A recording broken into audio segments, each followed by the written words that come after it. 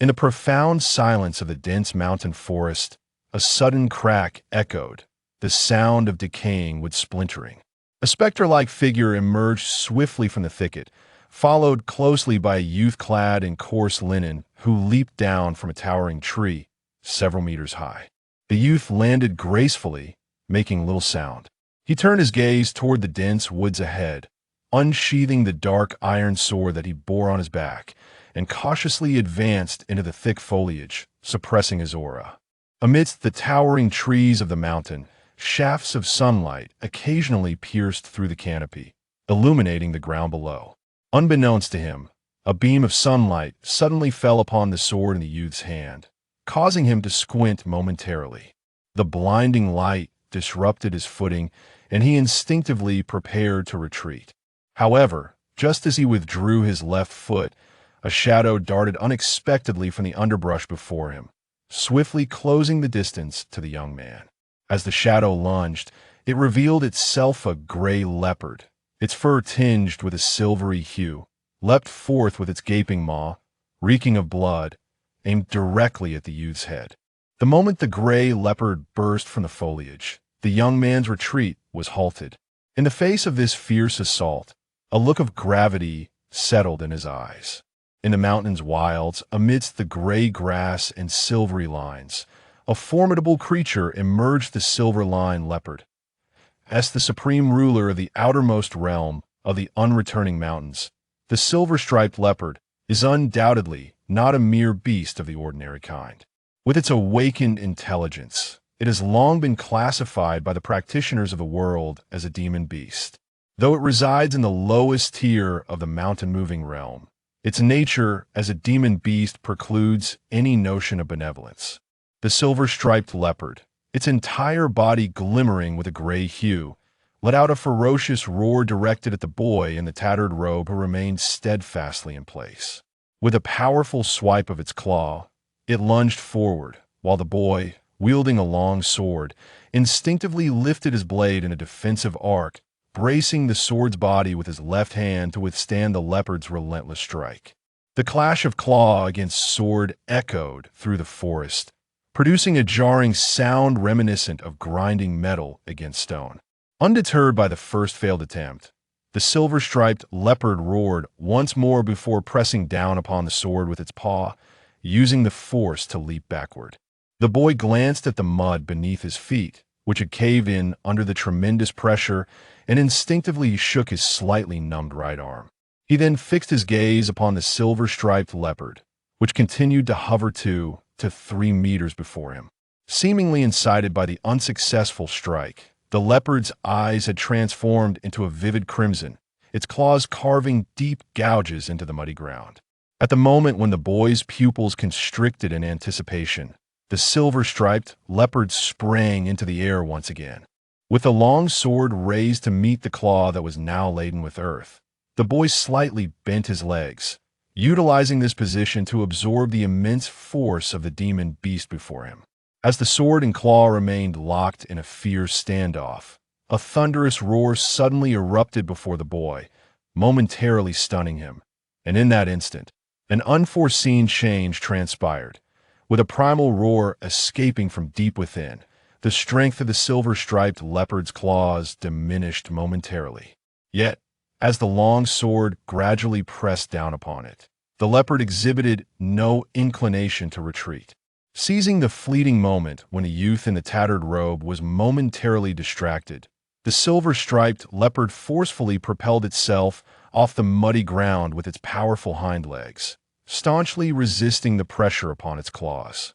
This mountain-moving beast, known as the silver-striped leopard, derived its name not merely from the elegant silver stripe adorning its brow, but from the concealed silver vertical eye that lay eternally shut within that stripe. When that eye opened, it unleashed a blinding silver radiance capable of cleaving mountains asunder. However, in its moment of surprise, the silver-striped leopard unleashed its hidden brilliance. Yet in the fleeting instant, it remained oblivious to the subtle curve that formed at the corner of the youth's mouth as he stood momentarily stunned. The silver light emanated from the leopard's brow, swiftly approaching the youth.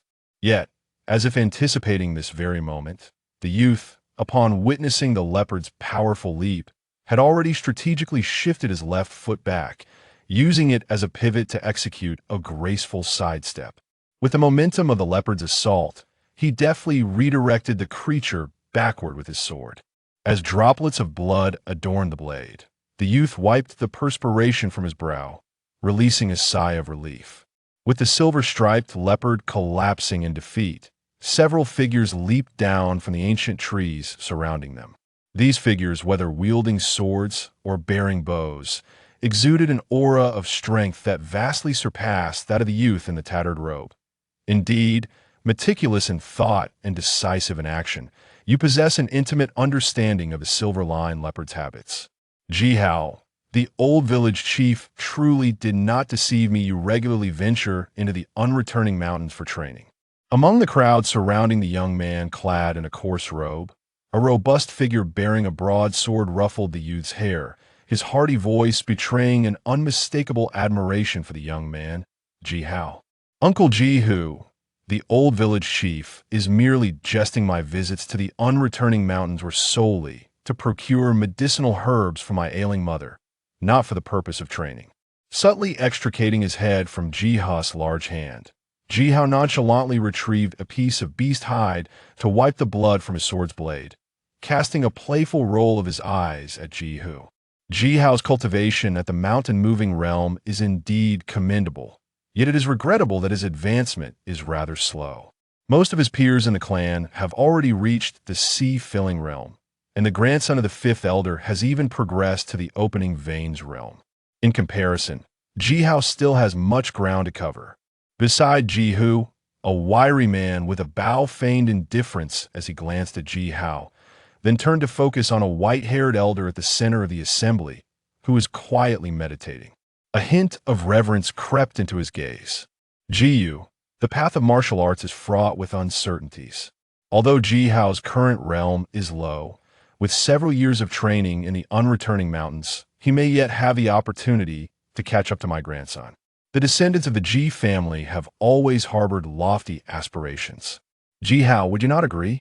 As if he had heard the wiry man's words, the white-haired elder slowly opened his eyes, casting a glance of mild appreciation at Jiyu before fixing his gaze upon Jihao, an aura of authority emanating from him unmistakably.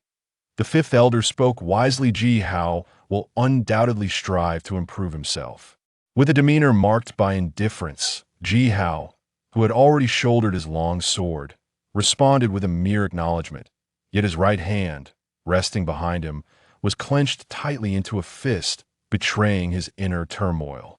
As a member of the reclusive Ji clan residing in the inhospitable Mount Not Return, Jihao's family held martial prowess in high esteem, adhering to a clan rule that forbade leaving the mountain until one attained the realm of extinction. In the path of martial cultivation, the first four realms of physical mastery are mountain-moving, sea-filling, meridian opening, and divine mansion. Thanks to the clan's rigorous training, the young members of the Ji family progressed at a commendable pace. Among nearly 100 disciples of similar age to Jihao, only a mere handful remained in the mountain-moving realm as he did. The astute fifth elder, Ji Feng, discerned the suppressed resentment in Jihao's words. However, after casting a casual glance at Jihu, who had appeared before Jihao without notice, he resumed his meditative silence, seemingly unaffected. Releasing his clenched fist, Jihao wiped the bloodstains from his palm with a piece of animal hide. He nodded slightly at Jihu, signaling that he was unharmed, before hoisting the recently slain silver-striped tiger onto his back and continuing his restrained strides behind the others, delving deeper into the heart of Mount Not Return. The Ji clan championed martial prowess and extended particular privileges to the younger generation. However, these privileges came with stringent expectations. The foundational requirements for the young disciples to fully utilize the clan's resources were to achieve mountain moving by the age of 10, sea filling by 15, and meridian opening by 20. As a disciple who has reached the age of 15 without breaking through to the filling sea realm, Jihao, a so-called martial arts failure in his clan, is compelled to accompany the demon-hunting team into the treacherous mountains to hunt beasts for his family. These beasts are predominantly refined by the clan elders into various medicinal pills and elixirs to assist the cultivation of the talented disciples. Tightening the hemp rope strapped to his back, which bore the weight of a silver-lined leopard, Jihao took a deep breath. It was common knowledge that the faction led by the fifth elder of the Ji family looked upon him with disdain. After all, his father, blessed with extraordinary talent, had once subdued all of the fifth elder's contemporaries with a single hand. However, when Jihao was still a child, his father abruptly left the Ji family and has yet to return. Fortunately, after several years, Jihao inherited the title of genius within the family, entering the mountain-moving realm at the tender age of 6 and achieving the pinnacle of that realm by 8, his blood energy resonating vibrantly. The clan believed Jihao would soon break through to the filling sea realm before turning 10, shattering the family record. Yet, unexpectedly, his cultivation stagnated. From the age of 8, his once resounding blood energy remained dormant until he turned 15. As his peers surpassed him, the title of genius became a mere jest. The departure of his father, coupled with his mother's grave illness, rendered Jihao an easy target for the younger generation's ridicule, especially since the brilliance of his father had long drawn the ire of the Fifth Elder's faction. With the tumultuous energy within him quelled, Jihao could not help but smile bitterly. The mountain-moving realm entails the forging of blood and body until one possesses the strength to move mountains, as the primordial human race imitated the ferocious beasts of the primal chaos to establish the first realm of cultivation. The mountain-moving realm was originally conceived as a domain reflecting the brutal physicality of these ancient creatures. However, it is evident that humanity cannot, like the true feral beasts of primordial times, rely solely on physical prowess to move mountains. Thus, for humankind, the significance of the mountain-moving realm lies in a refinement of the body, laying the groundwork for future cultivation. To move mountains and refine blood, one must achieve the resonance of vital energy before they can venture into the depths of the sea. This sentiment has been contemplated repeatedly in Jihao's heart, yet the young man is frustrated, for despite his relentless attempts at harmonizing his vital energy over the course of 7 long years, he has witnessed no tangible growth in his cultivation. This tree's trunk has grown crooked. I shall help it straighten. Chapter 2. Return as the sun dipped below the horizon, casting a golden hue over the land. The hunting party of the Ji clan, though accompanied by an elder, felt a palpable unease in the presence of the treacherous, unreturning mountain, notorious for harboring formidable demons. Even the proud fifth elder of the Ji family was reluctant to spend a perilous night within its shadow. After successfully capturing a sufficient number of demonic beasts, Ji, who led the group towards the village nestled in the valley. The quaint settlement, adorned with stone cottages and wooden buildings, soon came into view. Yet, standing defiantly at the village entrance was a young figure, burdened with a great bow. The man, arms crossed, scrutinized the demon-hunting team. Jihao, momentarily taken aback as the main party halted, was thrilled to recognize the familiar silhouette at the village gate. A surge of joy washed over him, prompting him to hasten forward. Exhaling a deep breath, Jihao smiled at the bow-bearing youth. In his father's lineage, there were no remaining elders, and from his mother's side, only 2 relatives remained. Jihao's uncle, Ji Chongkong, had broken through to the life and death realm at the tender age of 24, earning the respect of one of the Ji family's ancestral artifacts, the dragon-tooth bow, before venturing into the unreturning mountain for exploration. At that time, Jihao was merely 8 years old, just beginning to make a name for himself. "Ah, how you've grown," Ji Chongkong mused, a hint of nostalgia in his tone. "These years have been arduous. I once underestimated the challenges you and your sister faced within the clan." With a gentle sigh, he instinctively measured the height difference between himself and Jihao. He then carefully took the silver-threaded leopard from Jihao's back and turned to lead the young man into the village. However, just as Jihao followed Ji Chongkong and took a step forward, a voice laced with sarcasm abruptly resonated from behind them. It was Ji Feng, the fifth elder of the Ji family, who had quietly stood at the center of the crowd, now taking a deliberate step forward. exuding an obscure aura that surged toward Ji Changkong. The moment Ji Feng's words fell, Ji Hao sensed an overwhelming tide of dissatisfaction and indignation emanating from Ji Changkong. Ji Changkong turned to Ji Hao, offering a subtle nod, and then, with a swift motion, extended his right hand. The great bow that had previously rested upon his back was now firmly in his grasp as he gripped the bowstring. It naturally arched into a perfect crescent, with a crimson arrow poised elegantly upon it. Ji Changkong had initially believed that, owing to the esteemed reputations of both Ji Hao's father and himself, the mother and son could live in peace within the Ji clan, which prompted his departure from the family. Yet, nearly 7 years had passed, and Ji Hao and his mother had been subjected to relentless suppression by the Ji clan. Ji Hao was even compelled to venture into the perilous mountains to seek cultivation resources for the younger generation. Ji Changkong, have you lost your mind? To wield ancestral artifacts against members of the Ji family, do you comprehend the consequences? Even before the crimson arrow was directed at him, Ji Feng felt a shiver of trepidation. He had assumed that during Ji Changkong's years away from the clan, his advancements, no matter how rapid, would only lead him to the pinnacle of the life and death realm. However, upon their mere exchange of auras, Ji Feng found himself in a state of utter defeat, realizing that Ji Changkong was far from just a mere contender within the life and death realm. Ji Hao, I am aware of the matters concerning the lineage of the fifth elder. Indeed, it was your father who acted excessively, showing no regard for the dignity of the few ineffectual individuals beneath the fifth elder. However, the grudges among the younger generation of the Ji family do not concern me. Yet, this half-buried old man dares to covertly play tricks against you. This, dear nephew, is intolerable. Today, allow me to assist you in venting your grievances. Ignoring the sounds emanating from behind, Ji Changkong turned to Ji Hao, a faint, ambiguous smirk curling at the corners of his mouth. With a subtle tremor of his right arm gripping the bow, a crimson arrow soared forth from the dragon tooth bow. The arrow traced an arc in front of the two, then shot directly towards Ji Feng, who was raising his aura with great intensity. The crimson arrow made little noise, and to the demon-hunting team of the Ji clan, it appeared almost sluggish, reminiscent of a child attempting to draw a bow, filled with desire but lacking in strength. However, unlike Ji Hu and the others, Ji Feng, as the intended target of the arrow, grew increasingly pale with each inch the arrow approached. When the crimson arrow hovered perilously close, merely 2 fingers' breadth from Ji Feng's forehead, he was drenched in cold sweat, trembling uncontrollably, unable even to raise a hand to deflect the projectile. A mere decorative pillow, unable to withstand a single blow, is only fit to intimidate children. Accompanying the arrow's slow descent were Ji Changkong's seemingly indifferent and languid words, though devoid of any force, in the silence that followed.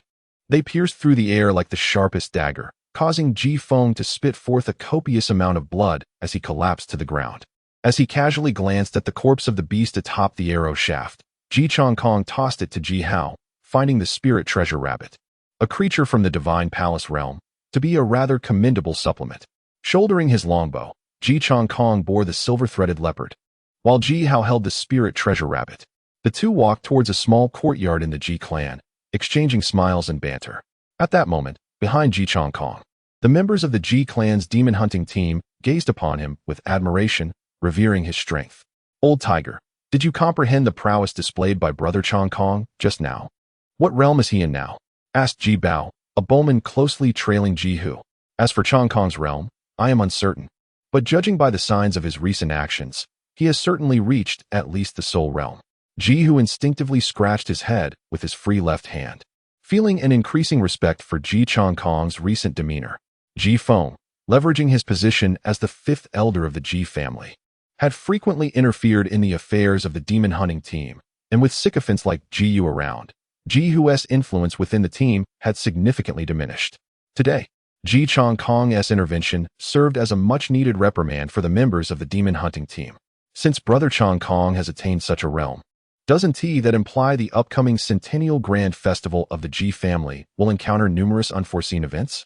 Indeed, if you ask me, it would be best if Changkong stirred up a commotion. The clan has been rife with turmoil for years, and it is high time someone took action to rectify the situation. After a martial artist has completed the fundamental 4 realms of physical cultivation, they must step into the gates of the 4 realms of nirvana, birth and death, spirit and soul, fragmented Dan, and divine fire. The progression through these 4 significant stages has historically been excruciatingly slow, particularly within the realm of divine fire. Even the esteemed elders of the Ji family, who have ventured into the world, have seldom encountered any news of formidable beings within this domain across the 5 regions. Even the current patriarch of the Ji family, Ji Tianlan, renowned as the foremost martial artist of the clan, has spent countless years in contemplative solitude at the village's edge and has only attained the pinnacle of the fragmented Dan realm. Thus, Ji Changkong, having just crossed the threshold of adulthood, undoubtedly stands at the zenith of both the Ji family's martial prowess and that of the entire 5 regions. By the way, Uncle Changkong, these past years, my mother and I have fared quite well. Grandfather, the patriarch, and the second elder often send us gifts. As for the barbed comments we've endured, we have long since grown accustomed to them. A few jibes here, and they will not truly harm us. When the disciples of the mountain-moving realm joined the demon hunting squad, Grandfather was able to assign me to Uncle Jihu's team. However, due to the 5th elder becoming the overseeing elder of the demon hunting squad, this particular hunt seemed somewhat different. As if suddenly recalling something, Jihao glanced at the increasingly reticent Ji Changkong and discreetly offered a reminder. Upon hearing this, Ji Changkong's expression shifted momentarily before gradually returning to normal. No wonder that old fellow was in such a foul mood last night. It appears that I, the young master, have misunderstood him. Nevertheless, considering how he has managed the Ji family over the years, he deserves a few kicks from me. As Ji Changkong pondered, he instinctively stroked his chin, adorned with fine stubble. Although a faint sense of guilt arose within him regarding the clash with the clan leader the previous night, he soon found a rather shameless solace in his thoughts, leading him to believe that engaging in a confrontation with the old man was entirely justified. With this realization, the frown on Ji Changkong's brow softened, and an involuntary, mischievous smile crept onto his lips. Before long, Ji Hao and his companion glided past several sentry towers at the village's entrance, and soon the stone cottages at the edge of the Ji clan came into view. Navigating the familiar paths with ease, they gradually approached a secluded courtyard paved with blue stones. Upon pushing open the wooden gate, Ji Hao immediately caught sight of a figure clad in coarse linen, busily tending to various sun-dried goods. However, when this figure turned to see another presence at the courtyard entrance, even her typically serene demeanor shifted unexpectedly. At the gate, the man who had just displayed his prowess in front of several formidable figures of the Nirvana realm now stood, his face glistening with tears, utterly at a loss. Chapter 3. The Grand Ritual. As dusk enveloped the tranquil courtyard, Jihao had just taken over his mother's tasks, diligently gathering the sun-dried provisions. Sister, I have wronged you these past years. It matters not. A young man striving to cultivate his martial skills should venture forth. If one remains in the Ji clan at the stage of life and death, then you are certainly not the fearless brother I once knew.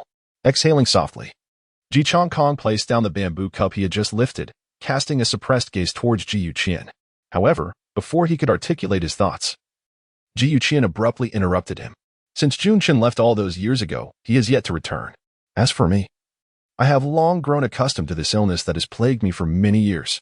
Within the small courtyard, Ji Hao, who has been tidying up, has naturally been attentive to the conversation between his mother and uncle. Upon hearing them mention the name Junchen, the young man could not help but furrow his brow slightly. Ji Junchen is indeed Ji Hao's father, yet in Ji Hao's mind, the impression of his father has faded to but a vague silhouette. Let us not dwell on my affairs for now. Since you have ventured out for so many years, I presume your strength and understanding have significantly improved. Changkong, please examine Hauer and ascertain the nature of his ailment, for he has yet to enter the realm of tea filling the sea. Noticing that Ji Hao had halted his actions, Ji Yuqian could not help but frown slightly. Casting a reproachful glance at Ji Changkong, upon perceiving his sister's expression, could only helplessly purse his lips. He then turned to Ji Hao and called him over, to which Ji Hao obediently approached his side. Strange, he thought. Hauer's vitality seems even more robust than in previous years, perhaps even more vigorous than some first-grade demonic beasts. Yet, why is there not a trace of spiritual energy within him? Sitting on the stone bench, Ji Changkong grasped Ji Hao's arm and closed his eyes for a moment, only to suddenly exclaim in surprise. Upon returning to the village last night, Ji Changkong had deduced the reason behind Ji Hao's stagnation in martial arts through the information he had gathered. In his view, Ji Hao's inability to progress to the tea filling the sea realm must stem from some hidden injury within his body, causing a depletion of his vitality and, consequently, preventing the influx of spiritual energy. However, the recent exploration undoubtedly overturned Ji Changkong's speculation. For him at this moment, it appeared that Ji Hao's mastery of the mountain-moving realm had already reached a remarkable level. Although he had not achieved the perfection described in ancient texts, he had surpassed the physical training of most young disciples within the clan. In the path of martial arts, the first four realms serve as the foundation, primarily focusing on the cultivation of the physical body. The mountain-moving realm hones the body and refines the vital energy, thereby enhancing the strength of the martial artist, hence the origin of the term moving mountains with force. Following the mountain-moving realm is the sea-filling realm, which also emphasizes physical cultivation, but in a manner distinct from the mountain-moving realm. The cultivation in the sea-filling realm requires the martial artist to draw in the spiritual energy of heaven and earth, filling their body's meridians with this energy. When the spiritual energy flows into the body like an ocean, one enters the sea-filling realm. Ji Hao attempt to draw upon the spiritual energy of heaven and earth. Your uncle will assist you, Ji Changkong said thoughtfully, his expression turning solemn as he looked at Ji Hao and began to gradually mobilize his own cultivation. Upon hearing this, Ji Hao exhaled a heavy breath of turbid air. Seeing the reassuring gaze from Ji Changkong, he slowly seated himself on the ground, adopting a meditative posture to begin perceiving the spiritual energy between heaven and earth. The world is alive with spirit. The flora and fauna possess their own essence. In the realm of martial artists, all things in the universe are imbued with spirit. This spirit is rooted in a substance that permeates the entire world, which ancient sages referred to as spiritual energy. Ultimately, the cultivation of martial artists is a pursuit, a contention for the world's opportunities, and a theft of the spiritual energy of heaven and earth. Thus, drawing the spiritual energy of heaven and earth into one's body marks the most crucial step in the journey of martial cultivation. As Ji Hao's breathing gradually stabilized, Ji Changkong couldn't help but smile with satisfaction. It seemed that his nephew had never lost his martial spirit over the years. Even though he had yet to step into the realm of sea-filling, he was remarkably adept at the foundational movements that drew upon spiritual energy. Setting aside his thoughts, Ji Changkong began to close his eyes and carefully attune himself to the fluctuations of the surrounding spiritual energy next to Ji Hao. However, as Ji Hao remained in meditation for an extended period, Ji Changkong's brow furrowed increasingly with concern. Ji Hao, you may stop now. Ji Changkong opened his eyes, withholding his immediate thoughts as he continued to ponder deeply. Having traveled through the 5 domains over the years, Ji Changkong had certainly encountered a plethora of bizarre phenomena. Yet he had never heard of, nor witnessed, a situation quite like Ji Hao's. Have you shown this to that old man? What did he say? Glancing at Ji Hao, Ji Changkong turned to Ji Yuqian and inquired. The clan leader mentioned he had consulted the ancient texts, but he could not decipher Ji Hao's condition. Uncle, it's all right. If I cannot advance, then I cannot. It has been so many years, and besides, Grandfather the clan leader has also said that there are ancestors in the ancient texts who achieved sanctification through the physical body. Seeing Ji Changkong fall into contemplation again upon hearing his mother's words, Ji Hao's eyes, which had just flickered with a glimmer of hope, gradually dimmed. The young man turned to continue tidying his belongings, though his tone betrayed a hint of disappointment and fatigue. The situation concerning heir is indeed peculiar. With his physique, harnessing the spiritual essence of the heavens and earth should be a mere trifling task. Yet, for reasons unbeknownst to us, the celestial energies he attempts to summon merely swirl around his body, as if his very being resists their entry. Ji Changkong let out a faint sigh. He had witnessed the gradual honing of Ji Hao's prodigious talent, and seeing his nephew in such a predicament weighed heavily on his heart. Meanwhile, on the opposite side of the stone bench, Ji Yuqian's eyes were already tinged with a hint of redness. No, there remains one final opportunity for heir. Resting his left hand against his forehead in contemplation, Ji Changkong suddenly sprang from the stone bench, exclaiming with fervor. Upon hearing this, both Ji Hao and Ji Yuqian were momentarily taken aback. Having been away for an extended period, lost in thoughts of the 5 domains, I had completely overlooked the Ji family. However, there exists a last avenue for you to reclaim your path of cultivation, and that is the Ji family's centennial grand ceremony. Ji Changkong struck the ancient tree beside him with great force, leaving a deep imprint in its trunk, causing leaves to scatter, yet his gaze grew ever more luminous. A grand ceremony? Ji Hao, having already gathered his belongings, was filled with confusion upon hearing this. The Ji family holds a minor ceremony every 5 years and a grand ceremony every century, a tradition long established within the clan. However, throughout all these years of commemorations, He had never heard of the grand ceremony possessing the ability to heal ailments. However, within the Ji clan lies an abundance of mysteries. With your current level of cultivation, you naturally remain unaware of these matters. Yet the Ji family is far from a mere hidden clan. The bloodline secrets of the Ji family. The secluded return to the mountain. What is the purpose of the Ji family's ceremonies? What exactly is being honored in these rites? Such matters are likely to remain forever unknown to the ordinary clansman. However, Ji Hao, you must understand that those who are permitted to enter the altar during the Ji family grand ceremony will encounter a unique opportunity. One that may perhaps alter the peculiarities of your condition. Suppressing the excitement within, Ji Changkong began to recount the intricacies of the Ji family grand ceremony to Ji Hao, piece by piece. Meanwhile, at the eastern entrance of the Ji clan village, several figures clad in resplendent martial robes descended gracefully from the outskirts of the unreturned mountain. Disciples of the Ji family, we pay our respects to the clan leader.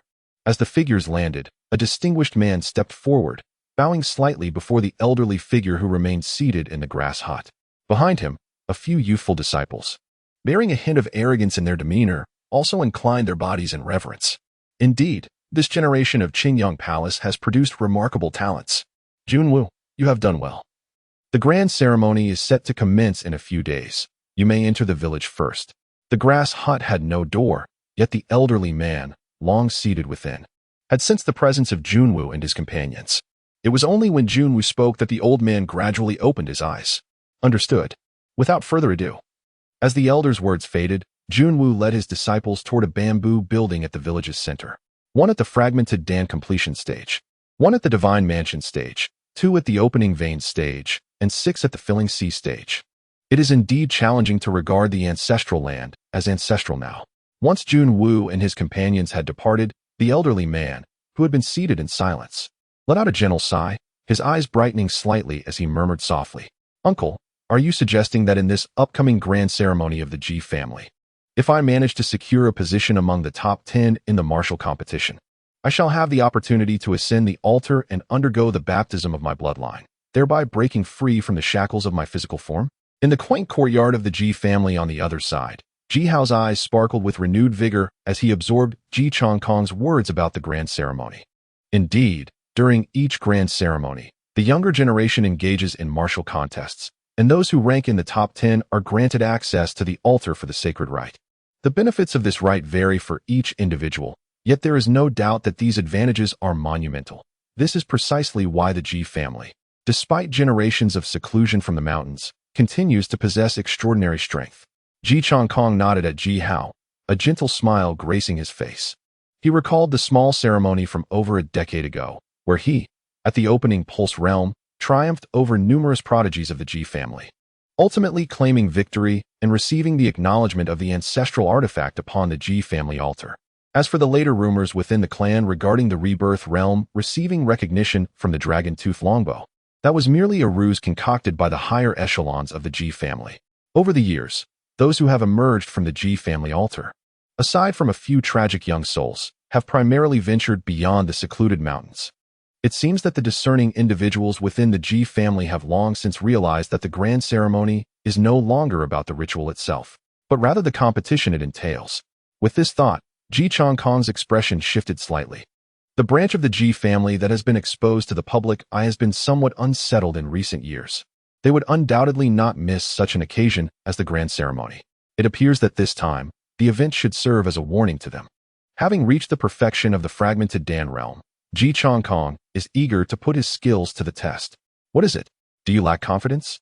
Among the so-called geniuses of the clan, most have already attained the sea-filling realm, while Ji Shua has advanced to the opening meridians realm.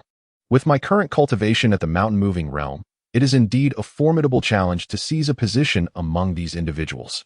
Upon hearing Ji Changkong's voice, Ji Hao naturally understood that Ji Changkong had ceased his contemplation. The youth did not raise his head, yet his deep voice gradually resonated.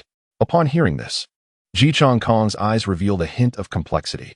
Nevertheless, despite the difficulty, I possess confidence. The first 4 realms of martial arts merely pertain to the cultivation of the physical body.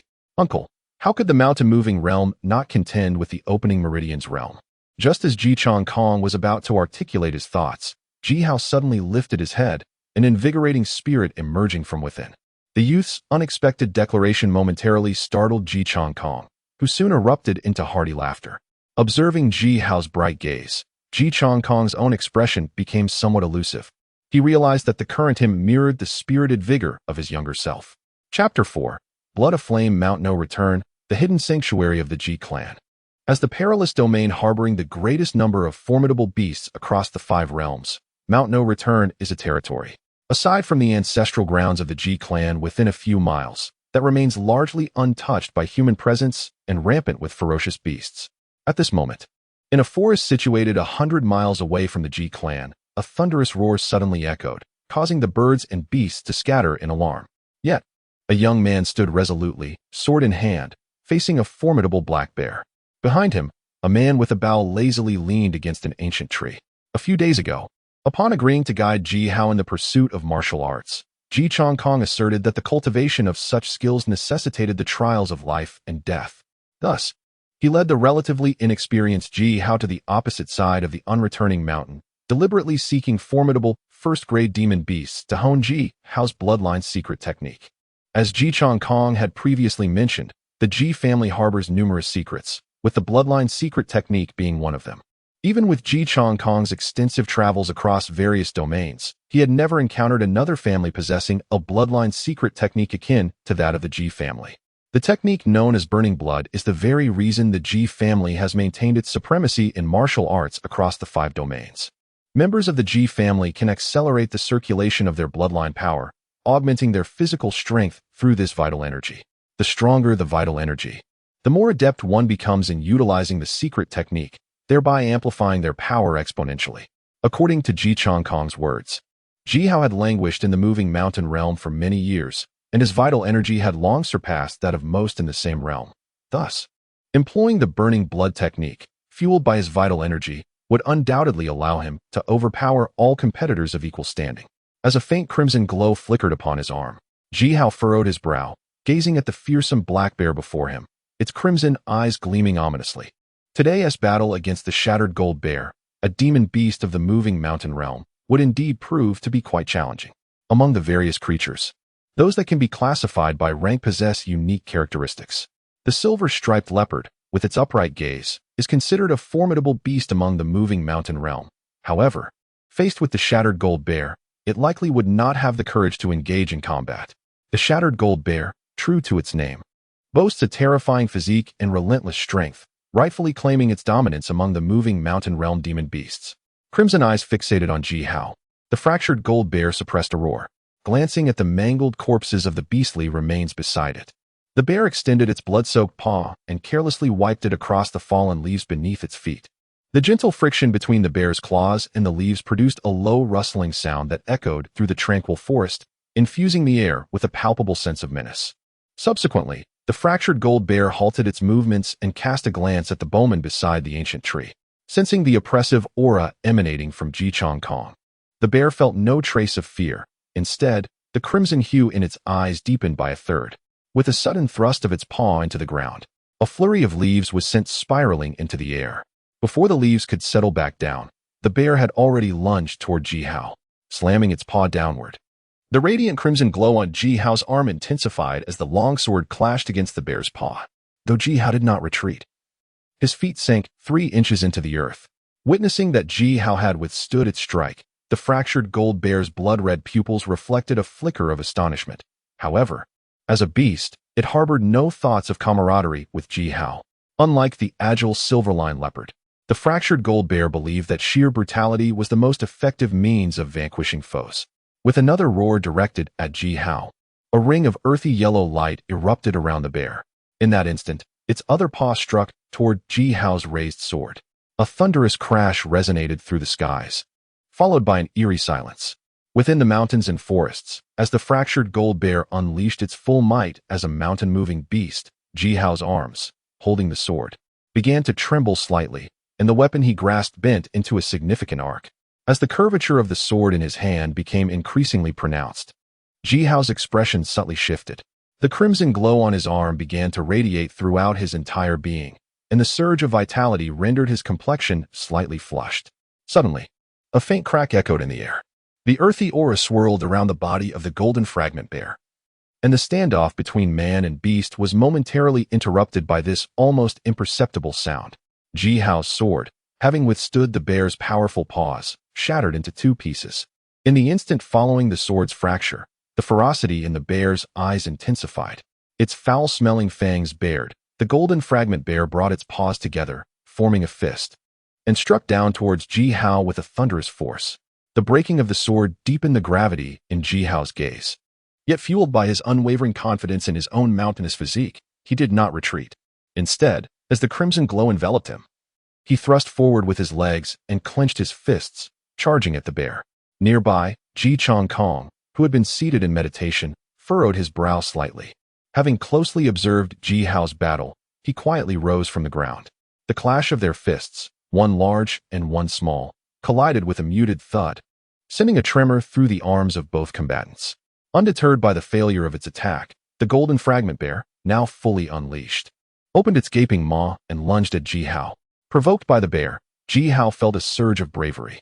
In the past, during his solitary wanderings, when encountering such formidable first-grade beasts, he would typically engage for a brief moment before retreating. The retreat was not due to Ji Hao's lack of confidence in his own strength, but rather a prudent decision made in the treacherous terrain of the unreturning mountain.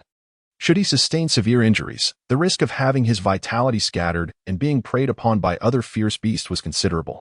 However, in this moment, with Ji Chongkong by his side, Ji Hao felt a sense of reassurance wash over him, dispelling his final trace of doubt.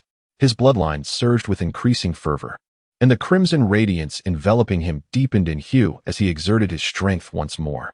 As the colossal golden fragment bear lunged forward, Ji Hao found himself gaining the upper hand in their clash of fists, managing to force the bear back by half a step. Seizing this moment, Ji Hao too retreated by the same measure, creating a space of maneuver between himself and the bear. This very space became his opportunity for a counterattack. The golden fragment bear, pushed back by Ji Hao's forceful strike, found its advance momentarily hindered, its massive jaws halted just short of Ji Hao. At that instant, Ji Hao's taut leg sprang into action. Under the cover of crimson light, his right leg, having harnessed the blood ignition secret technique, was thrust upward with great vigor, the red radiance converging at his toes as he struck the bear's head with a powerful blow. Typically, in the initial stages of martial arts, the strength of a beast of the same realm surpasses that of a human, particularly when considering ordinary practitioners. Yet, for Ji Hao, who had honed his physique over 7 years in the mountain-moving realm, his physical prowess had long since matched that of equivalent beasts. With the augmentation from the blood ignition technique, Ji Hao's explosive power in the mountain-moving realm surpassed that of the golden fragment bear. As Ji Hao's full-force strike collided with the bear's head, even its formidable body could not withstand the devastating impact. Before Ji Hao, the massive body of the shattered gold bear was sent flying beneath his kick, leaving a long trail etched into the ground. Indeed, the secret technique flowed effortlessly, and the amplification was utilized adeptly. Among those in the mountain-moving realm, you could be considered among the strongest. Observing the specks of crimson light flickering across Ji Hao's body, Ji Chongkong nodded in satisfaction. However, just as Ji Hao was about to express some modesty, the shattered gold bear, which had just been kicked away, rose once more from the ground. In the instant the bear regained its footing, a yellowish halo began to coalesce around its paw. Despite the visible white bones protruding from its jaw and the blood gushing forth, the shattered gold bear seemed entirely unfazed. With a powerful thrust of its hind legs, the bear's paw swung towards Ji Chongkong, who stood with his back turned. Ji Hao, witnessing the bear's actions, was about to call out a warning, but before he could, Ji Chongkong merely flicked his right hand, which was resting behind his back. The newly risen shattered gold bear was sent flying again, transforming into a mist of blood mid-air. Ji Hao opened his mouth to speak, only to close it again, as the pride that had just surged within him dissipated completely. No matter how formidable the mountain-moving realm might be, it remains just that, a mere mountain-moving realm. With 3 realms still remaining in the foundational martial arts, his own cultivation was still akin to that of an ant. Slowly exhaling a breath of turbid air, Ji Hao turned to glance in the direction of the Ji clan. The grand ceremony was about to commence, a baptism of bloodlines, and this time, he was determined to succeed. Chapter 5. The Strike Due to the Steep Terrain of the Mountains. A small stream beside the ancestral land of the Ji clan appeared to be abruptly severed by the impassable mountain, forming a waterfall that cascaded down approximately 10 meters into the forest below. Beneath the mist-laden waterfall, a bare-chested youth sits cross-legged upon a massive stone, the cascading waters relentlessly striking his exposed body, sending up sprays of droplets. With merely 3 days remaining until the grand ritual of the Ji family, and unable to transcend to the sea-filling realm, Ji Hao understands that his only path to improvement lies in the fortification of his physique. The mountain-moving realm, a stage dedicated to the cultivation of physical strength and vitality, necessitates a rather brutal approach to bodily training, namely, enduring punishment. Thus, Ji Changkong has chosen this lofty waterfall as the arena for Ji Hao's corporeal refinement. The water cascades from above, the relentless force of gravity persistently impacting the youth's form. As Ji Hao closes his eyes, faint glimmers of crimson flickering around him. After nearly an hour, as his uncle advised, Ji Hao believes his physical strength now rivals that of a practitioner in the sea-filling realm. In the blink of an eye, the sun ascends higher in the sky. Ji Hao leaps ashore, donning his garments, and glances back at the waterfall, a hint of delight gracing his features. Following a series of battles against numerous mountain-moving realm beasts alongside Ji Changkong, he has learned that the foundational physical cultivation across the 4 realms of martial arts is an endless pursuit for practitioners. This implies that, despite Ji Hao's years of stagnation within the mountain-moving realm, there remains a vast expanse of progress yet to be traversed in his corporeal training. While ordinary practitioners of the mountain-moving realm may endure the pressure of the waterfall for the duration of a stick of incense, those at the pinnacle of the realm, resonating with their vital energies, can withstand it for half an hour. However, Ji Hao's ability to endure for a full hour beneath the waterfall already places him at the level of many initial practitioners of the sea-filling realm who have refined their bodies with the essence of heaven and earth. As the boiling blood evaporated the moisture clinging to his garments, Ji Hao retraced his steps towards the ancestral grounds of the Ji clan. However, just as he approached the sacred site, a throng of young martial artists materialized before him. Ah, is that not the Ji clan's foremost prodigy? What brings such brilliance to the realm of mere mortals? Mere meters away from the assembly, as Ji Hao contemplated retreat, an irreverent voice pierced the air, momentarily halting his stride. Ji Hao, the voice continued, as a promising talent within the Ji clan. Why do you not venture forth to hunt demonic beasts instead of idling about aimlessly? Noticing Ji Hao's pause, the commotion at the village entrance intensified.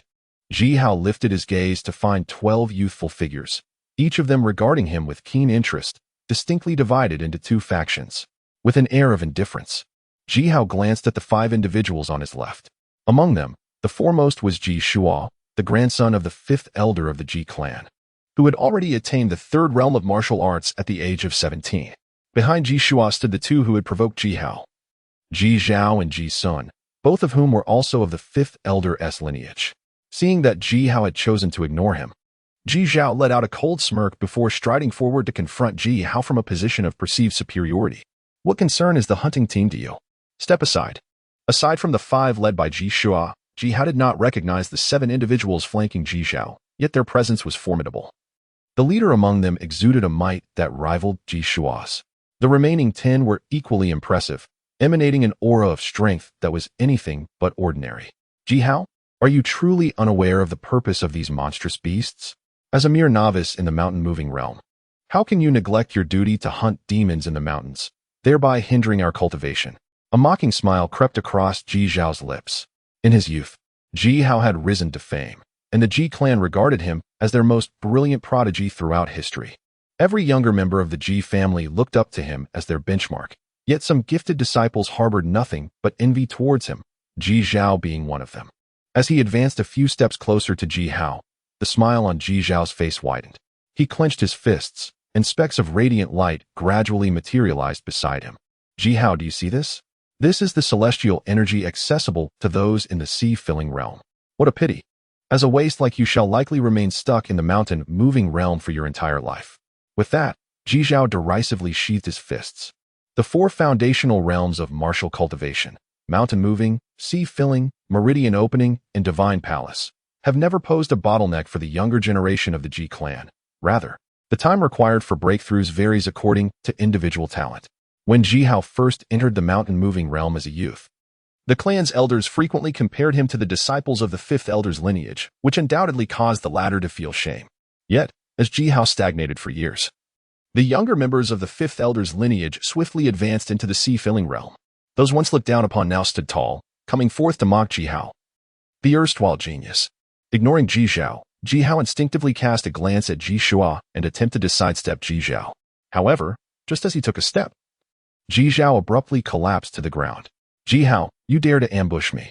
Esteemed individuals, the rules of the Ji clan dictate that disciples must not engage in unauthorized combat. However, today, despite my benevolent attempt to counsel Ji Hao, he unexpectedly launched an attack upon me. This transgression is intolerable, and I shall not be blamed for the ensuing consequences. Before Ji Hao could utter a word, Ji Zhao, lying on the ground clutching his chest, feigned fury and bellowed at Ji Hao. Before his words could fully escape his lips, the already formidable Ji Zhao, having attained the sea-filling realm, leaped into action, delivering a punch toward Ji Hao. The sudden turn of events startled Ji Hao, igniting a deep-seated rage within him.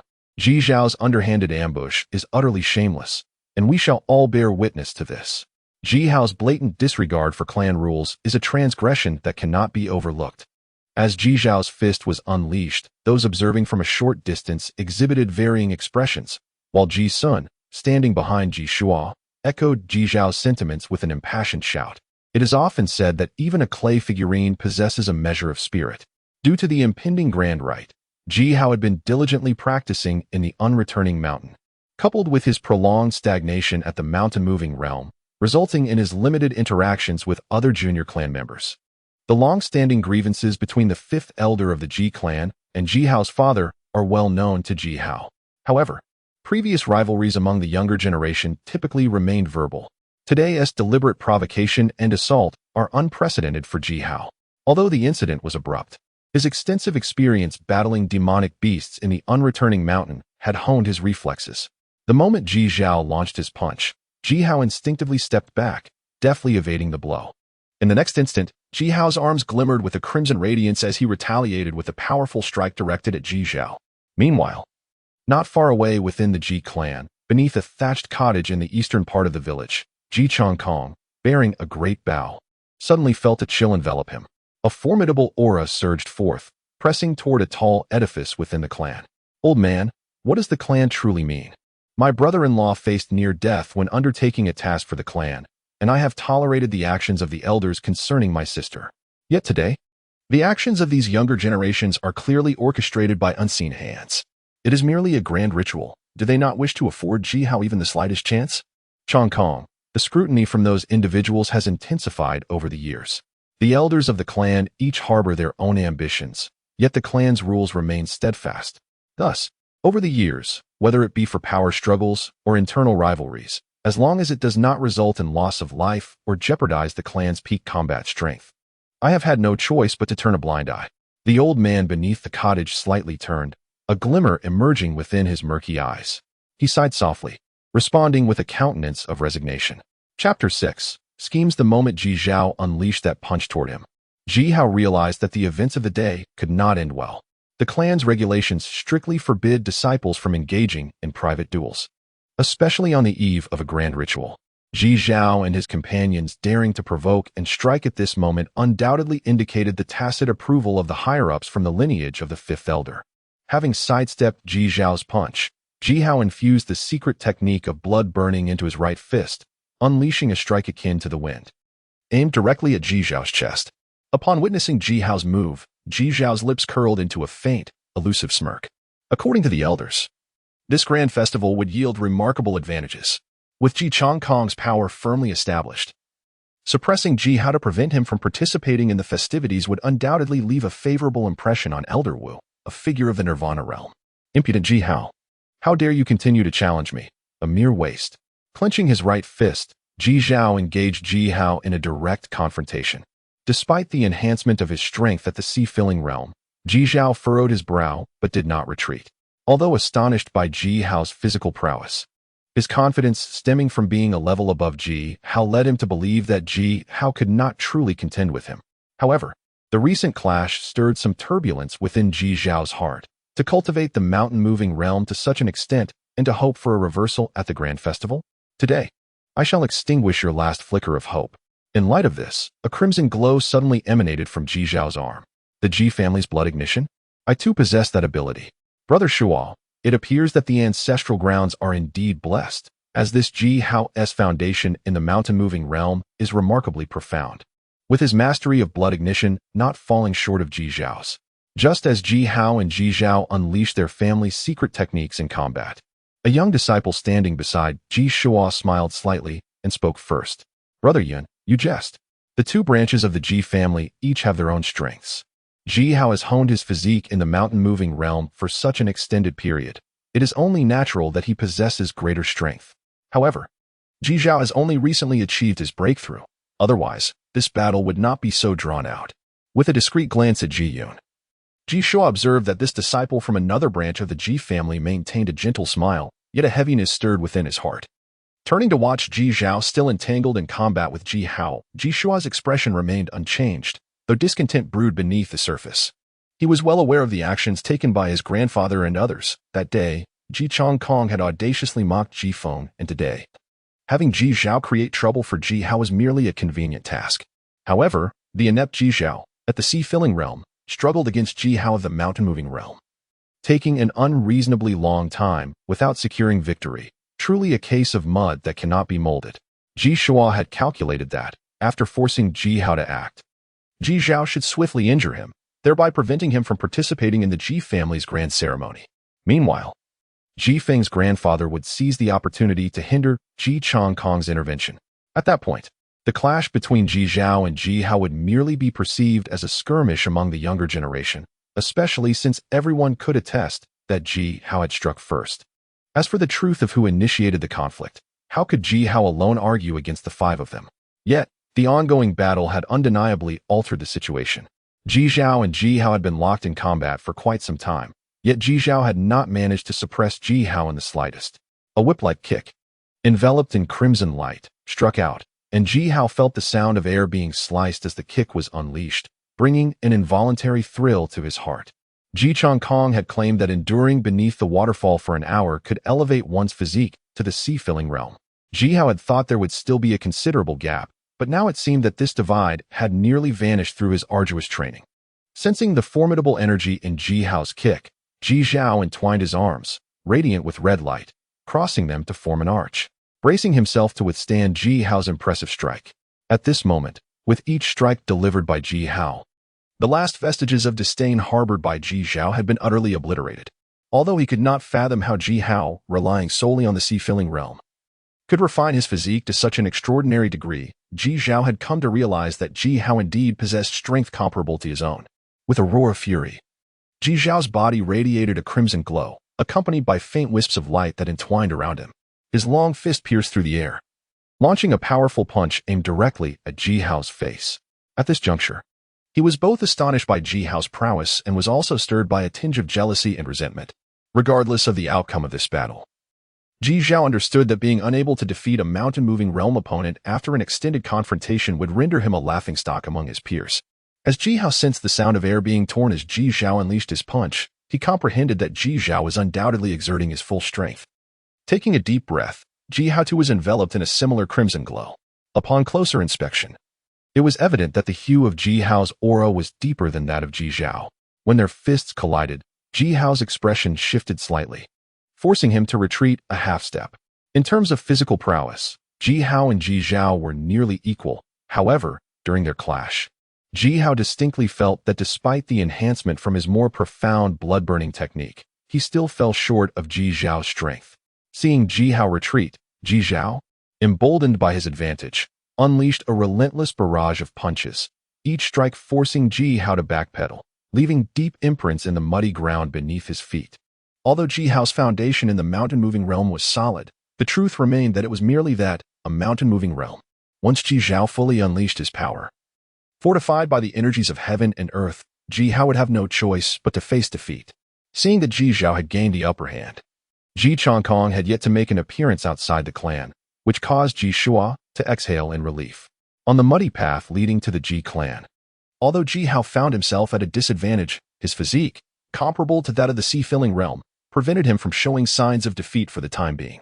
However, after a series of exchanges, Ji Hao couldn't help but let out a soft sigh. The spiritual energy of heaven and earth infused his body, fortifying him. And while Ji Zhao's cultivation in the mountain-moving realm was notable, Once the spiritual energy entered his body, his physique proved to be no less formidable than Ji Hao's. With a burst of power that evidently surpassed Ji Hao's to some extent, with both hands clenched into fists and raised high, Ji Hao struck down with a force akin to a thunderous blow. Ji Hao furrowed his brow, crossing his arms defensively across his chest, and he was forced to absorb Ji Hao's strike before retreating a few steps to regain his footing. It seemed that the exertion from that last blow had drained a considerable amount of his stamina, and upon witnessing Ji Hao's retreat, Ji Hao refrained from pursuing him immediately. Shaking off the slight numbness in his arms, Ji Hao paid no heed to the faint bruises forming. Stealing a glance at Ji Shua and the others still standing at a distance, observing with an air of detached amusement, a fierce glint flashed in Ji Hao's eyes as he suddenly turned his gaze back to Ji Hao. Since no elders from the clan had arrived yet, it appeared that the matter had gone unnoticed by the others within the clan, implying that today's events would undoubtedly have no bearing on the clan's grand ceremony. Thus, he felt liberated to act without restraint. Chapter 7. Counterattack. Slowly exhaling a breath of turbid air, Ji Hao, having created some distance through a strategic retreat, found his entire being enveloped in an increasingly radiant crimson light. The Ji family's secret technique, blood ignition, was based on the explosive power of one's vitality, and thus, this technique bore its own limitations. Although Ji Hao possessed formidable strength, the protracted battle had caused the vital energy within him to simmer perilously close to its boiling point. Thus, it was imperative for this confrontation to reach its conclusion swiftly. Observing Ji Hao initiate the attack, Ji Zhao's pupils darkened with an icy resolve. Rather than advancing, Ji Zhao retreated, his speed, augmented by spiritual energy, outpacing Ji Hao by a margin. As their fists collided, both combatants felt a tremor in their arms. Without allowing Ji Hao a moment's contemplation, they unleashed their left fists simultaneously, the force of their strikes stirring a whirlwind of dust before them. Caught in a stalemate, Ji Hao was unwilling to bide his time any longer. With a sudden exertion, he drove his left foot into the ground, leaving an indelible mark. As the crimson glow enveloping his arms began to wane, at that moment, he propelled his right foot forward with great force. Ji Zhao, wearing a cold smile, was acutely aware of Ji Hao's every move, given their proximity. As Ji Hao swung his leg, Ji Zhao's crimson aura dissipated from his arm, and he retaliated with a right leg cloaked in red light, determined to overpower Ji Hao in a test of raw strength. Confident that his sea-filling realm prowess would triumph over Ji Hao's mountain-moving realm. However, just as both combatants launched their kicks, a peculiar smile crept onto Ji Hao's lips. Ji Zhao had fully channeled the power of his burning blood into his leg, and it was evident that Ji Hao had not gained the upper hand in this confrontation. Faced with Ji Zhao's fierce strike, Ji Hao did not evade.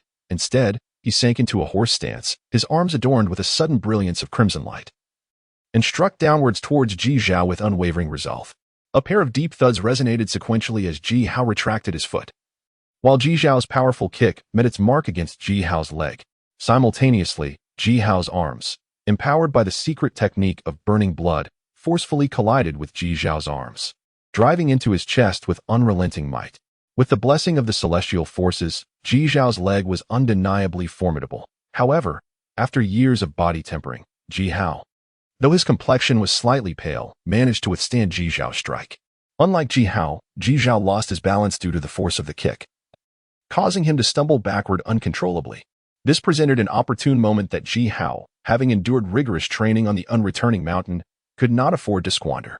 Gritting his teeth against the piercing pain radiating from his left leg, Ji Hao summoned the last vestiges of a faint crimson glow around his fists and struck directly at Ji Zhao's chest. With his hands instinctively reaching back to prevent a fall, Ji Zhao found his chest utterly unprotected at that moment. Ji Hao's fists came down with tremendous force, the sound of shattered ribs barely audible amidst Ji Zhao's agonized scream. A copious amount of blood spurted forth, and Ji Zhao was rendered unconscious. Damn it, Ji Zhao! A chorus of alarmed shouts erupted as the sudden turn of events startled Ji Shua and the others, quickly followed by a surge of rage and fear. They were all well aware of the private instructions given to Ji Shua and the others by the fifth elder. Yet none had anticipated that Ji Zhao could challenge someone at the ocean-filling realm with his mere mountain-moving realm prowess, albeit he had just entered the ocean-filling realm. As Ji Sun charged forward, Ji Hao clenched his jaw, feeling utterly helpless. It was evident that Ji Zhao's powerful kick had not been delivered without effect, for Ji Hao's left leg was gradually losing sensation. Ji Sun casually glanced at the fallen Ji Zhao and noticed the pronounced indentation in his chest. A glimmer of ruthlessness emerged in Ji Sun's eyes as he unleashed the blood ignition secret technique. Clenching his fist, a gust of formidable energy surged towards Ji Hao's heart. Enough, he declared. I have grasped the situation. The elders of our clan will address this matter. However, just as Ji Sun's right fist was a mere foot away from Ji Hao, a figure suddenly appeared before him. This figure gracefully extended their left hand, effortlessly stifling Ji Sun's burgeoning power with a mere touch. Elder, I refuse to accept this. Ji Hao wantonly slaughters the clan's disciples. Do you intend to shield him? Ji Sun observed the newcomer clad in a flowing green robe, who bent down to retrieve a pill from their robe and placed it in Ji Zhao's mouth. As a disciple of the filling sea realm within the clan, Ji Sun recognized that the one saving Ji Hao was none other than the second elder, Ji Zi, who oversaw the training of the younger generation. Yet, upon witnessing Ji Zhao's injuries and recalling the admonitions from the fifth elder and Ji Shua, Ji Sun could not suppress his ire. Fool, do you truly believe the elders are unaware of the circumstances surrounding today's events? The conflicts of the elders entangle the younger generation, and I'll handle matters with the fifth elder. As for you, with the grand ceremony approaching, should you not focus on your cultivation? To falter in the filling sea realm against the mountain-moving realm, do you dare to call yourselves disciples of the Ji clan? Seeing Ji Sun's discontent, Ji Zi suddenly flicked his sleeve and turned to berate him. Elder, temper your anger. The fault lies with Ji Shua today. As an elite of our clan, he failed to intervene in the conflict between Ji Zhao and Ji Hao. Ji Sun acted impulsively. I hope you will not hold it against him. With the second elder intervening, Ji Shua understood that the fifth elder's scheme had already unraveled. Sensing the rising aura within the Ji clan, Ji Shua felt a heaviness in his heart, yet maintained a composed smile. You, my lad, were instructed to escort Ji Yun and the others to the altar. Is this truly the direction of the altar? Upon hearing Ji Shua's words, Ji Zi's anger diminished somewhat. Yet she still reprimanded him in a hushed tone. Indeed. With a flick of her sleeves, Elder Ji Zi softly declared. After Ji Shua and the others acknowledged her, they led Ji Zhao away from the place, while another group of individuals who had been standing by also bowed slightly to Ji Zi before departing. Though the mountain-moving realm had seized an advantage over the sea-filling realm due to Ji Zhao's lack of combat experience, it was still a commendable feat, however. Violating clan rules by engaging in conflict with younger members of the clan, even leading to Ji Zhao's severe injury. Do you accept responsibility for this matter? Elder, it was Ji Zhao who initiated the provocation and struck first. Ji Hao is willing to accept punishment, but does not confess to guilt. Upon hearing the elder's words, Ji Hao clenched his fists behind him, his voice trembling as he spoke. Enough of this. I will address matters with the fifth elder. You, my lad, what harm is there in enduring? Ji Chong Kong holds sway within the clan. They would not dare to act excessively. After the grand sacrifice, there may yet be a chance for resolution. Upon hearing this, Ji Zi intended to scold Ji Hao further, but seeing the stubbornness in the youth's eyes, she sighed gently and ultimately turned to leave. Meanwhile, at the very heart of the Ji clan's ancestral grounds, a man with a great bow was drawing it like a crescent moon, the arrow poised, its tip aimed directly at a nearby pavilion. Ji Feng. The grievances of the past belong to another time. Today, I seek to challenge you one-on-one. If you do not come forth, I shall raise your ancestral home to the ground. A magnificent aura emanated from Ji Chong Kong, causing the dragon-tooth bow to tremble incessantly. He gazed at the pavilion before him, a wild smile spreading across his face. How audacious, Ji Chong Kong, to recklessly invoke the ancestral artifact within the sacred grounds of the Ji family and engage in private combat. After a brief silence, the doors of the pavilion creaked open. Yet the first to emerge was not the fifth elder of the Ji family, Ji Feng, but rather a limping man of similar age to Ji Chong Kong. What is this? Ji Hong, is the old man Ji Feng too afraid to show himself, sending forth you, a mere waste of the divine mansion realm? Ji Chong Kong scoffed coldly upon seeing the newcomer. Ji Chong Kong, do not be so arrogant. Were it not for the fortuitous encounters of our ancestors, how could you have advanced so swiftly? Ji Hong retorted, his face changing with indignation. In response, Ji Chong Kong's lips curled into a sneer. He flicked his right index finger, sending an almost imperceptible beam of energy hurtling towards Ji Hong.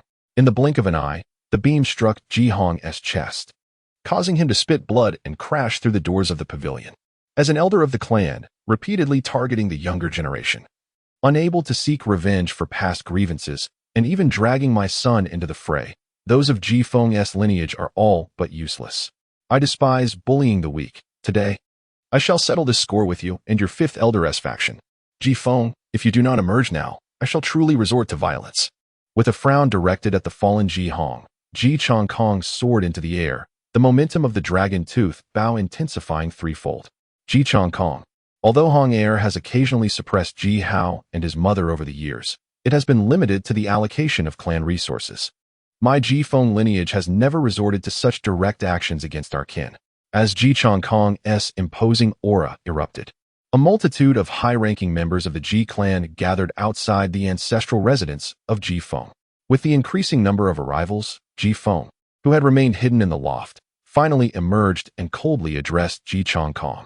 You claim that no actions were taken. Yet I now suspect that how heir's stagnation and cultivation may indeed be linked to you. Moreover, do you dare assert that today's events were devoid of your instigation? If you had not encouraged it, would Ji Shua and the others have dared to engage in private combat among our clan before the grand ritual? Upon hearing Ji Feng's words, Ji Chong Kong not only refrained from lowering his great bow, but the blood-red luminescence intensified, clinging to the bow's body. Under the pressure of his aura, Ji Feng's complexion turned ashen. Meanwhile, several high-ranking members of the Ji family residing near the fifth elder were shaken. 8 years prior, Ji Chong Kong had been merely a minor success in the realm of life and death, yet upon his return, he exuded an aura that subtly rivaled that of the Grand Elder. Chong Kong, for these past years, I have been responsible for the training of the younger generation within the clan. The stagnation of Ji Hao's martial arts indeed has no connection to the fifth elder. Today's incident has escalated considerably. It is time to cease hostilities. Second elder, I am not an elder of the clan, and I have refrained from interfering in clan matters over the years. However, if anyone dares to bully my sister's lineage, Ji Chong Kong will not acquiesce. Upon recognizing the newcomer as Ji Zi, Ji Chong Kong's expression softened slightly, yet he remained resolute. Chong Kong, let it be. We are all members of the Ji clan. Indeed, we owe a debt of gratitude to Ji Yuqian and her son for past grievances. The clan will provide you with a satisfactory resolution regarding this matter. Indeed, Chong Kong, as the third elder has remarked, there exists a formidable adversary outside the Ji clan. An internal strife must be avoided. We shall deliberate on this matter at a later time, shall we?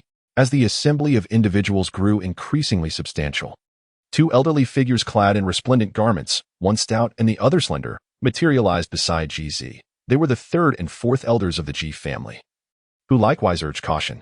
Casting a glance at the 3 elders, Ji Chong Kong furrowed his brow slightly, and then, with the intent to lower his longbow. The atmosphere lightened as the second elder and the others, including Ji Feng, released a collective sigh of relief. However, in the very instant Ji Feng let down his guard, Ji Chong Kong subtly repositioned the lowered bow once again, aiming it directly at Ji Feng. Before Ji Feng could react, an arrow from the dragon-tooth longbow surged forth towards him. Chapter 8. The arrow released Ji Chong Kong. How dare you? The arrow sliced through the air, creating a cacophony of piercing sounds outside the pavilion. Even Ji Feng, with his audacious demeanor, found it hard to believe that Ji Chong Kong would actually dare to strike at him in the presence of several elders. As the long arrow approached him in the blink of an eye, Ji Feng was not one to resign himself to fate. A tremendous force erupted forth as he poured his formidable essence into his palms, fully harnessing his mastery of the realm of life and death. He interposed his hands before him, slightly crouching, preparing to intercept the arrow with sheer force.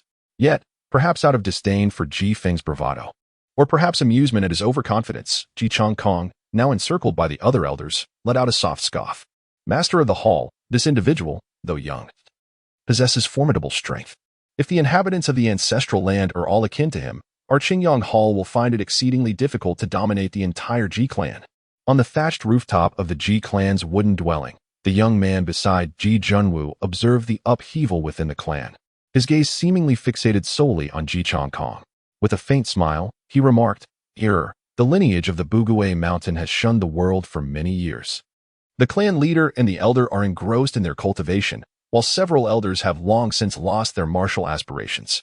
The realm of life and death is still embroiled in power struggles. How can this place be called ancestral land? Ji Chong Kong is indeed exceptional. In recent days, I have learned of significant matters within the clan. He was recognized by the ancestral artifact at a young age and has roamed the 5 domains for 8 years, advancing to the realm of fragmented Dan. Such an individual surely deserves a place in the Qingyang Hall. With his hands clasped behind his back, Ji Junwu surveyed the internal conflicts of the clan, a hint of barely perceptible derision curling his lips.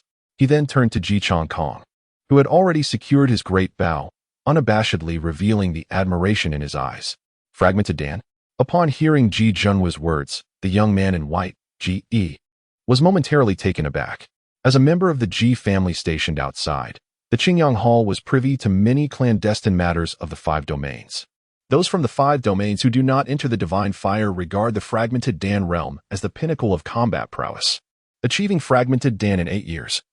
Ji Yi smiled gently, but then shifted his gaze toward Ji Junwu, pondering how such a prodigious talent would fare in a duel with the Hall Master. The Hall Master has perfected the fragmented Dan, yet he has not reached the zenith. However, with the blessing of the ancestral artifact, I believe our strengths would be evenly matched. Noticing Ji Yi's gaze, Ji Junwu seemed to grasp the thoughts of the Qingyang Hall's foremost genius. After a moment of contemplation, he spoke softly with a smile. The long arrow surged forth like a rainbow, although Ji Changkong and several elders sensed the arrival of Ji Junwu and his companions. None paid them any heed. At this moment, all eyes were drawn to the arrow that had already encountered Ji Feng. It seems that due to an overwhelming surge of vitality, at this moment, Ji Feng's robe billowed as if stirred by an unseen wind, and his face flushed a deep crimson. The arrowhead glittered with specks of starlight, and in an instant, it hurtled towards Ji Feng. However, he was prepared. Everyone could see a barrier infused with the essence of heaven and earth materializing before him. As Ji Feng's concentrated barrier met the blood-red arrow, it was akin to fresh snow encountering fierce flames, swiftly dissolving in an instant. Yet, the arrow's momentum remained unabated, piercing through Ji Feng's palms and aiming directly for his heart. As the threat to Ji Feng's life loomed perilously, the expressions of the second elder and the others shifted drastically. Suddenly, a figure appeared beside Ji Feng. A gaunt elder clad in simple robes casually extended his right hand and grasped the arrow just half an inch from Ji Feng's chest. The blood-red arrow writhed and twisted like a dragon in the elder's grasp, yet devoid of spiritual energy. It ultimately transformed into formlessness within the old man's hold. Salute the clan leader. With the elder's withdrawal, the surrounding elders bowed deeply, a chorus of respectful voices echoing forth. The gaunt elder, however, let out a gentle sigh. Today's events, I believe you all understand the circumstances surrounding them. I entrust the affairs of the Ji clan to you. Yet it is an undeniable truth that our ancestral grounds have been in decline in recent years. I do not wish to lay blame upon any of you, but when calamity strikes, someone must face the consequences. Given that a grand ceremony is to commence, the one to be punished shall await their reckoning after the event. In the ancestral grounds of the Ji family, Ji Changkong instigated conflict, assassinating elders within the clan. As a consequence, his clan stipend was suspended for 5 years, and he was confined in the secluded abode of the elder for 3 years. Ji Changkong, do you have any objections? The gaunt elder, Ji Tianlan, the patriarch of the Ji clan, who had long been seated at the village's edge, emitted no discernible aura. Yet, his presence weighed heavily upon all gathered. Ji Tianlan cast a glance at the bow-bearing Ji Changkong, a fleeting complexity crossing his eyes before he spoke with an emotionless tone. Ji Changkong accepted the punishment. Observing Ji Tianlan's words, Ji Changkong's expression remained unchanged, though tumult brewed within his heart.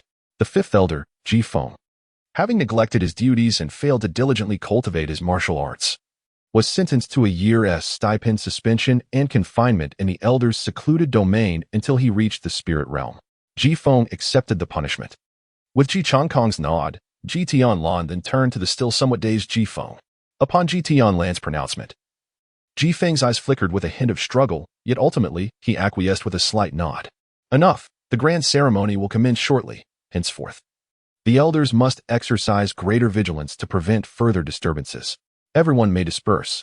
Third elder, do you not think the patriarch is showing undue favoritism towards Ji Changkong? Such confinement, what does it truly amount to for a practitioner of the Nirvana realm? As the assembly began to disperse, the corpulent fourth elder, Ji Chun, hastened to catch up with the third elder, whispering softly, "Alas, regarding the incident with Ji Junshin from years past, we indeed bear a sense of guilt. The subsequent imposition of restrictions on Ji Yuqian only deepened the old patriarch's burdens. This time, Let it serve as our attempt to atone for the transgressions of yesteryears. The third elder of the Ji family, Ji, displayed a fleeting complexity in his gaze upon hearing the words spoken, gently shaking his head. Both he and Ji Hao let out a sigh. Mother, do not worry. It is nothing, Ji Hao consoled, observing Ji Yuqian's worried expression. You impertinent boy. Just because you say it is nothing does not make it so. Mother is not foolish. This injury has affected your leg bone. It would be best for you to refrain from participating in the upcoming grand ceremony. Do not argue with me, for whether this ceremony can heal you is still debatable. You, an injured one, cannot contend with others in such perilous places as the depths of the mountain. You are my only child. If it were your uncle, I would not bother to concern myself with his participation, but however, you are merely at the mountain moving stage and are currently wounded. I truly cannot rest easy about this grand ceremony. As Ji Hao's words fell, Ji Yuqian pressed the medicinal ointment with considerable force, causing Ji Hao to cry out in pain. Yet, Ji Yuqian remained unfazed, continuously applying the medicine while offering her persistent admonitions. Chapter 9. Regeneration of Bone. Ji Hao, are you certain you wish to partake in the grand ceremony? Ji Chongkong inquired with a countenance filled with complexity, gazing at Ji Hao within the wooden house of the small stone courtyard as the crimson glow of dusk began to manifest between the summit of the unreturning mountain and the horizon. Uncle, you are aware that within the Ji clan, it is strictly forbidden to leave the mountain for those below the life and death stage. This grand ceremony may very well be my only opportunity to continue my martial path. Mother's words reflect that sentiment, yet we all understand her true thoughts. She has always hoped for Ji Hao to become a remarkable figure, rather than languishing in mediocrity, lingering for years at the mountain moving stage. Ji Hao clenched his fists in reluctant determination, yet upon feeling the injury on his left leg, he ultimately managed a bittersweet smile. Indeed, today's events within the clan were somewhat excessive. I have already visited the elders, but the conflicts among the younger generation must be resolved by you alone. As for your leg injury, dear nephew, my years of wandering through the 5 regions have not been in vain. However, to fully heal your leg in a short span of time will be a harrowing ordeal for you. Ji Chongkong instinctively turned his gaze towards another wooden house in the small courtyard, noticing that the lights within still burned brightly. He could not help but let out a soft sigh. Uncle, can my leg truly be healed within 3 days? Upon hearing Ji Chongkong's words, Ji Hao's previously dim eyes suddenly sparkled with hope. Indeed, but your injury has affected the bone. If time were not of the essence, I could assist you in a gradual recovery. Yet, with the grand ritual approaching, we must resort to some drastic measures. Ji Hao, this medicine will directly aid in dissolving blood clots and mending your bones. The process can be likened to excruciating heartache. To ensure the medicine's efficacy, you must continuously circulate your vital energy. Can you endure it? Noticing the anticipation in Ji Hao's eyes, Ji Chongkong narrowed his gaze, and a jade vial materialized in his palm. Ji Hao looked up to see a red and white pill swirling in the vial. Having endured all these years, what is a little pain? Ji Hao reached out to grasp the pill from Ji Chongkong's hand, and without a moment's hesitation swallowed it whole. I shall assist you in dispersing the stagnation of blood and energy in your left leg. Thereafter, you need only to maintain the continuous circulation of this vital essence. When the medicinal effects wane, your injury should have largely healed. Upon witnessing this, Ji Chongkong swiftly struck Ji Hao's left leg with the palm of his hand, eliciting a piercing scream from Ji Hao. Ji Chongkong offered a faint smile before turning and departing the dwelling. As Ji Chongkong's hand, imbued with subtle energy, made contact, the elixir that Ji Hao had just ingested began to take effect almost immediately. A gentle warmth radiated from his abdomen towards his left leg, soon followed by an indescribable, sharp pain. The blood-melting bone-generating pill was designed to first dissolve the blood and subsequently regenerate bone. The moment the pill entered his stomach, Ji Hao sensed its remarkable efficacy as the swelling in his injured left leg began to subside almost instantaneously. The dispersal of stagnant blood giving rise to a piercing ache of newly forming bones. Following Ji Chongkong's instruction to circulate his vital energy, Ji Hao forced a smile, though his complexion rapidly paled.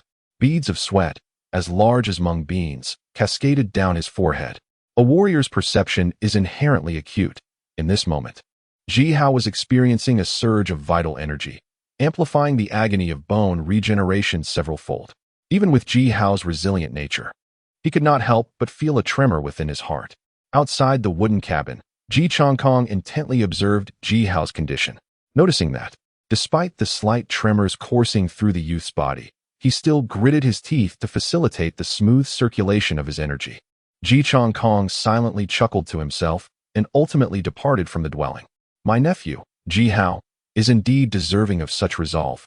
As the morning dew gently coalesced upon the wooden plants within the courtyard, the raucous chorus of cicadas filled the air. On this day, all members of the Ji clan arose unusually early. By the time the sun began to ascend, a large gathering had already formed upon a stone platform within the clan. Unlike the usual emptiness of the platform, today it was graced by several stone statues, firmly occupying the eastern side. After 3 days of waiting in the quaint courtyard, Ji Hao accompanied Ji Chong Kong and Ji Yuqian to the platform, lifting his gaze to the statues above. Among the figures, the foremost statue was adorned in battle armor, wielding a great halberd in its right hand, while its left arm rested casually behind its back.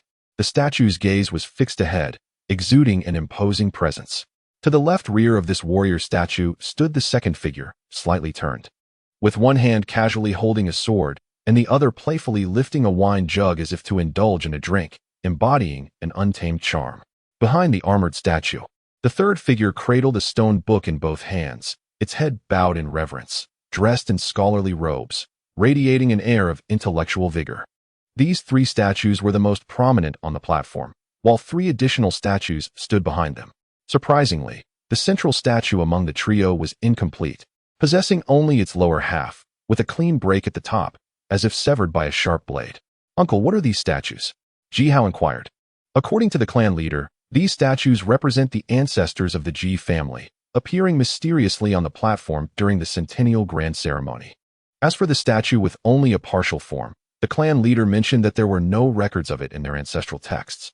As more and more clansmen arrived, many of the younger members of the Ji clan were drawn to the stone statues upon the stone platform. Ji Hao looked up to inquire. Yet Ji Chong Kong furrowed his brow in response. Within the Ji clan, numerous secrets dwelled.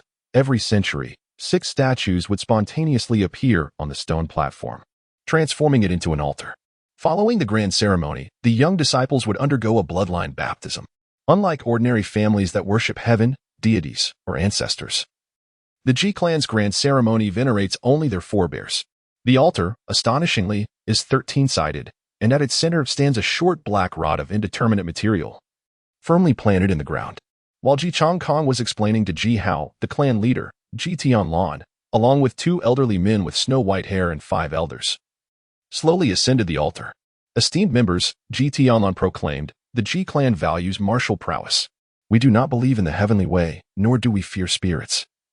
Our grand ceremony is solely dedicated to our ancestors, thanking our esteemed forebears for establishing the Ji clan and bestowing upon us lasting prosperity. With the appearance of the clan leader, the previously lively stone platform fell into a profound silence.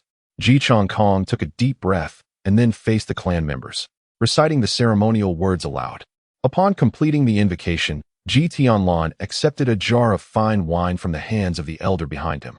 After bowing to the statues, he gradually poured the wine as an offering. Clansmen, pay homage to our ancestors. Ji Tianlan did not rise, yet his solemn voice reverberated across the vicinity. As his words resonated, the Ji clan members surrounding the altar, along with the elders upon it, all bowed in reverence to the statues. As the members of the Ji clan bowed in reverence, Ji Hao also knelt before the stone statue. Yet, inexplicably, at the moment he knelt, he seemed to hear a faint voice cursing. Startled, Ji Hao instinctively glanced at Ji Chong Kong, who showed no sign of having heard the curse, his expression unchanged.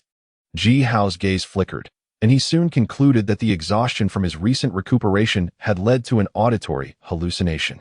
Chapter 10. The Trial. Upon the altar, as the Ji clan members completed their ancestral reverence, Ji Tianlan and several elders rose first, followed closely by the other clan members below the altar.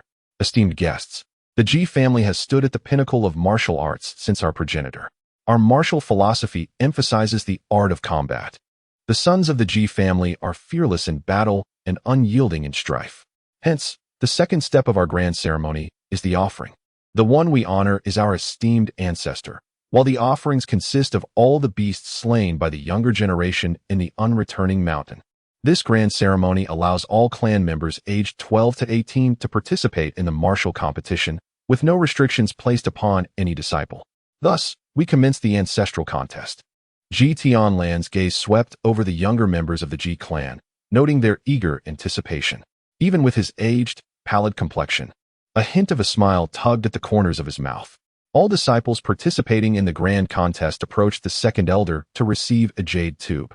Should they encounter insurmountable danger, breaking the tube would summon an elder from the clan to their aid. Esteemed guests, the peril of venturing into the unreturning mountain hardly requires further elaboration from me. Although esteemed elders will patrol the trial grounds once the competition commences, this does not guarantee the safety of all disciples. Thus, I urge every disciple to proceed with utmost caution. As Ji Tianlan's voice faded, approximately 100 young members of the Ji clan stepped forward, brimming with youthful vigor. Ji Tianlan exchanged a subtle nod with the two white-haired elders behind him. Our Ji family has dwelled in this treacherous land for generations, yet with each passing era, we have transmitted the flame of our legacy, producing remarkable talents. Despite the formidable adversaries we face, we, the Ji clan, have never known fear. Once the prophecies of our ancestors are fulfilled, our family shall undoubtedly return to the world. Elders, let us commence. As Ji Tianlan placed the token into a recess upon the stone platform, a radiant halo suddenly emanated from it, sweeping across, causing the young disciples, who had already received the jade tubes, to vanish one by one. Fellow clansmen, it is time for us to depart. The trial grounds lie within the depths of the unreturning mountain, and our young members may attract the attention of formidable demons. Observing the successive disappearance of the youths, Ji Tianlan exchanged glances with the clan elders, and soon after, several figures soared into the air, hastening toward the heart of the unreturning mountain. As the halo enveloped him, Ji Hao was abruptly struck by a wave of dizziness that surged through his mind. After a fleeting moment of confusion, he opened his eyes wide. Drawing the sword from his back, Ji Hao began to cautiously explore his surroundings, fully recalling the instructions that Ji Chongkong had imparted to him the previous day. The Ji Family Grand Tournament is not a traditional arena contest. Rather, it is an event where all the young descendants enter a designated trial ground on the unreturning mountain via the Ji family's teleportation array. This trial ground is teeming with ferocious beasts, the most formidable of which are at the Divine Mansion level.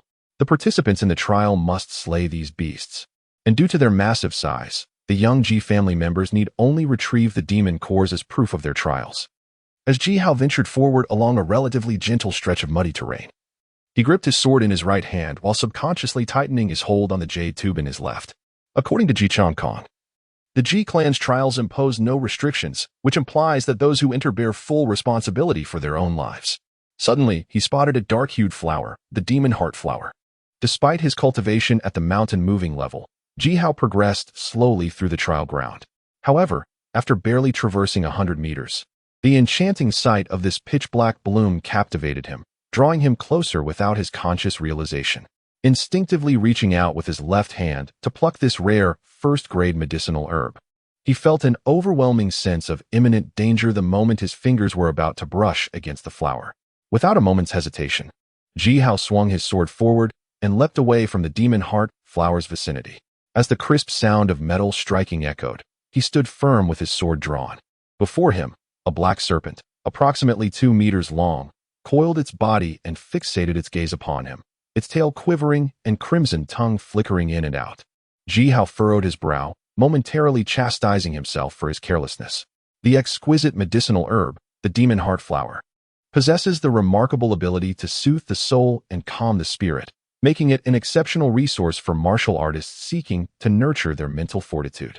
Due to Ji Yuqian's long-standing emotional turmoil, Ji Hao has been in constant pursuit of a demon heart flower for his mother. However, this top-tier herb is exceedingly rare, particularly in the outskirts of the non-returning mountains. As Ji Hao confronted the demon heart snake, a sense of gravity washed over him. The demon heart flower, being a premier herb, emits an alluring fragrance when it blooms. Typically, it is accompanied by a demon heart snake, a mountain-moving beast that, while non-venomous, can launch formidable mental assaults with its serpentine gaze. For practitioners at the mountain-moving realm, such psychic attacks are exceptionally hard to fend off, leading to a succinct and dire assessment of the creature in the Ji family's beast compendium, comparable to filling the sea.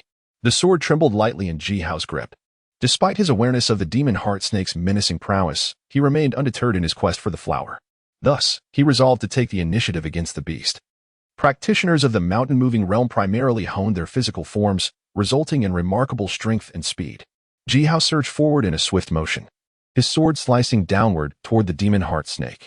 With a flicker of its eyes, the demon heart snake, adept at psychic offense, demonstrated that its physical prowess was rather ordinary among its mountain-moving counterparts.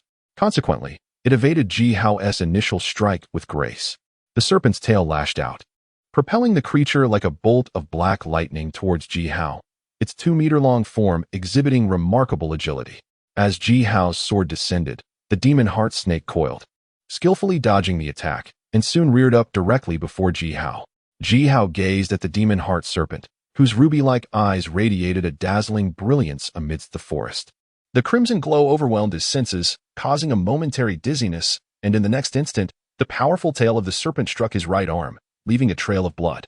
Employing the Ji family's secret technique, blood ignition, Jihao thrust his sword upward towards the serpent's upright head.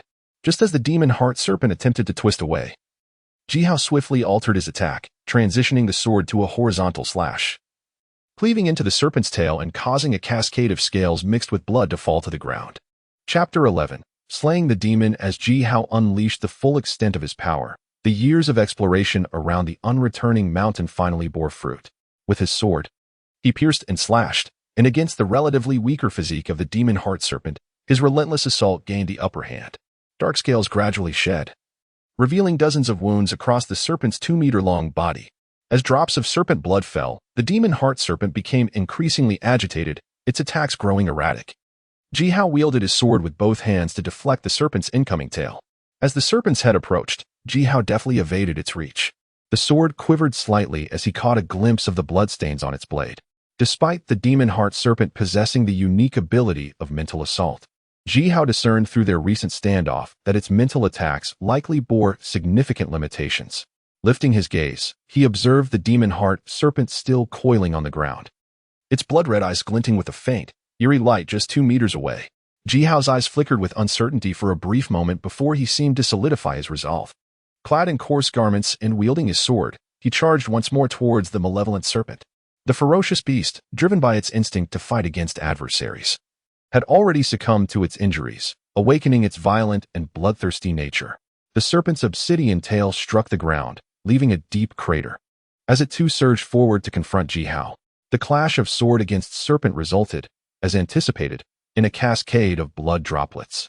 Yet it was with gritted teeth that Jihao noticed a new crack had marred the obsidian blade he had only recently acquired from the mountain range. Frustrated by the serpent's tenacity, Jihao fixed a furious gaze upon the creature's eyes. The malevolent serpent, already roused to fury, would not let such an opportunity slip by. Under Jihao's intense scrutiny, the serpent momentarily stiffened, before its eyes ignited with a deeper crimson hue. Perhaps emboldened by its previous failure to vanquish Jihao, the serpent's subsequent mental assault was far more potent. Its crimson glow intensified, and the area of its effect doubled. Such formidable psychic energy took a toll on the serpent. Yet witnessing Jihao standing bewildered, the serpent steeled itself, rising upright like a man, its ivory fangs aimed directly at Jihao's neck. However, at the critical moment when the serpent's jaws were a mere 2 feet from Jihao's neck, a glimmer of awareness ignited in Jihao's eyes. He deftly sidestepped the serpent's lethal strike, and with precision, thrust his obsidian blade into the serpent's vital spot. With a guttural cry laced with blood, the serpent expelled a mixture of saliva and crimson, as Jihao gasped for breath, before lowering his gaze to the now severed body of the malevolent serpent. Martial arts cultivation inevitably encounters various battles, where the line between killing and being killed is but a fleeting moment. The spiritual assault of the heart-devouring serpent indeed possesses remarkable efficacy. However, in the face of the prepared Jihao, even the heart-devouring serpent of the mountain-moving realm struggles to completely subdue him. Despite the serpent's utmost caution and its fervent unleashing of soul attacks, the moment Jihao cast a fierce glare at the creature, he bit down hard on his own tongue. The serpent's abilities momentarily disoriented Jihao, yet this disorientation lasted only briefly. When the sharp pain from his tongue surged through him, Jihao regained his clarity, wiping the blood from his longsword. He offered a bitter smile. The Xiantai sword forged by the Ji family was indeed a quality weapon, yet it was still merely an ordinary tool. While it was exceptionally sharp for chopping wood or slicing meat, It proved too fragile in combat against the demonic beasts. With all his strength, he managed to sever the heart-devouring serpent. However, a noticeable crack had already appeared on the Xiantai longsword. Removing the package from his back, Ji Hao stored away the heart-devouring flower and, using his sword, extracted a jet-black demon core from the serpent's corpse. Bringing the core to his nose, he detected not a hint of bloodiness, but rather a subtle fragrance reminiscent of medicinal elixirs. Although Ji Hao often ventured into the unreturning mountain, he primarily sought medicinal herbs. Even when he later joined the demon hunting team, the beasts he hunted were mostly provided to the talented members of his clan for their cultivation. Thus, despite Ji Hao having gained the strength to slay beasts of the mountain-moving realm, he had rarely tasted the true flesh of these creatures. The more he pondered this, the more aggrieved he felt. Upon consideration, Ji Hao gritted his teeth and resolved to take a portion of the serpent meat. He then made his way to a small stream within the trial grounds, effortlessly setting up a grill.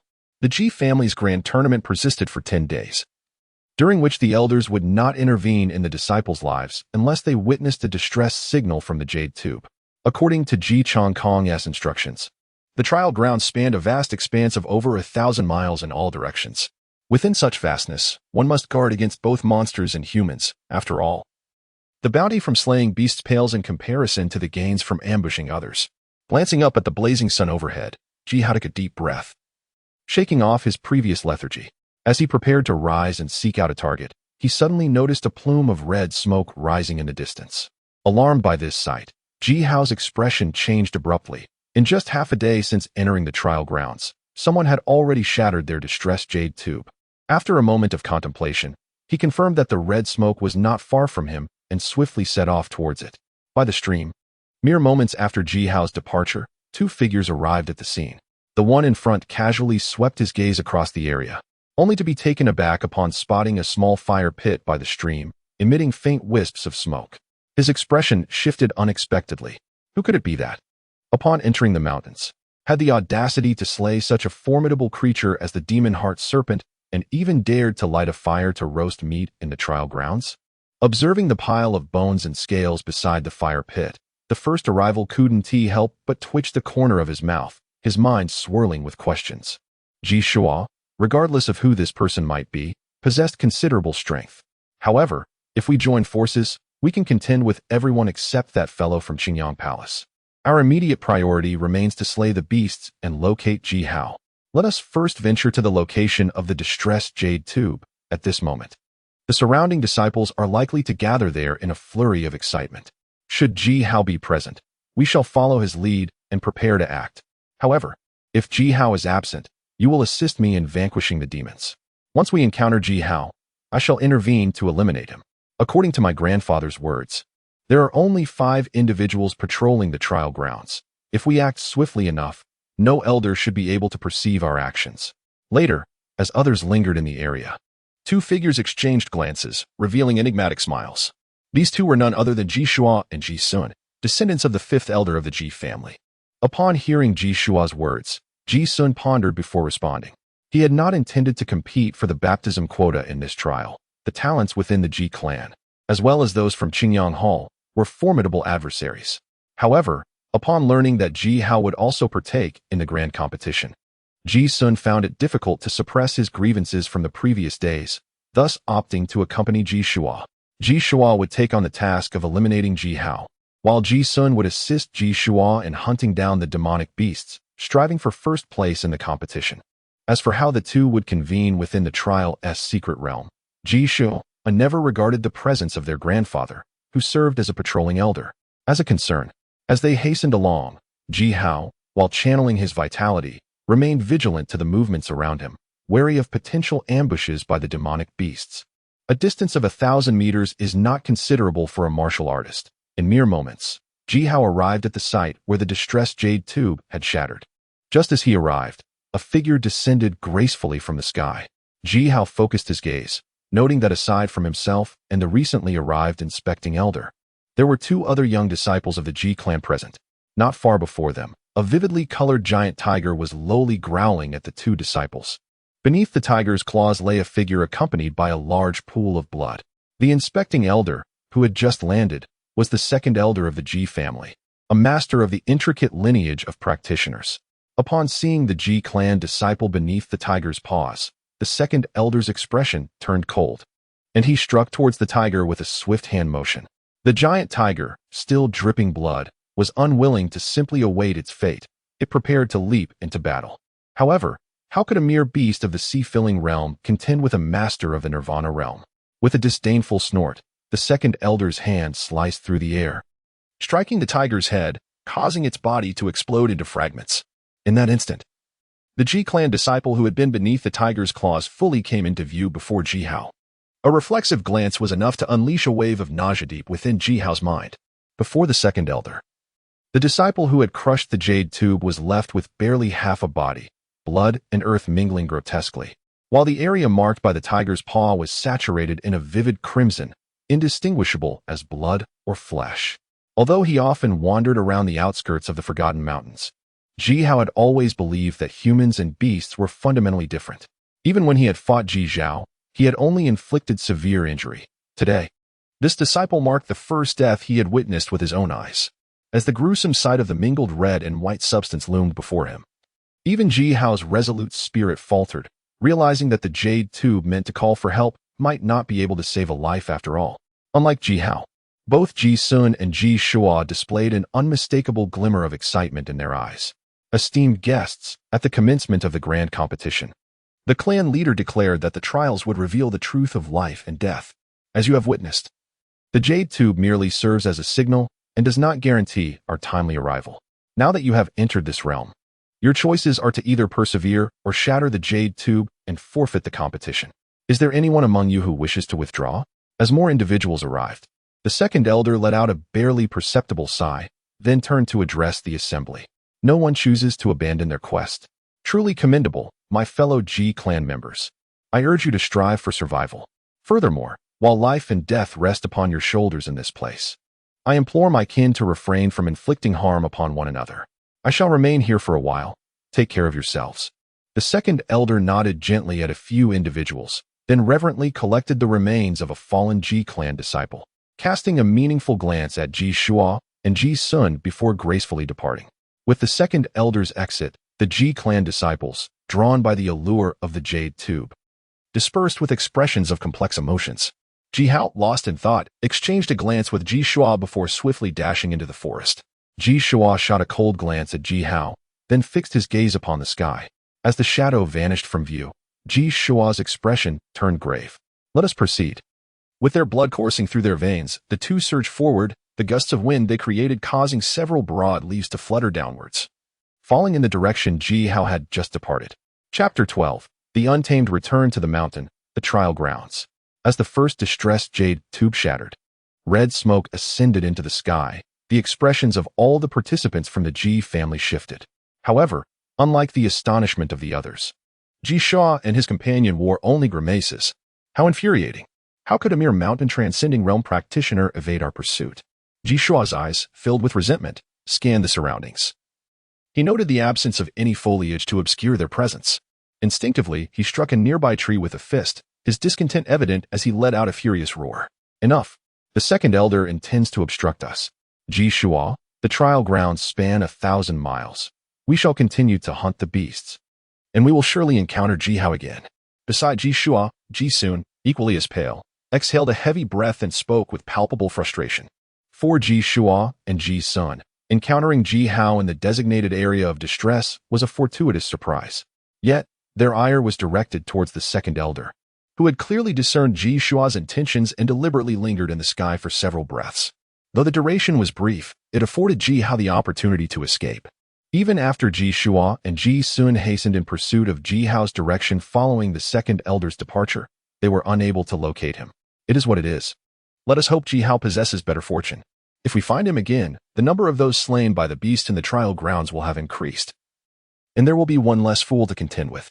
Upon hearing Ji Sun's words, Ji Shua let out a cold chuckle, and the two then departed in a singular direction. At this moment, within another dense forest just a few hundred meters away from Ji Shua and his companion, Ji Hao, burdened by a mysterious iron-long sword, was sprinting with all his might, breathless and softly cursing under his breath, feeling an intense indignation within. Stealthily traversing through the overgrown wilderness for about half a quarter of an hour, Ji Hao finally came to a halt.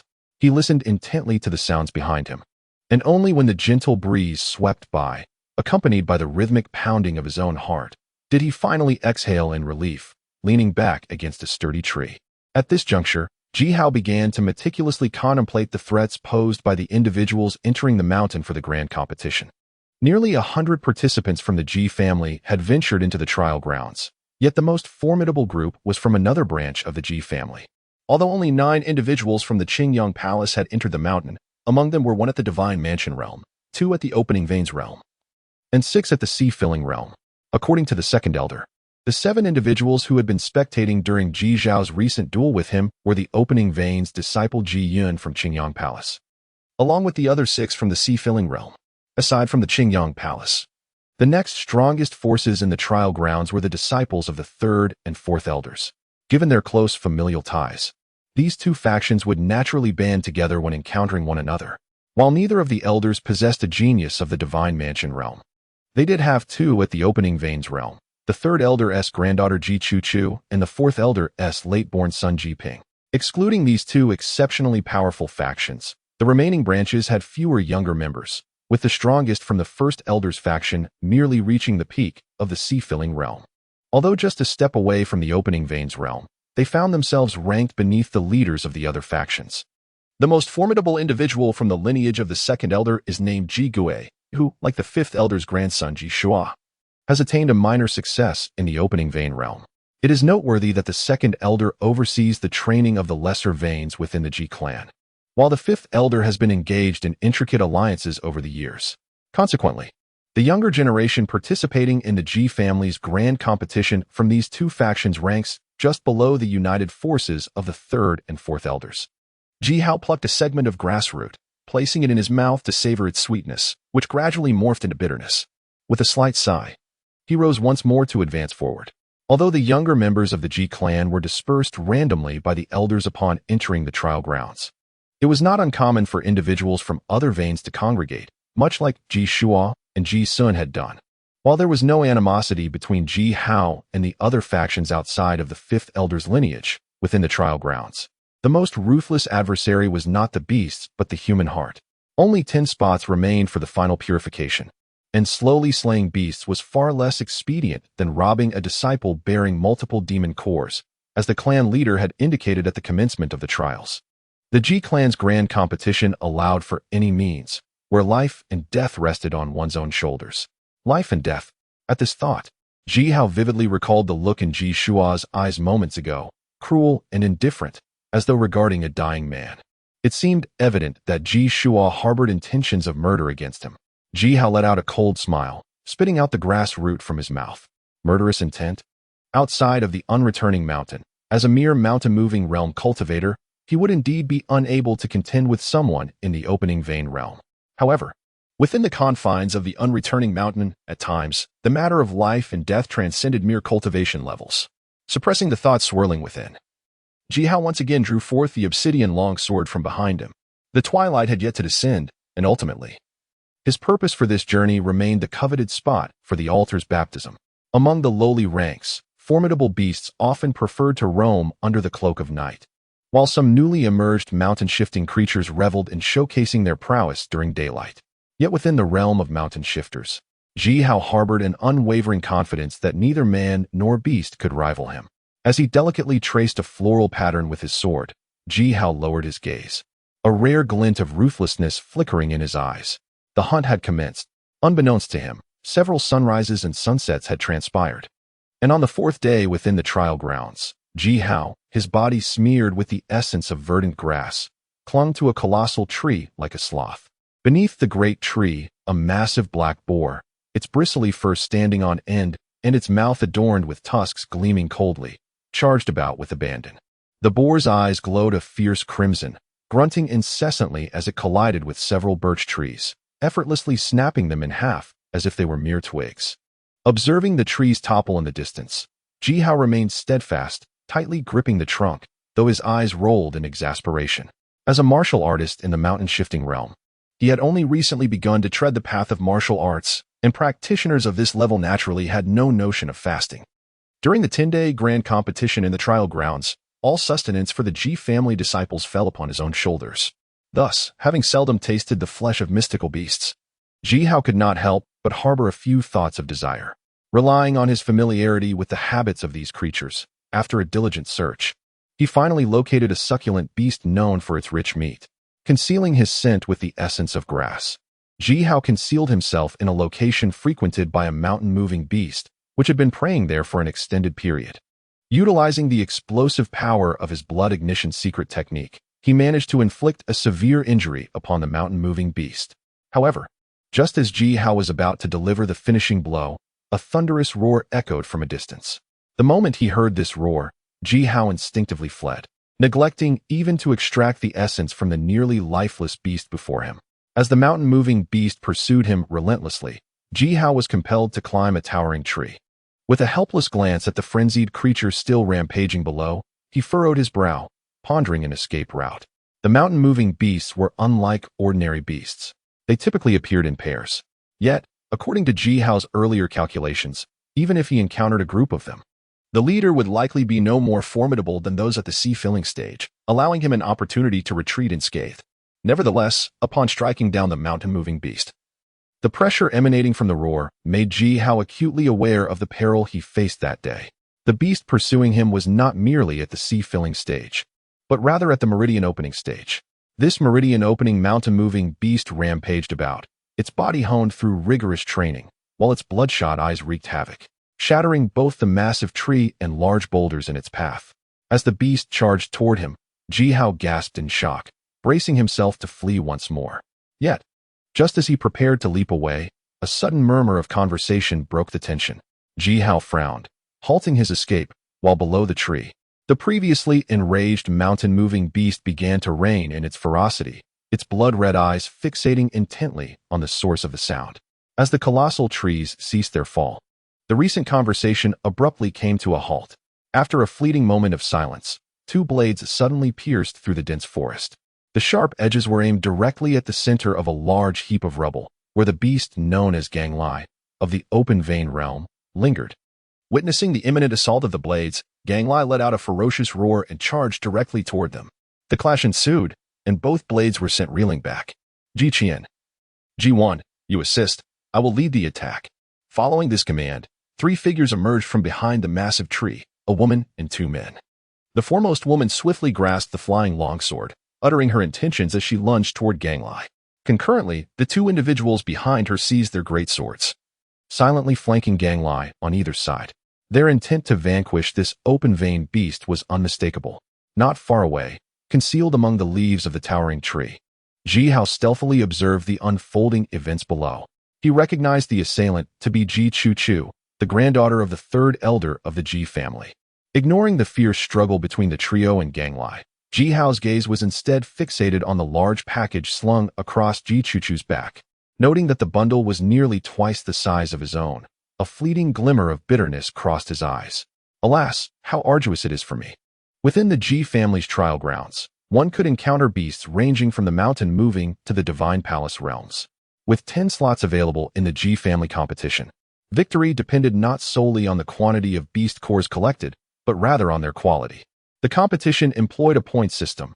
A core from a mountain-moving beast was worth 10 points. A core from a sea-filling beast 30 points. A core from an open-vein beast 80 points. And a core from a divine palace beast was worth 200 points. These disciples followed the prodigious Ji Chu of the Ji clan to vanquish the monstrous beasts.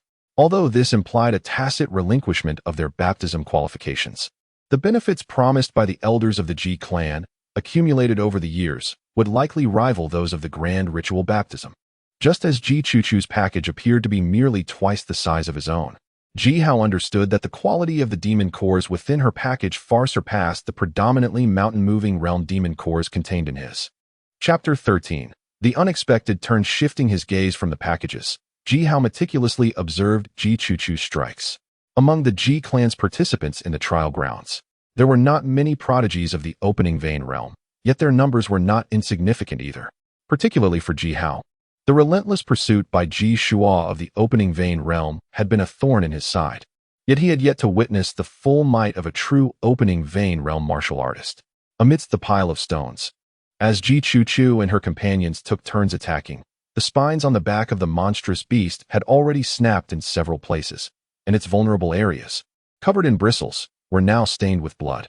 Despite being severely wounded, the beast did not choose to flee. Instead, at the moment Ji Chu thrust her sword once more, it braced itself against her long sword with its spines and lunged sideways toward another disciple of the filling sea realm. Ji Qian, do not engage recklessly, retreat. Witnessing the beast's actions, Ji Chu's expression changed, and she instinctively stamped her foot, shouting to Ji Qian, who wielded a great sword. Upon hearing her words, Ji Qian dared not confront the frenzied beast alone. Dragging his sword along the ground, he instinctively moved closer to Ji Chu. However, as Ji Qian leaped into the air, the crimson-eyed beast, Gang Lai, suddenly pivoted and charged towards the visibly anxious disciple of the sea-filling realm, Ji Wan.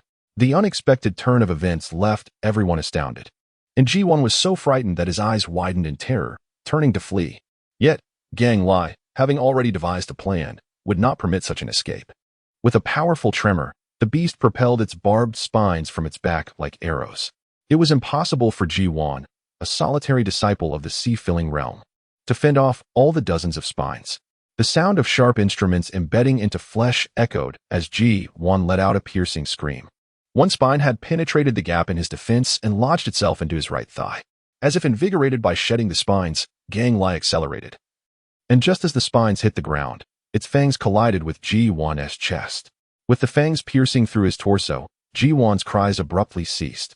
Gang Lai, with a flick of its head, hurled Ji Wan's limp body towards a nearby large tree, the dagger falling to the ground as Ji Wan slipped into unconsciousness. Fool! What does it matter if you are at the pinnacle of the opening veins realm? Today, you shall witness the martial prowess of the Ji family, Kongming strike. Meanwhile, Ji Chu, already ablaze with fury, had charged forward to confront Gang Lai. Upon seeing Ji Wan gravely injured, her expression was a tumultuous blend of sorrow and rage. Suddenly, her long sword shimmered with radiant light. As the brilliance enveloped the blade, a flicker of hesitation appeared in Gang Lai's blood-red eyes. However, the overwhelming scent of blood emanating from Ji Wan's body quickly obscured any lingering caution in the creature's heart. Without waiting for Ji Chu to draw her sword, the fierce beast, Gang Li, let out a thunderous roar, its eyes ablaze with madness, revealing its blood-red fangs as it charged directly at her. The long sword trembled slightly in Ji Chu's hands, her complexion instantly paling. Yet, in the face of Gang Li's onslaught, she remained indifferent, her gaze betraying no sign of trepidation. As the beast surged forward, the distance between them diminished rapidly, while the aura of her sword grew increasingly formidable. 10 meters. 5 meters. 3 meters. Just as Gang Li closed in to within a meter of Ji Chu, her eyes widened, and she swung her sword downward with precision. Upon contact with the beast, Ji Hao, perched upon an ancient tree, changed countenance. At that moment, Ji Chu's sword still quivered slightly, droplets of blood cascading from its blade. While on either side of her, the severed body of Gang Li lay motionless, its eyes wide open and blood-red pupils gradually dimming. Ji Qian quickly retrieved Ji Wan's distressed jade tube. The stench of blood here is overwhelming. We must not linger. We need to notify the elders at once to take him away. Ji Chu exclaimed, panting heavily as she leaned on her sword, addressing the astonished Ji Qian. Heeding her words, Ji Qian hurried to Ji Wan's side and, upon confirming that Ji Wan still breathed, he extracted a jade tube from the mangled remains of Ji Wan. As the tube shattered, a crimson smoke swiftly ascended into the air. Simultaneously, Ji Chu quickly unearthed a crimson demon core from Gang Li's corpse, a core of the opening vein realm, worth a staggering 80 points. The red smoke spiraled upwards, and mere moments later, an elderly man clad in black, his white hair tied back, appeared beside Ji Chu. Upon seeing the newcomer, a visible sense of relief washed over her. Ji Chu, Ji Qian, greeted the Grand Elder. The elderly man, with hair as white as snow, nodded gently and casually glanced at the lifeless body of the recently slain beast. He then took Ji Wan's body from Ji Qian's hands. Upon sensing the faint remnant of Ji Wan's breath, the Grand Elder furrowed his brow, promptly producing a pill from his robe and placing it in Ji Wan's mouth. Without pausing, he cast a fleeting glance in the direction where Ji Hao was concealed, then soared into the air, carrying Ji Wan with him. Meanwhile, Having secured the recently acquired beast core, Ji Chuchu sheathed her long sword, preparing to depart with Ji Qian. However, as she stepped beyond the debris scattered by the beast charge, two figures rushed towards her. Upon recognizing the newcomers, Ji Chuchu's expression subtly shifted, and she instinctively grasped the hilt of her sword. Sister Chuchu. It is commendable for the granddaughter of the third elder to have slain a beast of the opening vein realm, Ji Shuo remarked, his admiration evident.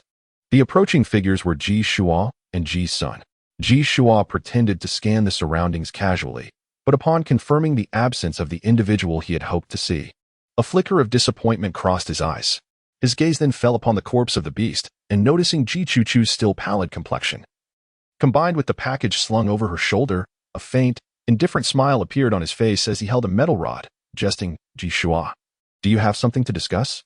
The quota for the grand ceremony is limited, so we should hasten to hunt the beasts. If there is nothing else, I shall take my leave.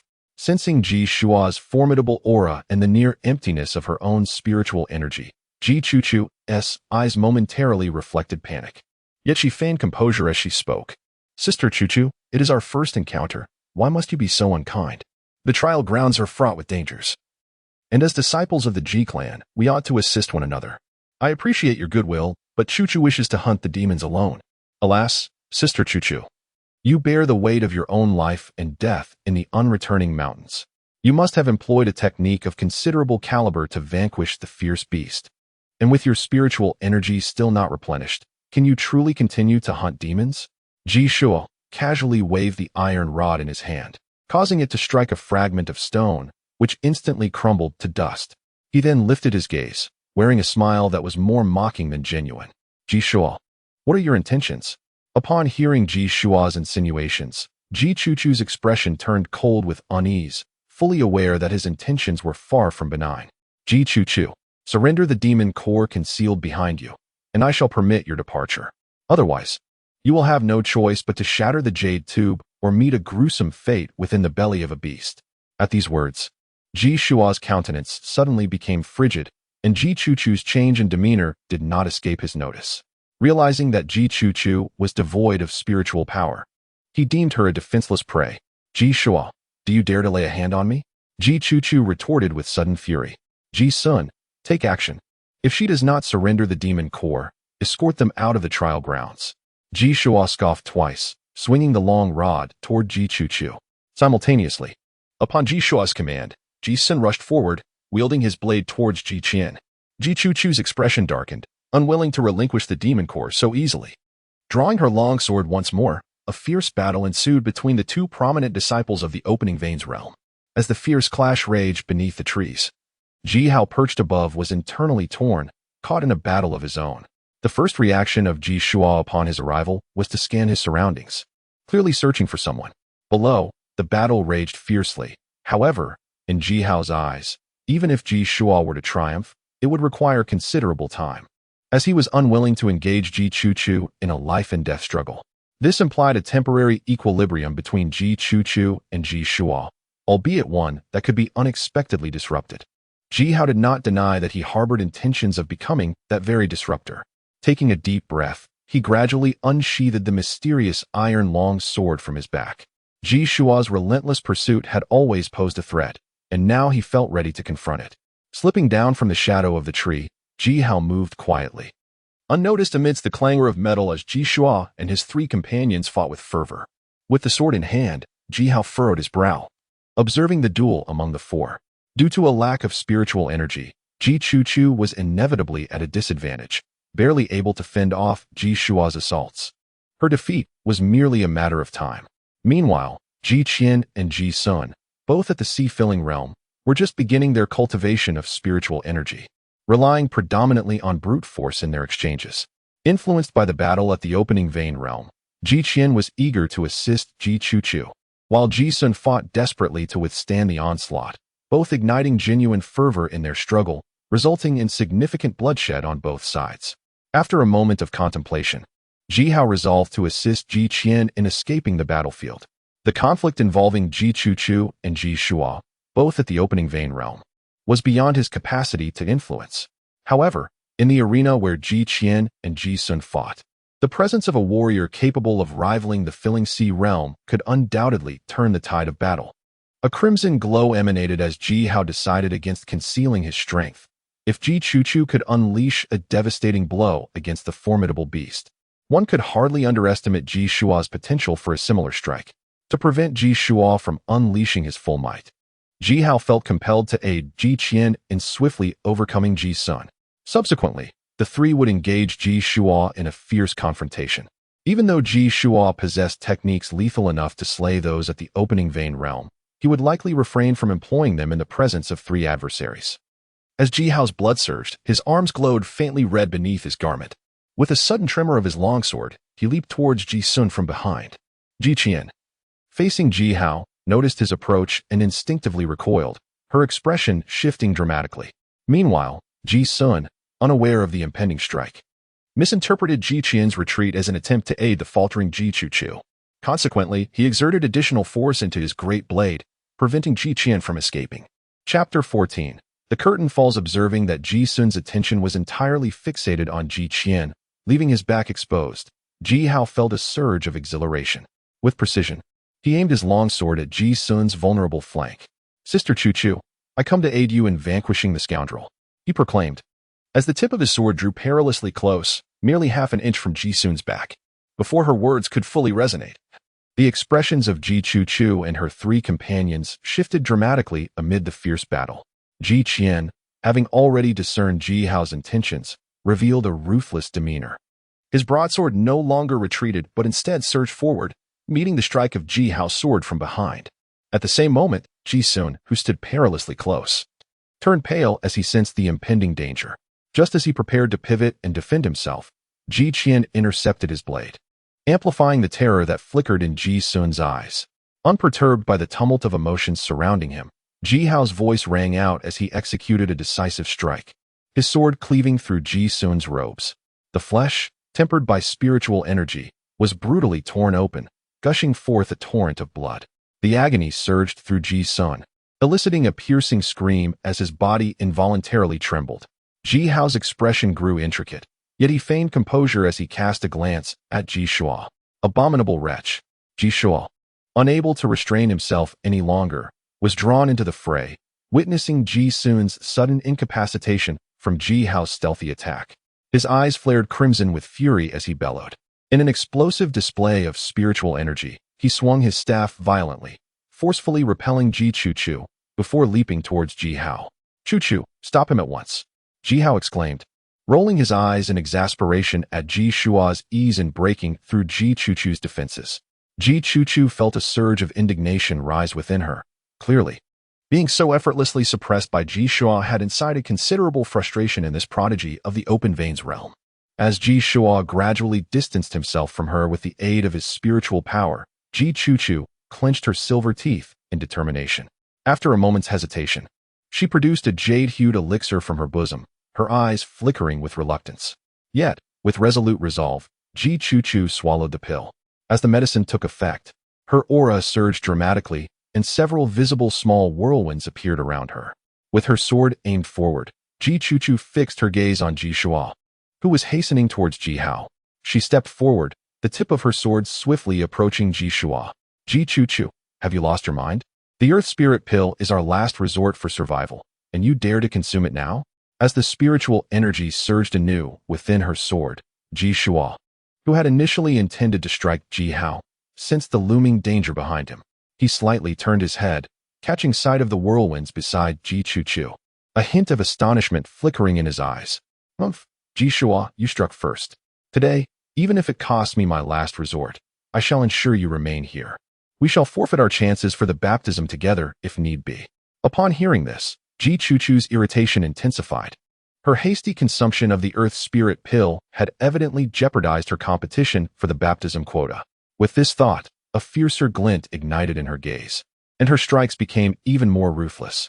Sensing the oppressive force emanating from Ji Chuchu's sword, Ji Shua furrowed his brow, compelled to halt his advance and focus intently on countering her assault. Meanwhile, Ji Qian relentlessly struck Ji Sun with 2 more blows until Ji Sun was left with but a faint breath of life. Only then did Ji Qian stride towards the battlefield of Ji Chuchu and Ji Shua, utilizing the physical advantage of his sea-filling realm to harass Ji Shua. With Ji Chuchu having regained a considerable amount of spiritual power, the combat between her and Ji Shua could only be deemed evenly matched. However, with Ji Qian's timely assistance, Ji Shua inevitably found himself at a disadvantage. Ji Hao glanced at Ji Sun's pallid complexion, feeling a twinge of hesitation within. His support of Ji Chuchu against Ji Shua was intertwined with some of his own calculations. Yet, observing Ji Qian's unhesitating strikes against Ji Sun, Ji Hao realized that his intention to leverage Ji Chuchu to eliminate the troublesome Ji Shua might not allow him to retreat unscathed. Ji Chuchu, enough, he thought. We are both in the open veins realm. Further conflict would yield no benefit for either of us.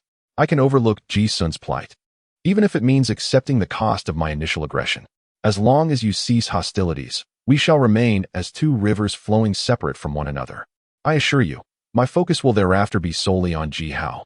A flicker of anger crossed Ji Shua's eyes. Yet he was ultimately reluctant to prolong the stalemate with Ji Chuchu. He shot a fierce glare at Ji Hao, who was observing from a distance, and coldly declared his intent. Upon hearing his words, Ji Chuchu's expression shifted slightly. Continuing the battle would likely yield no advantage for either side. Yet having already consumed the Earth Spirit Pill, Ji Chuchu felt a sense of unwillingness. She cast a glance back at Ji Hao, her eyes briefly reflecting an internal struggle. Ji Shua, witnessing this, was about to breathe a sigh of relief when Ji Chuchu's ensuing words ignited his fury once more. Ji Hao, lend me your strength.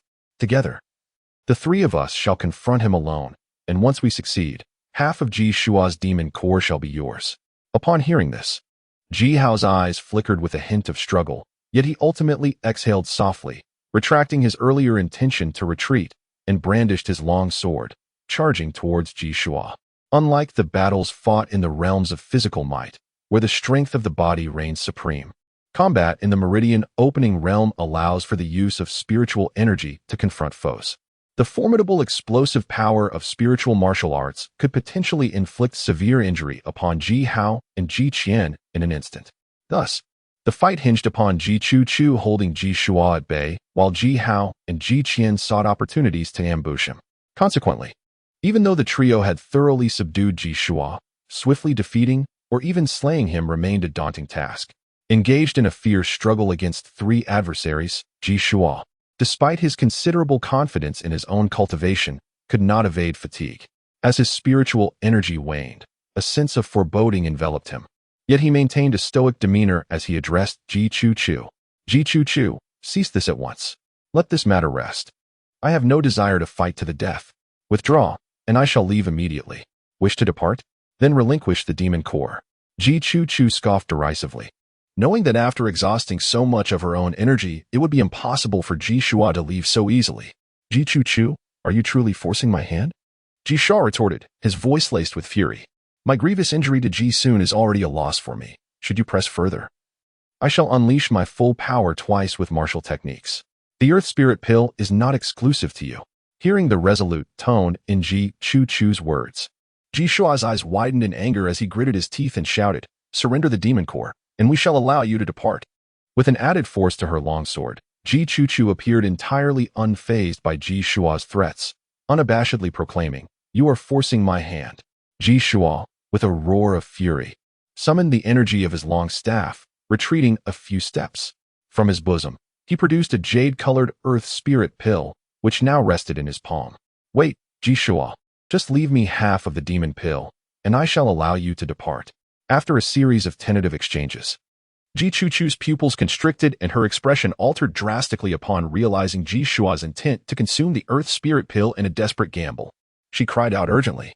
Hearing her words, Ji Shua lowered the pill he was about to ingest, yet kept his left hand poised over his chest, clearly indicating that should Ji Chuchu press him further, he would not hesitate to swallow the pill. Meanwhile, Ji Hao and Ji Qian ceased their movements, positioning themselves on either side of Ji Shua, maintaining a distance of 10 meters to prevent any sudden acts of violence. Ji Chuchu, you are aware that we have ventured into the unreturning mountain for the sake of the baptism quota. The significance of the demon pill is self-evident, and half is simply out of the question. With a gaze laced with derision, Ji Shua coldly remarked, 50% is indeed excessive, 30% will suffice. Ji Shua, if you relinquish 30% of the demon pill, I will grant you your freedom. Sensing the concession in Ji Shua's words, Ji Chuchu seemed unbothered by his mockery, continuing her banter. Do not attempt to bargain with me further. I possess more than one earth spirit pill. I simply prefer not to pay a steeper price. As soon as Ji Chuchu's voice fell, Ji Shua seemed poised to speak, but Ji Chuchu, noticing this, drew forth another earth spirit pill from her bosom and raised an eyebrow, stating, agreed, 30%. With that, Ji Shua plunged the long staff he held into the ground, slowly unwrapping his belongings, and, with a pained expression, produced 5 monster cores to place upon the earth. You have seen the monster cores in my possession, 1 second-tier core and 3 first-tier cores, which constitute the 30%. Taking a deep breath, Ji Shua secured his bundle and instinctively glanced at the 4 monster cores laid before him, before collecting himself and declaring, very well, Ji Shua. The conflict in the trial grounds is merely the inception of the martial paths contest. There are greater troubles awaiting you here. You may leave. Ji Chuchu swept her gaze across the scene, confirming the quantity and quality of Ji Shua's monster cores, a flicker of surprise evident in her eyes. Yet she ultimately acquiesced to his departure. With a cold huff, Ji Shua withdrew the iron rod from the ground, turned to Ji Hao with a chilling smile, and then strode purposefully in a singular direction. Observing Ji Shua's retreat, Ji Hao felt a weight in his heart. He raised his head, intending to withdraw. When Ji Chuchu's voice reached him, Ji Hao, regardless of your intentions today, since you have aided us in resolving this matter with Ji Shua, I shall acknowledge this favor. The reward I promised you is left here. You may retrieve it at your convenience. Very well, thank you, Sister Chuchu, Ji Hao replied. Glancing at the second-tier monster core left on the ground, momentarily taken aback, yet he expressed his gratitude softly. Ji Hao, we are well aware of what the grand competition signifies for you. As members of the main lineage of the Ji family, I hope you can secure a spot in this trial. Observing the astonishment on Ji Hao's face, Ji Chuchu sheathed her sword and, while departing, chuckled heartily. Moreover, after this, should we meet again in the trial grounds, we shall become rivals vying for the same opportunity, and I assure you, I shall not show any mercy at that time. As Ji Chuchu gracefully walked away, Ji Qian swiftly shattered the jade tube of distress in Ji Sun's hands, following Ji Chuchu's pace leisurely. Meanwhile, Ji Chuchu's teasing voice echoed again at the forest's edge. Hearing her words, Ji Hao shook his head slightly, a cryptic smile forming at the corner of his lips, before promptly retrieving the second-grade demon core from the ground. Casting a fleeting glance at Ji Sun, Ji Hao too chose a path different from both Ji Shua and Ji Chuchu to take his leave. Alas, while the martial way is fiercely contested, the grand competition of the Ji family ultimately remains a contest among the descendants of our clan. Is this trial a boon or a bane? Barely had Ji Hao departed when a figure in a blue robe descended gracefully to the ground. The second elder, upon landing, administered a medicinal pill to Ji Sun, gently nourishing the wound on his back with spiritual energy, and then sighed softly with a complex expression. In the depths of the unreturning mountains, aside from the faintly unconscious Ji Sun, how many could possibly hear of this? Chapter 15. Ambush. The faint scent of blood gradually dissipated. Having emerged from the crimson smoke that enveloped a 100-meter radius, Ji Hao tightened the package slung across his back. Sensing the fluctuations of spiritual energy within, he finally revealed a hint of a smile. In the span of 3 days, Ji Hao had acquired a second-tier demon pill and 6 first-tier demon pills, a testament to his solitary prowess as he vanquished 6 mountain-moving realm demon beasts. Even with Ji Hao's typically composed demeanor, a sense of pride welled within him at this achievement.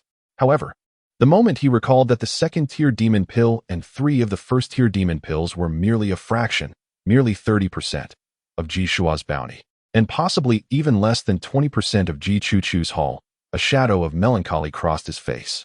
With a resigned flourish of his battered black iron longsword, Ji Hao felt the weight of despair grow heavier, prompting a soft sigh to escape his lips. Just as he lamented, an acute sense of peril surged within his mind, a visceral awareness of life and death. Without a moment's hesitation, he halted his forward stride, pivoting to position his sword defensively. The impact of the iron sword shattered upon collision, yet the momentum of the long staff remained unabated, hurtling towards Ji Hao's chest with Ji Shua's malevolent laughter echoing in his ears. Despite Ji Hao possessing a physique comparable to that of a minor success in the sea-filling realm, how could he truly contend against an opponent of the meridian opening realm? A mouthful of blood erupted from him as he was propelled backward, the remnants of his broken sword clutched in hand, spiraling uncontrollably through the air, the mist of his blood obscuring his vision of Ji Shua's ghastly visage. With no time to ponder his fate amidst the looming threat of death, Ji Hao's singular instinct was to flee. His feet carved a trail in the earth as he harnessed the ground's resistance to arrest his backward momentum, swiftly pivoting to dart into the depths of the dense forest. Behind him, Ji Shua, brandishing the long staff, let out a chilling laugh, stepping over the abandoned fragment of Ji Hao's longsword, pursuing him with deliberate calmness. Ji Hao, crush the rescue jade tube. Perhaps if you shatter it, I, feeling momentarily incapable of vanquishing you, might worry about retribution from the elders, thus granting you a chance at survival. Ji Shua casually twirled the iron rod in his hand. From its tip a blade of spiritual energy shot forth. His expression remained indifferent as he chuckled with amusement. The sound of slicing air approached from behind. Ji Hao remained silent, swiftly sidestepping in an attempt to evade it. Yet the energy blade grazed his face, leaving a crimson mark. As he fled, Ji Hao comprehended Ji Shua's intentions. Confident in his own cultivation at the opening meridian stage, Ji Shua regarded him not as a rival. To him, having located Ji Hao meant the ensuing encounter was merely a game of cat and mouse. Spitting out blood while feeling the piercing agony in his chest, Ji Hao furrowed his brow slightly. Continuing his escape proved arduous. Yet shattering the jade tube for help was equally impossible. On one hand, Ji Hao was reluctant to squander this singular opportunity to reclaim his martial path. And on the other, the elder's arrival at the jade tube's location would take time. Within mere moments, should Ji Shua choose to unleash his full power, death would likely be his only fate. Considering this, Ji Hao extended his tongue to lick the blood that had trickled from the corner of his mouth, the metallic taste flooding his senses. A flash of crimson ignited in his eyes, and a frenzied expression appeared on his face. Ji Shua, you force my hand. If I perish, do not expect to fare well yourself. Another energy blade surged towards him from behind, yet Ji Hao let out a chilling laugh. Slightly altering his path and racing towards the depths of the forest, blood continued to seep from the multiple wounds on his back. But his expression remained unchanged as he forcibly accelerated his escape. Do you truly think you can flee? Is it genuinely possible to escape? Behind Ji Hao, Ji Shu noticed Ji Hao quickening his pace once more, a flicker of surprise and doubt crossing his eyes as he murmured softly. A distance of 1,000 meters had elapsed since Ji Hao first encountered Ji Shua.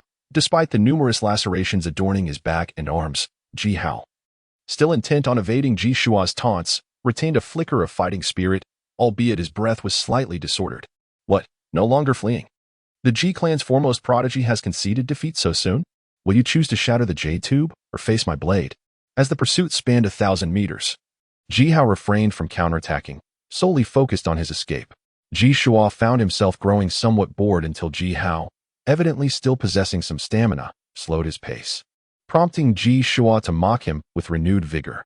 Suddenly, another gust of wind surged from behind, yet this time Ji Hao opted not to flee further. Instead, he grasped his long sword with both hands, turning to confront Ji Shua. Witnessing Ji Hao's resolve to fight back, Ji Shua let out a soft exclamation, casually wielding his staff to deliver a downward strike, while his peripheral vision scanned the surroundings. When the broken sword met the staff, the disparity between their levels became glaringly apparent. Though Ji Shua did not exert his full strength, Ji Hao, even with both hands engaged, found his weapon slipping from his grasp beneath Ji Shua's relentless assault, stumbling back a few steps.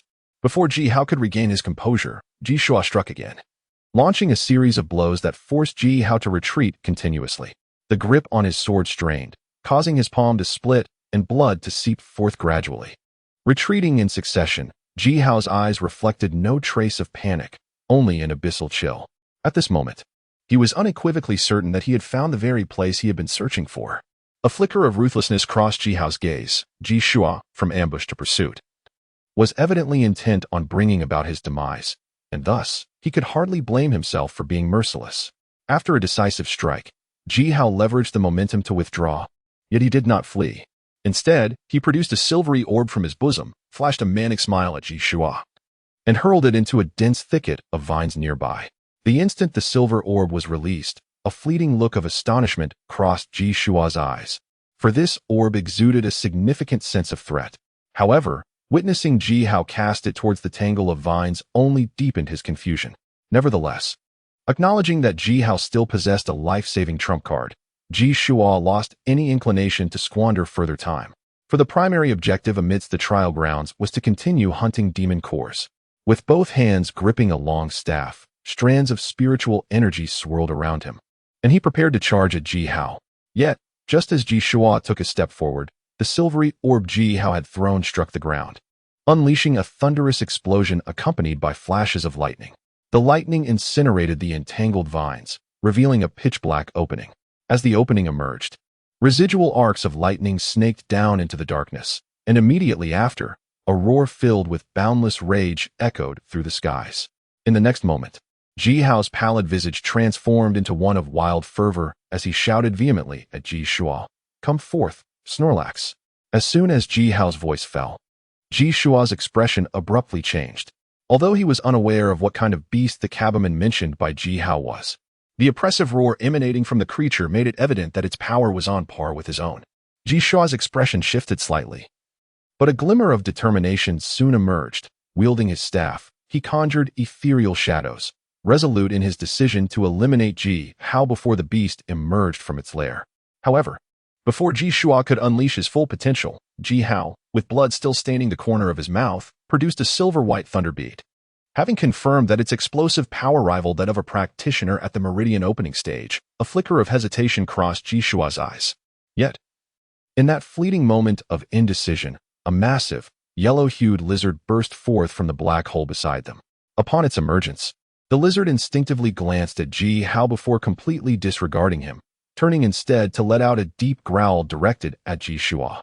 Witnessing this, Ji Hao's eyes sparkled with realization. It seemed that being of a lower realm held certain advantages, as the giant lizard now focused solely on Ji Shua. Ji Shua, gazing intently at the formidable lizard before him, felt a wave of astonishment wash over him. According to the nature of beasts, should anyone or anything intrude upon their territory, they would typically retaliate unless faced with an overwhelming disparity in strength. Yet, this creature had only been provoked by Ji Hao's thunder bead, emerging from its lair in a state of agitation. Furthermore, the entrance from which the giant lizard had emerged was surrounded by lush vegetation, suggesting that it had spent a considerable amount of time within. This raised an intriguing question. What could possibly reside within that would entice a beast of such caliber to remain dormant for so long? Ji Shua cast a cold glance, no longer paying attention to Ji Hao, who was panting heavily, but instead focused all his attention on the colossal lizard beast before him. Regardless of what treasures lay within the cave, it was imperative to eliminate any dangers before pursuing opportunities. Moreover, a beast core from the opening veins realm equated to 80 points in the trial's results. With a gentle sway of his staff, Ji Shua issued a soft command and took the lead, brandishing his weapon toward the giant lizard. The air hummed as the staff sliced through it, creating a sound reminiscent of a rushing wind. The white tiger, having just emerged from the cave, exhibited a hint of arrogance. Upon seeing the imposing youth initiate the attack, the yellow-eyed lizard displayed a flicker of anger. Before the staff could close in, the lizard's powerful hind legs scraped against the ground, propelling its robust body into the air, its forelimbs poised to pounce on Ji Shua. Though Ji Shua aimed his staff at the tiger's claws, the lizard exhibited no overwhelming force. However, to Ji Shua's astonishment, he found himself at a disadvantage from the very first strike. As the claws met the staff, Ji Shua's expression shifted dramatically, revealing a rare glimpse of fear in his eyes. With the claws beneath him, Ji Shua was sent flying backward, his feet leaving 2 half-meter-long trails in the dirt. The staff bending almost into a semicircle, his hands trembling uncontrollably around it. Could it be the divine realm? As the vibrations of the staff settled, Ji Shua cast a perplexed glance at the white tiger, murmuring to himself in disbelief. Since the moment the yellow lizard emerged, Ji Shua had been assessing their relative strengths. Judging by the lizard's initial aura upon exiting the cave, it seemed to possess merely the capabilities of the opening veins realm.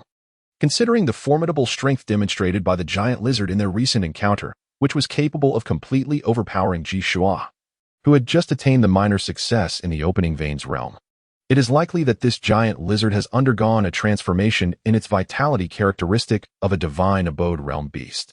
The fact that its current aura does not measure up to that of the divine abode realm merely indicates that the giant lizard has not yet reached its peak.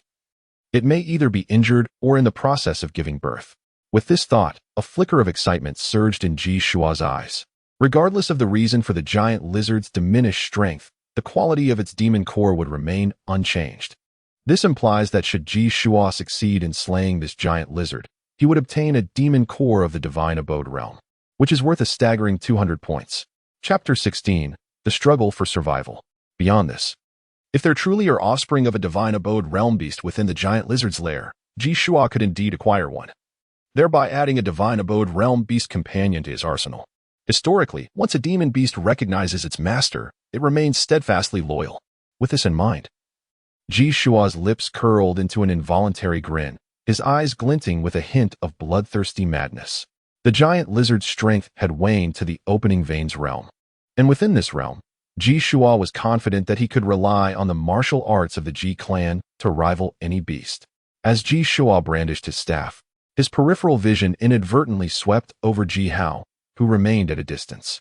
He understood Ji Hao's intentions, yet instead of feeling anger, a sense of delight surfaced in his gaze. To Ji Shua, the mere mountain-moving realm Ji Hao was but an insignificant insect. Even with his commendable explosive power granted by the Thunder Pearl, he merely transitioned from a powerless ant to a somewhat sturdier one. However, an ant remains an ant. How could it possibly shake the heavens? Ji Shua was confident that even after slaying the giant lizard and sustaining injuries, Ji Hao could never gain the upper hand.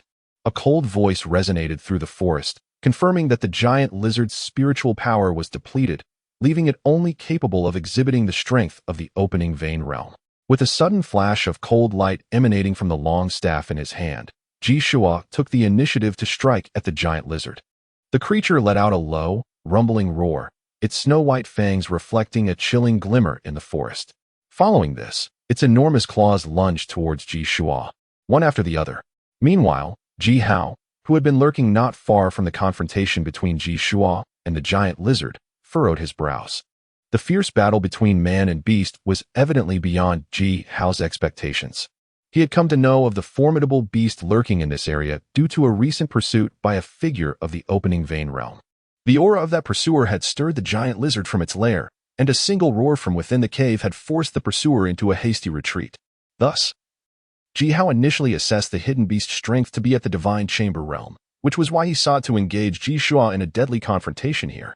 However, much to Ji Hao's surprise, as Ji Shua had indicated, the giant lizard was indeed a beast of the divine chamber realm, yet for reasons unknown. It could presently only exhibit the strength of the opening vein realm. Ji Hao perceived that the giant lizard was clearly disinterested in continuing the fight, allowing Ji Shua to contend with it, utilizing his opening vein strength against the beast's transformed physique. Observing that neither side could decisively claim victory, Ji Hao's gaze flickered towards the cave from which the giant tiger had emerged. After a moment of contemplation, he gritted his teeth and swiftly leaped towards the entrance of the cave. At this moment, as Ji Hao had initially been forced back by Ji Shua to a position facing the back of the giant lizard, his actions of burrowing into the cave went unnoticed by the creature. However, Ji Shua, who was directly facing Ji Hao, naturally detected his movements. After a brief moment of distraction, a complex expression flickered in Ji Shua's eyes, yet he chose to persist in restraining the giant lizard, evidently creating conditions for Ji Hao to enter the cave. Having already slipped inside, Ji Hao remained oblivious to the cunning glint in Ji Shua's eyes. In Ji Shua's perspective, the cave of the giant lizard undoubtedly harbored certain benefits. However, he understood that while he could contend with the lizard, slaying it would prove exceedingly challenging. The treasures within the lizard's cave could only be obtained by vanquishing the beast, yet Ji Hao's stealthy entry posed a dilemma. If he could indeed retrieve something from within, how could a mere mountain-moving realm figure possibly evade the grasp of one in the opening pulse realm? Thus, Ji Shua was willing to forcibly hold off the giant lizard, intent on facilitating Ji Hao's entrance, for in his eyes, all that Ji Hao procured was rightfully his. Outside the cave, spiritual energy surged, while within, an aura of tranquility prevailed. Ji Hao, gripping a half-length sword, cautiously advanced through the cave, which, in stark contrast to the narrow entrance, exceeded all his expectations in both height and width. After proceeding cautiously for about a couple of yards, the cave suddenly illuminated with specks of light, prompting Ji Hao to quicken his pace towards the source of the glow. Upon entering, one is greeted by a breathtaking cavern, where the deepest recesses unveil a modest cave, its surrounding walls emanating an inexplicable luminescence. At the heart of this grotto lies a nest fashioned from withered grass, cradling 2 eggs, each roughly the size of a human head, radiating a soft, milky glow. Directly in front of the nest rests a small pool of water, above which hangs a stalactite, its pointed tip slowly coalescing a droplet of pearlescent liquid that falls into the pool without causing a ripple. Jihao first cast a glance at the 2 eggs nestled within the grass, but his attention was swiftly drawn to the pool below. Approaching it, he was enveloped by a subtle aroma of herbs that wafted through the air. Merely inhaling this fragrance invigorated him, prompting him to glance back at the cave entrance, where faint sounds of a skirmish echoed from outside. Taking a deep breath, he positioned himself before the pool and eagerly began to imbibe the liquid. Imbued with boundless spiritual energy, the sound of his swallows echoed distinctly within the tranquil cave, yet Jihao remained undeterred. In a mere moment, the liquid in the pool had diminished significantly. Rising from his indulgence, he contentedly released a belch, feeling an extraordinary lightness envelop his entire being.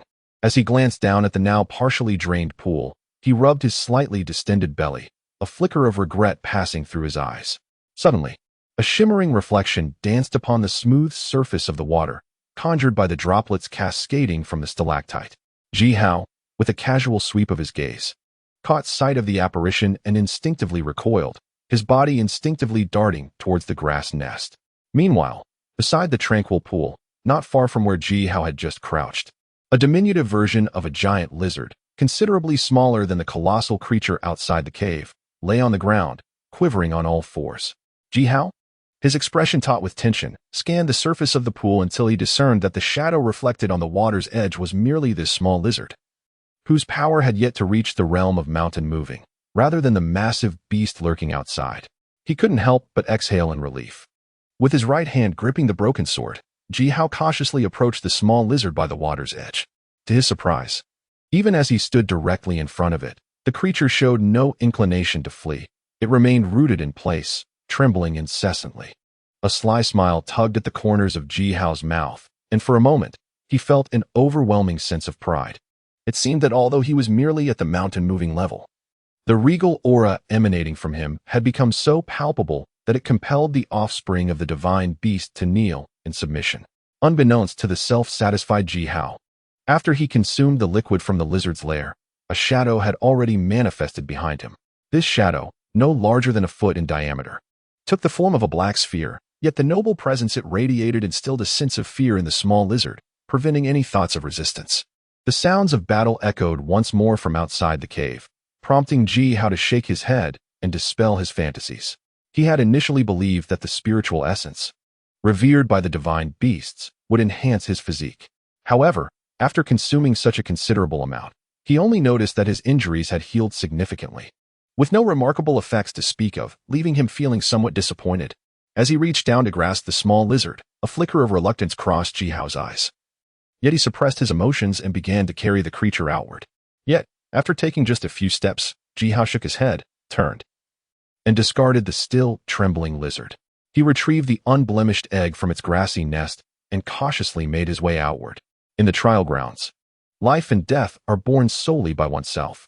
Since the colossal lizard of the divine mansion realm was unwilling to engage in a senseless battle, I shall provide it with a reason to fight. At this moment, martial prowess is solely for the sake of survival. Chapter 17. The cunning one. Outside a cave in the trial grounds of the unreturning mountain, Ji Shuo wielded a long staff, entangled in combat with a massive, earthy-hued lizard. Just as the struggle reached its peak, a sudden sound of rushing wind erupted from behind Ji Shuo. Practitioners of the opening veins realm refine their bodies, and their senses sharpen with each trial. The moment the sound reached him, Ji Shuo instinctively withdrew from beneath the lizard's claws, sweeping his staff backward. The staff, imbued with strands of spiritual energy, met the source of the sound with a sharp crack. In Ji Shuo's vigilant gaze, a demon egg, roughly the size of a human head, shattered upon the staff's end, its murky contents spilling, tainted with traces of blood, across Ji Shuo's robe. The pungent odor of the egg's fluid caused Ji Shuo to frown slightly. Immediately following the sound of the eggshell shattering, another noise erupted from behind Jihao.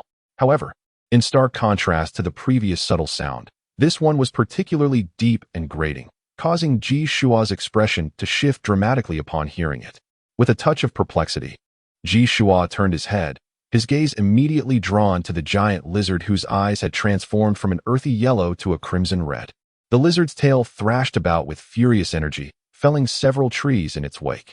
Yet, the giant lizard remained heedless, its bloodshot eyes fixed intently on Ji Shuo, or rather, on the egg yolk and bloodstains that adorned Ji Shuo's robe. Sensing the naked ferocity in the lizard's eyes, Ji Shuo swallowed audibly, his hands gripping the iron staff tightly, while a flicker of anger mingled with his wariness as he scanned the surroundings. "Ji Hao, you get out here." As the pungent odor of the shattered egg intensified, the giant lizard tilted its head back slightly and roared, its thick legs pawing at the ground incessantly. Seeing this, Ji Shuo tightened his grip on the iron staff, an unwilling cry escaping his lips. At this moment, despite the myriad of questions swirling in his mind, Ji Shuo knew that the giant lizard's sudden rage stemmed from the lizard egg he had just shattered. And the only one who could have brought this egg from the cave was Ji Hao, who had entered the cave not long ago. "Ji Shuo, why are you calling me? Didn't we agree that I would throw the egg, you would smash it to enrage the giant lizard, and then we would join forces to kill this idiotic lizard?" Moments after Ji Shuo's words faded, Ji Hao leaped down from a towering tree behind the giant lizard, his voice filled with apparent urgency. As Ji Hao spoke, he cast furtive glances at the giant lizard, which remained fixated on Ji Shuo. According to the clan's demon hunting team, all members of the demon beast family possessed intelligence, and those at the divine abode realm, the last stage of the physical realm, could even comprehend human speech. As anticipated, with Ji Hao's words falling, the giant lizard's eyes glinted with ferocity. It propelled itself forward with a powerful thrust of its hind legs, charging directly at Ji Shuo. Witnessing Ji Hao leap down, Ji Shuo felt a surge of rage ignite within him. However, the subsequent words from Ji Hao left him momentarily stunned. Just as the giant lizard lunged, Ji Shuo's eyes widened in alarm, his fury intensifying. "Damn it, Ji Hao, I swear I shall not rest until you are slain." A roar erupted from Ji Shuo's lips, and he was compelled to confront the giant lizard's furious assault with all his might. The creature's formidable right claw swooped down upon him, bending his staff once more, while Ji Shuo's bent legs sank deep into the earth, leaving two profound impressions. Feeling the lingering force transmitted through the staff, Ji Shuo gritted his teeth, realizing he had indeed underestimated the strength of a monster at the Divine Mansion realm. Yet, given that the giant lizard was merely at the opening vein stage, he remained cautious rather than fearful. Gritting his teeth, he forcefully thrust the staff, rolling backward to evade the lizard's left claw.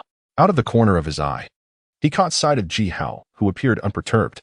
A cold glint flashed in Ji Shuo's gaze as he swiftly retrieved a jade-colored pill from his pocket and swallowed it. The Earth Spirit Pill, a life-saving elixir for the many juniors at the opening vein stage who entered this trial ground, surged spiritual energy through his meridians. He finally exhaled in relief, and before the giant lizard could charge again, Ji Shuo fixed a fierce glare, the air around his staff rippling with energy, sending countless leaves swirling to the ground. Amidst the fallen leaves, Ji Shuo let out a sharp cry, leaping forward to wield his staff in a vertical strike against the colossal lizard. Kongming strike, Shuo Yoguan. Surrounding the staff, several small whirlwinds materialized. While Ji Shuo's arm bulged with veins, his complexion slightly pale, clearly indicating that even with the enhancement of the Earth Spirit Pill, this technique demanded considerable energy. Beneath the staff, the colossal lizard's crimson pupils revealed an unusual caution. Its four limbs gripped the ground tightly, and the scales on its previously powerful tail shimmered with a golden radiance. With a swift flick, the lizard's tail surged toward Ji Shuo's staff. Though both combatants momentarily gathered their strength, the clash between the staff and the lizard's tail occurred in the blink of an eye. As the staff made contact with the scales, sparks flew in every direction. The dazzling sparks generated visible waves of force that radiated outward, causing towering trees to sway perilously. Beneath the quaking branches, Ji Hao's wide eyes were fixed on the unfolding battle, poised to flee at a moment's notice. However, contrary to Ji Hao's expectations of a stalemate between man and beast, the collision between the staff and the lizard's tail lasted mere moments before the lizard emitted a pained shriek. Its tail trembled slightly, shedding blood and golden scales that lost their luster. Witnessing the disappearance of the golden glimmer from the lizard's tail, a glimmer of joy flickered in Ji Shuo's cautious gaze. Ji Hao's retrieval of the lizard's egg had indeed provoked the creature's wrath, but it also confirmed that the colossal lizard was in the midst of laying eggs. a vulnerable state for any beast, wherein their strength significantly wanes during reproduction. Thus, the formidable lizard of the divine palace, which could have engaged in a contest of strength with Ji Shua due to its robust physique, found itself at a disadvantage after Ji Shua unleashed his overwhelming power. The contest of physical prowess had already been infused with spiritual energy, and at that moment, the greatly weakened lizard could no longer conceal its fatigue.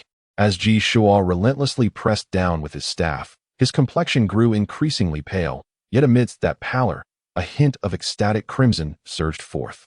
The lizard, with its four limbs grounded, had its tail gradually succumb to Ji Shua's pressure, losing the regal demeanor it once possessed, resembling more a forlorn dog, whimpering on the ground. As the lizard's cries diminished, Ji Shua swiftly swung the staff, which had been resting on the lizard's tail, and brought it crashing down upon the lizard's head. The earthy-colored scales shattered, and amidst the blood, the lizard emitted another anguished wail. At this moment, Ji Hao's expression shifted, not because Ji Shua was about to slay the lizard, but rather due to the peculiar movement of the lizard's tail the instant Ji Shua's staff left it. It was at this juncture that Ji Hao recalled the nature of this lizard, the stack-tail lizard, a species devoid of any extraordinary cultivation talents. Instead, during its growth, a secondary tail would gradually develop beneath the primary one. The stronger the lizard's power, the more potent the spiritual energy coalescing upon the secondary tail. This indicated that, until this very moment, the lizard was poised to unleash its most formidable strike. Ji Hao, standing beside the stack-tail lizard, noticed its movements, while Ji Shua, positioned directly in front of the creature, remained oblivious, focusing instead on catching his breath, his hands raised high with the staff, preparing to deliver the final blow. Ji Hua, do not rush. Once I have dealt with this foolish lizard, you shall be next. What of the Divine Palace realm? Today, I shall defy the Divine Palace realm with the Pulse Opening realm. The title of the Ji clan's foremost genius belongs to me, Ji Shua. As if sensing Ji Hua's scrutinizing gaze, Ji Shua sneered, then erupted into a wild laughter. Hearing this, Ji Hua, who had been torn between the dilemma of whether to watch Ji Shua meet his demise at the hands of the tail lizard, merely rolled his eyes in indifference, prepared to be a mere spectator. Just as Ji Shua's arrogant words faded, his staff fell through the air. However, before it could make contact with the tail lizard, the slender, silver-glimmering tail of the giant lizard struck with alarming speed. No, the sudden turn of events left Ji Shua no time to react. His eyes widened in horror as he attempted to bring down his staff in haste, but the tail, renowned for its ferocity, was beyond Ji Shua's current capabilities. The tail collided with his chest, and a spray of blood mist coalesced into a crimson bloom above the giant lizard's head, sending Ji Shua hurtling backward. Meanwhile, the giant lizard, which had focused its wrath on shattering the lizard eggs, seemed to suddenly recall Ji Hua, seizing the opportunity as Ji Shua was flung away. The tail lizard swiped at Ji Shua's staff with its claws, pivoting to hurl the staff toward Ji Hua. Ji Hua, who had been attentively observing the battle, quickly noticed the staff hurtling toward him. Yet, upon catching sight of the murderous glint in the tail lizard's eyes, Ji Hua's gaze flickered momentarily before he resolutely brandished his broken sword to meet the incoming staff. The mighty long staff descended upon Ji Hao, as if the mountain-moving realm were but an insignificant ant before the divine mansion realm. The moment Ji Hao's broken sword met the staff, he was sent flying, the staff colliding with his chest, causing him to spew forth blood and collapse to the ground. Yet, amid his fall, Ji Hao's hand shimmered with a myriad of silvery glimmers. A flicker of hesitation passed through the crimson depths of his large eyes as the tail-sweeping lizard surveyed the two lifeless bodies on the ground. Ultimately, it resolved to first inspect the corpse of Ji Shua, the one who had slain its kin in the opening vein realm. In the eyes of the tail-sweeping lizard, Ji Shua posed a far greater threat than the insignificant ants of the mountain-moving realm. With four immense lizard limbs trailing upon the earth, the tail-sweeping lizard approached Ji Shua, bending down to gently sniff the aura surrounding him. Confirming the almost complete absence of life in Ji Shua, the lizard's tongue flicked out, intent on devouring him. After all, in the eyes of the beast, vanquishing an enemy was merely a means to satisfy hunger, and the flesh of one in the opening vein realm was indeed a delightful delicacy. The tail-sweeping lizard lowered its head once more, and under Ji Hao's anxious gaze, its massive maw drew perilously close to Ji Shua, just 3 inches away, when an unexpected turn of events unfolded.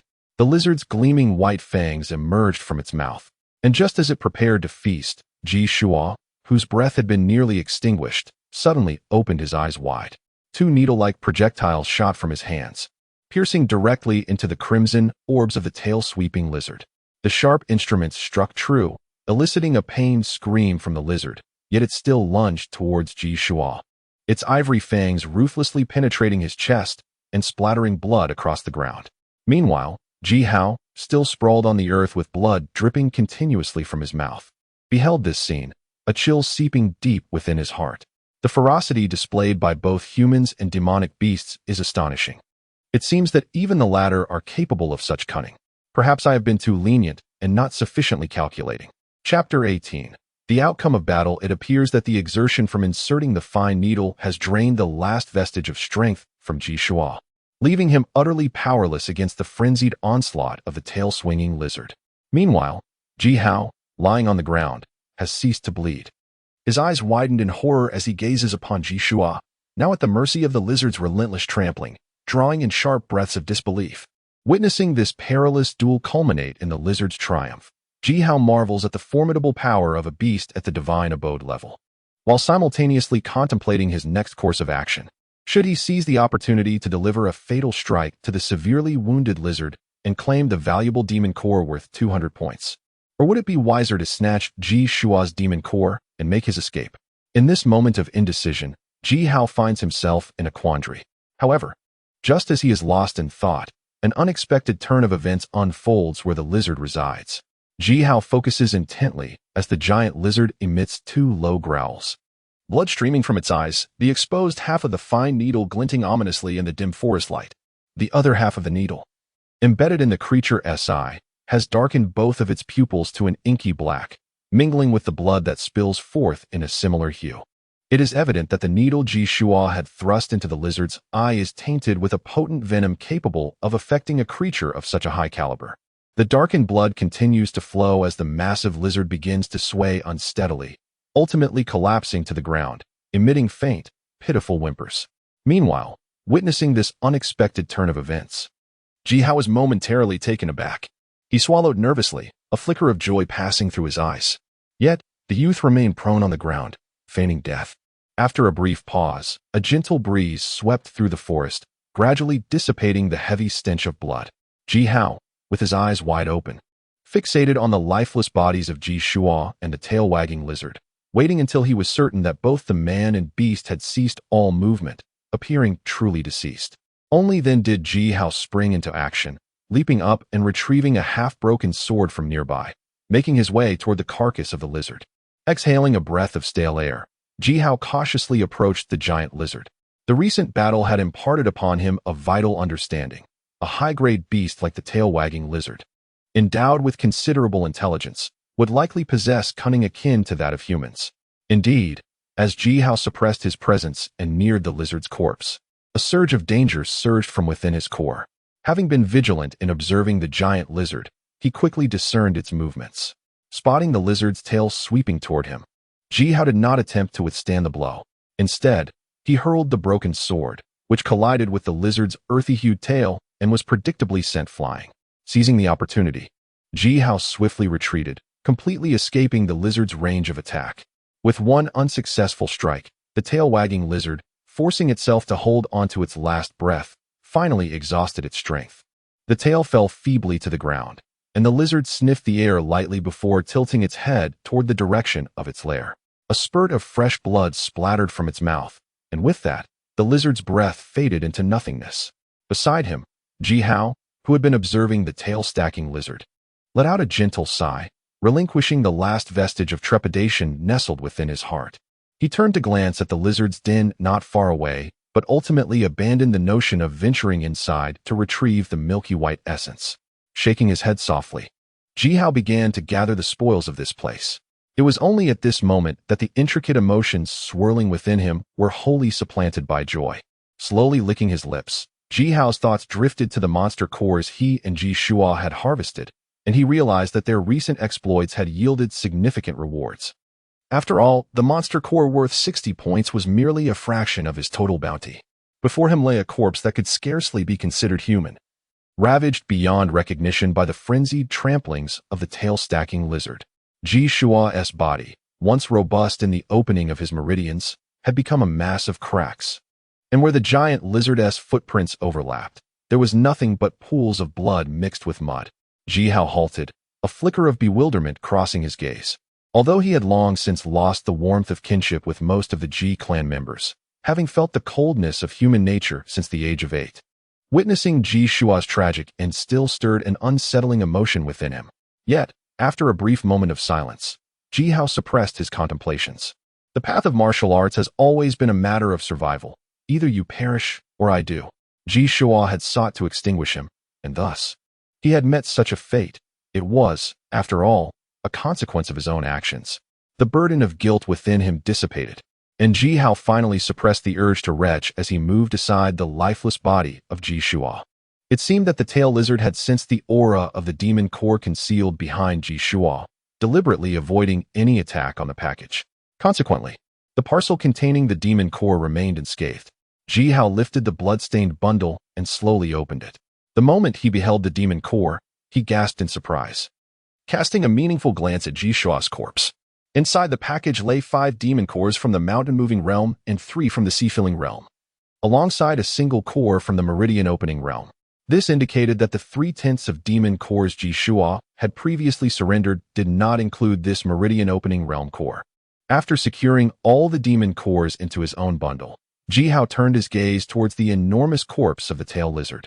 For the demon core of a spirit palace realm beast was the true focal point at that moment. With a pang of regret, he retrieved the half-broken longsword that had been knocked away multiple times, glancing at the cracks along its blade with a resigned sigh. Subsequently, he wielded the sword and plunged it into the beast's forehead. Before long, a yellowish orb appeared in Ji Hao's hand. Unlike the ordinary cores from the mountain-moving realm, the tail lizard's demon core emitted a faint, ethereal glow, subtle yet imbued with an extraordinary vitality. With the spirit palace realm demon core secured, Ji Hao nodded in satisfaction. His gaze swept across the chaotic forest, and he picked up Ji Shua's long staff, casually digging a deep pit to inter the remnants of Ji Shua's shattered body. Afterward, the young man shouldered the bundle and the broken sword, wielding the retrieved staff in hand, and set forth towards the setting sun, continuing his journey. At this moment, the trial ground had already surpassed the halfway mark of the competition.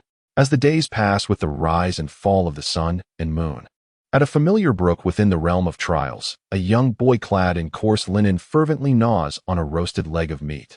The gentle babbling of the stream accompanies Ji Hao as he savors the beastly flesh, his gaze fixed upon the dawn, occasionally caressing the now plump bundle by his side, as if cherishing a beloved.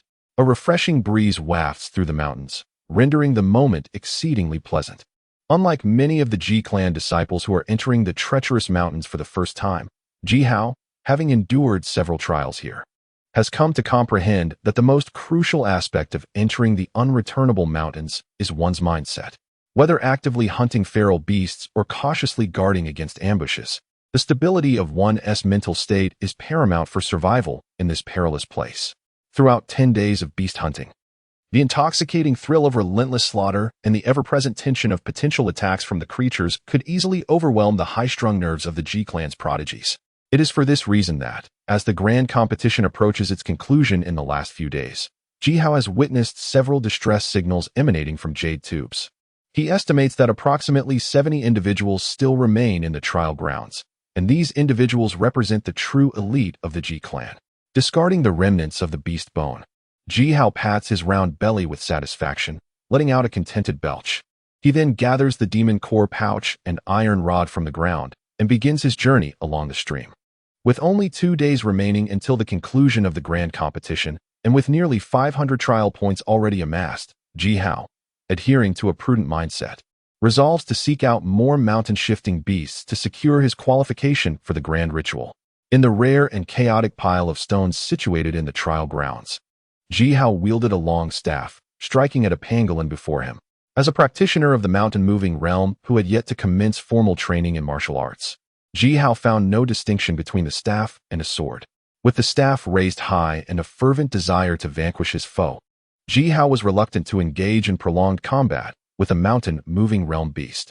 The crimson glow of the Ji family's blood-burning secret technique gradually enveloped Ji Hao's arm. The staff descended with force, colliding with the pangolin's tough shell, producing a crisp sound. A satisfied smile graced Ji Hao's face. Although he was unaware of the material from which this staff, left behind by Ji Shua, was crafted, the battles of recent days had illuminated him to its extraordinary nature. On the ground, the pangolin, struck by the staff, visibly trembled, emitting a peculiar howl. Instead of retreating, it propelled itself forward, launching an attack against Ji Hao with its hind legs. Observing this, Ji Hao felt a surge of joy in his heart.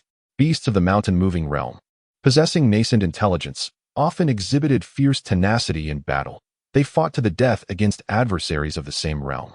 This was precisely why Ji Hao had been able to slay several beasts of this caliber. Had the beasts not fought to the death, even Ji Hao, with his nearly overwhelming combat prowess within the mountain-moving realm, would have found it challenging to capture a foe intent on fleeing. As the pangolin charged at him, Ji Hao too advanced, unleashing a flurry of strikes with his staff. Within mere moments of their clash, Ji Hao ceased the release of his blood-burning technique. Glancing at the pangolin, which lay battered and bleeding before him, Ji Hao took a moment to catch his breath. Once his pale complexion regained its rosy hue, the young man extracted the pangolin's demon core from the ground and proceeded onward. Journeying northward, Ji Hao seemed to gradually penetrate the dense forest of the trial grounds. As the atmosphere grew progressively cooler and more silent, he became increasingly attuned to the movements around him, his steps growing ever more cautious. Yet, after traversing but 100 meters, a flicker of surprise appeared in Ji Hao's eyes. From deep within the thicket, voices could be heard, evidently engaged in a dispute. After a moment's hesitation, Ji Hao restrained his presence and stealthily advanced towards the source of the noise. In this trial ground, warriors were adversaries to one another, thus, amidst the chaos, collecting some demon cores could hardly be deemed unethical. I, Ji Hao, am a person of principle. Chapter 19. Deception following the remnants of a trail through the woods. Ji Hao progressed for a few breaths of time before finally glimpsing through the gaps in the trees the two factions embroiled in conflict within the forest. To his astonishment, there were no less than 10 individuals gathered in the thicket, yet it was the smaller group that held the advantage, subtly encircling the other 7.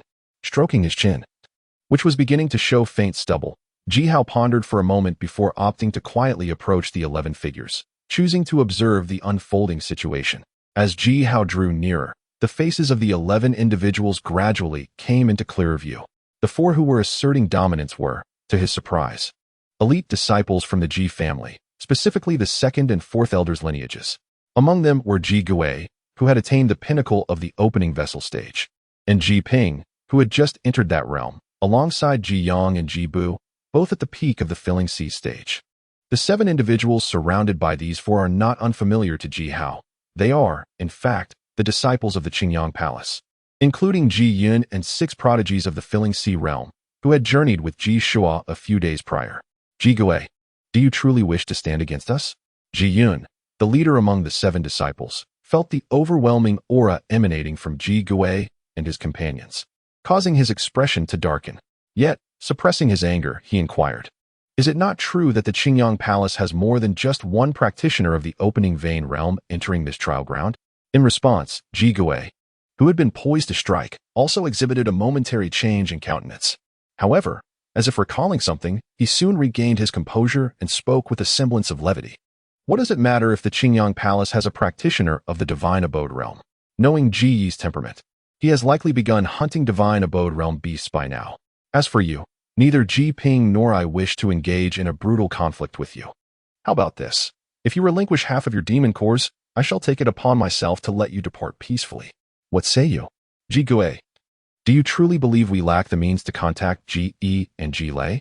The trial ground spans merely 1,000 miles. Given the travel speed of a divine abode realm warrior, do you truly think you can secure your escape before they arrive? You might end up with nothing at all.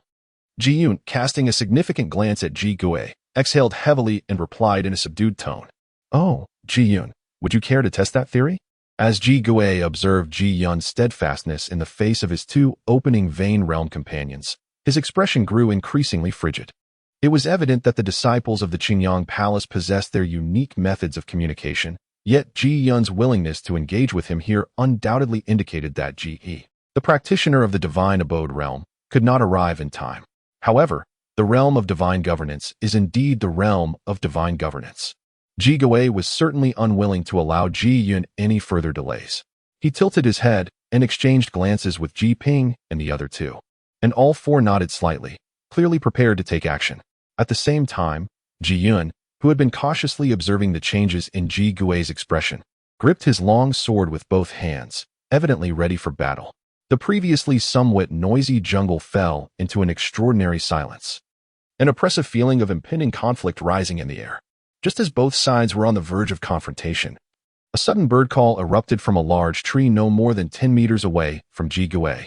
A bird, the size of a human head, took flight with a startled cry, causing both parties that had long been negotiating in the dense forest to turn their heads simultaneously. Perched atop the tree, Ji Hao gazed in a daze at the swaying branches beside him, his eyes filled with astonishment. With remarkable stealth, Ji Hao had managed to infiltrate within 10 meters of Ji Gui and the others. However, just as he prepared to observe the unfolding drama and nod in approval, a large, unendowed bird suddenly landed on the branch beside him. After locking eyes with the bird for a moment, Ji Hao intended to eliminate it, but to his surprise, the bird let out a startled cry and took flight, immediately circling above Ji Hao's head. Ji Hao gritted his teeth slightly, hurriedly turning to look at the two groups below the tree. Noticing that the previously tense atmosphere had dissipated somewhat, Ji Gui and his companions fixed their gazes directly in Ji Hao's direction, prompting a slight frown to form on Ji Hao's brow. After a moment of contemplation, Ji Hao did not wait for Ji Gui and the others to probe first. Instead, he tore off a piece of triangular fabric from his tattered hemp robe, casually covering his mouth and nose. Grasping Ji Shua's dark iron staff, he leaped gracefully to a spot not far from the standoff between Ji Gui and Ji Yun. Esteemed ones, I merely passed through and have no intention of meddling in your affairs. Please, continue, he said, landing with an air of indifference in his eyes. Ji Shua, how did you come to be in such a state? Ji Gui remarked, casting a sidelong glance at the newcomer, who was clad in ragged hemp and wielding an iron rod. He rolled his eyes slightly, thinking, someone sneaking around and claiming to be just passing by? If anyone believes that, they must be a fool. Where's Ji Shua? Upon hearing Ji Gui's question, Ji Hao, gripping the iron staff, planted it into the ground and scratched his head in confusion. How embarrassing it is to intrude upon your duel. I recently engaged in a fierce battle with a demonic beast of the opening veins realm, and I sustained grave injuries. My clothes are in tatters, and I bear some unsightly scars on my face. Hence, I borrowed a garment from a member of the Ji clan and concealed myself here to recover. Had it not been for the ruckus you all are making, I would have preferred to quietly observe and await your victorious departure. Before Ji Gui could respond, Ji Hao gently shook his head, nonchalantly jingling a broken sword hanging at his waist, and sighed innocently. Hearing this, Ji Gui fell silent, merely feeling that in just a few days of absence, Ji Shua had become utterly shameless, attempting to fool everyone as if they were simpletons. In the hands of Ji Shua lies an iron rod, a semi-spiritual weapon bestowed upon him by the fifth elder. The Ji clan possesses few disciples skilled in the use of staves, and with Ji Shua's cultivation at the meridian opening stage, the Ji family members present instantly recognized this figure cloaked in coarse linen as Ji Shua. As for his subsequent claims, the crowd remained skeptical. It seemed plausible that he had indeed engaged in a fierce battle with a beast of the meridian opening stage. Otherwise, the typically prideful Ji Shua would not have donned such humble garb, complete with a blood-stained cloth covering his face. The notion that he merely borrowed these garments appears suspect. The blood on the tattered linen, along with the broken sword, strongly suggests that Ji Shua may have clandestinely slain a fellow disciple of the Ji family. Furthermore, Ji Hao's assertion regarding healing in this location was dismissed by Ji Gui and the others as mere nonsense, who would seek recovery while hanging from a tree, patiently awaiting the return of their comrades. Clearly, he aimed to benefit from the conflict between the clam and the snipe. Reflecting on this, Ji Gui felt a trickle of cold sweat. Fortunately, the bird had revealed Ji Shua's location. Otherwise, amidst the chaos, Ji Shua might have seized the opportunity to gain an advantage. Ji Shua, since you wish to partake in this endeavor, how about we unite our efforts? The Qingyang Hall desires all 9 of us to secure a baptism quota, and the demon cores behind Ji Yun and the others are not to be underestimated. After a moment of contemplation, Ji Gui concluded that it would be unwise to offend such a cunning individual like Ji Shua, especially given his formidable cultivation, and thus he inquired softly. Upon hearing this, Ji Hao, concealed beneath his linen, let out a derisive chuckle before turning to Ji Yun. Brother Yun, do you believe I should join forces with Ji Gui and the others? Ji Hao raised the iron rod from the ground, twirling it gently, his voice gravelly as he spoke with a smile. Esteemed brother Shua, Ji Gui is a man of treacherous ambition. He has long conspired with Ji Ping, and to ally with him would be akin to seeking shelter under a tiger's paw. It would be far more prudent for you to join forces with my Qingyang Palace. Given that the Ji family has 10 slots for the baptism, even if my Qingyang Palace were to monopolize 9, the remaining slot would undoubtedly belong to you. As Ji Yun observed Ji Gui conversing with Ji Hao, a deep bitterness clouded his expression. 2 practitioners from Qingyang Palace could perhaps withstand a confrontation, but should there be 3, he feared he might not escape unscathed today. However, his countenance brightened suddenly when Ji Hao turned to inquire about him. Without a moment's hesitation, Ji Yun suppressed his elation and promised Ji Hao with earnest words. The sole baptism slot of the Ji family's main lineage. Brother Yun, you are indeed generous. Upon hearing Ji Yun's words, the masked Ji Hao's expression was inscrutable, yet he retorted with a hint of mockery. Brother Shua, we can offer you 7 demon pills from the sea-filling realm as compensation for your assistance. Sensing the scorn in Ji Hao's tone, Ji Yun felt the inadequacy of his initial offer, and a tinge of embarrassment crept onto his face. After a moment of contemplation, he gritted his teeth and replied, the sea-filling realm? Do you believe that the worth of your 7 members, or the slot for the grand ceremony, is merely this? As soon as Ji Yun finished speaking, Ji Hao chuckled once more. For demon pills from the opening vein realm, Brother Shua, this is the utmost that Qingyang Palace can extend. Should you refuse and choose to ally with Ji Gui, rest assured that during the ensuing battle, my Qingyang Palace will direct all our efforts against you. Ji Yun lowered his head, a subtle glimmer of coldness flickering in his eyes, yet he suppressed his voice and said, 5, Brother Yun. 5 demon pills from the opening veins realm. Hand them over to me, and today, Ji Shua will ensure your safety. Beneath the coarse fabric, Ji Hao gently licked his lips, since everyone regarded him as Ji Shua. Exchanging the demon pills under Ji Shua's name could be seen as compensation for Ji Shua's pursuit of him. Ji Shua, we are both disciples of the main vein, and the true ambitions of the Qingyang Palace in this trial are far-reaching. Are you truly willing to assist them? After a couple of mocking laughs, Ji Hao turned to converse with Ji Yun. At the outset, Ji Gui, who sought to win him over, could not help but frown, his large blade trembling slightly in his hand. Ji Gui stated sternly, Brother Yun, there is no need for further haggling. First, give me 3 demon pills as a deposit. Otherwise, I shall not be inclined to continue this delay. If Ji arrives, it is likely that we, the disciples of the main vein, will be unable to escape. It would be better to seize what we can from you now, wouldn't you agree? Upon hearing Ji Gui's words, Ji Hao turned to cast a dismissive glance at him, showing no concern at all, and hurriedly urged Ji Yun, hurry up. Upon hearing this, Ji Yun's eyes clearly reflected a struggle, yet he ultimately complied and tossed out 3 demon pills that shimmered with a hint of spiritual energy. The demon pills are here.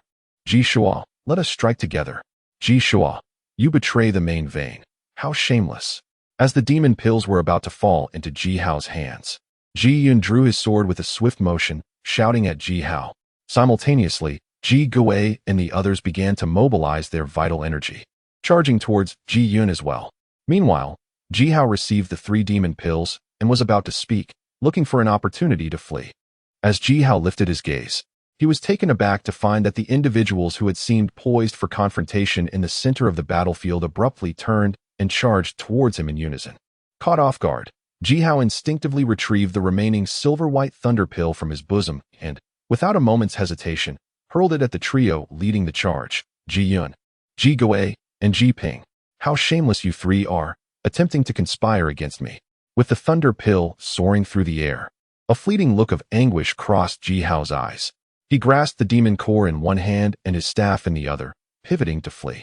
As he sprinted away, feigning anger and shouting, a twinge of delight bubbled within him. He relished the thrill of this escapade. In Chapter 20, Return to the Clan, the silver-white thunder pearl detonated behind him, unleashing a storm of lightning akin to an attack from the opening veins realm, effectively halting the pursuit of Ji Gui and Ji Ping. having successfully deceived them into surrendering 3 demon cores of the opening veins realm. Ji Hao's sole focus was on escaping.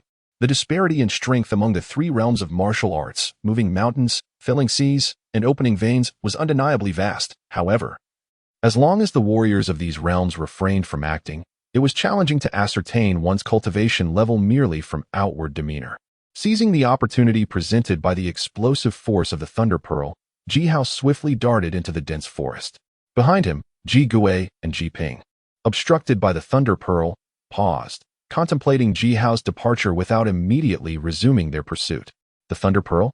It appears that, despite its apparent seclusion over the years, the ancestral land has maintained a considerable degree of interaction with the outside world. As Ji Gui and Ji Yun came to a halt, Ji Yun cast a meaningful glance in the direction where Ji Hao had fled. Observing Ji Hao leaving at a pace not too swift, Ji Yun's brow furrowed, and he spoke with palpable resentment. It was never Ji Yun's intention to confront Ji Hao alongside Ji Gui. However, Ji Hao's audacity was insufferable, daring to meddle in the battle of 3 warriors at the Aperture Realm. Such conspicuousness would inevitably attract calamity. Moreover, for Ji Yun, the initial objective of both Ji Gui and Ji Ping was solely focused on him, and Ji Hao's arrival fortuitously drew some enmity. If they could force Ji Hao into a confrontation with them, by the time the others from Qingyang Palace arrived, all the demon cores in this place would belong to Qingyang Palace. What surprised Ji Yun, however, was that despite the ancestral land possessing a commendable legacy, items like the Thunder Pearl, known for their one-time explosive power, had always been exceedingly rare in the Ji family's main lineage. Thus, from the outset, Ji Yun had not anticipated that Ji Hao could genuinely withstand the 3 of them and extricate himself from the chaos.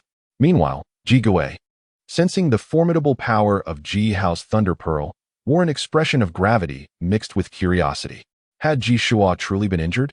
Or could this individual genuinely be Ji Shua? Unlike Ji Yun, who remained steadfast in his belief that the young man in a tattered robe was indeed Ji Shua, Ji Gui harbored a degree of doubt from the very beginning. As fellow prodigies of the Ji clan, they had crossed paths numerous times. While the people of Qingyang Palace might be oblivious to Ji Shua's temperament, those from the main lineage of the Ji clan were mostly well aware. Arrogance and malice encapsulated the true essence of Ji Shua as perceived by Ji Gui. Had the former Ji Shua been present, he would have undoubtedly allied himself without a word, for the martial prowess of the Qingyang Palace was well acknowledged. Once their resources were seized, the slots for the baptism would essentially be reserved by the assailants. Ji Gui shook his head slightly, opting not to elaborate further. Regardless, as long as Ji Shua possessed a half-spiritual weapon in the form of a staff, they might as well accept him as Ji Shua. For the true bounty still lay ahead. With a subtle lick of his lips, Ji Gui brandished his broadsword and charged towards Ji Yun. Ji Hao was a variable. Now that this variable had departed, he ought to resolve the demon cores of the Qingyang Palace before a greater uncertainty arrived. As Ji Gui's blade sliced through the air, Ji Ping, who had silently followed behind, drew forth a long sword that shimmered with light, joining 2 other peak, sea-filling realm warriors as they surged towards the members of Qingyang Palace. The explosive sounds of the Canlay Pearl had faded entirely, yet here, the battle reignited. On the other side of the dense forest, Ji Hao, having discarded his masked cloth, was oblivious to the renewed clashing of blades behind him. Exhausted from his desperate flight, his complexion flushed and breath labored, he lost track of the distance he had covered. As he placed his hand upon his chest, he cautiously assessed the stillness around him. Once assured of the surrounding silence, he slumped against a sturdy tree. Extending his left hand, he beheld 3 demon cores emanating a faint glow. After toying with the cores for a moment, Ji Hao stowed them away in his satchel, then looked skyward with a hearty laugh. The recent entanglements with Ji Gui and his companions were indeed perilous. However, Ji Hao perceived this venture as worthwhile. The 3 demon cores from the opening vein realm were valued at an impressive 240 points, representing his solitary hope for altering his destiny. During his conversation with Ji Yun, Ji Hao meticulously observed the bundles of Ji Gui and his associates, mentally comparing their possessions to his own, and he gradually exhaled a sigh of relief. Based on the size of their bundles, it appeared that neither Ji Gui nor Ji Ping had acquired more demon cores than he had. Furthermore, in terms of the quality of the cores, Ji Hao was confident that the treasures obtained by Ji Gui and his group could not surpass the 1 core from the Divine Mansion realm and the 4 cores from the opening vein realm that he possessed. Leaning against a tree to rest momentarily, the fragrant air of the forest gradually calmed the tumultuous blood within Ji Hao.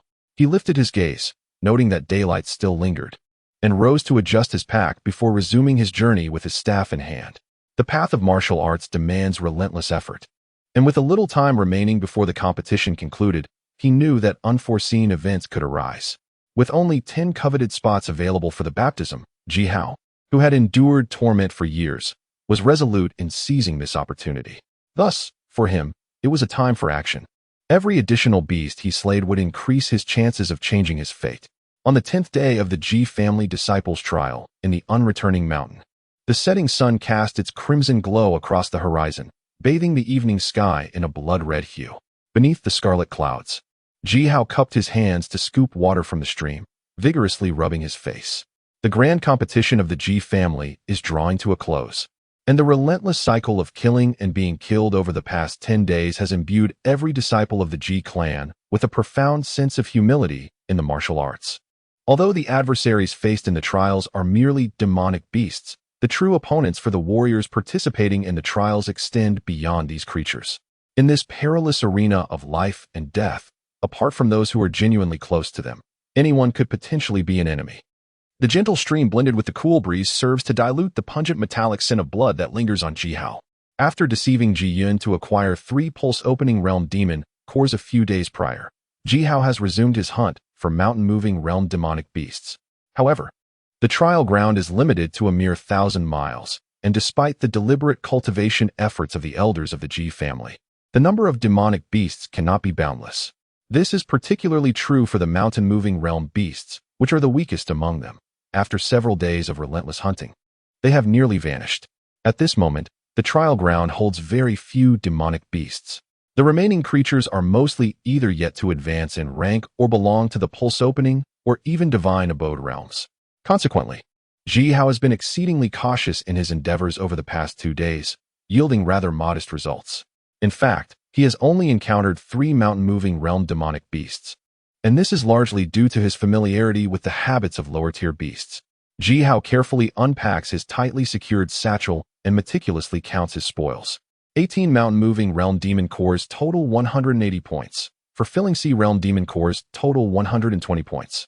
4 pulse-opening realm demon cores total 320 points, and 1 divine abode realm demon core totals 200 points, culminating in an overall total of 820 points. After stowing away the demon cores, Ji Hao exhales a breath of stale air. He has exerted himself to the fullest during this expedition in the trial ground. The outcome is now left to time. At the moment when Ji Hao secured his bundle, a crimson smoke rapidly ascended into the sky at the very center of the trial grounds. Unlike the distress signals emitted from the jade tubes of the participating disciples, this crimson smoke was exceptionally vivid, even more striking than the rosy clouds adorning the horizon. Ji Hao lifted his gaze, observing how the red smoke lingered in the sky. The young man buried an iron rod in a crevice by the stream and then hurried toward the source of the crimson smoke. The grand competition had come to an end. Ignoring the rustling wind stirred up by his swift pace, Ji Hao's heart was filled solely with anxiety and excitement.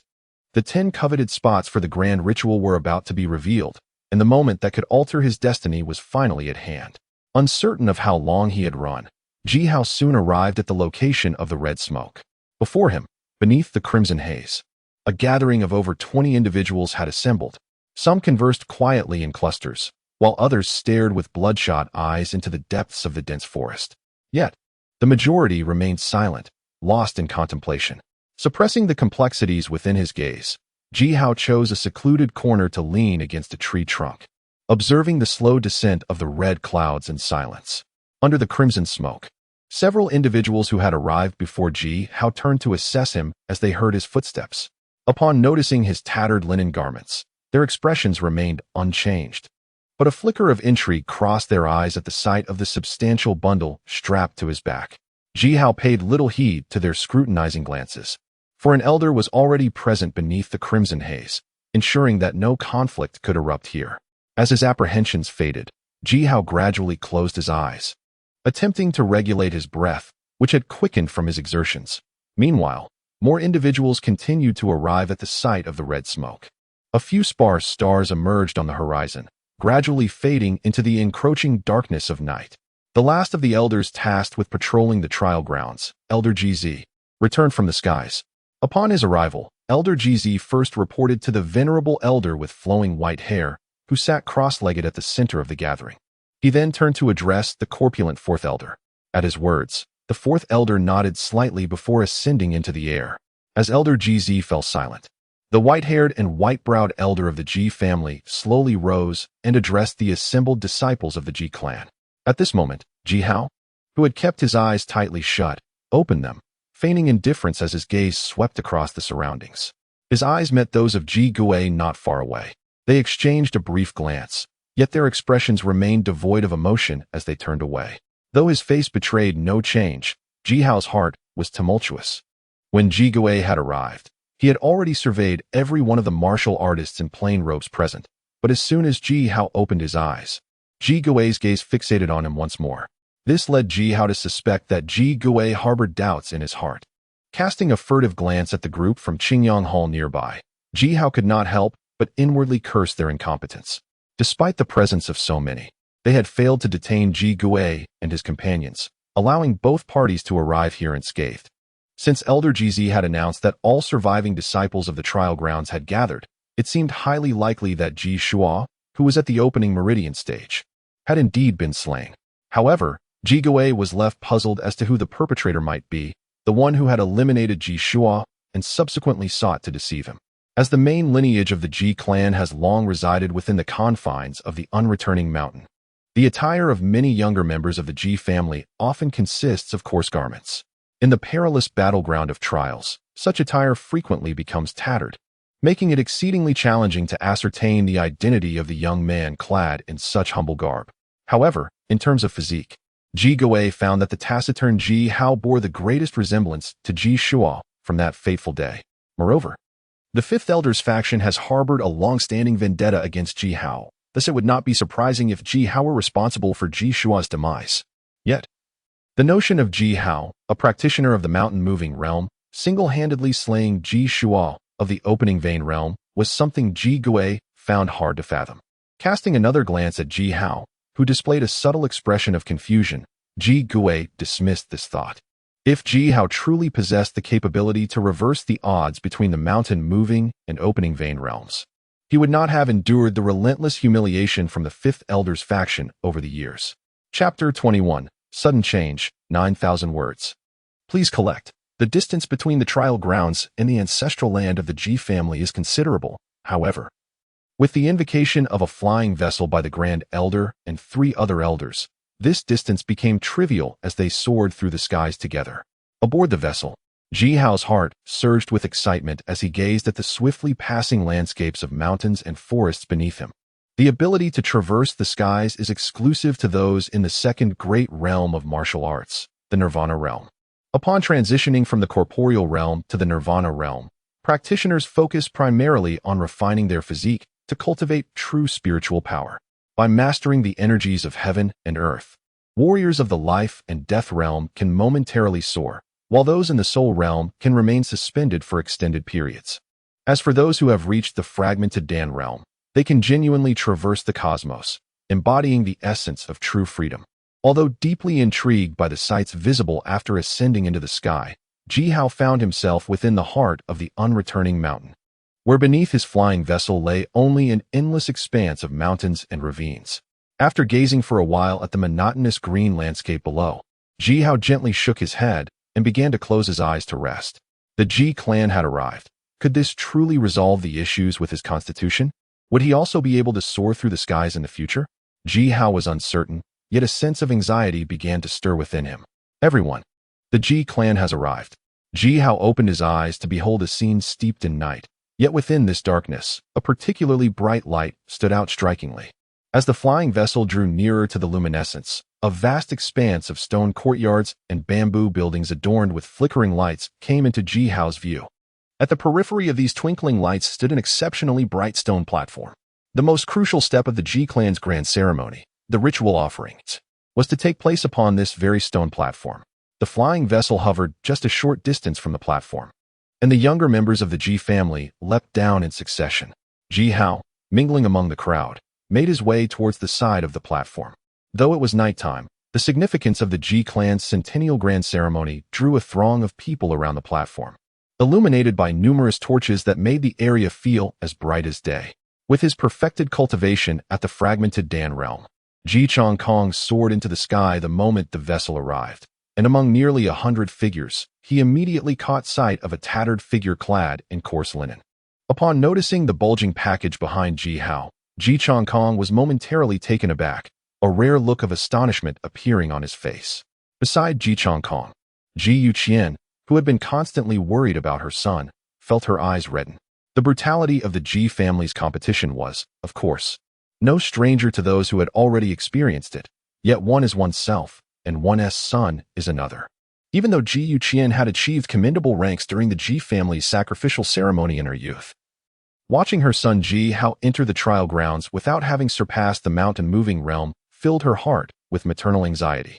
One could see that, at this moment, around the altar, many parents, unable to see their children return safely, were weeping inconsolably. Upon confirming Ji Hao's safe return, Ji Yuqian finally exhaled in relief. However, upon seeing the tattered linen garments of the young man and the flesh-colored wounds adorning his body, her beautiful eyes widened in dismay, and she fiercely pinched Ji Changkong beside her. Despite his cultivation at the fragmented Dan realm, Ji Changkong's complexion changed dramatically under Ji Yuqian's grip, and he did not dare to retaliate, wincing in pain. Casting a resentful glance at Ji Yuqian, Ji Changkong felt a deep indignation within. The Ji family trials were meant for the younger generation to undertake on their own.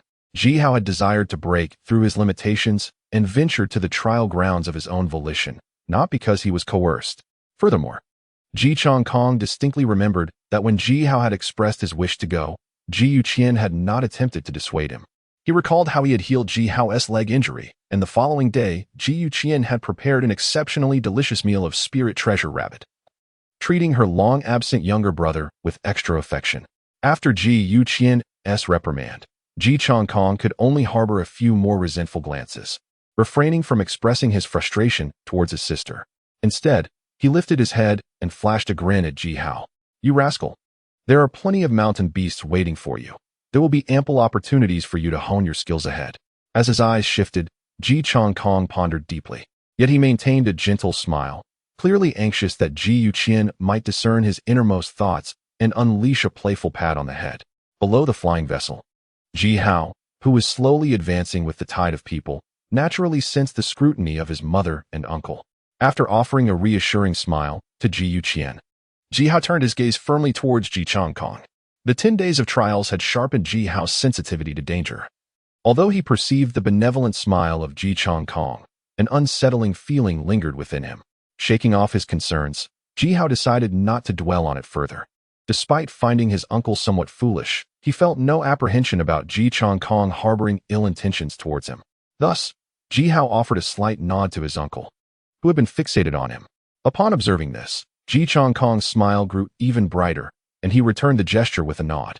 Casting a glance at Ji Changkong's almost vacant expression, Ji Hao rolled his eyes, but chose to disregard his dim-witted uncle for the moment. "Everyone silence," Ji Tianlan declared. "At the commencement of this grand competition, I made it clear that in the trials, life and death are one's own responsibility. After all, the area spans a vast distance. Even the most esteemed elders cannot arrive in an instant." As Ji Tianlan's words echoed, a clamor erupted around the stone platform. Perceiving the ensuing uproar, Ji Tianlan's expression darkened, and he could not help but respond with mild ire. "My Ji clan has remained in seclusion for a millennium. Do you truly believe this is solely due to ancestral edicts? Do you think I, Ji Tianlan, do not yearn to wield a sword and revel in the glory of a master of the 5 domains? The retreat of the Ji family is not a matter of choice, but rather a compulsion imposed upon us by formidable adversaries. Within the 5 domains, the Ji clan still faces a significant threat, one capable of annihilating our entire lineage. Over the years, I have directed all resources towards the younger generation of the Ji family, yet they have proven to be utterly inadequate. It can be said that this trial has yielded the most disappointing results from those who have enjoyed the greatest advantages of our family's resources." With a thunderous roar, Ji Tianlan brought a hush to the surroundings of the stone platform. Glancing at the list in his hand, a flicker of sorrow crossed his eyes. Yet he turned his ire towards the younger generation below. This anger stems from their lack of ambition. The beasts in the trial grounds are essentially nurtured by our G clan. While they possess a certain ferocity, they lack the ruthless edge of true beasts that have emerged from the wild. This is precisely why the majority of you have been able to slaughter beasts of the same rank with ease. Yet, even these inferior creatures have succeeded in claiming the lives of 13 so-called prodigies from our clan. I ask you, do such individuals truly deserve the title of prodigy within the G family? If a calamity were to befall us, could these so-called prodigies genuinely safeguard our entire clan? With a slight sigh, Ji Tianlan's words carried an undeniable melancholy. Should external foes attack, Ji stands ready to defend our borders, prepared to slay enemies from 1,000 miles away and fight to the last breath. Just as Ji Tianlan's words faded, Ji, standing proudly at the forefront of the younger generation, stepped forward and proclaimed loudly. Ji gazed intently at the intricate figure of Ji Tianlan on the arena, his eyes brimming with confidence. There was no doubt, Ji was the most gifted prodigy of the Ji clan in this era. Having entered the divine abode realm at the tender age of 17, he was a remarkable talent from the Qingyang Hall, renowned for hunting divine abode beasts in the trial grounds. Should foreign enemies invade, Ji Hao would willingly fight to the death for the Ji clan. As Ji took a step forward, many of the younger members of the Ji clan were filled with a sense of shame. Yet, amidst this silence, a boy clad in coarse garments from the back of the crowd suddenly shouted, should foreign enemies invade, Ji Chuchu would also fight to the death for the Ji clan. Should foreign enemies invade, Ji Gui would fight to the death for the Ji clan. Ji Ping would dare to battle as well. With Ji Hao's words echoing in the air, several hesitant prodigies of the Ji clan, who had attained the meridian opening realm, responded in unison.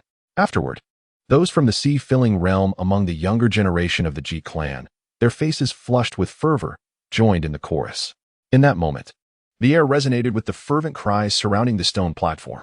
All members of the Ji clan fell silent, save for the younger generation who continued to roar in an unbroken chain. The participating youths took turns voicing their resolve, while even those who had not participated in the trials, other esteemed Ji clan members, joined in the rallying cry. Even the tiny children, merely 4 or 5 years old, responded with their innocent voices, embodying the enduring spirit of the Ji clan. Excellent. This is the essence of our Ji clan's youth. This is the battle spirit that has been inherited for a millennium. As the time for the ceremony approached, the esteemed members of the Ji clan were called to orderly ascend the stone platform to register their achievements with the elders present. Just moments ago, you have all showcased your grand ambitions. Now, do you dare to let me witness your true prowess? As the roar gradually subsided, Ji Tianlan, hands clasped behind his back, gazed down at the injured Ji clan prodigies below and spoke in a resonant voice. Beneath the stone platform, the Ji family disciples, their faces flushed, began to form into 5 distinct rows, slowly advancing towards the 5 stone tables that had been arranged atop the platform. After a moment's contemplation, Ji Hao chose the second row, making his way towards the stone table where the second elder was seated. Meanwhile, Ji Tianlan commenced softly reciting the names of those who had perished during the trial. The high priest confirmed the deceased, Ji Mu, Ji Kuan. The high priest also noted the missing, Ji Shua, Ji Zi, Ji Wei. As Ji Tianlan steadily pronounced each name, many middle-aged individuals who had previously harbored a glimmer of hope were struck with dismay, and numerous women could not restrain their tears of sorrow. When Ji Shua's name was spoken by Ji Tianlan, Ji Hao's expression remained unchanged, his gaze still fixed on the second elder, who was meticulously counting the demon cores of the Ji clan disciples, his eyes brimming with uncontainable excitement as his turn approached. Not far from Ji Hao, the fifth elder, Ji Feng, who was recording the number of demon cores for a young junior, felt his hand tremble as he paused his writing and lifted his gaze to observe the disciples who had returned safely from the trial.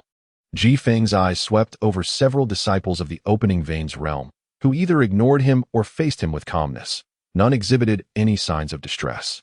The already ascended Ji met the fifth elder's gaze directly, his own eyes filled with tranquility, unable to discern anything unusual from these disciples. Ji Feng could not help but let out a soft sigh.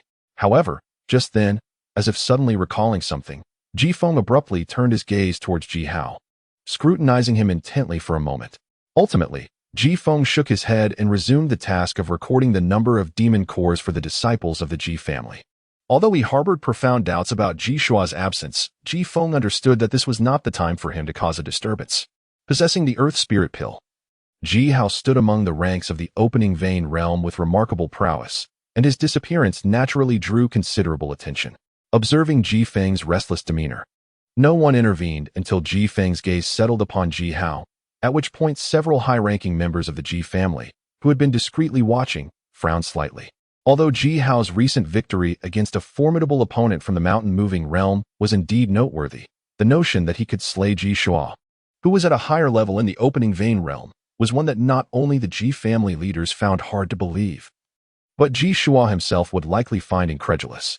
With a soft exhale, Ji Hao released the tightly held bundle in his arms, intending to unveil its contents and retrieve the demon cores. Yet, a sudden thought surged from within, causing a barely perceptible shift in his expression. While no one else was aware of Ji Shua's demise, it was likely that Ji Gui and others had begun to suspect the truth behind Ji Hao's impersonation of Ji Shua. Although Ji Gui had yet to ascertain the identity of the impersonator, the 3 demon cores from the opening vein realm, gifted by Ji Yun, would undoubtedly raise the most significant questions. Ji Hao, what troubles you? The second elder inquired, noticing Ji Hao's abrupt pause in activity. No, second elder, I am perfectly fine. Ji Hao replied, gently shaking his head.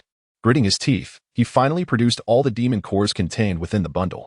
Although the 3 opening pulse realm demon pills from Qingyang Palace might arouse suspicion from Ji Gui and others, Ji Hao was unwilling to relinquish the 240 points for the sake of the grand ceremony's qualification and to transform his own physique. 18 mountain-moving realm demon pills, 4 sea-filling realm demon pills, 3 opening pulse realm demon pills, and 1 divine mansion realm demon pill. As Ji Hao gradually revealed all his harvests from the package, even the seasoned second elder displayed a hint of astonishment in his eyes. Ji Hao's score comprised 180 points from mountain-moving realm demon pills, 120 points from sea-filling realm demon pills, 320 points from opening pulse realm demon pills, and 200 points from divine mansion realm demon pills, totaling 820 points. After meticulously assessing each demon pill, the second elder, slightly taken aback, announced Ji Hao's trial score. As the words left his lips, an eerie silence enveloped the already tranquil stone platform. The sound of a pin dropping could be heard, and gasps of astonishment echoed continuously. The prominent members of the Ji family first cast their eyes upon the divine mansion realm tail-stacking lizard demon pill on the table, then turned to gaze at the composed Ji Hao, their expressions revealing an odd mix of emotions. Ji Hao, the baptism will commence once the demon pills have been counted. You may rest for a while, but do not wander too far. May the Ji family's baptism aid in your cultivation. After a moment of surprise, the second elder concealed his astonishment and spoke with a gentle smile. Ji Hao expressed his gratitude to the second elder. With the counting of the demon pills concluded, Ji Hao intended to take his leave, but just as he turned, the second elder smiled and engaged him in conversation. Upon hearing these words, Ji Hao, who had previously maintained a calm demeanor, suddenly brightened with joy. He slightly bowed to the second elder, the tattered linen robe billowing gently in the breeze. As he descended from the platform amidst the complex gazes of many disciples from the Ji family. Ji Hao, you are quite intriguing. I hope we may meet again in the future. Just as Ji Hao stepped down, he was not greeted by Ji Yuqian, but rather by the illustrious first genius of Qingyang Palace, Ji Yi, who had shone brightly during this grand festival. Ji Hao raised his head, feigning indifference as he glanced at Ji Yun, who closely followed Ji Yi. Noticing the understanding in Ji Yun's eyes, Ji Hao realized that Ji Yun, who had personally entrusted him with the 3 demonic Dan of the Meridian opening realm, must have already discerned that the figure in the tattered robe was indeed himself. Nodding lightly at Ji Yi, although uncertain of the intent behind Ji Yi's words, the fact that Ji Yun did not expose him undoubtedly indicated that Qingyang Palace harbored no malice. Veering past Ji Yi, Ji Hao gradually approached Ji Changkong, whose countenance radiated a gentle smile. Ji Hao fixed his gaze for a moment before choosing to stand beside Ji Yuqian, distancing himself from Ji Changkong. Esteemed guests, the outcome of the Ji family's grand festival has been revealed. This time, our Ji family's prodigies have achieved remarkable results. I must admit, I underestimated you all.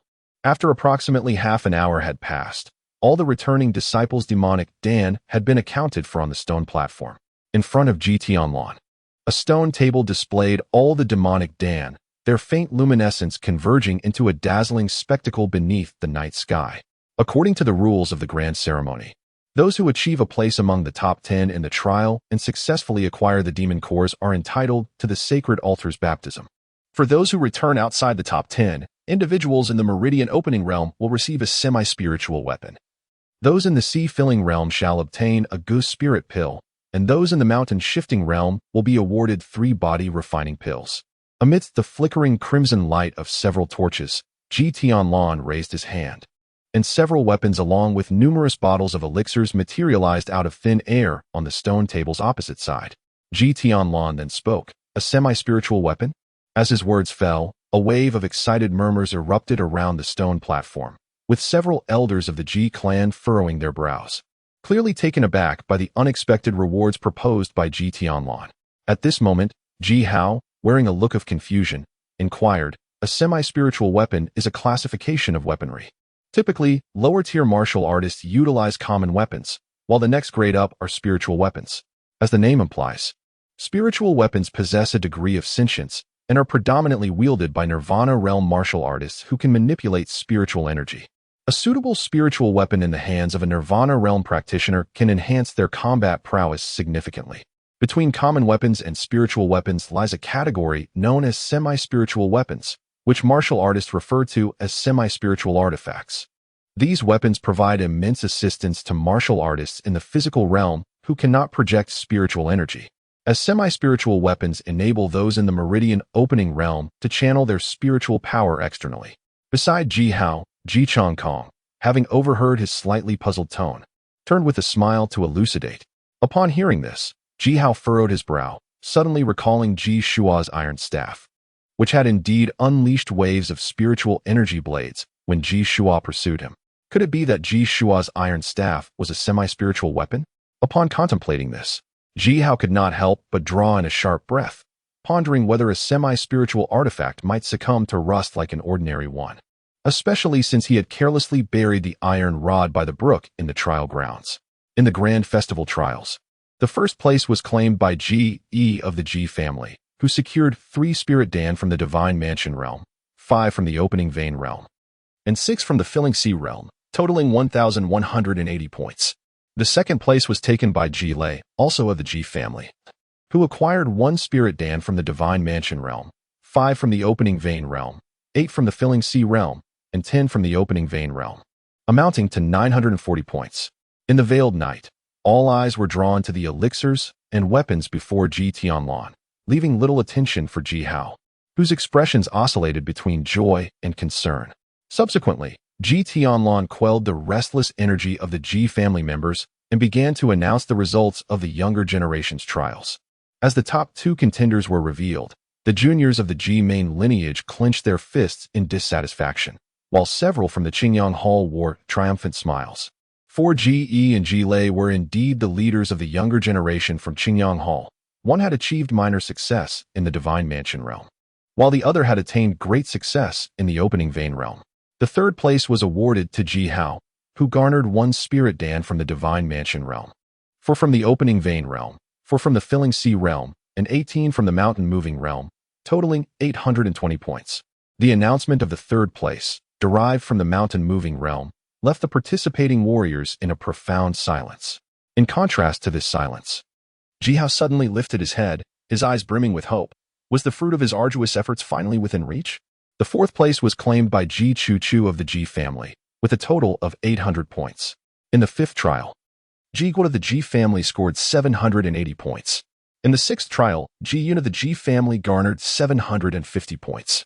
The 7th position was claimed by Ji Ping of the Ji family with a score of 720 points. The 8th place went to Ji Xian of the Ji family, who achieved 650 points. In the 9th position was Ji Zhan of the Ji family, with 620 points.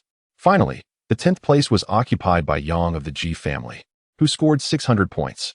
After announcing the top 3 of the Ji family's grand competition, Ji Tianlan wasted no time and swiftly recited the names of the remaining 7 participants. With the top 10 declared, there were mixed feelings among the onlookers beneath the stone platform. However, What weighed heavily on the elders of the ancestral grounds was the fact that the Qingyang Hall lineage had secured 4 of the 10 baptism slots, with these 4 individuals also claiming the top 2 positions. With the top 10 established, the ritual commenced, and the first 10 participants ascended the stone platform to undergo their baptism. Before the participating disciples could engage in discussions, Ji Tianlan raised the demon cores before him and hurled them towards the exposed iron rod at the center of the stone platform. As the hundreds of demon cores approached the iron rod, they vanished in an instant, much to the astonishment of the Ji family members. Where the demon cores had just been, a crimson pillar of light suddenly soared into the heavens. Ji, enter the light pillar, do not resist, and embrace the gift of the ancestors. As soon as the blood-red pillar took form, Ji Tianlan shouted at Ji. Without hesitation, Ji leaped into the light pillar. Bathed in the red glow, Ji radiated a brilliant crimson aura, and an inexplicable momentum gradually emerged from his being in the eyes of the onlookers. As this inexplicable momentum continued to intensify, an overwhelming sense of oppression suddenly emerged from Ji.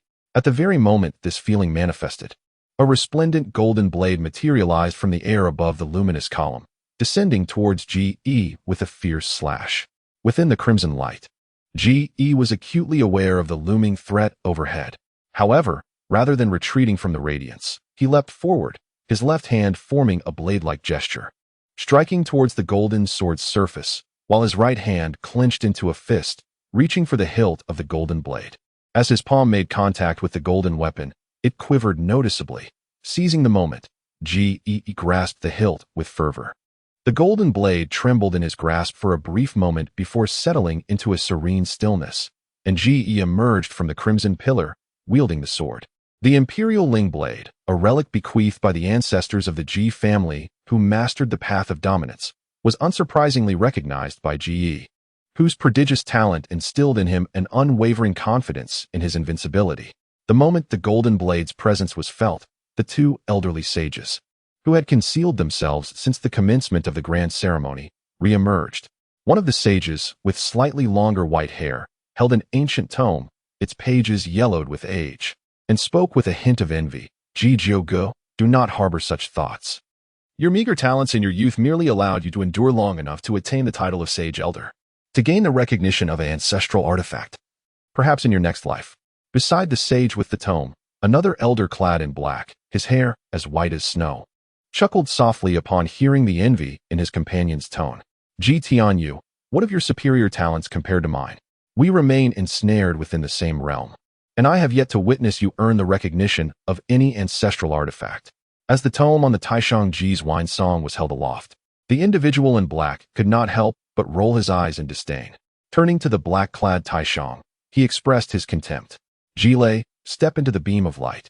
Beneath the stone platform, the members of the Ji family understood that Ji had gained the recognition of the ancestral artifact, paying no heed to the envy reflected in the eyes of the onlookers. Ji Tianlan, addressing the envious Ji, spoke candidly. Upon hearing this, Ji also quelled his swirling thoughts and leaped into the beam of light. The crimson radiance enveloped Ji entirely, under the keen perception of a martial artist. One could distinctly sense Ji aura beginning to ascend steadily. Unlike the tumultuous commotion caused by Ji Shua, Ji baptism was remarkably serene. After approximately half a moment, Ji voluntarily emerged from the crimson beam. Indeed, he had reached the pinnacle of the meridian opening realm. With a little more refinement, he could directly enter the divine abode. Upon witnessing Ji emergence, Ji Tianlan nodded gently, subtly elucidating Ji gains. Those who had previously been unaware beneath the stone platform were suddenly enlightened, though they felt Ji accomplishments were somewhat less substantial compared to Ji Yi's. Ji Hao, step into the beam. With the top 2 contenders of the grand competition having undergone their baptism, each with their own gains, it was now Ji Hao's turn. The members of the Ji family held various speculations regarding Ji Hao's intentions for participating in the grand ceremony. Yet none could ascertain whether the ceremony would indeed alter his constitution. Taking a deep breath of the midnight chill, Ji Hao walked patiently into the crimson beam, feeling a wave of warmth surge from the depths of his blood as the crimson light enveloped him. His blood surged, his physique strengthened. This was Ji Hao's immediate sensation.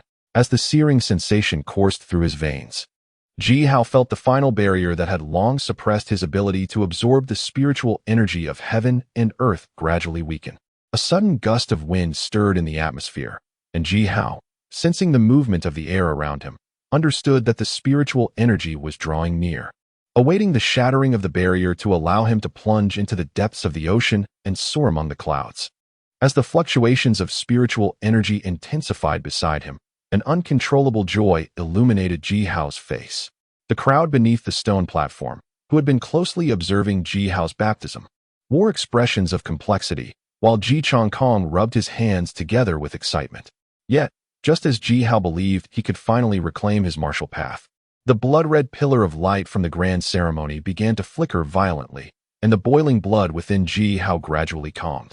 As the barrier that hindered his cultivation re-established itself. No. A roar of unwillingness echoed within him. Ji Hao refused to be mocked by his peers, to remain the so-called waste. Clenching his fists tightly, he resolutely sat down within the crimson pillar of light and began to invoke the Ji family's technique for harnessing spiritual power.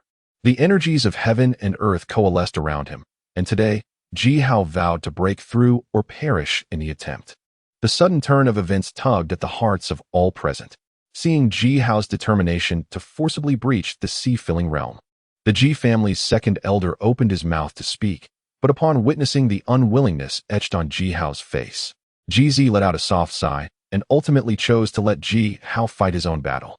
At this moment, Ji Tianlan, who had been responsible for overseeing the grand baptism, stood with his back to the crowd, tightly grasping a bone resembling jade. As the crimson beams of light surrounding Ji Hao fluctuated, the bone in Ji Tianlan's hand emanated an intense heat. Yet, Ji Tianlan remained oblivious, his gaze fervently fixed upon Ji Hao's back.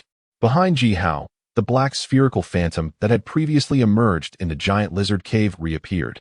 However, aside from Ji Tianlan, it seemed that no one around the stone platform noticed, not even Ji Hao himself.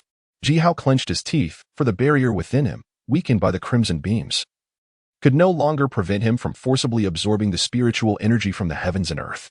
The spiritual power surged from his abdomen, where he formed seals, rushing towards his chi si. As the energy poured into the chi si, which had previously been empty, it quickly filled to a third of its capacity. Yet, just as it did, Ji Hao felt the barrier manifest once more, abruptly severing the connection between his chi si and the external spiritual energy. Beside him, the spiritual energy summoned by the breakthrough, lacking a place to reside, swirled chaotically around the crimson beams, forming numerous visible small vortices. The reappearance of the barrier not only obstructed the influx of spiritual energy but also forced the energy within Ji Hao's chi si outward. Ji Hao opened his eyes, which were now a vivid crimson, and having endured for 8 years and risked his life multiple times, he was unwilling to let the opportunity to change his fate slip away. With renewed determination, Ji Hao formed seals once again, gritting his teeth as he drew in spiritual energy through the cracks of the barrier, while simultaneously controlling the energy within his chi si to resist the pressure of the barrier, causing sweat to pour down like rain. However, seemingly incensed by Ji Hao's stubborn resistance, a surge of black radiance suddenly erupted from within him. This dark glow combined with the barrier, instantly dispersing the spiritual energy that Ji Hao sought to absorb, forcefully expelling all the spiritual power from his energy sea, leaving not a trace behind. As the energy within him was shattered, a wave of reverse blood surged from Ji Hao's abdomen, the seal in his hand shattered helplessly, and he opened his mouth to spit forth a stream of scalding blood, which dissipated upon striking the half-length rod on the stone platform. Yet Ji Hao, standing upon the stone platform, managed a sorrowful smile, his heart laden with exhaustion as he fell backward. At that moment, sighs echoed from beyond the stone platform.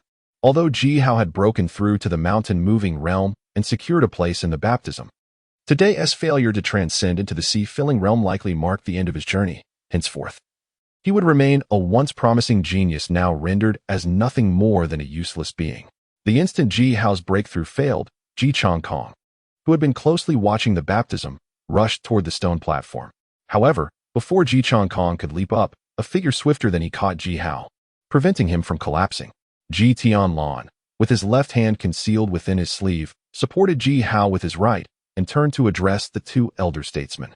As Ji Tianlan hastily departed, the elders of the Ji family exchanged puzzled glances.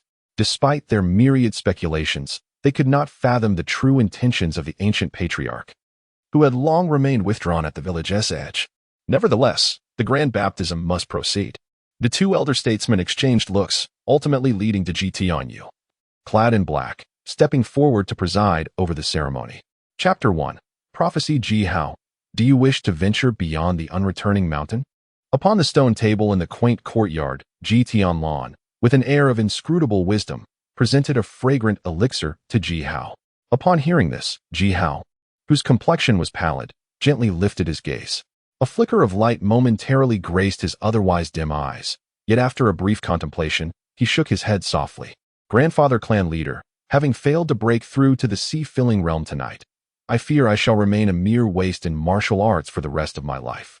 While Ji Hao was naturally curious about the world beyond the unreturning mountain, he concluded that with his current strength at the mountain-moving realm, it would be far more prudent to stay within the Ji clan and spend time with his mother. He coughed lightly, feeling a faint pain in his abdomen, and his disappointment was palpable. Ji Hao, do not rush to a decision. What if I were to tell you that this journey beyond the mountain could resolve your cultivation issues? Grandfather, please do not offer me false comfort. My uncle has wandered outside the unreturning mountain for 8 years, and despite his prowess at the fragmented pill realm, he has not discerned the intricacies of my condition. What use is it for someone at the mountain-moving realm to venture forth? Shaking his head gently, Ji Hao offered a reassuring smile to his mother, still softly declining. Ji Hao, how can one forsake the spirit of advancement on the path of martial arts? What if you encounter countless failures? As long as you succeed once, who will remember your past defeats?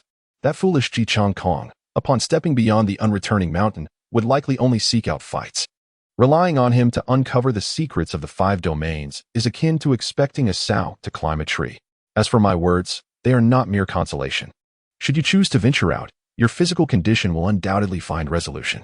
Seeing the resolute spirit of Ji Hao utterly dissipate, Ji Tianlan's smile swiftly faded, prompting him to unleash a torrent of scornful words. Under Ji Tianlan's reprimand, Ji Hao fell into a contemplative silence, questioning his own worth. From the tender age of 8 to 15, he had attempted to break through from the mountain-moving realm to the sea-filling realm countless times, each endeavor culminating in failure. Today's trial was merely one chapter in a long saga of disappointments. He had long lost count of the number of times he had coughed up blood in the pursuit of advancement. Yet, failure was failure. Even the enigmatic grand ritual of the Ji family could not remedy Ji Hao's physical afflictions. Despite his perseverance over the years, he was compelled to acknowledge that the fleeting hope followed by crushing disappointment had obliterated the last remnants of his resilience. Unperturbed by Ji Hao's introspection, Ji Chong Kong, upon arriving at the quaint stone courtyard, was momentarily taken aback by Ji Tianlan's words. It seemed the elder was chastising him for his folly. Perhaps, he thought, their previous skirmish had been insufficient and another confrontation might be in order. Ji Chong Kong absent-mindedly caressed the dragon tooth bow slung across his back, a grin spreading across his face. Meanwhile, Ji Tianlan, noticing Ji Chong Kong's mischievous gaze, narrowed his murky eyes in reprimand, evidently prepared to impart a lesson to this audacious junior. Is there truly a method outside the mountains to remedy Hao's condition? Ji Hao's mother, Ji Yushan, observed the shadows of youth lingering on her son and felt a pang of sorrow. Ignoring the escalating tension between Ji Tianlan and Ji Chong Kong, she inquired earnestly. Indeed, Ji Tianlan replied, sweeping his hand to cast a barrier of spiritual energy around the stone courtyard, nodding solemnly in affirmation. As the venerable grand priest remarked, the Ji family faces a formidable adversary, one that once nearly brought about the annihilation of the entire Ji clan. Had it not been for the foresight of the Ji family's ancestors, who established a protective barrier at the foot of the unreturning mountain to ward off external scrutiny, the Ji clan might have long since faded into oblivion, and the current prosperity would never have been realized. The identity of this great enemy is not an immediate concern for you. However, the Ji family, while having foes, also possesses allies. This time, as Ji Hao ventures forth, he journeys southward with the aim of reaching the southern domain, where he hopes to find the Ji family's most esteemed ally from days gone by. With their substantial resources, they could indeed resolve Ji Hao's predicament. As the spiritual barrier was set in place, Ji Tianlan's eyes glimmered with nostalgia, and he solemnly remarked, "Isn't this the place where Jun Chen once ventured?" Upon hearing Ji Tianlan's words, Ji Yuqian, with a complex expression, inquired further. Noticing Ji Yuqian's question, Ji Tianlan's face suddenly bore an expression of regret as he elaborated to the group, reflecting on the exceptionally gifted youth from years past. Ji Tianlan could not help but feel a twinge of melancholy. Ji Junshun, the father whom Ji Hao had not seen for several years, had lost his parents at a tender age and, having been left to fend for himself, joined the Ji family's demon hunting team in the unreturning mountain to survive before even embarking on the path of martial arts. Though often battered and bruised, this harrowing experience imbued Ji Junshun with an indomitable spirit, a tenacity that set him apart from ordinary individuals. From the day he stepped into the realm of martial arts, his extraordinary destiny was sealed. Lacking resources for cultivation, Ji Junshun only began his training at the age of 13. Yet within 6 months, he moved mountains. Within a year, he reclaimed the seas. And in just 3 years, he ascended to the divine abode. His remarkable pace astonished all within the Ji clan. Yet this was merely the beginning. After Ji Junshun broke through to the divine mansion realm, he encountered the grand ceremony of the Ji family from years past. Within the trial grounds, Ji Junshun harbored no intentions of concealing his aura. From the moment he stepped into the competition, he unleashed a relentless slaughter, claiming the lives of no fewer than 100 demonic beasts. In the midst of his rampage, he inadvertently incurred the enmity of Elder Wu's faction. According to the accounts of several onlookers who trailed Ji Junshun at a distance, he had initially no desire to engage in conflict among the younger generation of his clan.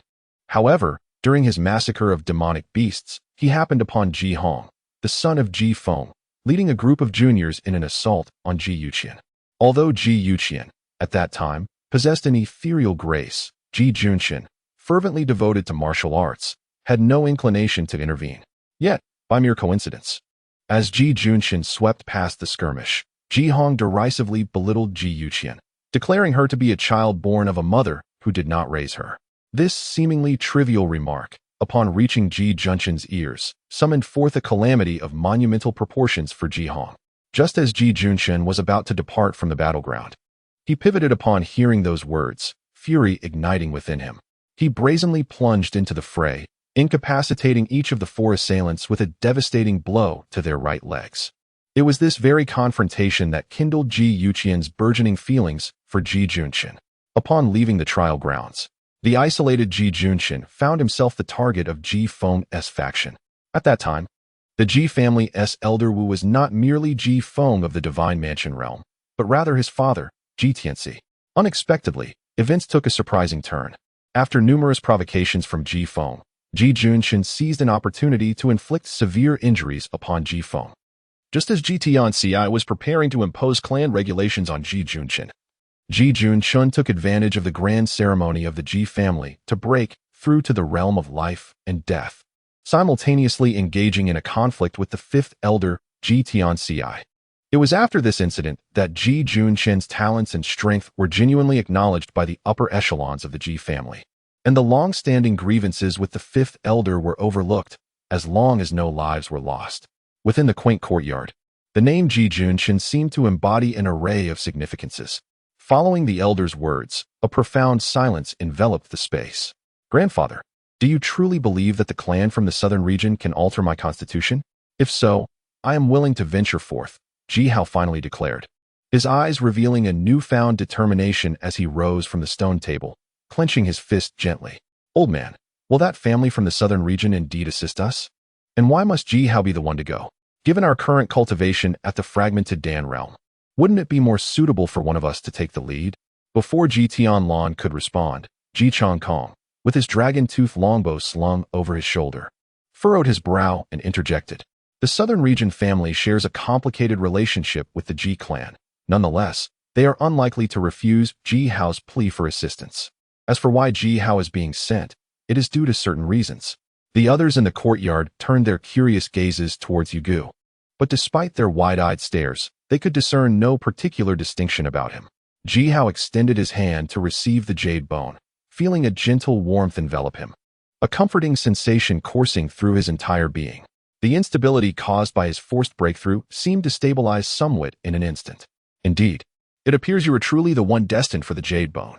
Upon witnessing Ji Hao's astonishment after taking the jade bone, Ji Tianlan possessing the cultivation of the fragmented Dan realm, naturally sensed the fluctuations in Ji Hao's vitality. He let out a soft sigh of relief and chuckled heartily. I once mentioned that the Ji family has a prophecy, which states that only those who can communicate with the Jade Bone may journey to the southern domain to engage with that clan.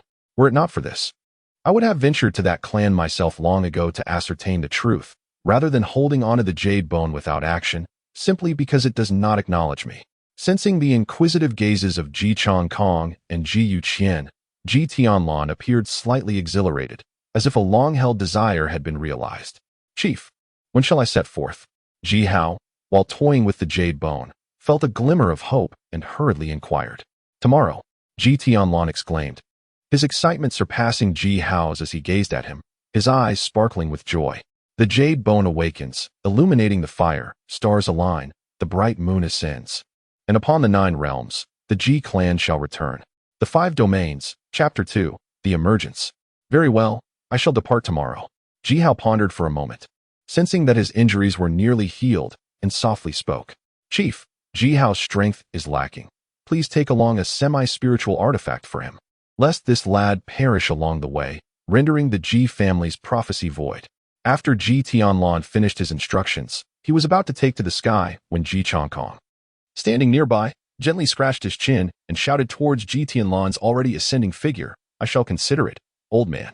Upon hearing this, Ji Tianlan, who was prepared to depart, noticeably paused but eventually nodded slowly in acknowledgement. So what do you think, you rascal? Your old uncle is quite formidable, isn't he? With just a word, he secured for you a semi-spiritual artifact. Inside the small courtyard, upon seeing Ji Tianlan nod, Ji Chongkong turned to Ji Yuqian and Ji Hao with a smug smile. You little brat, how can you act like this towards your uncle? Heir hasn't even left the mountain yet, and you curse him to death. Are you truly my biological brother? Your mind seems to be failing you.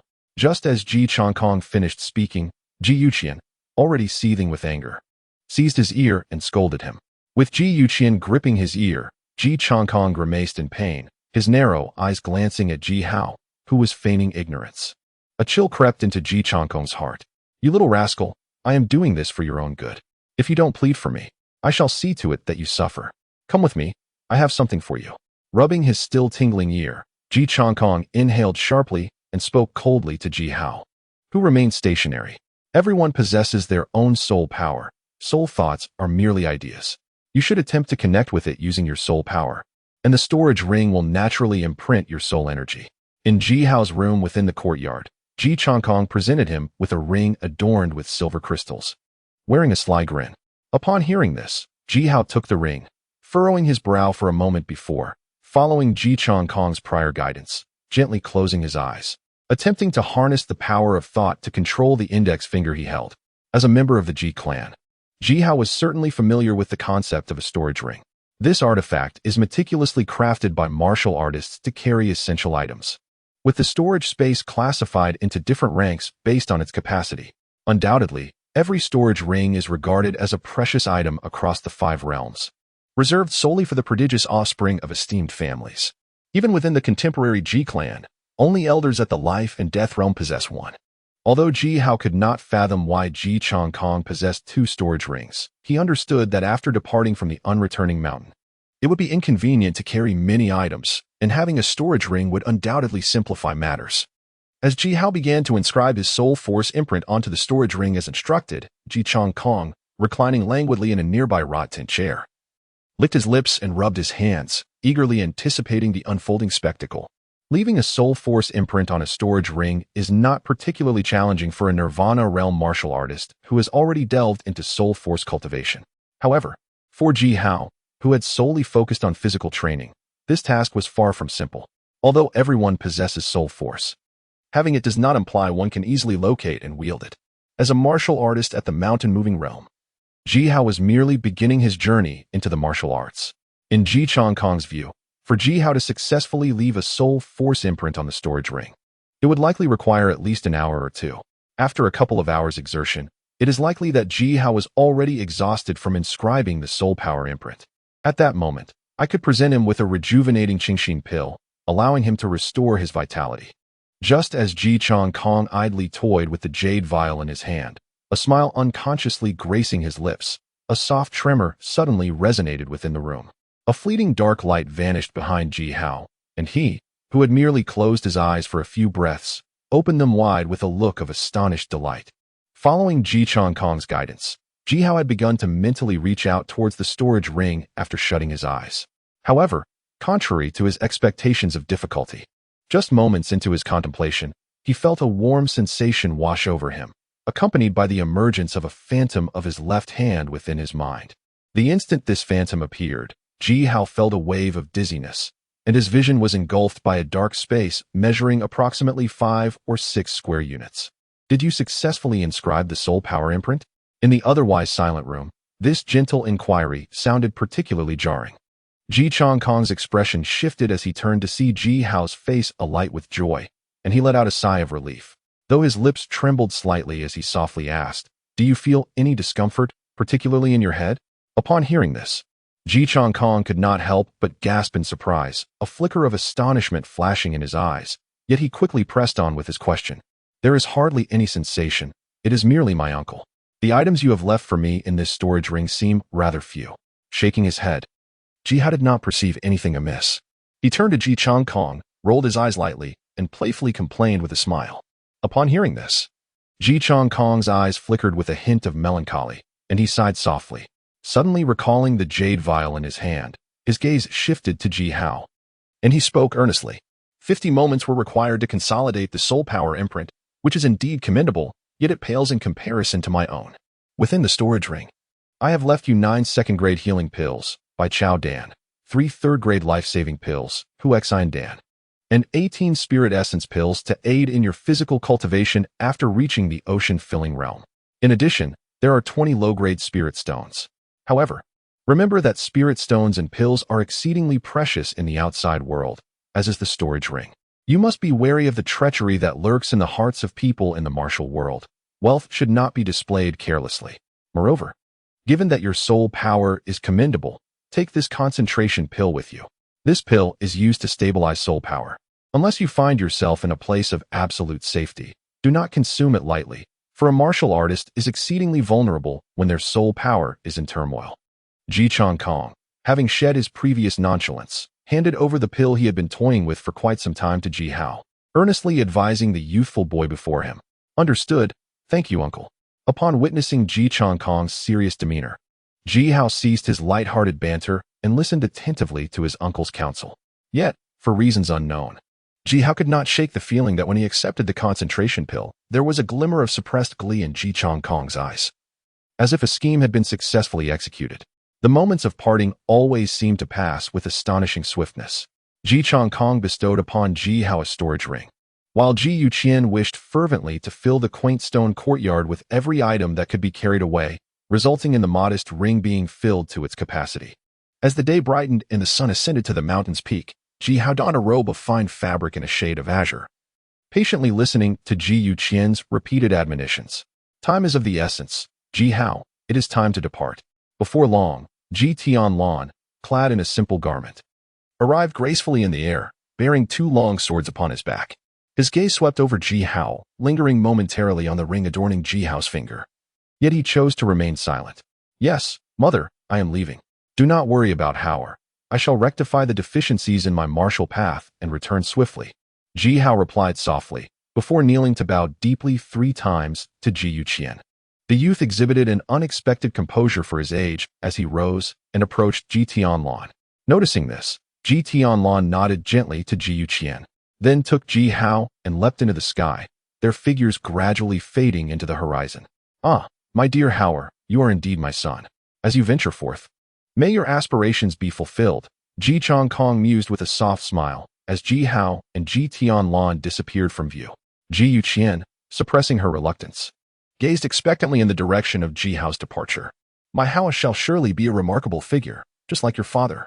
Carried by Ji Tianlan over the sprawling peaks of the unreturning mountains, Ji Hao watched the landscape rush by beneath him, and in the midst of the dazzling scenery, he felt a wave of dizziness wash over him. Soon, a gentle slope appeared before them. Ji Tianlan gently set the disoriented Ji Hao down and removed the 2 long swords from his back. A fleeting complexity flickered in Ji Tianlan's eyes as he turned to Ji Hao and spoke. One of the swords was an ordinary dark iron sword, while the other was the semi-spiritual Li Yuan sword. Initially, I worried that carrying the semi-spiritual sword would draw too much attention. But since Ji Chong Kong has bestowed upon you a storage ring, these two swords should pose no issue. Beyond the territory of the Ji clan lies the outskirts of the unreturning mountains, located within the eastern domain of the 5 domains. Just outside the mountains is the domain of the Qingyang Hall, one of the 3 great powers of the eastern domain. Should you encounter insurmountable danger after leaving the mountains, you may act under the title of a disciple of the Qingyang Hall. Surely, most within the eastern domain would grant the Qingyang Hall some measure of respect. Handing the 2 swords to Ji Hao, Ji Tianlan produced an ancient token that materialized in the air. He casually sliced his fingertip, allowing a drop of blood to fall upon the token, and before Ji Hao, a dark and imposing door emerged from thin air. Ji Hao, this journey is for you as well as for the Ji clan. Since you are recognized by the Jade Bone, I cannot predict what you may encounter ahead. However, remember this, only with life can one possess everything. Ji Chong Kong has given you many things. In my view, they are both a boon and a peril. As you depart the mountains, take heed that the hearts of men are unpredictable. It appeared to be the first time that Ji Tianlan, usually composed and unperturbed, experienced a flicker of concern in his eyes as he bid farewell to the disciple of the Ji family departing for the mountain-moving realm. Take care, Ji Hao, he urged repeatedly. Thank you, Patriarch, Ji Hao replied earnestly, bowing slightly as he received the long sword. With a deep breath, he turned to survey the magnificent landscapes of the Ji family's territory before stepping towards the family gate. One step in, another step out, the sword not yet secured. He had already ventured into the world beyond. At the threshold of the Ji family's domain, a flash of white light illuminated the scene. Moments later, Ji Hao, bearing an ordinary long sword of mysterious iron upon his back, found himself amidst a pile of jagged stones at the periphery of the unreturning mountain. This mountain range, the largest in the 5 domains, stretched north to south for 100,000 miles. Although its east-west span did not match its vertical depth, for Ji Hao, who was embarking on a journey into the mountain-moving realm, traversing this outer boundary would still require considerable time. From the dawn of his departure from the Ji family to the present twilight, Ji Hao had covered a significant distance along the unreturning mountain, and fatigue was beginning to set in. Due to the impracticality of easily revealing his storage ring, he retrieved some provisions from the prepared bundle and replenished his strength with the sweet water from a stream in the woods. After a satisfying meal, just as Ji Hao was about to let out a contented belch, he suddenly felt a subtle tremor beneath his feet.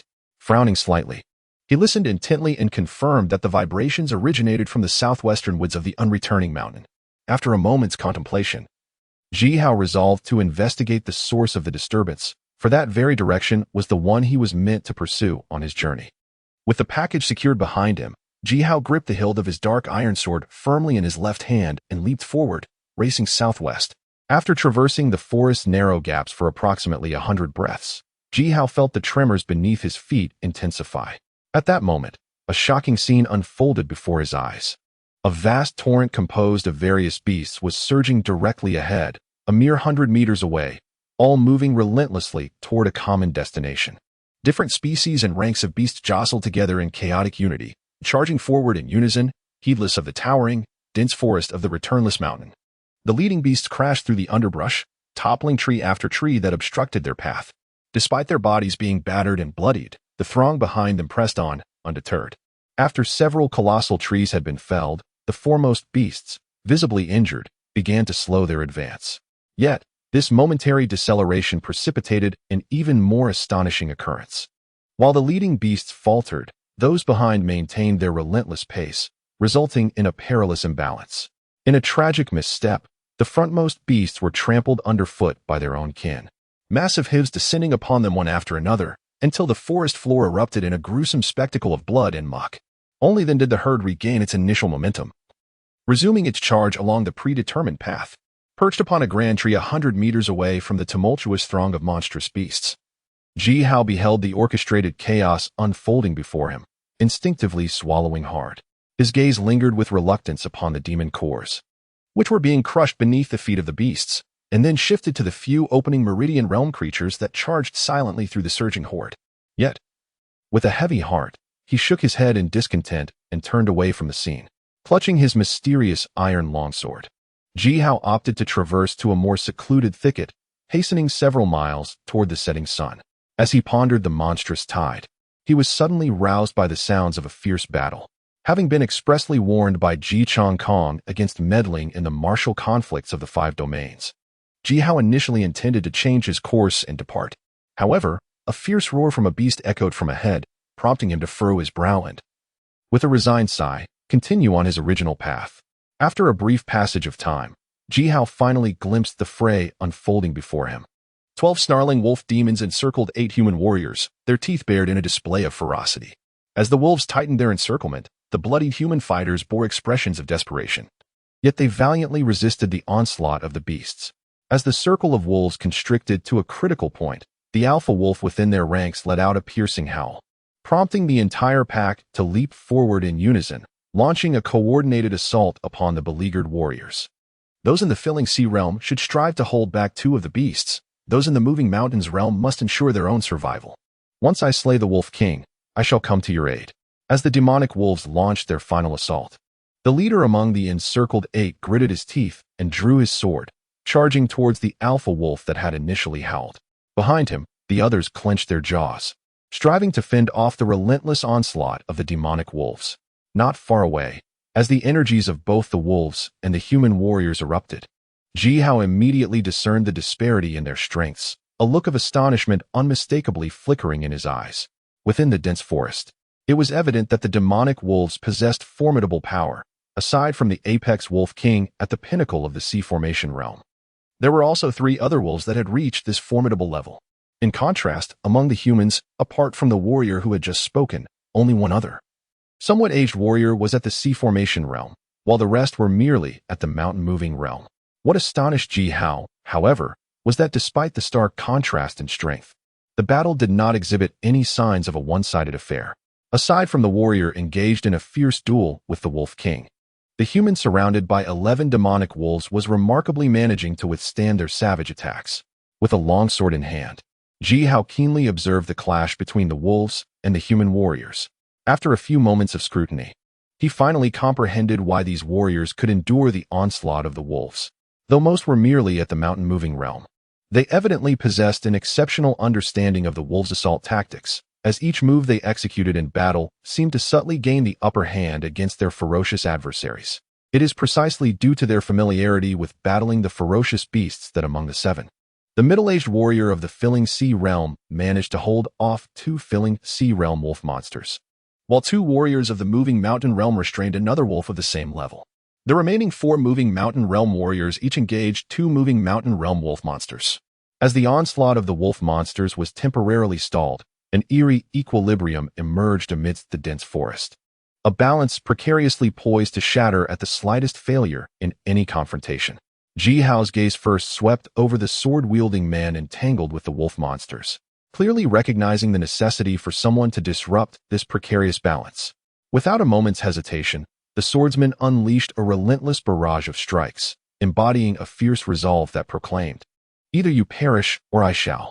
His swordplay appeared formidable. However, the discerning Ji Hao perceived that while the swordsman could contend with the remaining filling sea realm wolf monsters, the prospect of swiftly vanquishing the peak filling sea realm wolf king was, to put it bluntly, a fanciful delusion.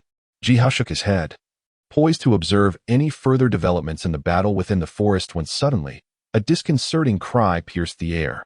Turning swiftly, he beheld the sole young woman among the 8, who, due to her recent breakthrough, was struggling mightily against 2 moving mountain realm wolf monsters. "Minger, hold on. Once your father has slain the Wolf King, I will come to rescue you." The exclamation echoed, causing the swordsman locked in combat with the Wolf King to change countenance, and he urgently shouted in response. Having spoken, he refrained from further words, his face etched with anxiety as he hastened to accelerate his strikes. The young woman, unprepared for the imminent assault of the knife-wielding man, found herself in a perilous situation. The Wolf King, having ascertained that she was the key to the group's breakthrough, let out a resounding howl. Under his command, 2 ferocious beasts launched themselves at her with reckless abandon, while other wolves redirected their focus to forcibly remove the other warriors from the immediate vicinity of the battle. In front of the young woman, a wolf on her left reacted the moment the Wolf King issued his order, propelling itself forward with a powerful leap, its claws aimed at her face. The young woman countered with a horizontal slash of her longsword, but the clash resulted in a muffled grunt as she was forced to retreat a few steps. Just as she stumbled back, another wolf, seemingly ready for this very moment, attacked from her side, its claws tearing through her waistcloth to expose a patch of unblemished skin, marred only by 3 conspicuous gashes of crimson. The sharp sting emanating from her waist sent a jolt of panic through her, prompting an instinctive dart to the other side. A decision she would soon regret. For on that side, the mountain-moving wolf had already bared its teeth, eyes glinting with a murderous hunger. Glancing at the 2 wolves preparing to strike simultaneously, a flicker of regret clouded her gaze, yet it quickly morphed into resolve. Gritting her teeth, she chose to disregard the wolf on her left, gripping her long sword with both hands, and with a determined stomp, lunged at the wolf on her right, clearly intent on a fight to the death. Dreamer. On the other side, the man wielding a blade, locked in a life-and-death struggle with the Wolf King, seemed to sense the turmoil surrounding the young woman, crying out in profound agony. Meanwhile, several warriors entangled with the other demonic wolves wore expressions of complexity. Even though the young woman had successfully perished alongside one beast, another wolf could still retreat. If any of the demonic wolves withdrew from the fray, it would undoubtedly sway the outcome of the entire battle. Within the dense forest, a profound sorrow of life and death enveloped the scene.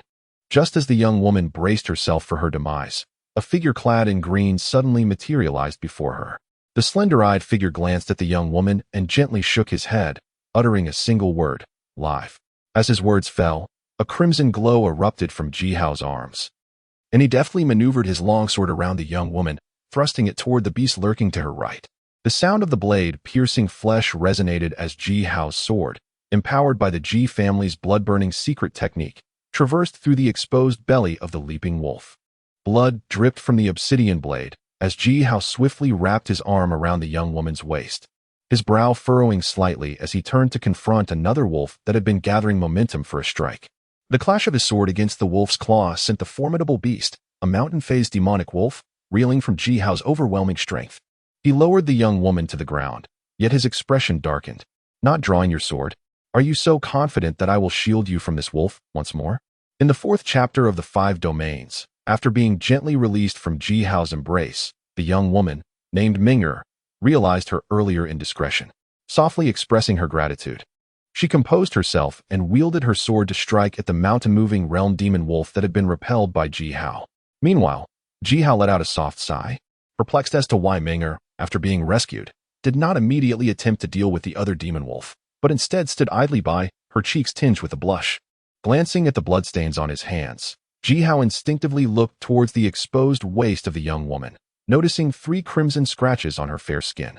His brow furrowed in concern, for he believed that this young woman must not have trained with sufficient diligence. Otherwise, how could it be that others were able to fend off 2 demon wolves, while she alone had been so easily injured? On the other side, Ma, who had just escaped a life-threatening crisis, seemed to sense Jihao's gaze. She instinctively covered the tear in her clothing at the waist with her left hand, her face turning an even deeper shade of red, confirming that Meng'er could handle the mountain-moving realm demon wolf. Jihao casually slashed at the demon wolf on the ground with his dark iron sword before swiftly moving towards the middle-aged, sea-filling realm warrior. "I will hold off one for you. You must quickly deal with the other," Jihao declared, as he intercepted a sea-filling realm demon wolf before the middle-aged warrior, eager to assist him. Upon hearing Jihao's words, the warrior instinctively cast a glance at him from the corner of his eye, although the source of this young man's confidence remains unclear. Witnessing Jihao effortlessly slay a mountain-moving realm demon wolf instills a belief that this sea-filling realm demon wolf shall not pose a significant threat to him. The middle-aged warrior nods slightly, allowing Jihao to lead away a sea-filling realm demon wolf. With Jihao's unexpected intervention, the group engaged in battle with the demon wolf breathes a collective sigh of relief. Although Jihao has just revealed his mountain-moving realm cultivation, any emergence of combat power at this juncture could potentially alter the tide of battle, should Jihao manage to hold off a sea-filling realm demon wolf. The outcome of the conflict between man and demon would ultimately depend on the resolution of the middle-aged warrior or the combatants battling the Wolf King. As the black iron sword clashes against the razor-sharp claws of the wolf, Jihao's hand trembles slightly, and he is compelled to take a step back. Yet, rather than displaying fear in his eyes, A glimmer of bloodthirst ignites within him. Flecks of crimson light dance upon his arms as he licks his lips.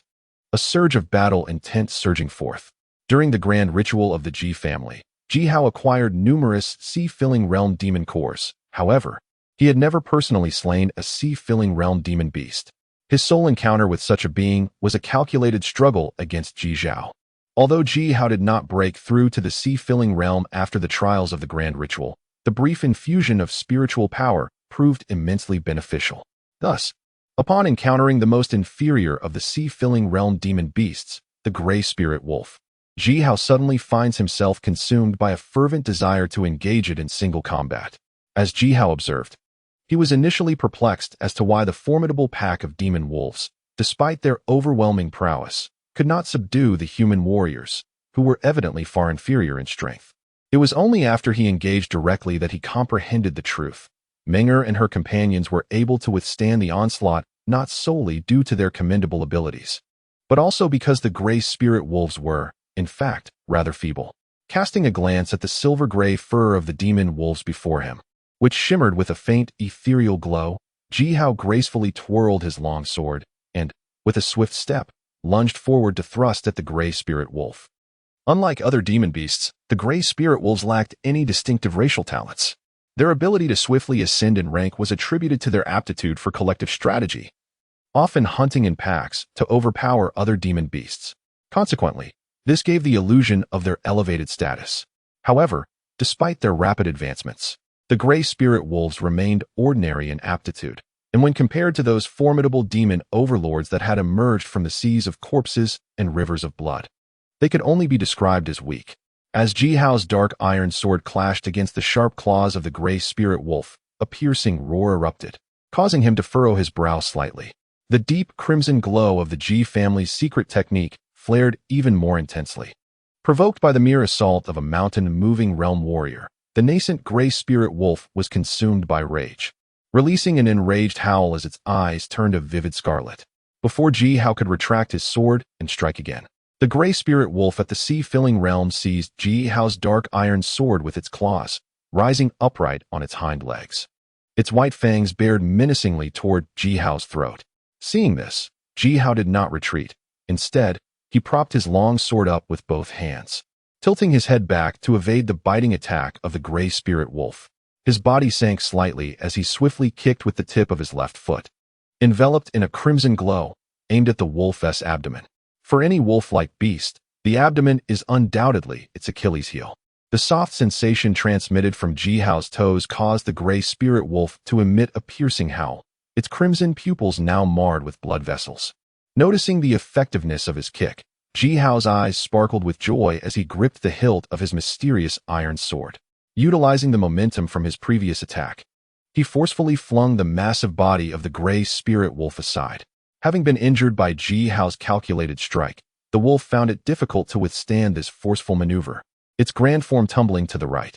Seizing the opportunity, Ji Hao withdrew the long sword that had been clamped by the gray spirit wolf and leapt to deliver a downward slash onto its back. The mysterious iron sword grazed the wolf's shimmering fur, resulting in a spray of crimson blossoms. The gray spirit wolf, landing on its forepaws, let out another anguished cry. However, instead of retreating, it propelled itself forward with its hind legs, unleashing an even greater surge of force towards Ji Hao. Amidst the flurry of combat, a flush crept onto Ji Hao's face. Realizing he could not evade the wolf's furious assault, he positioned his longsword horizontally across his chest, bracing himself to withstand the wolf's powerful leap. As the wolf's claws struck the sword, a sharp sound resonated in the air. Ji Hao felt an overwhelming force surging from the blade, causing his expression to darken slightly. Despite gritting his teeth to resist, he was still pushed backward by the relentless strength of the gray spirit wolf. In a fit of fury, the gray spirit wolf struck with such force that Ji Hao's feet carved two nearly 3-foot-long grooves into the ground. Even after such a display of power, the wolf's claws retained their momentum, pausing only briefly before launching another fierce assault upon Ji Hao. Just when Ji Hao had allowed himself a moment of respite, he was caught off guard by the cunning of the gray spirit wolf, which sent him staggering backward in disarray.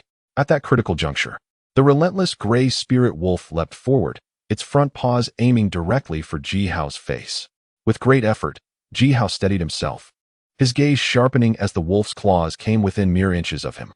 Gritting his teeth, a flash of gray light enveloped his right hand, causing the black iron long sword to vanish, only to be replaced by a crimson 3-foot-long blade.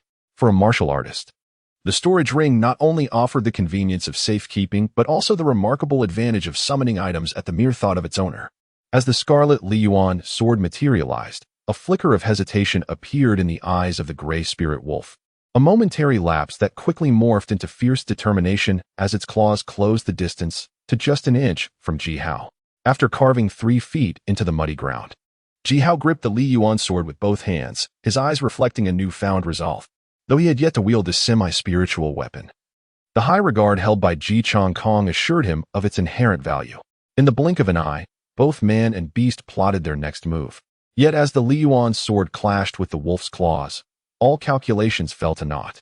Due to the inability to absorb spiritual energy, Ji Hao initially did not contemplate utilizing the Li Yuan sword to confront his enemies. After all, as Ji Chong Kong had stated, the primary function of a semi-spiritual weapon is to assist physical realm martial artists in channeling their spiritual power externally. However, as the gray spirit wolf's claws descended, Ji Hao suddenly comprehended why Ji Chong Kong insisted that Ji Tianlan provide him with a semi-spiritual weapon for self-preservation. Beyond its capacity for externalizing spiritual energy, the weapon's sharpness is sufficient to astonish any physical realm martial artist. Contrary to Ji Hao's expectations of barely parrying the attack, as the gray spirit wolf's claws struck the Li Yuan sword, Ji Hao watched in disbelief as the wolf's claws were severed as effortlessly as tofu under a knife. A flicker of terror gleamed in the gray spirit wolf's eyes. With its claws now absent, it fell to the ground and emitted a heart-wrenching howl of agony. Just as the gray spirit wolf opened its mouth, Ji Hao realized the imminent danger. He concealed his astonishment and the Li Yuan sword, slightly shifting his body to wield the mysterious iron-long sword with both hands, and lunged toward the already unsteady gray spirit wolf. Severely injured, the gray spirit wolf attempted to struggle, yet ultimately succumbed to Ji Hao's relentless and almost reckless thrusts.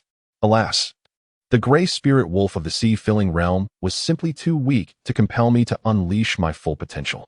The agonizing cries of the gray spirit wolf, elicited by Ji Hao's chaotic stabbing, undoubtedly drew the attention of many. Only after the wolf's final whimper faded did Ji Hao turn around and feign a sigh of indifference. Little brother, I am immensely grateful for your life-saving assistance. If you possess any remaining strength, I kindly request your aid in slaying some of the mountain-moving realm gray spirit wolves. In the depths of the dense forest, Ji Hao's decisive strike, utilizing the mountain-moving realm to slay a sea-filling realm demon wolf, undoubtedly astonished everyone present. The man wielding a blade, engaged in a fierce battle with the Wolf King, cast a glance at Ji Hao's pallid complexion and offered a carefree smile. Subsequently, he spoke with a hint of entreaty. Upon hearing his words, Ji Hao took a deep breath, his gaze sweeping across the beleaguered fighters within the forest, until he confirmed that they were oblivious to his recent unsheathing of the Li Yuan sword. Only then did he gently nod towards the man with the blade and the Wolf King before propelling himself towards Meng'er and the demon wolf. In Ji Hao's perspective, should he eliminate this solitary demon wolf, both he and Meng'er could simultaneously aid 2 battlefronts, thereby rendering the resolution of the conflict considerably more manageable. Observing Ji Hao's swift arrival in response to her father's call for assistance, Meng'er, sword in hand, felt a mix of embarrassment and irritation. Her previously calm demeanor now bore a faint blush. Ji Hao, who was poised to assist, furrowed his brow slightly, momentarily regretting his choice. This woman struggled against a mountain-moving realm demon wolf with such exertion that her vitality was visibly reflected on her face. It was evident she had exerted her utmost, yet still could not subdue the creature. Could his assistance truly expedite the resolution of the other battles? Yet, hesitation was merely a fleeting thought. Having chosen to intervene, Ji Hao resolved not to retreat. At worst, he would aid Meng'er and then proceed to assist the other warriors. After all, for Ji Hao, who had undergone the great sacrificial baptism, slaying a demon beast of the mountain-moving realm had become a relatively effortless endeavor. Meanwhile, the middle-aged warrior, facing the sea-filling realm demon wolf alone, fully unleashed his true potential after Ji Hao alleviated his pressure, vanquishing the demon wolf beneath his blade. As Ji Hao intervened in the battle amidst the woods, the encirclement of the gray spirit wolf around Meng'er and her companions had already begun to crumble. The liberation of Ji Hao and the middle-aged sea-filling realm warrior decisively solidified the advantage for Meng Heir's group. After the middle-aged warrior dispatched the sea-filling realm demon wolf that had hindered him, he exchanged a glance with Ji Hao and Meng Heir, and the three promptly rushed to assist the other warriors. Ji Hao raised his longsword and charged once more at a mountain-moving realm demon wolf, while the middle-aged warrior, without hesitation, seized the remaining sea-filling realm demon wolf from the hands of his two comrades, excluding the Wolf King. Within the dense forest, a torrent of blood gushed forth as the middle-aged warrior and Ji Hao achieved victory after victory. The morale of the human warriors had become overwhelmingly formidable. And as demon wolves fell one after another, it was but a moment before only the Wolf King remained, fiercely battling against the human warriors. Beside the Wolf King, a man wielding a blade, witnessing the successive victories of his comrades, could not help but reveal a glimmer of relief in his eyes. However, this relief swiftly transformed into a steely resolve after the Wolf King lunged forward fearlessly once more, with his younger brothers already claiming kills. How could the elder brother be content to remain in the shadows? Before the Wolf King could fight for his life, the man with the blade let out a furious roar, tearing away the upper half of his robe, revealing his robust muscles. He scoffed twice and then swung his blade with determination. Though both were at the pinnacle of the sea-filling realm, the man wielding a blade, relying on his familiarity with the habits of the demonic beasts, managed to maintain an overwhelming advantage against the relentless assaults of the Wolf King. In the astonished gaze of Ji Hao, the blade-wielding man single-handedly vanquished the pinnacle Wolf King after a brief yet intense confrontation. This young master is Sun Wu. I am deeply grateful for your life-saving assistance, he said, bowing with a grateful smile as the Wolf King fell, marking the end of the Gray Spirit Wolf Pack's relentless onslaught against the group. The man sheathed his large blade and leaped gracefully before Ji Hao, who responded with a calm smile. Brother Sun Wu, you are overly courteous. I, Ji Hao, consider myself fortunate to have encountered you and your companions, allowing me to witness your remarkable prowess. As he rested amidst the dense forest, Ji Hao, while regulating his internal energy, smiled lightly and remarked, Haha, young Master Ji is indeed modest, yet our spirit martial demon hunting team has undeniably benefited from your timely intervention. If you would not take offense, please accept these 3 sea-filling realm demon pills as a token of our gratitude for saving our lives. Upon hearing Ji Hao's words, Sun Wu's expression subtly shifted, and he discreetly assessed Ji Hao's attire for a moment. He then accepted the demon pills from a middle-aged sea-filling realm warrior and solemnly presented the 3 largest ones to Ji Hao. Brother Sun Wu, there is no need for such formality. I shall take just one of these demon pills. Furthermore, please continue to address me as Ji Hao. The title of young master feels somewhat uncomfortable.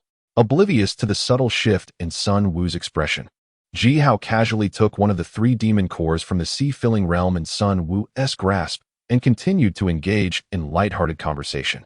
Observing this, Sun Wu chose to remain silent, allowing a more genuine smile to blossom on his face. Truly, Ji Hao exuded a remarkable bravado. Not only was he formidable in strength, but his youth further amplified his allure. However, with the recent surge of beast tides in the unreturned mountain, it would be wise for the young brother to refrain from lingering too long. As he stowed away the remaining Gray Spirit Wolf demon cores, Sun Wu cast a glance around at the fallen wolves, signaling to his companions to swiftly attend to the materials from the demon beasts. He then turned to Ji Hao with words of praise.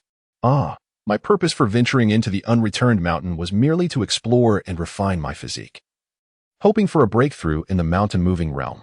Alas, the beast tide has disrupted my plans, and it seems I must depart the mountain sooner than anticipated. Upon hearing this, Ji Hao instinctively recalled the recent torrent of demon beasts, a flicker of understanding igniting within him. Nevertheless, the youth's countenance betrayed a hint of regret as he replied with a tinge of sorrow. Indeed, Brother Ji possesses great fortitude. Yet the unreturned mountain is undoubtedly perilous at this time.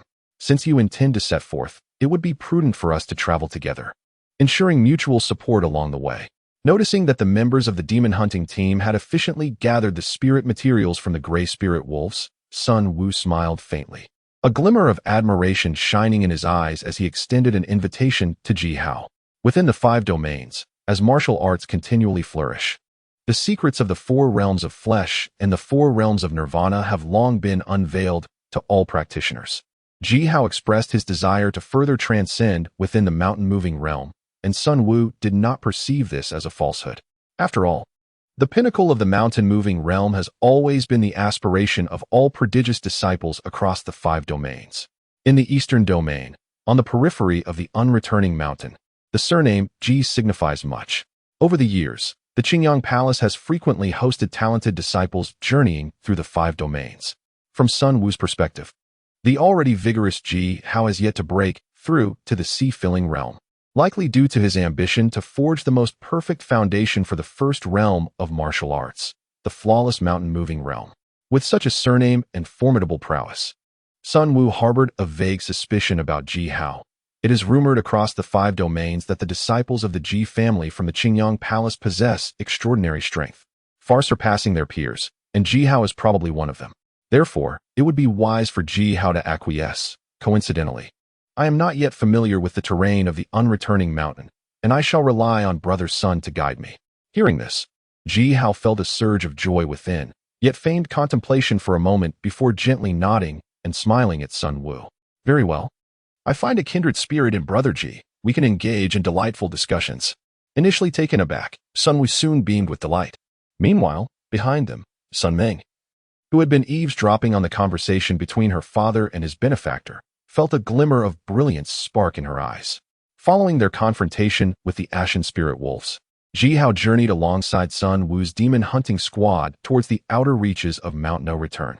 It was only then that Ji Hao truly grasped the vastness of the mountain's expanse. The party traveled from dusk until nightfall, yet remained within its borders. As night descended upon the fringes of Mount No Return, Sun Wu kindled a fire near a clearing at the edge of the dense forest. The taciturn, middle-aged sea-filling realm martial artist produced several clumps of dark, misshapen matter from his pack, casting them into the surrounding woods. These are the droppings of a divine abode realm demon beast. We demon hunters often find ourselves spending the night in Mount No Return for various reasons. To ward off disruptions from nocturnal creatures, we carry these high-grade droppings to repel those beasts that favor the night, Sun Wu explained with a faint smile. Noticing Ji Hao's keen interest as the middle-aged man dispersed the dung. I am enlightened, Ji Hao responded. I had presumed myself to possess exceptional talent.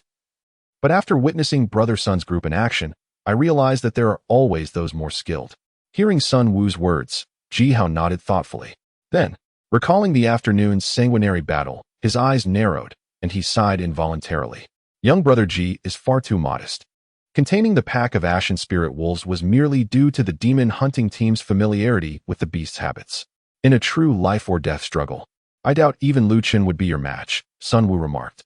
Brother Sun, Wu speaks truly. I am grateful for Brother Ji's life-saving grace today. Lu Chen is a simple man, incapable of eloquent gratitude, so I offer my thanks with wine. I'll drink to that. Sun Wu's demon hunting team comprises a total of 8 individuals. At this moment, aside from 2 members keeping watch at the forest's edge and the middle-aged warrior Lu Chen, who has just tossed aside the excrement of a demon beast, 6 others are gathered around a fire with Ji Hao. Upon hearing Sun Wu's words, the usually reticent Lu Chen finally displayed a hint of foolish mirth. He casually retrieved the wine flask from his waist and, still chuckling, began to drink. Uncle Lu Chen, it seems you have a penchant for wine and fear your father's reprimand, thus resorting to flattery with young Master Ji to indulge in your drinking, remarked Sun Ming, who sat not far from Ji Hao. As she observed Lu Chen's fervent consumption of wine, her delicate eyes rolled slightly, and she chuckled softly. At this, the members of the demon hunting team burst into hearty laughter. Even Ji Hao, whose demeanor had remained composed, could not help but glance at Sun Ming. Ji Hao's gaze swept over Sun Ming's waist, where he noticed her beast hide, revealing a glimmer of admiration in his eyes. On the other side of the fire, Sun Ming, who had been secretly observing Ji Hao, seemed to sense his gaze. She lowered her head slightly. Her tender visage flushed a deep crimson under the flickering glow of the flames. Dreamer, how could you speak to your uncle in such a manner? Lu Chen interjected. Forgive me, young brother, for my niece's mischievousness. After their encounter with the gray spirit wolf, Ji Hao and Sun Wu's demon hunting team journeyed beyond the borders of the No Return Mountain. It was only at this moment that Ji Hao truly comprehended how he had underestimated the vastness of the No Return Mountain. They had traversed from sunset until darkness fell, yet they had scarcely made their way out of the mountain's depths. As twilight descended upon the fringes of Mount Never Return, near a clearing bordering a dense thicket, Sun Wu meticulously kindled a fire. The taciturn middle-aged martial artist of the sea-filling realm retrieved several clumps of dark matter from his pack, casting them into the surrounding woods. These were the droppings of divine abode realm demonic beasts, a common provision among demon hunters who often find themselves spending nights in Mount Never Return. They serve to ward off creatures that are active during the night. Beside a fire in Mount Never Return, the once oppressive atmosphere was somewhat enlivened by Sun Meng's whimsical nature. Ji Hao and Sun Wu continued to converse on trivial matters, while the men of the demon hunting team, including Lu Chun, set aside their worries and indulged in a few sips of fine wine. "Brother Sun, do you happen to know why a beast tide suddenly erupted in Mount Never Return?" Ji Hao inquired, recalling the torrent of demonic beasts he had witnessed earlier. I was quite taken aback. Adjusting the pack on his back, Ji Hao's curiosity was piqued by the memory of the recent encounter with the overwhelming surge of demonic beasts. "You possess remarkable fortitude, young brother, to venture so close to the path of a beast tide alone," Sun Wu remarked. "In places like Mount Never Return, where large numbers of demonic creatures congregate, beast tides are not uncommon. According to the lords of the nearby cities, these outbreaks typically occur when the overlord of a region experiences a disturbance, with the beast emperor's aura compelling lower-ranked creatures to flee. Some assert that the beast tide is a deliberate orchestration by the beast overlord, compelling these lesser beasts to gather in groups and incite chaos on the outskirts of the unreturning mountains, thereby captivating the attention of human warriors." Upon hearing this, Ji Hao pondered for a moment and gently nodded. To command such a multitude of low-tier beasts to act in unison, the orchestrator of this beast tide must undoubtedly possess strength above the Nirvana realm, a power that is referred to as the Beast Emperor among the creatures of the 5 domains. Reflecting on the orderly surge of beasts he encountered during the tide, Ji Hao furrowed his brows, feeling that the second hypothesis seemed more plausible. The sudden beast tide near the unreturning mountains likely has a formidable beast emperor directing it from behind. "Do not worry, my young friend. Regardless of the cause of the beast tide, thus far, the disturbances within the 5 domains have been instigated solely by corporeal beasts of the 4th realm. The mighty beasts of the Nirvana realm have yet to intervene. Moreover, even if a beast emperor were to involve themselves, our human race's pinnacle forces would not remain idle. If my intuition serves me correctly, there are already elders from the Qingyang Palace and the Knife Cliff patrolling the periphery of the unreturning mountains. We must exercise caution tomorrow. As long as we do not encounter beasts of the divine abode realm, our expedition should proceed rather smoothly." Noticing Ji Hao's troubled expression, Sun Wu contemplated briefly before offering words of consolation. Upon hearing this, a flicker of light briefly sparkled in Ji Hao's eyes. According to the words of his grandfather, the lineage of the Qingyang Palace serves as a means for the Ji family to attract the attention of adversaries. If they were to face an insurmountable problem, seeking assistance from them would indeed be a viable option. By the campfire, Sun Wu, who had long since set aside his wooden staff, discreetly observed Ji Hao's reactions from the corner of his eye. Noticing the sudden spark of light in Ji Hao's gaze upon hearing the words Qingyang Palace, Sun Wu sighed softly, further solidifying his suspicions. Ji Hao must undoubtedly be a disciple of the Ji family from this generation, venturing out from Qingyang Palace. As night deepened and the conversations beneath the darkened sky came to an abrupt halt, the flickering glow of the fire illuminated the weariness etched on the faces of the demon hunting team. Aside from the 2 members still vigilantly guarding the fire, Lu Chun and the others gradually leaned against each other, drifting into a serene slumber. Ji Hao casually planted his sword into the ground and adopted a meditative posture, allowing himself to close his eyes for a brief respite. Moments later, amidst the dense forest of the unreturning mountain, the only sounds that punctuated the stillness were the snores of Lu Qin and his companions, accompanied by the occasional crackle of the fire, marking the passage of time. The following day, with the melodious chirping of birds resonating from the treetops, Ji Hao opened his eyes. He gazed upward at the dimly lit sky, retrieved his dark iron-long sword from the ground, and gently stretched his limbs. Due to merely superficial familiarity with Sun Wu and the others, Ji Hao had not succumbed to the deep slumber that enveloped Lu Chun and the rest the previous night. Instead, he had feigned sleep to conserve his energy. Fortunately, as a cultivator, his vitality was robust, and even after such a night of rest, he felt invigorated. "Brother Ji Hao, you are awake. Prepare yourself. We are about to set off," Lu Chun remarked with a smile as he stretched lazily. "As per our usual routine, I shall lead the way while Brother Lu Chun brings up the rear. The rest of you, practitioners of the filling sea realm, be vigilant. Do not allow yourselves to be whisked away by any ferocious beasts along the journey. Furthermore, Brother Jihao shall walk alongside Meng in the center, thus facilitating coordination between myself and Lu Chen. After organizing his belongings, Sun Wu swept his gaze around, noting that everyone was awake, and he offered a cheerful smile towards the members of the demon hunting team. He then turned to Jihao and spoke affirmatively. Upon hearing this, Jihao nodded gently, acknowledging that indeed he required the guidance of Sun Wu and the others to assist in looking after the warriors of the demon hunting team, which was not a daunting task. Observing Jihao's assent, Sun Wu gestured for everyone to gather. Meanwhile, Sun Ming, with delicate steps and a slender sword at her waist, approached Jihao. Thank you, young Master Ji, for saving my life yesterday, Meng expressed, raising her gaze to meet Jihao S, who stood at a similar height, before lowering her voice. There's no need for such formality, Miss Sunday. Given our similar ages and martial prowess, you may simply call me Jihao, he replied with a smile, securing his Xian Tai long sword across his back. Indeed, Jihao is not a fitting name for me. You should refer to me as Meng Sun Meng said, her large eyes reflecting a hint of shyness as her cheeks flushed. Very well, Meng let us proceed, Jihao responded, seemingly oblivious to her bashfulness, offering her a gentle smile before stepping forward to follow Sun Wu and the others. All right, Meng replied softly, subtly acknowledging him, and promptly fell into step beside Jihao. It seems that Sun Wu possesses an exceptional understanding of the periphery of the unreturning mountain. Consequently, the expedition of the spirit beast hunting team encountered remarkably few obstacles during their ascent, swiftly dispatching the few mountain-moving realm beasts they encountered, which were effortlessly transformed into piles of spiritual materials through the prowess of Sun Wu and Lu Chun. Ah, we have emerged from the mountain, Sun Wu declared, a smile finally gracing his previously tense visage as they exited the dense forest after approximately 2 to 3 hours. Jihao's gaze was drawn upward, where he beheld an expansive clearing ahead, bustling with the figures of cultivators engaged in their tasks. Brother Jihao, having reached this point signifies our exit from the unreturning mountain. Our next destination is the nearest city, Qingcheng, where we shall sell the demon cores. Should you have other arrangements, it appears we must part ways here, Sun Wu informed him. Qingcheng, you say? As fate would have it, I too am bound for that very place. If Brother Sun Wu does not mind, might I accompany you for a while longer? Jihao pondered for a moment before deciding to join Sun Wu and the others on their journey to Qingcheng.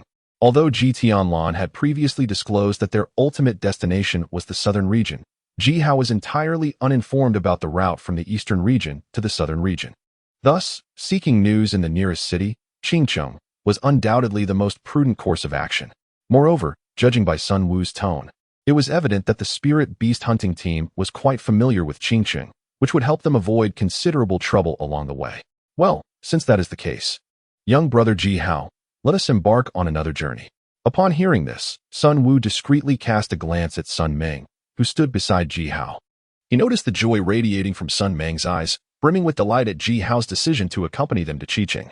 Sun Wu could only smile helplessly and nodded in response to Jihao. With Jihao having made his choice, Sun Wu refrained from saying more, turning gently to nod at Lu Chun and the others before leading the way towards the southwest. Seeing this, Jihao prepared to follow Sun Wu's lead. However, as the young man took his first step, he suddenly sensed an inexplicable pressure behind him, akin to a prickling sensation. Jihao furrowed his brow and instinctively turned to look back. To his surprise, there was no one in sight.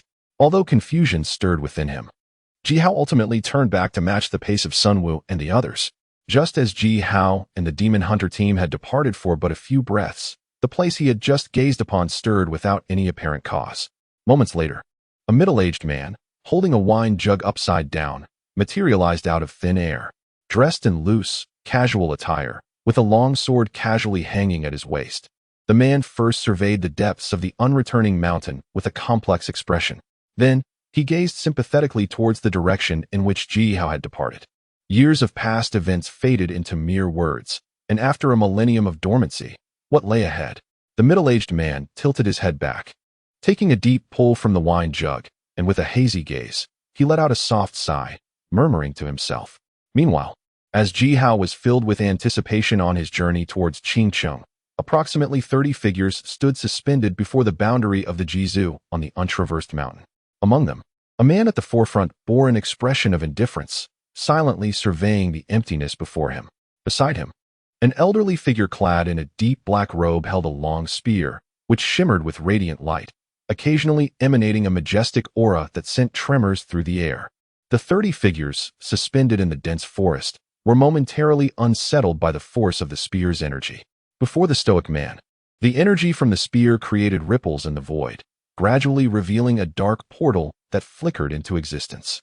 Unbeknownst to him, the blazing sun had already set, and a crimson twilight painted the sky. Ji Hao, who had been traveling tirelessly, finally halted his steps.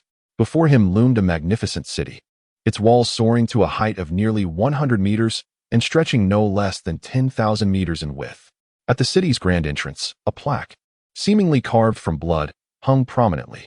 Upon the plaque, two imposing blood-red characters stood side by side, Qingqing. In the evening, the two blood-red characters above the city gate shone brilliantly beneath the rosy clouds.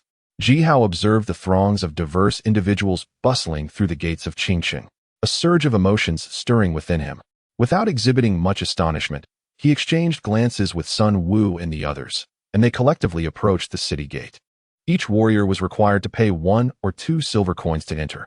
As Ji Hao neared the city gates, he immediately noticed 2 rows of solemn city guards standing sentinel. As if aware of Sun Wu and his companions, the guards' stern voices echoed. Ji Hao paused, realizing he had brought elixirs and semi-spiritual artifacts from Mount Bugue, but had neglected to bring worldly currency. Fortunately, Sun Wu readily stepped forward, offering the leading guard a handful of silver, engaging in amiable conversation. With the toll settled, the group of 9 smoothly entered Qingqing through the north gate. Ji Hao was immediately struck by the bustling scene, unlike anything he had witnessed in the Ji family's ancestral lands. The city's ground was entirely paved with stone bricks, and the wide avenue was lined with various shops. Though intrigued, Ji Hao prioritized gathering information about their journey south. Suppressing his excitement, he maintained a composed demeanor, staying close to Sun Wu. Sun Wu observed Ji Hao's reactions, noting his calm facade compared to his daughter's barely contained glee. As they progressed along the stone path, Sun Wu turned to Ji Hao at an intersection, smiling. "All right, then many thanks, brother Sun Wu." Upon hearing this, Ji Hao nodded gently, reached into the bundle on his back, and handed Sun Wu 5 demon cores, 3 from the mountain-moving realm and 2 from the sea-filling realm. Sun Wu received the demon cores from Ji Hao, scrutinized them carefully, and then gasped in astonishment, his gaze towards Ji Hao becoming even more intricate. As a monster hunting team that deals with demon beasts year-round, Sun Wu could naturally discern at a glance that these demon cores had all been freshly acquired in the past 2 days. Moreover, apart from the Wolf King demon core, the other sea-filling realm demon core was from a black water rhinoceros, a creature of considerable strength even among those in the sea-filling realm. Ji Hao smiled faintly upon hearing this, offering no response. After leaving the ancestral land of the Ji family, Ji Hao had been constantly on the move, leaving him no time to slay demon beasts. Furthermore, even with his confidence, Ji Hao was not so arrogant as to believe he could truly contend with a powerful sea-filling realm demon beast like the black water rhinoceros. Among these 7 demon cores, 3 were from the mountain-moving realm, 1 from the sea-filling realm, 2 from the meridian-opening realm, and even 1 from the divine mansion realm. It could be said that although Ji Hao had not brought silver or other forms of currency with him when he left the mountain, the various elixirs and weapons in his storage ring were of such value that they could stir the envy of even a life-and-death realm martial artist. "Very well. Since you trust me, I will surely sell these demon cores for the best possible price," Sun Wu affirmed. Moreover, observing the demeanor of the young brother as he enters the city for the first time, it is evident that while Qingqing may not possess the bustling vibrancy of other main cities under the jurisdiction of Qingyang Palace, it has its own unique charm. If the young brother does not mind, I would be delighted to accompany Meng'er for a leisurely stroll within the city. This young lady has long wished to explore Qingqing, yet none of us old fellows have had the leisure to indulge her. Receiving the demon core, Sun Wu smiled at Sun Ming, who was already surveying her surroundings, and then turned to Ji Hao to speak. "Well, I too wish to see more of Qingqing. If Miss Meng'er does not find it tedious to accompany me, then let us go together." Ji Hao glanced at Sun Ming, who was staring intently at him, and after a moment of contemplation, he acquiesced to Sun Wu's suggestion. After all, His purpose in coming to Qinsheng was to gather information, and with Sun Meng, who frequented the city, navigating would certainly be much easier. However, Brother Sun, Ji Hao added, during this journey, I did not anticipate encountering a beast tide, which is why I had not intended to arrive in Qinsheng so soon. Consequently, aside from the demon core and a few medicinal pills, I have not brought any silver with me. If Brother Sun does not mind, could you kindly lend me some money in advance? I will deduct it from the proceeds once the demon core is sold. Glancing at the row of shops in Qinsheng, Ji Hao spoke to Sun Wu with a hint of embarrassment. Very well, since the young brother is in need of silver. Consider this 100 taels as a loan from me to Ji Hao. Haha, young brother, remember, this must be repaid once the demon core is sold. Upon hearing this, Sun Wu was momentarily taken aback, but upon noticing Ji Hao's awkward expression, he felt a surge of joy. He patted Ji Hao's shoulder and cheerfully produced a banknote from his pocket. Ah, thank you, Brother Sun Wu. Ji Hao took the silver note. Catching a glimpse of the crimson characters Qingyang inscribed upon it, and a fleeting look of understanding flashed across his eyes. With money in hand, Ji Hao felt a surge of confidence. After bidding farewell to Sun Wu and the others, he inquired briefly about Sun Meng, and then set off with the blushing Sun Meng towards the western part of the northern section of Qinsheng. In Qinsheng, the northern area served as the trading hub, while the eastern part housed the lord's residence. The western section was populated by martial artists, and the southern area was where the common citizens dwelt. Although Qinsheng was expansive, it posed little challenge to the trained feet of martial artists. Within approximately a quarter of an hour, Ji Hao arrived at the largest marketplace in Qinsheng. Before him lay a vibrant tapestry of various shops, each vying for attention. Some boisterous shopkeepers shouted tirelessly about their integrity, while flamboyantly dressed women frequently attempted to lure passing travelers into their establishments. It was a pity for the elderly and frail men whose modest shops were overshadowed, not only by the encroaching stalls of others, but also by the distorted signage of their businesses. As Ji Hao entered the marketplace, he was immediately struck by the lively atmosphere. Dodging the pulls of a few middle-aged women, he maneuvered through the congested entrance. Leading Sun Meng deeper into the heart of the marketplace, he continued onward until he reached a section that stood in stark contrast to the bustling entrance, prompting him to finally come to a halt. As I entered, I noticed that although there were numerous shops surrounding me, most shopkeepers sat quietly within their establishments. This particular area of the marketplace, while less frequented by customers compared to the entrance, boasted a noticeably wider stone path through its center. Behind me, individuals burdened with various weapons loitered at the thresholds of the shops, yet the shopkeepers made no effort to entice them, clearly adopting an attitude of approach: if you wish to purchase, and if not, we shall remain indifferent. This marketplace was unique for a singular reason. It was the Qingwu Fang, a designated marketplace for martial artists within the Qinsheng region. Ji Hao slowed his pace and strolled along the notably broader stone path until he came upon a shop that rarely attracted martial artists. It was there that he paused, leaping forward with Sun Meng into the establishment known as Qiantiju. Upon entering, he beheld rows of ancient bookshelves adorned with numerous blueprints, each accompanied by explanatory labels and price tags. Ji Hao refrained from disturbing the shopkeeper, instead softly instructing Sun Meng before he commenced his search for the desired maps along the shelves. For martial artists, the ability to absorb information swiftly is no mere legend. Under the meticulous scrutiny of Ji Hao and Sun Meng, the small shop's shelves were soon comprehensively surveyed. Does this place offer maps of the southern region? After reuniting with Sun Meng, Ji Hao, holding 2 maps, approached the shopkeeper.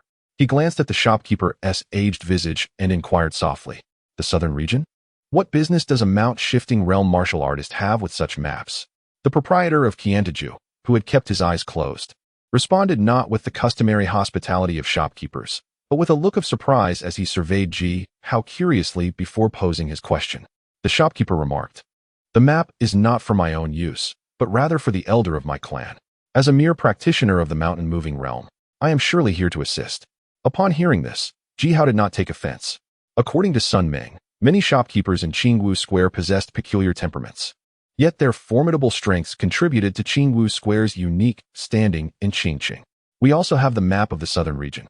Together with the eastern region map and the map of the unreturning mountain, the total will be 50 taels of silver. The aged proprietor of Qiantij, upon hearing this, revealed an expression of understanding. He then retrieved a sheet of white paper from the cabinet behind him and swiftly sketched a remarkably clear map with a brush. Before the ink had dried, he pushed the map toward Ji Hao, yawning as he spoke. Ji Hao had already taken out the banknotes from his pocket, but upon witnessing the shopkeeper's actions, he felt an involuntary twitch at the corner of his mouth. Instinctively, he inhaled the faint scent of ink emanating from the map of the unreturning mountain. Ji Hao gasped, meeting the shopkeeper's gaze, feeling a momentary unease. "What's the matter, lad? Do you doubt my knowledge of the terrain in the southern region?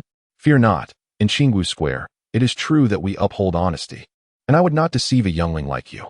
Seemingly aware of Ji Hao's change in expression, the elderly proprietor chuckled while digging at his nose. Ji Hao, reassured by the shopkeeper's words, felt certain that Qiantage, having established itself in Qingwu Square and engaged in the trade of maps for many years, would not jeopardize its reputation over a single southern region map. Moreover, my young friend, regardless of the prowess of your clan's elders, the southern region is filled with treachery. Unless absolutely necessary, it would be wise to refrain from venturing there. After receiving the silver note from Ji Hao, the elderly proprietor of Qiantage scrutinized the characters Qingyang for an extended period before turning to return 50 taels of silver to Ji Hao, imparting a cryptic warning. Upon hearing this, Ji Hao chose not to respond. Despite the dangers of the southern region, with the Ji family's precious jade bone in his possession, he felt compelled to go, whether for himself or for the Ji clan. In Chapter 8 of the 5 Domains, entitled Trade, after securing the silver, Ji Hao carefully stowed 3 maps into his backpack.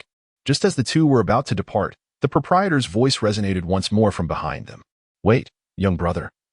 Aside from maps, I have even finer illustrations. I perceive that you and this young lady have yet to undertake any endeavors. I possess some exquisite spring palace paintings, which I can offer to you at a 20% discount." Initially poised to leave, Ji Hao halted at the proprietor's lewd laughter echoing behind them. He was momentarily taken aback, but then his expression shifted dramatically as he instinctively glanced at the blushing Sun Ming beside him. In a flurry, Ji Hao hurriedly escorted Sun Ming out of Qiantage. Blood ignited? The southern region, intriguing indeed, he mused as they exited. Upon their departure, the proprietor of Qiantage retracted his lascivious grin, replacing it with a contemplative gaze fixed on Ji Hao's receding figure, softly murmuring to himself. Upon departing from Qiantage, Ji Hao found himself in a moment of profound awkwardness, while Sun Ming dared not make eye contact with him. The two walked side by side in silence, their shoulders brushing lightly. "Ah, this young gentleman truly is a heartless man." A lamenting voice suddenly interrupted their quietude as a woman, approximately in her 30s, emerged from a shop imbued with a delicate fragrance of powder. "Young sir, do take a look at yourself, clad in a distinguished green robe. Yet the lady beside you possesses not even a single decent piece of jewelry. Is this not the very definition of a scoundrel?" Upon hearing her words, Ji Hao instinctively turned to glance at Sun Ming. He noted that she was adorned only with a single hairpin, her waist encircled by a strip of animal hide, devoid of any other adornments. A soft sigh escaped him. "My dear Ming, since Brother Sun has suggested that I accompany you on a stroll, it would not be fitting for you to always be the one indulging me in shopping. How about we explore the Golden Phoenix Pavilion together?" Noticing the flush of embarrassment that graced Sun Ming's cheeks, Ji Hao offered a reassuring smile as he addressed her. From his conversation with Sun Wu the previous day, Ji Hao had gleaned some history regarding the Demon Hunter Brigade. He learned that Sun Ming's mother had succumbed to a debilitating illness during her childhood, leaving her entirely in the care of a group of seasoned hunters who, engrossed in their own pursuits, paid little heed to the growth of a young girl. Even Sun Wu, who doted upon his daughter, believed that providing her with a life free from want and ensuring her safety was the utmost priority. Thus, it was for this reason that Sun Ming, who had grown up under the guidance of several uncles from the spirit hunting team, paid little heed to her attire. Even though she had now reached the prime of her youth, despite her indifference, how could she remain unaffected when others began to speak of her appearance? Ji Hao cast a gentle smile at Sun Ming and led her through the grand entrance of the Golden Phoenix Hall. Upon entering, the hall truly lived up to its illustrious name, standing in stark contrast to the cramped quarters of Qiantuju. The Golden Phoenix Hall sprawled across a vast expanse, adorned with opulence and splendor. The walls of the hall were lined with exquisitely crafted garments for women, each more resplendent than the last. Beside these garments, an array of exquisite jewelry sparkled brilliantly in the golden light of the hall. After a middle-aged woman ushered Ji Hao and Sun Ming inside, her fervor seemed solely directed at Sun Ming. While Ji Hao surveyed the surroundings, The woman eagerly began to assist Sun Ming in trying on various dresses. Observing Sun Ming's initial bewilderment, yet noticing her bashful determination to try on the clothes, Ji Hao couldn't help but smiled gently. He strolled along the display of jewelry, contemplating the purchase of a fine piece for his mother, even though it was his first time selecting such items. Ji Hao's innate composure allowed him to navigate the dazzling array with ease. Before long, he found himself holding an elegant and noble jade hairpin alongside a playful and charming blue bracelet. Even with his calm demeanor, a hint of astonishment flickered in his eyes upon sighting the exquisite pieces. At this moment, Sun Ming donned a delicate light blue gown, a silver necklace subtly accentuating the contours of her exquisite collarbone. Her long hair cascaded gently, with a jade hairpin securing the remaining tresses, while two long silk ribbons danced softly at her waist, exuding an ethereal charm. Though Sun Ming adorned herself with minimal jewelry, it was precisely this understated elegance reminiscent of a neighborly girl that evoked an indescribable nobility. Ji Hao smiled gently, offering her a bracelet from his hand, and sincerely praised her. It is truly beautiful. Upon hearing his words, the already bashful Sun Ming lowered her gaze in silence, her ears gradually flushing with warmth. Clueless about the emotions of a young maiden, Ji Hao, noticing her reticence, felt at a loss for words. He gestured for her to wait a moment before leading the middle-aged woman from earlier to the Golden Phoenix Hall to settle the bill. Young master, the total for all the jewelry and attire comes to 1,500 taels of silver. It seemed that the items associated with martial artists were particularly costly. Despite Ji Hao and Sun Ming not selecting an excessive number of items, the price still took Ji Hao aback. I do not possess so much silver. May I pay with spirit stones instead? However, his astonishment was fleeting, as Ji Hao, having just departed from the unreturning mountain, was unfamiliar with the conventional currency of the world. After a brief moment of contemplation, he reluctantly replied, "If you lack silver, spirit stones are certainly acceptable." As Ji Hao finished speaking, the servant girl standing beside him in the Golden Phoenix Hall exhibited a slight change in expression, but quickly regained her composure and respectfully addressed Ji Hao. Upon hearing this, Ji Hao made a gesture to reach into the package behind him. As he nodded once more at the maid of the Golden Phoenix Hall, a gleaming low-grade spirit stone appeared in his hand. Young master, according to the customs of the cultivation world, a single low-grade spirit stone is generally equivalent to 10,000 taels of silver. Therefore, the Golden Phoenix Hall will also provide you with an additional 8,500 taels of silver. Taking the low-grade spirit stone, a maid responsible for the accounts at the Golden Phoenix Hall respectfully addressed Ji Hao. After her words, she seemed to sense something, offering Ji Hao an apologetic smile before retreating deeper into the hall. You need not worry, young master. It is likely due to the considerable value of the spirit stone that our proprietor has instructed Silver to attend to matters in the back hall. A middle-aged woman, observing Ji Hao's change in expression after Silver's departure, offered him words of consolation. Ji Hao, reassured by her words, did not fret that a single low-grade spirit stone would provoke the Golden Phoenix Hall against him, for he had merely lingered in Qingqing, and the hall still needed to maintain its presence in Qingwu Square. My apologies, young master. Silver was indeed hasty just now. The hall master has stated that you are a valued guest, and this time only 1,000 taels of silver will be required. Before long, the maid Silver hurried back to Ji Hao, first offering him an apologetic smile before producing 9 banknotes, each valued at 1,000 taels, and handing them to him. Not at all.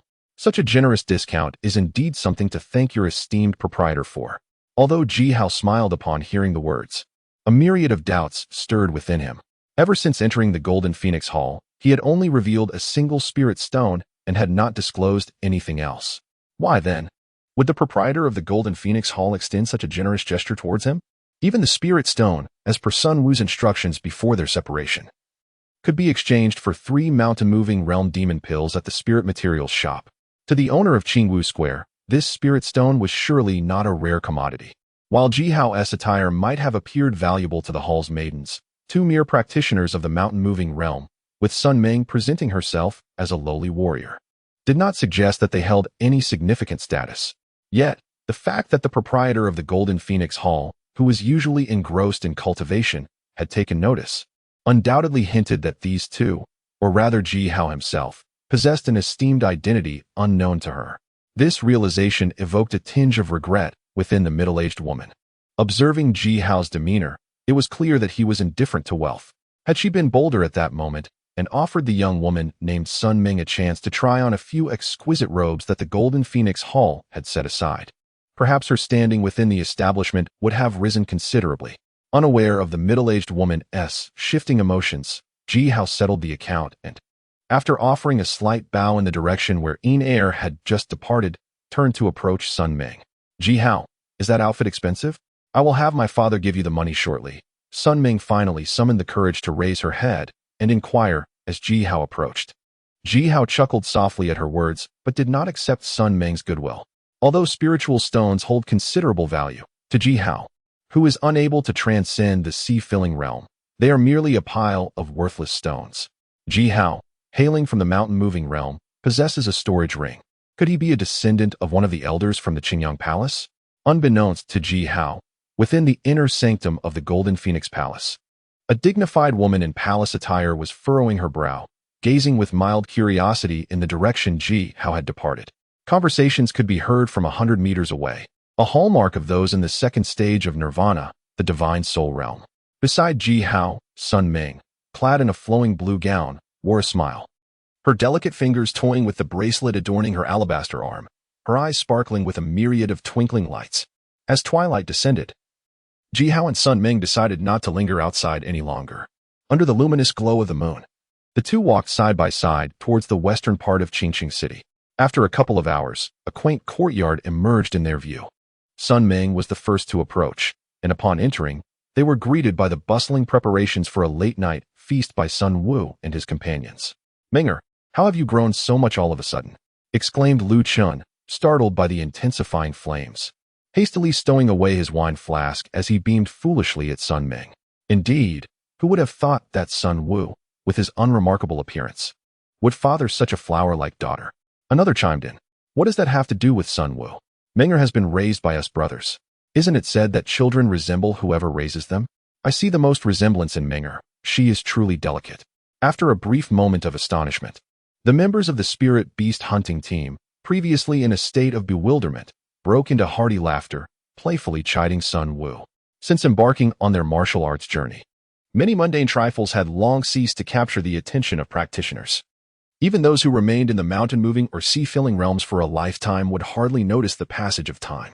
Consequently, although Sun Wu and his companions had pulled Sun Ming into the present at the age of 15 or 16 in their eyes, she still appeared as the small girl trailing behind them, bubbles of snot adorning her face.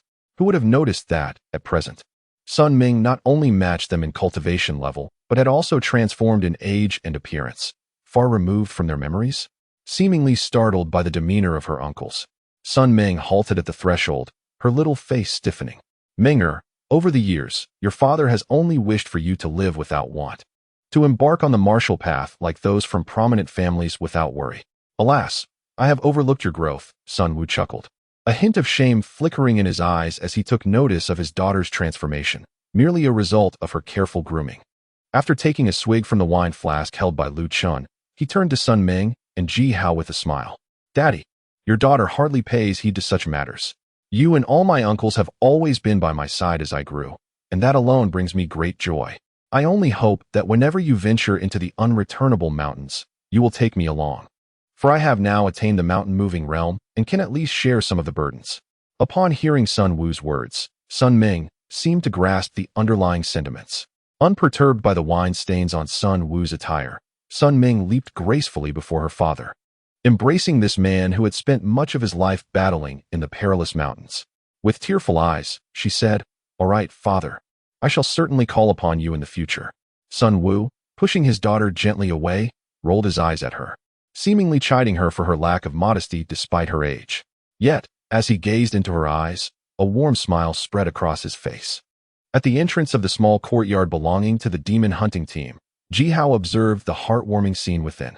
A jade hairpin materialized in his hand, and having recently returned from the treacherous mountains, he suddenly felt a pang of homesickness.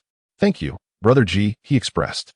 "I have sold the 5 demon cores to the spiritual material shop in Qiqing, and these 3 low-grade spirit stones are the proceeds from that sale." Suppressing his emotions, Sun Wu retrieved 3 low-grade spirit stones from his pack and handed them to Ji Hao with a beaming smile. Ji Hao accepted them without hesitation. stowing the stones in his bag before following Sun Wu to a large table within the courtyard. Perhaps due to Ji Hao's life-saving assistance in the mountains and his recent excursion with Sun Ming, the members of the demon hunting team found their goodwill towards Ji Hao further amplified. During the midnight banquet, led by Lu Qian, they insisted on inviting Ji Hao to partake in drinks. Although Ji Hao was puzzled by the warmth reflected in Lu Qian's gaze, it did not diminish his admiration for the team. Despite Lu Qian's disdainful remark that a man who does not drink is akin to a dog, Ji Hao nevertheless lifted his cup. During his inaugural indulgence in alcohol, Ji Hao experienced a fervent sensation that permeated from his throat to the depths of his abdomen. However, the warmth that followed the initial ardor was exceptionally captivating. Once initiated, the inclination for a second taste was inevitable. Soon, the convivial atmosphere in the small courtyard was filled with the clinking of glasses and jovial toasts. As the night deepened, Lu Qian and the others, after plying Ji Hao with several cups of wine, began to challenge each other in drinking bouts.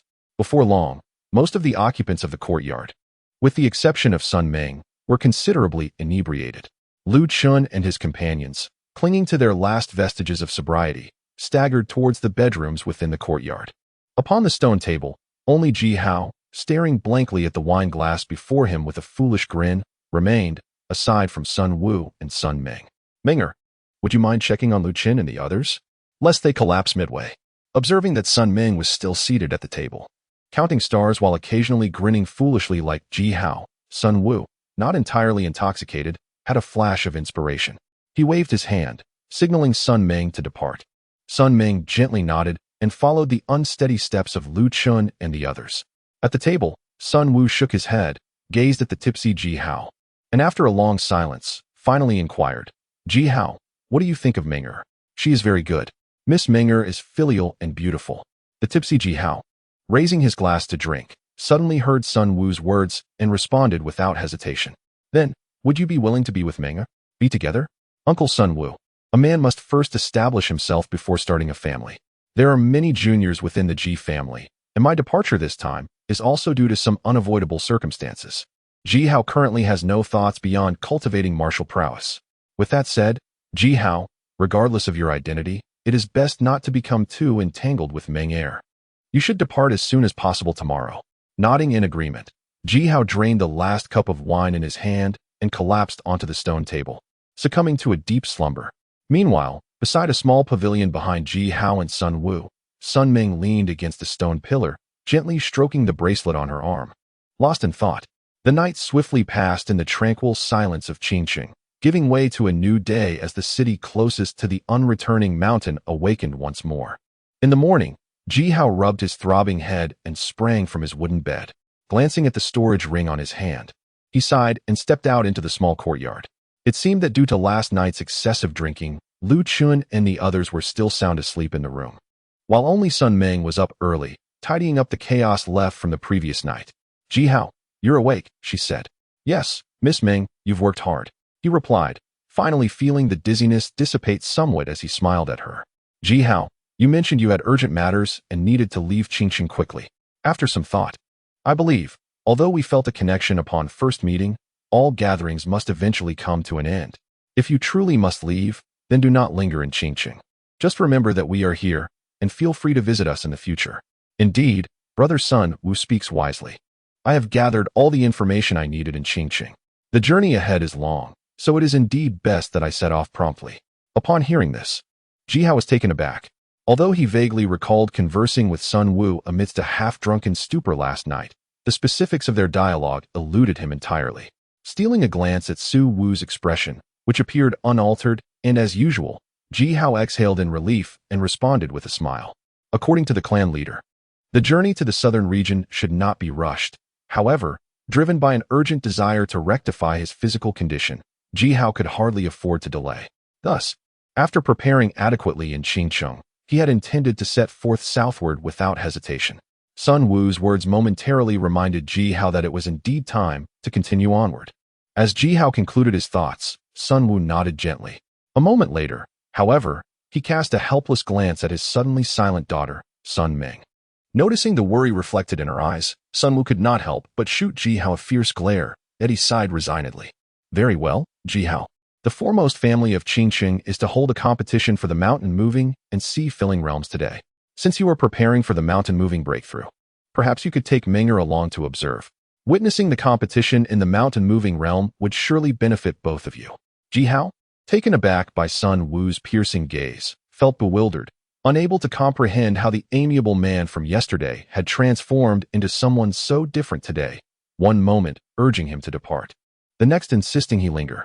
Nevertheless, upon hearing that Qingqing would host a competition for practitioners of the mountain-moving and sea-filling realms, Ji Hao decided to attend.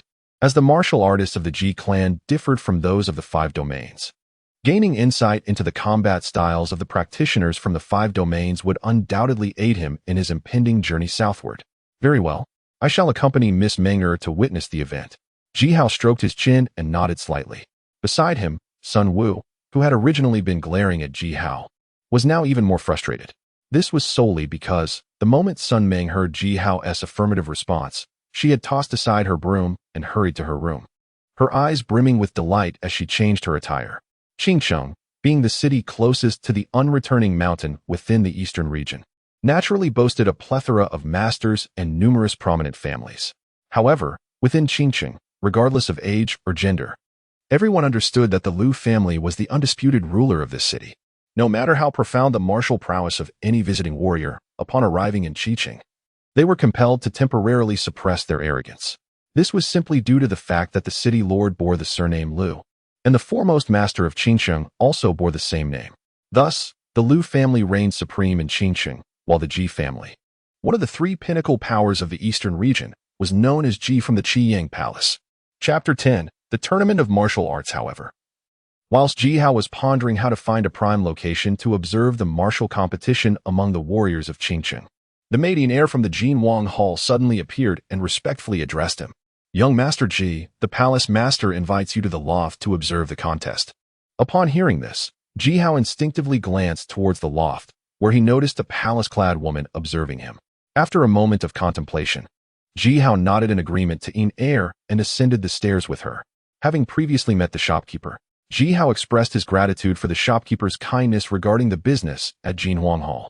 As Ji Hao ascended the loft with Sun Ming, he slightly cupped his hands in respect towards the palace-clad woman seated at the front of the loft, and with a subtle smile, he said, "There is no need for such formalities, young Master Ji. I am surnamed Li. If you do not mind, you may simply call me Aunt Li." Upon the arrival of Ji Hao and his companion, the elegantly attired woman offered a gentle smile in response. In light of this, Ji Hao felt it appropriate to respectfully address her as Aunt Li. Although his countenance remained unchanged, an undercurrent of tumult stirred within him. From the Golden Phoenix Palace to the present Qingqing Grand Competition, this woman of the Li surname had consistently extended kindness towards him. At this juncture, Ji Hao surmised that the head of the Golden Phoenix Palace likely perceived him as a wandering disciple from the Ji family, which explained her cordial demeanor. Meanwhile, the woman of the Li surname scrutinized Ji Hao's every action after he entered the pavilion. She noted that, while he maintained a stance of neither submission nor arrogance, his comportment lacked the innate elegance expected of a scion from a prominent family. Even with her discerning eye, she found herself momentarily perplexed, unable to ascertain his true origins. "Young Master Ji, you jest. I see that both you and this young lady are at the mountain-moving realm. I believe that the Qingqing Grand Competition will be quite beneficial for you. If young Master Ji doesn't mind, you may observe the contest from this pavilion," she suggested, pointing to the tables and chairs within the pavilion while smiling at Ji Hao. Though she harbored some doubts, the woman felt certain that Ji Hao's ability to carry a storage ring while at the mountain-moving realm indicated an extraordinary identity. "Very well, I shall not impose." Ji Hao replied amiably, acknowledging the invitation. He considered that assuming the identity of a disciple from the Qingyang Palace was not entirely disingenuous, and gaining a touch of goodwill through this guise was, in his view, quite harmless. As Ji Hao settled into his seat, the attentive Yin heir swiftly poured tea for both Ji Hao and Sun Ming. Amidst the fragrant aroma of the tea, Ji Hao seized the moment before the grand competition commenced to survey the surrounding pavilions. The Lu family's grand contest was held on an expansive arena, which was encircled by a considerable space designated for the observing martial artists of Qingqing. Additionally, 8 pavilions, approximately 3 zhang high, had been deliberately constructed around the arena. Aside from the pavilion occupied by Ji Hao, 3 others were already graced by seated guests. The pavilion directly to the north was undoubtedly the domain of the Liu family, the foremost clan of Qiqing. Ji Hao's discerning gaze swiftly identified an elderly gentleman in his 50s and several elegantly dressed youths seated there. Adjacent to Ji Hao's pavilion, another pavilion housed young warriors clad in military attire, attentively following a robust man adorned in battle armor, who sat with an air of solemnity. Opposite Ji Hao's position, in another pavilion, sat the lecherous elder from Qiantuju, whom Ji Hao had encountered just the previous day. Upon noticing Ji Hao's presence, the elder's expression morphed into one of surprise and suspicion, leading to a silent exchange of glances filled with unspoken intentions between them. As observed, the 8 pavilions of Qiqing symbolize the 8 major factions within the city. The Liu family requires no further introduction, while the opposing pavilion, occupied by the master of Qiantuju and the armored general beside him, boasted strengths that would not fall short of the pinnacle of the divine soul realm. Noticing Ji Hao's wandering gaze, the elegantly attired woman within the pavilion deftly conjured a barrier around them, raising an eyebrow as she spoke. Upon hearing this, Ji Hao finally grasped the profound depths of Qiqing's waters, which far exceeded the perceptions of the ordinary world. Yet, he was perplexed, despite Qiqing's proximity to the unreturning mountains. Home to numerous formidable beasts, it seemed rather unworthy of such a multitude of experts lying in wait.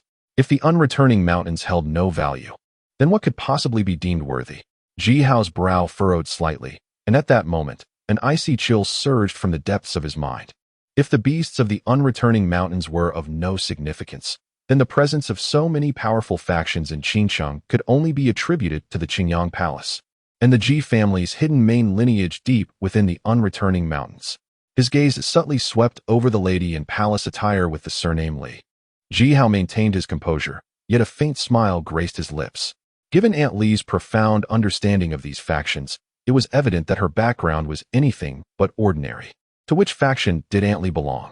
Ji Hao's eyes turned toward the palace-clad lady. Devoid of any intent to test, he straightforwardly posed his inquiry. Since the palace-clad lady harbored goodwill towards the Qingyang Palace, it followed that the power behind her was likely not the formidable adversary that had long troubled the Ji family. Moreover, as per Ji Tianlan's instructions, those Ji family members who had previously emerged from the unreturning mountains were all in the Nirvana realm. Even if the denizens of the 5 domains harbored intentions against the Ji clan, they would likely focus on the sudden appearance of Nirvana realm experts near the unreturning mountains, rather than suspect Ji Hao, who had yet to reach the mountain-moving realm. Therefore, having departed from the unreturning mountains, Ji Hao's identity in the eyes of the 5 domains denizens would merely be that of an ordinary Ji family disciple within the Qingyang Palace. In the intricately webbed Qiqing, where the Qingyang Palace wielded significant influence, being recognized as a disciple of the Qingyang Palace would undoubtedly render Ji Hao's subsequent endeavors far more prudent. Young Master Ji need not worry excessively. Our faction has always been disinterested in conflict. You may regard us as merchants, driven by profit, hence, in the Eastern Domain, we shall not meddle in any affairs pertaining to the Qingyang Palace. Upon hearing young Master Ji's candid inquiry, the elegantly dressed woman displayed no change in her demeanor. With poise, she lifted the teacup from the table, her sleeves partially concealing her movements, and smiled serenely. At this moment, she comprehended that young Master Ji had discerned something. Yet in response to his question, she chose not to conceal anything deliberately. After all, with such a multitude of powerful factions established in the 5 domains, the Qingyang Palace had surely taken note. If young Master Ji were indeed a disciple of the Qingyang Palace, then extending him goodwill would pose no harm. However, the woman found herself perplexed. If young Master Ji possessed a distinguished identity, why did he not seek refuge with the Liu family in Qiqing, but instead chose to traverse openly within the city? This thought caused her brow to furrow slightly. Young Master Ji, upon hearing her words, fell into contemplation. The Ji family must have long been preparing for this matter, for they would not have fostered such a formidable force in Qiqing otherwise. The Liu family in Qiqing, it seemed, was not merely there to guard the city, but rather to protect the people for the Qingyang Palace. Setting aside these musings, young Master Ji refrained from dwelling further on such questions. The Ji family's struggle against external foes could only be engaged by those at the realm of life and death. At his current cultivation level, he would likely amount to no more than an insignificant insect when true conflict arose. Reflecting on this, he clenched his fists tightly. Strength is paramount, whether in the Ji family or the 5 domains. Esteemed guests, I am Lu Wenshan of the Lu family. As noon approaches, let the grand competition of Qingqing commence. As Ji Hao pondered, the remaining few pavilions surrounding the arena gradually filled with spectators. The once boisterous atmosphere around the arena now hushed as an elderly man from the Lu family, who had been meditating with eyes closed, rose and leaped onto the stage. With a gentle gesture to silence the crowd, he spoke with a beaming smile. The path of a martial artist is not solely defined by fleeting advancements. Just as a towering edifice rises from the ground, so too must one establish a solid foundation to traverse the realms of rebirth. For martial artists, the cultivation of the physical body is of paramount importance. However, it is equally vital that one does not meander through training like an old woman spinning thread. Thus, while refining the physical foundation, martial artists must also pursue the elevation of their skills concurrently. Therefore, in today's grand competition, only those under the age of 20 in the mountain-moving realm and those under 30 in the sea-filling realm are eligible to participate. Of course, should anyone possess exceptional talent and break through the sea-filling realm before the age of 20, we welcome you to ascend the stage and demonstrate your prowess in combat. As Lu Wenshan stepped onto the arena, the once raucous noise around fell into a profound silence. Ji Hao's gaze swept across the various martial artists below. Noticing the unbidden admiration in their eyes, he could not help but feel a measure of astonishment at the Lu family's grip on Qingqing. Naturally, if anyone can showcase extraordinary talent in today's contest, the Lu family shall not hesitate to bestow rewards. In this grand competition, the top 7 to 10 martial artists in the mountain-moving realm will each receive a spirit-inducing pill and varying amounts of monetary rewards. The third place in the mountain-moving realm will receive 1 spirit-inducing pill and 5 spirit stones. The second place will receive 1 spirit-inducing pill and 1 body-refining pill, while the champion will be awarded 1 spirit-inducing pill, 2 body-refining pills, and 10 spirit stones. Regarding the competition in the sea-filling realm, the top 10 participants will each receive 3 spirit essence pills and 10 spirit stones. The third place winner will additionally be awarded 3 meridian opening pills, while the second place winner will receive 3 meridian opening pills and 3 pulse protection pills. The champion of the sea-filling realm will be bestowed with a semi-spiritual weapon. It seems that the rewards offered by the Lu family are exceedingly generous, for as Lu Wenshan's declaration resounded, the previously hushed martial artists surrounding the arena erupted into lively chatter once more. Ji Hao, upon hearing this, was also taken aback. Although he had scarcely utilized medicinal pills during his training within the Ji clan, the various pills mentioned by Lu Wenshan were certainly known to even the most uninformed practitioners. The spirit-drawing pill is used by practitioners of the mountain-moving realm when they seek to break through to the sea-filling realm, drawing upon the spiritual energy of heaven and earth. The spirit essence pill is a specialized elixir for practitioners of the body refinement realm, allowing them to draw in spiritual energy to enhance their physical form. The meridian opening pill, as its name suggests, is utilized by practitioners in the meridian opening realm to guide their spiritual energy during the opening of their meridians, while the pulse protection pill is intentionally crafted to safeguard the meridians of practitioners during this critical process. As for the semi-spiritual weapon, Ji Hao was no stranger to its use. For practitioners of the body refinement realm, such a weapon, which aids in the external manifestation of spiritual power, could be deemed a divine armament. With the rewards now proclaimed, the grand competition is set to commence. The rules of the Qingqing competition are quite straightforward. The arena is divided into 10 zones, each occupied by one of the 10 guardians. The guardians must accept challenges from the remaining martial artists. From noon until the hour of the monkey, the 10 guardians with the most victories will be deemed the top 10 of the grand competition.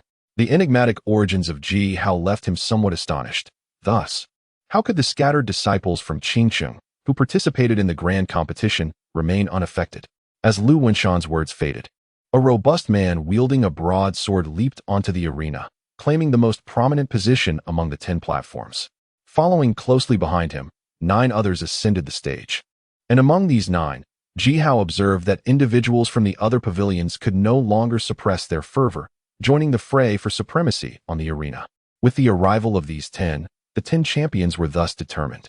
Although the sun had only just begun to rise, an unusual fervor enveloped the arena. With the resounding beat of a drum, another 10 individuals vaulted into action, signaling the imminent clash of the Qingqing competition. In Chapter 11, the battle begins. It was none other than the renowned mad swordsman, Xiao Shan, from the scattered disciples of Qingqing. Clearly, the reputation of the Liu family had a magnetic allure, attracting even him. As the initial champions of the 10 platforms were confirmed, a chorus of gasps erupted from the audience, especially at the sight of the sword-bearing man, whose presence astonished many. What is Xiao Shan in comparison? Have you noticed the gentleman in white at the forefront of the arena? He is none other than young Master Wang Jun, hailing from the Wang family, one of the prominent families in Qingqing, second only to the Liu family. Not only is young Master Wang formidable in strength, but he is also strikingly handsome. In my opinion, he shall undoubtedly emerge as the victor of this competition. As the initial speaker's words hung in the air, a group of young female cultivators nearby exchanged glances, rolling their eyes in disdain while stifling their laughter. Wang Jun, with his slender arms and legs, can withstand the might of Shan Ling, the captain of the Mountain Dragon Demon Hunting Team, and even claims the first place. Truly, it is a gathering of individuals with long hair and short sight. However, as the voices of the female warriors echoed, a wave of disdain surged from beside them, where a group of robust men clad in various animal hides, brimming with vigor, bellowed loudly. As the identities of the 10 champions were announced, the martial artists who participated in the first round of challenges were gradually recognized by those surrounding the arena. Consequently, amidst the fervent atmosphere, a cacophony of debates erupted, creating a lively scene. Shortly after, with another resounding beat of the Liu family drum, the Qingqing martial arts competition commenced in earnest. On the expansive arena, the 20 martial artists divided into 10 regions almost simultaneously chose to engage in combat. From the loft above, Ji Hao's gaze swept across the arena, and for a moment, a hint of gravity flickered in his eyes. For those newly entering the realm of martial arts, the battles of the mountain-moving realm warriors possess a raw, fierce essence that contrasts starkly with the elegant techniques of the Nirvana realm experts. Unlike the latter, who can effortlessly slay foes from 100 meters away with their ethereal blades, the confrontations among the mountain-moving warriors are grounded in the fundamentals of martial arts. This implies that even if weaponry is permitted, the battles will ultimately hinge on physical strength and endurance, especially for those adept in hand-to-hand combat. These contests will likely devolve into true visceral clashes. As Ji Hao observed with keen scrutiny, he began to form a general understanding of the capabilities of those on the arena. Among the 20 participants, the most formidable appeared to be the man wielding a broadsword, the fierce swordsman, Xiao Shan. In the contest against the challengers, this individual appeared to disdain the act of drawing his sword, relying solely on the honing of his physique and vitality from the mountain-moving realm. Xiao Shan managed to repel 3 adversaries with unarmed strikes, even before unsheathing his blade. Following Xiao Shan were 2 figures, one clad in a tiger-striped beast garment, and another man who was continuously drawing and sheathing his sword. Among these 2, the mountain dweller, akin to Sun Wu, whom Ji Hao recognized, exhibited an evidently rich reservoir of combat experience. Each of his moves was executed with remarkable finesse, enabling him to effortlessly exploit his opponent's vulnerabilities and swiftly secure victory. In contrast to Xiao Shan and the mountain dweller, the man with the sheathed sword was decidedly more straightforward. Since the commencement of his defense, he relied solely on a single blade. With each draw and retraction, adversaries fell before him. Consequently, both the mountain dweller and the sword-wielding man had also triumphed over 2 opponents, trailing just slightly behind Xiao Shan. Beyond these 3, the outcomes of the initial bouts across the other arenas had largely been determined. Most of the arena masters indeed possessed the prowess to defend their titles, effortlessly overcoming the first round of challenges as they proceeded to the second. Amidst this, Ji Hao made a deliberate observation of the combat involving the renowned young gentleman in white, Wang Jun, who was well regarded among the female disciples of Qingqing. However, upon a mere glance, Ji Hao gently shook his head. As a disciple from one of Qingqing's prominent families, Wang Jun's every move appeared grandiose. Even under his nearly brutal assaults, the time it took him to vanquish the first challenger was only marginally slower than that of the mountain dweller and his companion. Unlike the cheers resonating around the arena, those with discerning eyes in the loft could clearly perceive Wang Jun's formidable foundation in the mountain-moving realm. His dedication to martial cultivation was evident. However, in comparison to the combat prowess displayed by Xiao Shan and his companions, Wang Jun's techniques appeared excessively rigid. a consequence undoubtedly stemming from his lack of genuine life and death experiences. Young Master Ji, one remarked, the contest in the mountain-moving realm, in contrast to others, can indeed facilitate substantial progress for both combatants. I observe that your vigor is already surging. Why not seize this opportunity to engage in a spirited battle and perhaps even transcend to the sea-filling realm? After approximately half an hour, aside from the formidable Xiao Shan and a few other champions, several competitors had already been eliminated from the stage. As Ji Hao meticulously observed the duels among the warriors from the 5 domains, the voice of a woman in palace attire suddenly resonated from the loft. By the railing of the loft, Ji Hao pondered upon hearing her words.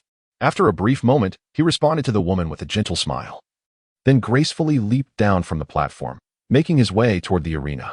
In the loft, Sun Meng regarded the spirited Ji Hao, her eyes sparkling with stars, while the woman in palace attire beside her appeared slightly taken aback. From the moment she laid eyes on Ji Hao, she sensed that the surge of vitality within him had already surpassed the typical level expected of a practitioner in the mountain-moving realm. The woman had initially believed that Ji Hao's inability to break through to the sea-filling realm was due to a lack of an opportunity for such a breakthrough. However, it was not until Ji Hao spoke that the woman in palace attire realized she had indeed underestimated this genius of the mountain-moving realm. For if his words were to be taken as truth, then Ji Hao was not incapable of breaking through to the sea-filling realm, but rather had been deliberately suppressing his own abilities, possibly with the aim of achieving the elusive perfect mountain-moving realm that had not graced the 5 domains for many years.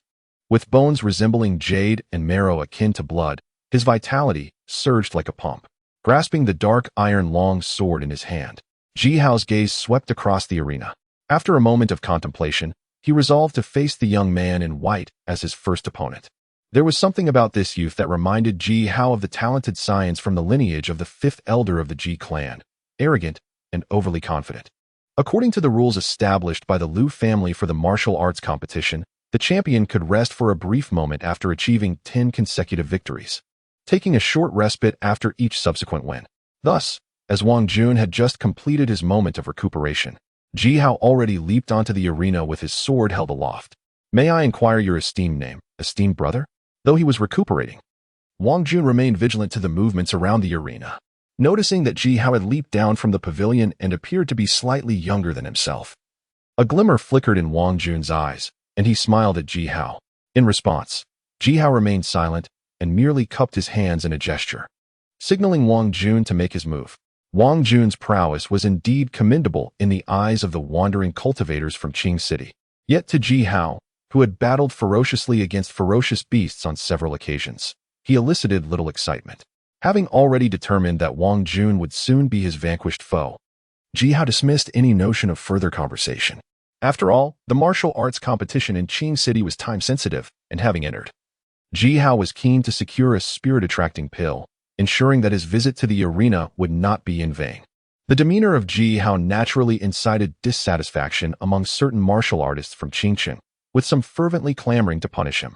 However, a few warriors, who had caught sight of Ji Hao leaping down from the loft, exchanged glances that conveyed a sense of gravity. Not believing that Ji Hao was utterly powerless against Wang Jun, observing Ji Hao's blatant disregard for decorum, Wang Jun's expression remained unchanged. Yet a flicker of ruthless intent passed through his eyes, revealing his growing displeasure. Upon noticing Ji Hao holding his sword in an unconventional manner, a hint of derision crept onto Wang Jun's lips. Before Ji Hao could make a move, Wang Jun had already unsheathed his sword, its cold gleam preceding the blade itself. In response, Ji Hao maintained a calm demeanor as he regarded Wang Jun's strike. Yet, as the sword lunged toward him, he inwardly mused that it was too slow. Clad in white and wielding a sword, he certainly exuded the charm of a swordsman. However, from Ji Hao's perspective on the arena, Wang Jun's attack was fraught with openings. When Wang Jun's sword was but a yard away, Ji Hao grasped the sword sheath with one hand and forcefully struck down toward Wang Jun's blade. The clash between the sword and sheath produced an unmistakably crisp sound. Yet, the expressions of the two combatants diverged significantly. Upon impact, Wang Jun's countenance reflected shock. Although Ji Hao had acted second, the force he wielded through the sheath was surprisingly greater than that of Wang Jun himself. Consequently, as Ji Hao's sheath reverberated against Wang Jun's sword, a tingling sensation coursed through Wang Jun's arm, and pain surged through his grip. On the other side of the arena, Ji Hao stood still, his expression remaining placid. From the age of 6 to 15, Ji Hao had lingered in the mountain-moving realm for an extended period. His physique was already superior to that of ordinary warriors. Moreover, during the recent grand ritual, although Ji Hao had not managed to break through to the sea-filling realm, the influx of spiritual energy at that moment must have benefited him in some regard. Having undergone this infusion of spiritual energy, Ji Hao's physical blood vitality had long surpassed that of typical warriors in the mountain-moving realm. Otherwise, how could he be perceived by the ethereal woman in palace attire as having blood vitality far exceeding his peers? Standing firm, Ji Hao observed Wang Jun, who, after failing to secure a strike, not only refrained from further assault but also prepared to retreat for his next attack. A trace of helplessness flashed across Ji Hao's eyes. Yet he was unwilling to waste any more time.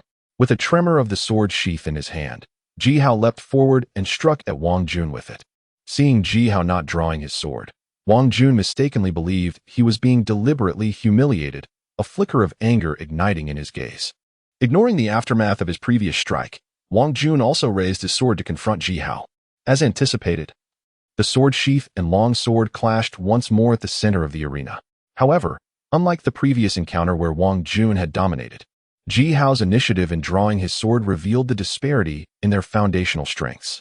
A formidable force surged from Ji Hao's long sword. And even with both hands gripping his weapon, Wang Jun felt a slight sinking sensation. Knowing the battlefield well, Ji Hao would not let such an opportunity slip by. With a gentle smile directed at Wang Jun, Ji Hao then gripped his sword with both hands. Following the sinking of Wang Jun's long sword, Ji Hao's sword sheath rose sharply. Before Wang Jun could react, the sword sheath came crashing down once again. Clang! The crisp sound of clashing metal reverberated once more across the arena, as Ji Hao seized the moment to strike, leaving Wang Jun with a tingling sensation in his arms and blood staining the grip of his sword. Yet, at that very instant, Ji Hao gracefully lifted his sword sheath again, and with a swift motion, he swung it towards Wang Jun's sword, who wore an expression of unwillingness. Surrounding the arena, the warriors who had been intently observing Wang Jun's battle were taken aback. Some of the female cultivators from Qingcheng, who had recently proclaimed Wang Jun's superiority, now wore faces of disappointment, gradually falling into silence. For it was evident to all that Wang Jun, confronted by this extraordinary youth, exhibited no capacity for resistance whatsoever. On the stage, Ji Hao, who had always regarded himself as a mere passerby in Qingcheng, was indifferent to the opinions of these wandering cultivators. Observing Wang Jun rendered helpless by a few strikes of his sheath, Ji Hao furrowed his brow, seemingly feeling he had overestimated this Qingcheng warrior. However, after a moment of contemplation, Ji Hao resolved to swiftly conclude the battle, for even though the strength of the Qingcheng warrior paled in comparison to that of his own family, the ongoing skirmish promised considerable gains. With a tremor in his hand, Ji Hao pressed down on Wang Jun's longsword once more, and then raised his sheath high, seemingly poised to bring this contest to an end. Yet, in the fleeting moment that Wang Jun's hand regained its freedom, an unexpected turn of events unfolded upon the stage. Whoosh! The sound of a sharp object slicing through the air suddenly emerged, revealing Wang Jun gripping his sword with his right hand, while his left hand, now free from Ji Hao's pressure, flicked his sleeve, sending 3 slender needles, as fine as a hair, hurtling towards Ji Hao's face. Chapter 12. Defeating the enemy, the silver short needles glinted with a fierce chill under the sunlight, prompting Ji Hao, with his long sword held in both hands, to momentarily halt the buildup of his striking motion. He swiftly sidestepped to evade the sudden onslaught of the concealed weapons. Meanwhile, Wang Jun did not truly expect these silver needles, devoid of spiritual energy, to repel Ji Hao.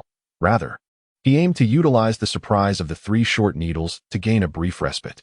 Observing Ji Hao's sidestep, Wang Jun seized the opportunity to retreat several steps until his heels barely grazed the edge of the arena. Only then did he come to a halt, raising his long sword with both hands to initiate a martial technique.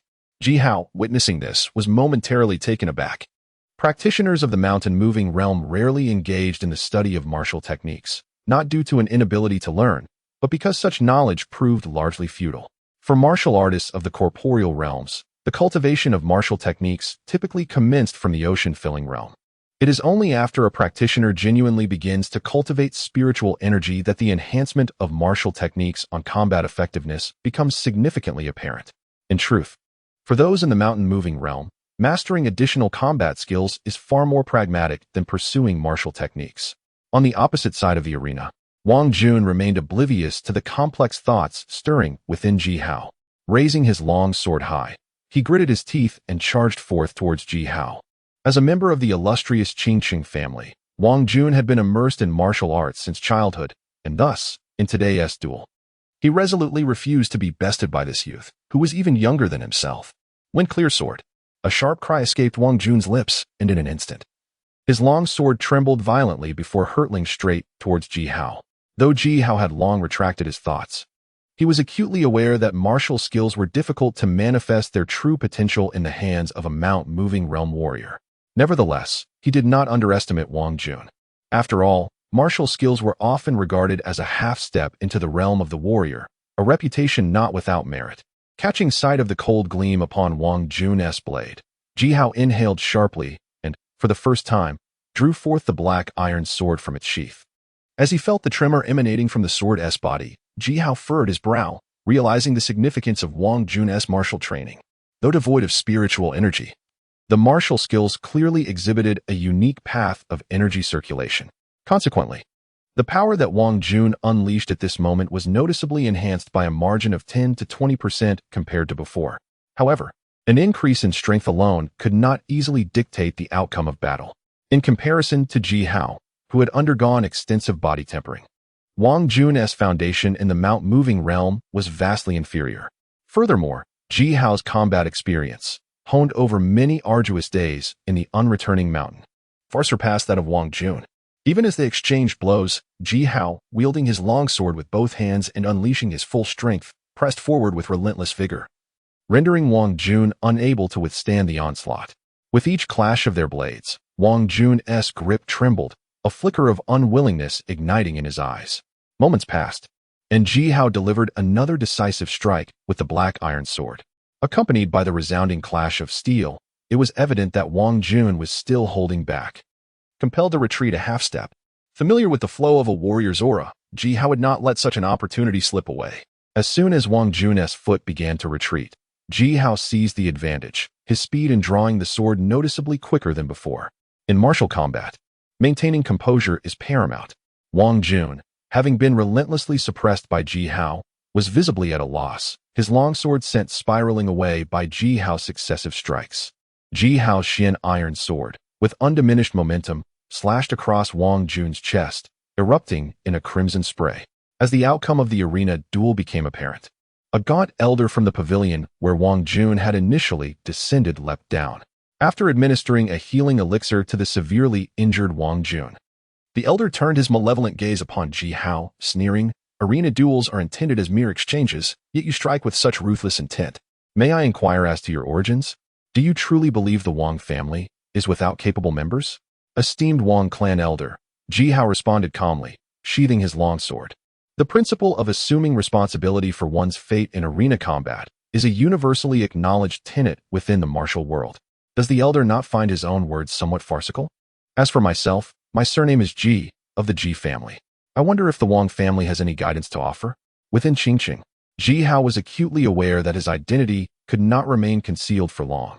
Therefore, rather than allowing these factions to engage in endless speculation, he deemed it preferable to seize the initiative and reveal his status as a disciple of the Ji family. This locale, after all, was the eastern region, where the prestige of the Qingyang Hall held considerable sway. By exposing his identity as a Ji family disciple in Qingqing, he surmised that the Lu family would likely extend some form of protection. The Wang clan elder, who had previously worn an expression of arrogance, underwent a sudden transformation upon hearing Ji Hao's words, rendered momentarily speechless. Previously, when Ji Hao leapt from the loft of the Golden Phoenix Hall, the elder of the Wang family naturally assumed that Ji Hao was a disciple of the power behind the hall. Consequently, he sought an explanation for Wang Jun's injury. After all, although the strength behind the Golden Phoenix Hall was formidable, even a strong dragon does not suppress a local snake. Within the eastern domain, it was not their place to wreak havoc. However, Ji Hao's identity clearly exceeded the elder's expectations. The Ji family? There is only one family that dares to claim such a name in the eastern domain. The Ji family of Qingyang Palace, one of the greatest local powers. The sudden turn of events on the arena naturally captured the attention of several major forces in the loft. Originally hesitating on when to intervene, Lu Wenshan of the Lu family, upon hearing Ji Hao's words, flashed onto the arena and directly questioned the elder of the Wang family. Elder Lu, indeed. The Wang family is at fault at this moment. They will prepare an appropriate apology to both the Lu family and young Master Ji shortly, Wang Xiao said. Assisting the slightly improved Wang Jun, his expression one of distress. Young Master Ji, Elder Wang Xiao is willing to apologize. Might young Master Ji be inclined to accept? If dissatisfaction with the Wang family persists, according to the rules of the Lu family's martial arts, I can take charge and detain Wang Xiao as well, Lu Wenshan stated. Yet did not respond directly, instead glancing at Ji Hao with a smile. Meanwhile, upon hearing this, Wang Xiao felt a chill in his heart. The relationship between the Lu family and the Qingyang Palace was well known among the people of Qingcheng, but in the past, many believed that while the Lu family belonged to the Qingyang Palace, they still held a certain degree of dignity as local sovereigns. However, upon observing Lu Wenshan's obsequious demeanor, Wang Xiao came to realize that the influence of the Qingyang Palace over the Lu family was likely far beyond his imagination. As the elder of the Lu family responsible for external matters and a figure of the spirit realm, Lu Wenshan displayed such courtesy towards a disciple of the Ji family from the mountain-moving realm. This prompted Wang Xiao to ponder whether the entire Lu family exhibited similar deference towards the Qingyang Palace. Ji Hao, being merely a warrior of the mountain-moving realm, still relied on Elder Lu to arbitrate the competition. Ji Hao was taken aback, although Aunt Li had previously mentioned that the Qingyang Palace had extensive influence in Qingcheng. Lu Wenshan's overt politeness clearly attested to the fact that Qingcheng was indeed fully under the dominion of the Qingyang Palace. With this understanding, Ji Hao felt reassured about his standing within the city. Very well, I shall take it upon myself to make a decision, Wang Xiao declared. Although his actions contravened the principles of the competition, he felt compelled to act in light of his contributions to Qingcheng and his desire to protect the younger generation. Thus, the Wang family would prepare an appropriate gift to offer an apology to the Lu family. However, should the gift prove inadequate, it was likely that both Ji Gongzi and the Lu family would regard it with disdain. Wang Xiao hoped that the Wang family would deliberate carefully on what to present. Turning to Wang Xiao, Lu Wenshan promptly retracted the amiable smile he had directed at Ji Hao, emanating a subtle pressure characteristic of someone in a position of authority. He addressed Wang Xiao with an air of undeniable authority. The Wang family will consider this matter thoroughly. Upon hearing this, Wang Xiao's expression grew even more bitter. Yet he still inclined his body in a gesture of respect towards Lu Wenshan and Ji Hao, nodding in agreement.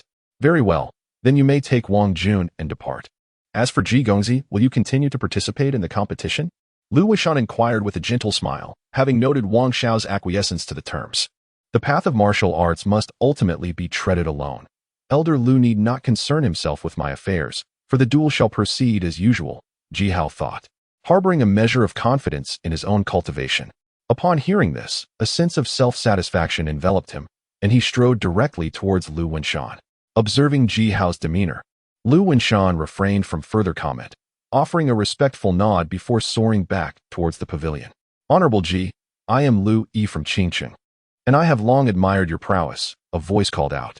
Perhaps due to the radiant reputation of the name Ji Hao, after his clash with Wang Jun.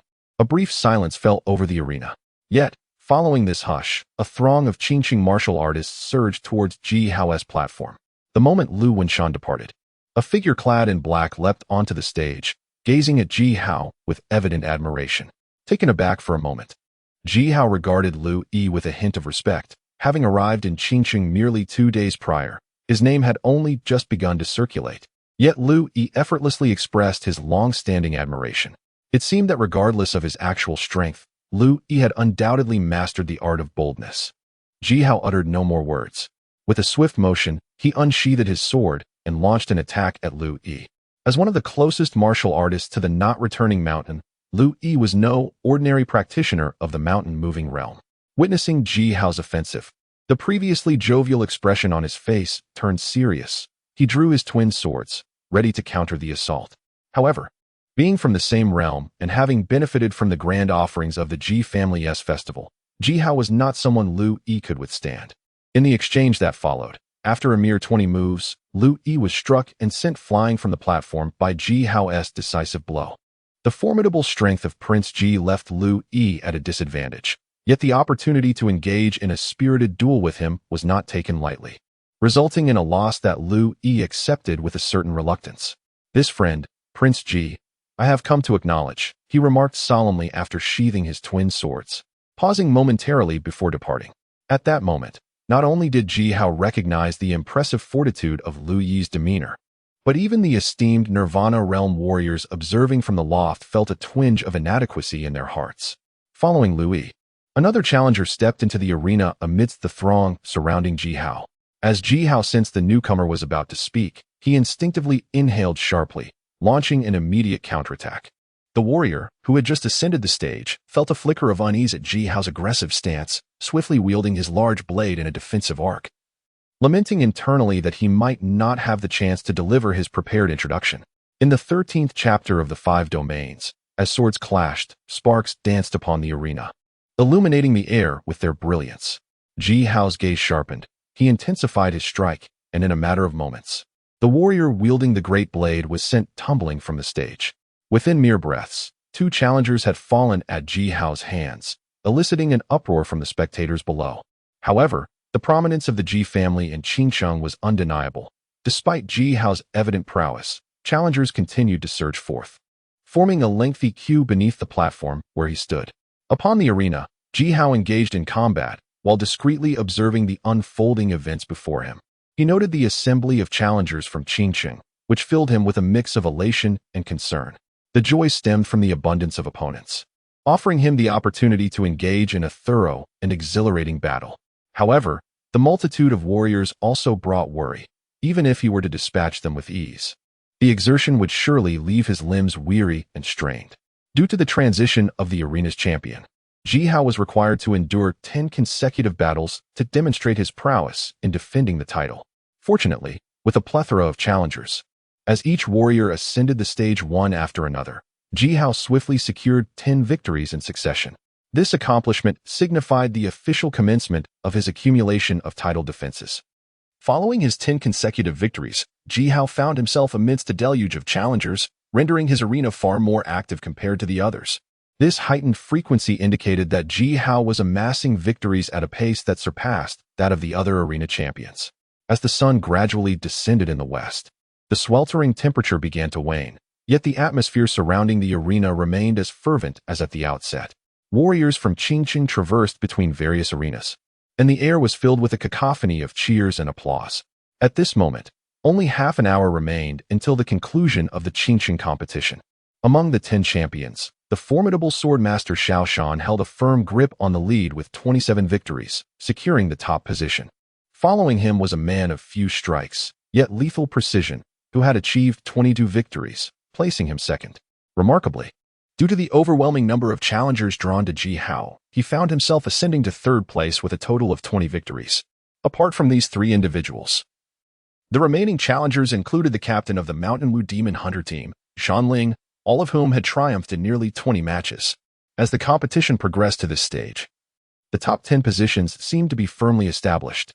However, just when everyone anticipated that Xiao Shan would secure the first place by a significant margin, he unexpectedly descended from the arena after another victory, choosing to forego further defense of his title.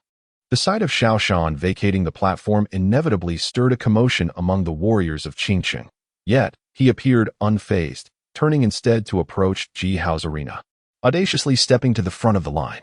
At this juncture, it became clear to all that Xiao Shan intended to relinquish his title as champion to engage in a battle on Ji Hao's stage. Upon noticing Xiao Shan's arrival, Ji Hao's expression brightened with a hint of delight. Unlike the other Qingcheng warriors who participated in the competition for glory, Ji Hao had come from the outset to hone his skills. A duel with Xiao Shan was evidently more beneficial than engaging in multiple bouts against other warriors of the Mount-moving realm. Let us each take a quarter of an hour to recover, and then we shall fight with all our might. After witnessing Ji Hao defeat his opponent, Xiao Shan leapt onto the platform, glancing at the beads of sweat accumulating on Ji Hao's brow from his consecutive battles. After a moment of silence, Xiao Shan spoke. Ji Hao, upon hearing these words, did not refuse. Battling with such a formidable adversary demanded utmost effort as a form of respect for one another. Thus, Ji Hao placed his Xian iron longsword beside him and sat down to meditate and recuperate. As the prospective champion of the Qingqing tournament and a disciple of the Eastern Domain's sovereign, the Qingyang Palace, the confrontation between Xiao Shan and Ji Hao undoubtedly captivated the attention of numerous martial artists from Qingqing. As Xiao Shan ascended the stage, within a mere quarter of an hour, not only was Ji Hao cultivating his inner energy, but the warriors beneath the platform were also communicating among themselves, preparing for the impending spectacle. Having calmed the tumultuous flow of their internal vitality, the fleeting moments passed swiftly, and Ji Hao rose to his feet, only to find that Xiao Shan was also ready. Their eyes met for an instant, and then, simultaneously, they unleashed their fists towards each other, igniting this highly anticipated battle. Upon the stage, as Ji Hao and Xiao Shan's fists collided, a deep, resounding thud reverberated through the air, causing the faces of the onlookers to shift subtly. The ability to produce a sound akin to a drumbeat with their fists attested to the extraordinary strength possessed by the two combatants. After the initial clash, following a brief moment of suspension, they exchanged blows once more. Although both were skilled swordsmen, their encounter unfolded not as the spectators had anticipated, with blades drawn, but rather as an unadorned melee. Indeed, a brutal brawl. On the platform, Ji Hao and Xiao Shan unleashed their punches with the swiftness of the wind. Each strike aimed squarely at the other's vital points. As their fists continued to clash relentlessly, both warriors, gritting their teeth in silence, felt a flicker of astonishment deep within their hearts. Feeling the pressure upon his fists, Ji Hao couldn't help but raise his evaluation of Xiao Shan. Since embarking on the path of martial arts, although Ji Hao had long lost his advantage in the speed of cultivation, it was undeniable that due to entering the mountain-moving realm at an early age, coupled with the recent baptism of the grand ceremony, Ji Hao possessed an exceptionally profound foundation in the mountain-moving realm. To this day, Ji Hao had yet to encounter a peer in the mountain-moving realm capable of matching him in physical strength, but Xiao Shan achieved that today. On the other hand, perhaps due to the continuous fierce battles, Xiao Shan's complexion had turned a shade of crimson. Yet, in contrast to his calm exterior, his heart was tumultuous, stirred by the astonishing display of Ji Hao's physical prowess. Who was Xiao Shan? At merely 21, he was hailed as the mad sword and regarded as the foremost practitioner in the mountain-moving realm, a prodigy who had triumphed over 27 peers in the Qingqing martial arts competition. Given his extraordinary background, Xiao Shan had believed that his foundation in the mountain-moving realm was sufficient to look down upon his contemporaries. However, the clash with Ji Hao shattered his pride, as he found himself at a disadvantage in their brutal exchanges. Ji Hao's physical cultivation in the mountain-moving realm indeed surpassed his own, and he was evidently much younger. Casting a glance at the reddened areas on his fists, Xiao Shan took a deep breath and released his grip, then reached for the heavy sword strapped to his back. With the sword in hand, the despondency from his earlier defeat in barehanded combat dissipated entirely. The mad sword Xiao Shan, being a master of the blade, would not be limited to mere close-quarter combat. On the opposite side of the arena, Ji Hao, noticing this, rubbed his slightly swollen arm and then drew forth the dark iron longsword beside him. Ji Hao fixed his gaze upon the poised Xiao Shan, his eyes brimming with fervent battle spirit. In a contest of fists, Xiao Shan was not without the ability to employ the Ji family's secret techniques against him. Thus, in a duel of swords, how could he possibly surpass someone who had wielded a mysterious iron sword since childhood? As Ji Hao drew his sword, Xiao Shan let out a low growl and advanced with his own blade. In response, Ji Hao smirked and fiercely swung his mysterious iron sword with both hands. The clash of their swords produced a crisp ringing sound that abruptly ceased. Unlike their previous stalemate in hand-to-hand combat, the encounter of their blades, differing greatly in width, saw Ji Hao forced to retreat with the very first strike. His hands trembled slightly as he furrowed his brow, scrutinizing Xiao Shan's weapon, a heavy sword. Unlike Ji Hao's mysterious iron sword, which adhered to a standard width of 1.5 inches, Xiao Shan's dual-handed sword not only boasted double the width, but also exceeded ordinary swords in thickness. As a gentleman among weapons, the sword inevitably remained the most utilized armament among martial artists of the 5 domains. Whether it was Ji Hao's 3-foot chi feng or Xiao Shan's heavy sword, each had its own merits in the realm of swordsmanship. The heavy sword, devoid of an edge, thrived on its immense weight and force, providing unparalleled offensive and suppressive capabilities that ordinary long swords could scarcely match. Therefore, even though Ji Hao possessed greater strength than Xiao Shan, He found himself at a disadvantage from the very first move in their sword duel. Witnessing Ji Hao retreat from the initial strike elicited an uproar from the spectators below the arena. After all, in their recent bout of fists, both had retreated simultaneously, making it difficult for those without profound martial arts knowledge to discern a victor. However, the moment Ji Hao was compelled to retreat from the first sword strike was not lost on the eyes of all the martial artists of Qingqing. In that moment, an air of fervor enveloped the spectators beneath the arena, as they wondered whether the renowned mad sword of Qingqing, a formidable warrior, would surpass the genius of the Ji family from Qingyang Hall. Noticing Ji Hao attempting to retreat, Xiaoshan, wielding his heavy sword, would not permit such a withdrawal. With both hands gripping his sword, he swung it horizontally, striking towards Ji Hao with the blade's body. The confines of the arena imposed restrictions, making it challenging for Ji Hao to maneuver and utilize the agility of his 3-foot-long sword effectively within such limited space. As Xiaoshan's heavy sword approached, Ji Hao's peripheral vision caught sight of a small patch of ground beside him, barely a few steps away.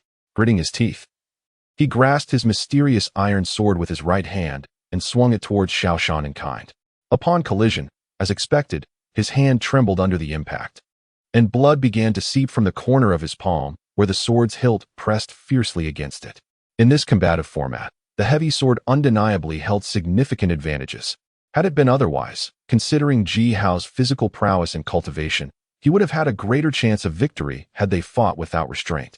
Witnessing the two successive clashes of swords in which Ji Hao found himself at a disadvantage, a youth positioned behind Lu Wenshan in the Lu family's loft shook his head, yet offered a wry smile. Hearing the youth speak, another disciple of the Lu family glanced at Ji Hao, who was strenuously defending against Xiaoshan's heavy sword. A flicker of disdain crossed his eyes as he coldly remarked, "Lu Feng, while Xiaoshan possesses considerable strength, do you truly believe he is destined to win this battle?" Upon hearing the words, Lu Ping, the first to speak, merely shook his head with a smile and raised an eyebrow. Meanwhile, Lu Wenshan, standing before the two, paid no heed to the discussions of the two talented members of the Lu family behind him. Although Ji Hao claimed to be a disciple of the Qingyang Hall, the Lu family had not heard any news regarding him. Consequently, despite Lu Wenshan's earlier defense of Ji Hao, there remained a lack of certainty about his origins in his heart. However, the entire 5 domains were aware that the members of the Ji family possessed an unparalleled quality, often referred to as talent or the Ji family's secret technique. With this thought, a glimmer of sharpness flashed in Lu Wenshan's eyes. At that moment, Ji Hao, who had been under pressure on the arena, finally began to counterattack. In Chapter 14 of the 5 Domains, Ji Hao glanced at the faint traces of blood on the tiger's mouth of his right hand, a flicker of seriousness passing through his eyes. The immense power of the heavy sword wielded by his opponent was indeed incomparable to the 3-foot azure blade in his grasp. As their figures intertwined, the arena erupted with the clamor of their swordplay, and Ji Hao, without needing to listen, understood the murmurs of the Qingqing warriors around him. Thus, he realized that he could not afford to lose this battle. Otherwise, the reputation of the Ji family disciples from Qingyang Hall would suffer considerable damage due to his failure. With a gentle lift of his mysterious iron long sword, Ji Hao offered a bright smile to Xiaoshan, who had once again readied his sword stance, finally deciding to unleash his full strength. Accompanied by flickers of crimson light spiraling from Ji Hao's arm, the warriors atop the surrounding pavilions furrowed their brows. Recognizing the Ji family's secret technique, the manifestation of blood, Xiaoshan wielded his heavy sword, unleashing a fierce gust of wind that rushed towards Ji Hao. However, this time Ji Hao did not evade. Instead, he gripped his dark iron sword at an angle and delivered a powerful strike along the trajectory of Xiaoshan's advance. The clash of the heavy sword and the dark iron sword resonated with a sound far more piercing than before, echoing across the arena. On the platform, both Ji Hao and Xiaoshan felt their hands tremble simultaneously upon impact, yet they swiftly resumed their assault. With the augmentation of his blood, Ji Hao's already superior strength was further amplified. Even with merely an ordinary sword in hand, he gradually gained the upper hand against Xiaoshan's heavy sword in their fierce engagement. The heavy sword, lacking a sharp edge, was naturally invincible in the confined space of the arena. Yet, the very weight of the sword hindered its speed, forcing Xiaoshan to adopt a defensive stance, struggling to withstand Ji Hao's overwhelming force. The arena was alive with the dance of swords, and even with prior anticipation, Xiaoshan found it exceedingly challenging to counter Ji Hao's almost frenzied onslaught. augmented by his blood. Each impact reverberated through the heavy sword, and Xiaoshan realized he had underestimated the formidable prowess of the Ji family's renowned bloodline techniques. Unfazed by the astonishment reflected in Xiaoshan's eyes, Ji Hao understood that the Ji family's secret techniques, reliant on explosive vitality to gain strength, were constrained by time. Thus, he was determined not to waste a moment. He needed to conclude this battle within a quarter of an hour. With both hands firmly grasping the obsidian long sword, Ji Hao felt no urge to rely on evasive maneuvers against Xiaoshan. In the face of overwhelming physical strength, sheer domination became the only path to victory. The obsidian sword cleaved through the air, producing a piercing whistle that echoed across the arena. At this moment, the dynamics of offense and defense shifted entirely. Ji Hao embodied the image of a formidable warrior wielding a heavy blade, striking down with relentless precision, devoid of any flamboyance. As the heavy sword arced through the air, Xiaoshan, who was not adept at guerrilla tactics, found himself unable to evade Ji Hao's unyielding onslaught. He retreated repeatedly beneath the relentless strikes, his grip on the sword visibly faltering. Meanwhile, Ji Hao, noticing Xiaoshan's evident decline, gritted his teeth and exerted himself even further. Swinging the 3-foot-long sword with the ferocity reminiscent of a lumberjack felling timber, the clash resounded. Yet, Xiaoshan, having initially underestimated Ji Hao's prowess, could hardly fathom that this 15-year-old youth not only surpassed him in physical cultivation, but also exhibited a mastery of the Ji family's secret techniques that far exceeded that of his peers. Consequently, as Ji Hao unleashed his unreserved strikes, Xiaoshan's heart brimmed with bitterness. However, glancing at the mere half-inch edge of the arena beside him, the renowned genius of the Qi sect, known for his unparalleled strength in the mountain-moving realm, refused to concede defeat. A surge of innate pride erupted from Xiaoshan as he furrowed his brow, observing Ji Hao's descending strike. Instead of retreating once more, he crouched slightly, establishing a solid stance, gripping the heavy sword with both hands. With a fierce roar, he met Ji Hao's obsidian sword head-on. A deafening roar erupted as the two long swords clashed upon the arena, sending forth an imperceptible wave of energy that dispersed into the air. Ji Hao and Xiaoshan remained locked in a tense standoff, one wielding his sword downward while the other raised his horizontally, teetering on the very edge of the stage. The weighty sword in Ji Hao's grip trembled under the immense pressure of his strength, while Xiaoshan, his face flushed with determination, gritted his teeth and let out a fierce roar. With veins bulging in his arms, he summoned an additional surge of power, subtly poised to counterattack despite Ji Hao's overwhelming force. Before Xiaoshan, Ji Hao, witnessing his opponent withstand the blow, did not exhibit any sign of defeat. Instead, his spirit surged even higher, igniting a renewed fervor within him. A glint flickered in Ji Hao's eyes as the crimson glow on his arm intensified. Xiaoshan's attempt to block the strike indicated his desire to determine the victor with this exchange. If he could withstand it, victory might very well be within his grasp. However, should he falter, retreating would no longer be an option for the beleaguered Xiaoshan. As Ji Hao's vitality erupted completely, the red radiance emanating from his arm began to cast a faint glow upon the dark iron sword, intertwining in a mesmerizing dance. With a cold snort from Ji Hao, the duel resumed, the dark iron sword clashing once more with the heavy blade. Observing Ji Hao's renewed vigor, Xiaoshan's eyes widened in astonishment. The mountain-moving realm had refined Ji Hao's strength to such an extent that Xiaoshan began to question Ji Hao's humanity. Yet, despite his contemplations, faced with Ji Hao's impending strike, the already disadvantaged Xiaoshan found it increasingly difficult to defend himself. The heavy sword, which had been poised for a counter, sank once again, while Xiaoshan's back foot slid backward under the immense pressure. This slide, precisely half an inch, sealed his fate. As the battle in Xiaoshan concluded, the onlookers surrounding the arena gasped in astonishment. The clash between Ji Hao and Xiaoshan exceeded everyone's expectations in its intensity. And even more surprising was the fact that the renowned strongest warrior of Qingqing, who possessed the prowess of the mountain-moving realm, was defeated by a mere youth in his teens. What was particularly striking was that Ji Hao triumphed using the very strength that Xiaoshan excelled in. A few warriors from the Nirvana realm, watching the fierce encounter, knitted their brows in contemplation. The presence of Ji family disciples in the eastern region was not uncommon, and esteemed figures like Lu Wenshan had encountered many of Ji family's youths, apart from Ji Hao. Yet, for reasons unknown, there was a consensus that the enhancement of Ji Hao's blood-burning secret technique was exceedingly formidable today. Young Master Ji is indeed powerful. I accept my defeat in this battle. Xiaoshan remarked, his expression a mix of complexity as he sheathed his heavy sword after sensing the slip of his footing. Brother Xia, you are too modest. It was merely a narrow victory for me. Ji Hao replied with a soft chuckle as he lowered his sword. Xiaoshan was indeed the first formidable rival Ji Hao had faced at the same realm throughout his training. Without the assistance of the Ji family's secret techniques, he might not have emerged victorious in this arena battle. With the conclusion of the Ji family grand tournament, I invite all champions who have achieved 10 consecutive victories to ascend the stage. Just as Ji Hao's duel with Xiaoshan ended, a rhythmic drumming resumed beside the Lu family pavilion, where Lu Wenshan leaped down from the stage, calling out to the Qiqing warriors surrounding the arena.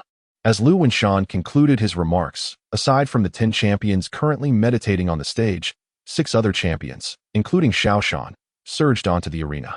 This indicated that there were a total of 16 martial artists who had achieved more than 10 consecutive victories in the Qiqing competition.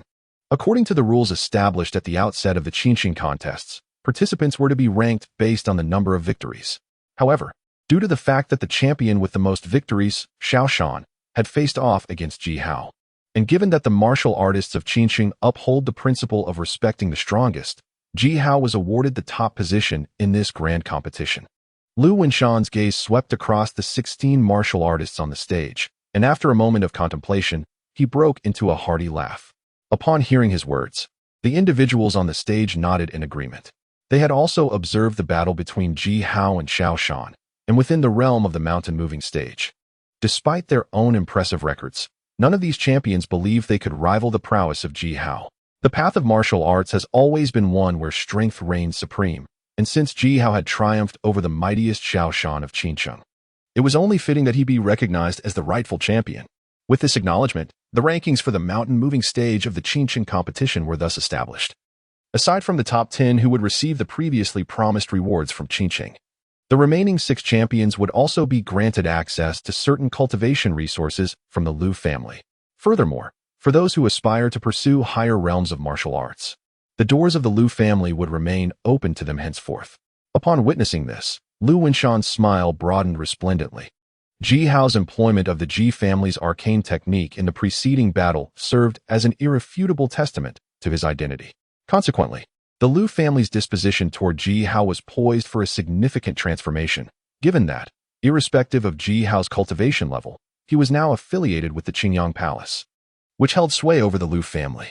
Esteemed guests, he proclaimed, the Qiqing mountain-moving realm martial contest has drawn to a close. It fills me with immense pleasure to witness the emergence of such a plethora of talents within Qiqing, a veritable boon for our city. In light of the fact that several champions have engaged in mutual combat, and following deliberations between myself and the assembled champions, a decision has been reached to prioritize the outcome of the champions' duels over the sheer number of victories. In essence, Ji Hao, having vanquished Xiaoshan, shall be recognized as the victor of this grand contest, with Xiaoshan, who amassed 28 victories, securing the second position. Having conferred with the 16 champions, Xiaoshan turned his gaze toward the martial artists assembled beneath the stage, and in a resonant voice, he declared the outcome. The assembled rogue cultivators of Qiqing, upon hearing this pronouncement, did not voice any dissent. As the city closest to the irreversible mountain, the concept of the supremacy of strength had long been ingrained in the hearts of these martial artists who subsisted on the edge of a blade. Given that Ji Hao had triumphed over Xiaoshan, it was the consensus among the Qiqing martial artists that he rightfully deserved the first position in the martial contest. The third position in the Qiqing martial contest is awarded to Ling Jian with 23 victories. The fourth position goes to Shan Ling with 22 victories. The fifth position is claimed by Zhou Ji with 19 victories. Observing the absence of any clamor from the vicinity of the stage, Lu Wenshan paused briefly before proceeding to announce the top 10 contenders in the Qiqing martial contest. Li Dao was renowned as the champion who relied solely on a single strike to vanquish his foes. It appeared that the immense energy expended in his singular blows resulted in longer intervals between his battles compared to other champions, despite his rapid combat style. Had it not been for this, his remarkable speed in defeating adversaries might have allowed him to contend for the top position alongside Xiaoshan. As the rankings of the martial arts competition were announced, the warriors surrounding the arena gazed enviously at the 16 participants on stage. This admiration stemmed from the understanding that those selected through the Qingqing martial arts competition were granted a splendid opportunity to transform their fortunes, akin to a sparrow evolving into a phoenix by joining the Lu family. As the competition in the mountain-moving realm of Qingqing came to a close, Lu Wenshan, after announcing the rankings, presented rewards to the top 10 in the presence of the martial artists of Qingqing. This gesture inevitably elicited further expressions of envy from the crowd below the arena. Young Master Ji, although Qingqing is under the jurisdiction of Qingyang Palace, the city inevitably harbors some unstable elements. If you trust me, why not reside with the Lu family? After the rewards were distributed, Lu Wenshan turned to Ji Hao, contemplating for a moment before posing the question. That would be agreeable, but it would trouble Elder Lu. Ji Hao replied with a nod and a smile. Although the Lu family held dominance in Qingqing, the presence of unstable factors, such as the Golden Phoenix Palace, was indeed abundant. As a warrior of the mountain-moving realm bearing the identity of a Qingyang Palace disciple, Ji Hao was undoubtedly a coveted target for those harboring intentions towards the palace. Staying with the Lu family would likely mitigate many risks. Very well, the Lu family eagerly awaits your esteemed presence, young Master Ji. Upon witnessing this, Lu Wenshan felt a profound sense of relief within. Since Ji Hao had appeared openly in Qingqing, it was imperative for the Lu family, as subordinates of the Ji family, to ensure Ji Hao's safety. Ji Hao's willingness to stay at the Lu residence was indeed a boon for them. Hearing this, Ji Hao nodded with a smile, then turned to ascend towards the pavilion where the Golden Phoenix Hall was situated. Observing this, Lu Wenshan regarded Ji Hao's retreating figure with a knowing glance, before turning to accompany several other Lu's cultivators and the arena masters towards the Lu family's pavilion. The Qingqing competition, after all, was primarily to select talents for the Lu family. Ji Hao, you are truly remarkable. Xiao Shan possesses formidable strength. Even my father frequently mentions him. The fact that you could triumph over him in the arena renders you undoubtedly deserving of the title of the foremost in the mountain-moving realm. As Ji Hao stepped onto the pavilion, he was met with the excited gaze of Sun Ming, whose eyes sparkled with admiration. Just average, Ji Hao replied modestly. I am still young and lack extensive combat experience. Otherwise, my battle with him would not have been so prolonged. He scratched his head, letting out a gentle sigh tinged with regret. Aunt Li, I sincerely appreciate your kindness over these past few days. Ji Hao will remember it. After exchanging a few more words with Sun Ming, Ji Hao turned his attention towards the elegantly dressed woman still seated quietly in the wooden chair within the pavilion. And with a solemn expression, he clasped his hands in greeting. There is no need for such formality, young Master Ji. I have mentioned before that I am merely a merchant, pursuing profit. I only hope that you do not forget me in the future, as there may still be opportunities for collaboration between us, the woman in the palace attire replied, lifting her teacup with a gentle smile. Upon hearing this, Ji Hao gazed deeply at the woman in the palace attire once more, then descended the loft with Sun Ming. Beneath the loft, Ji Hao retrieved the spirit-guiding pill, a reward from the Qingqing martial arts competition, and extended it towards Sun Ming with a cheerful expression. Ji Hao, are you leaving? Sun Ming inquired. Yet she did not accept the spirit-guiding pill. Instead, biting her lip, she replied, when I departed from my clan, my elders entrusted me with certain instructions, which is why I cannot linger in Qingqing for long. Today, I have exposed my identity as a disciple of the Ji family before the entire Qingqing, so I can only remain at the Lu family for one more day before I leave. Hearing this, Ji Hao let out a gentle sigh and placed the pill into Sun Ming's hand, responding softly, you are also at the mount-moving stage. My father and the others mentioned that you have already reached the critical point of breakthrough. The spirit-guiding pill is a second-grade elixir. You should keep it for yourself. Upon hearing Ji Hao's words, Sun Ming fell silent for a moment. However, after a brief pause, she raised her head and feigned a light-hearted smile, saying, silly girl. I have already perfected my cultivation at the mount-moving stage. I do not require the aid of elixirs. Furthermore, I can still bear the identity of a Ji family disciple. A second-grade elixir is nothing. I can easily request another from the Lu family. You should keep this pill. Break through sooner so that the next time we meet, I want to be far ahead of you. Seeing Sun Ming's hand stretch forward to grasp the elixir, Ji Hao felt a wave of frustration.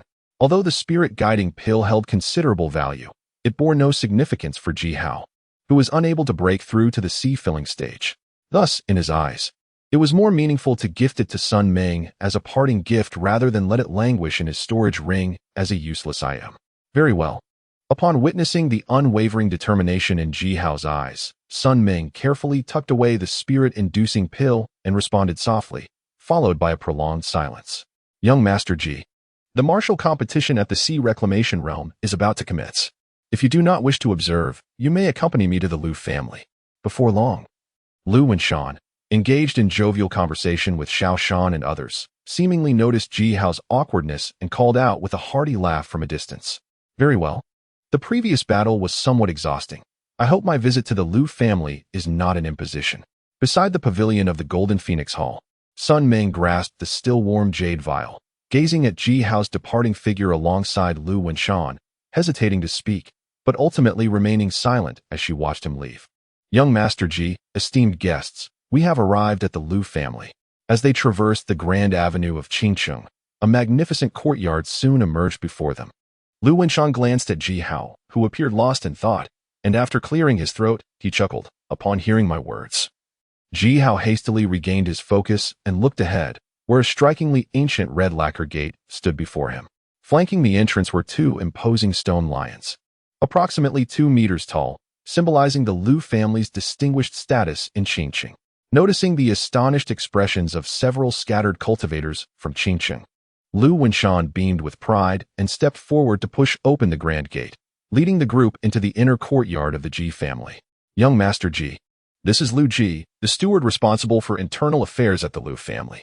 Given your unique status, Liu Ji will escort you to the grand hall specifically designated for receiving guests.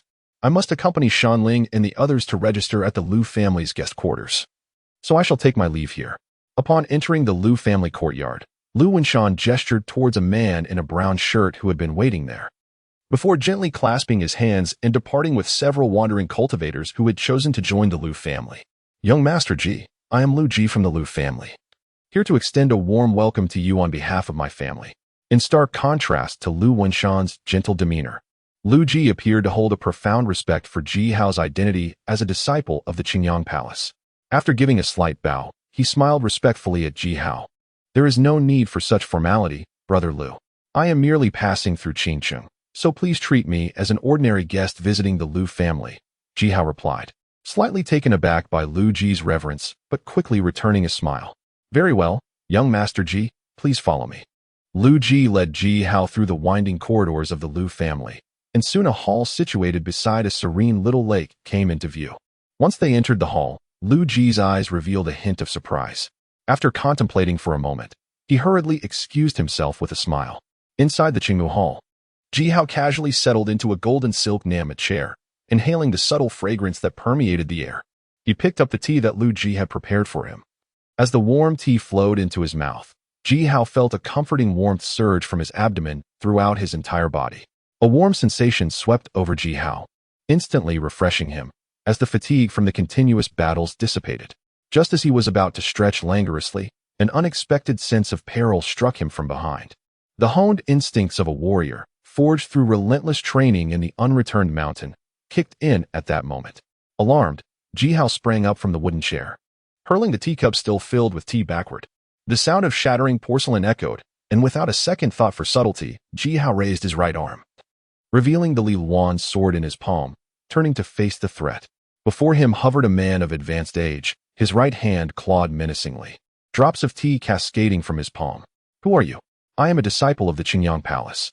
How dare you attack me within the Liu family? Ji Hao exclaimed, swallowing hard as he addressed the elder. The ability to suspend oneself in midair was a skill possessed only by masters of the Nirvana realm. Upon hearing Ji Hao's words, a flicker of intrigue crossed the elder's gaze, yet he remained silent, lightly stepping in the air with his right foot, his left hand poised to strike at Ji Hao. In response, Ji Hao's eyes flashed with a mixture of fear and defiance, as crimson sparks flickered along his arm. The Ji family's blood-burning secret technique intensified the already blood-red hue of the Li Luan sword. Before the elder's claw could reach him, Ji Hao gritted his teeth and struck downward with the Li Luan sword. The blood-red blade met the elder's palm with a resounding clang that reverberated through the Qingmu Hall. The elder's expression remained unchanged, yet Ji Hao's hand trembled violently from the immense force transmitted through the sword, forcing him to stagger backward. Burning blood, indeed. You are a disciple of the Ji family. However, what brings a mere mountain-moving realm cultivator to Qingcheng? Are you perhaps a senior from the Lu family? Is it truly appropriate to test a disciple of the Qingyang Palace in such a manner? After a single strike, Ji Hao comprehended that the elder, despite his advanced age, harbored no malice. Yet, he did not sheath his Lianluan sword, but instead, with a somber countenance, inquired further. A disciple of the Qingyang Palace? Young one. It is unusual for a cultivator of the mountain-moving realm to possess a storage ring and a semi-spiritual weapon. You must be a promising disciple under one of the esteemed elders of the Qingyang Palace. However, I have encountered most of the gifted youths from the Qingyang Palace, and I must say, with such formidable vitality, it is surprising that you remain obscure. Yet, I cannot recall having heard the name Ji Hao before. The elder's curiosity piqued. He scrutinized Ji Hao for a moment. A cultivator of the mountain-moving realm with such overwhelming vitality was a rare sight, even for him. Were it not for the fact that the burning blood secret technique could only be wielded by members of the Ji family, he would have suspected Ji Hao to be a transformed beast. Senior, even if you have ties with the Qingyang Palace, ambushing me from behind seems rather inappropriate. Does it not? Or do you believe that your connection with the Qingyang Palace grants you free reign in the eastern region? Upon hearing the elder's words, Ji Hao finally felt a sense of relief in his heart, yet he still boldly questioned the elder. The Qingyang Palace? My apologies, young one, but I too bear the surname Ji, specifically Ji Tianlu, the sixth elder of the Qingyang Palace. Upon hearing this, the elder's eyes registered a flicker of surprise, as if he found it peculiar that this disciple of the Qingyang Palace did not recognize him. Chapter 16. The Good Man. As the words of the aged elder, Ji Tianlu, echoed in the air, Ji Hao's eyes widened with a mix of astonishment and disbelief within the Qingmu Hall. The two exchanged bewildered glances for a prolonged moment before Ji Hao awkwardly remarked, "Are you truly an elder of the Qingyang Palace? Need I say more? Who else would dare to strike against a guest of the Lu family within their own estate? And you, young man, are you genuinely a disciple of the Qingyang Palace? How could there be a disciple within the palace unaware of this old man, Elder Lu?" Ji Tianlu responded, his tone revealing a hint of incredulity.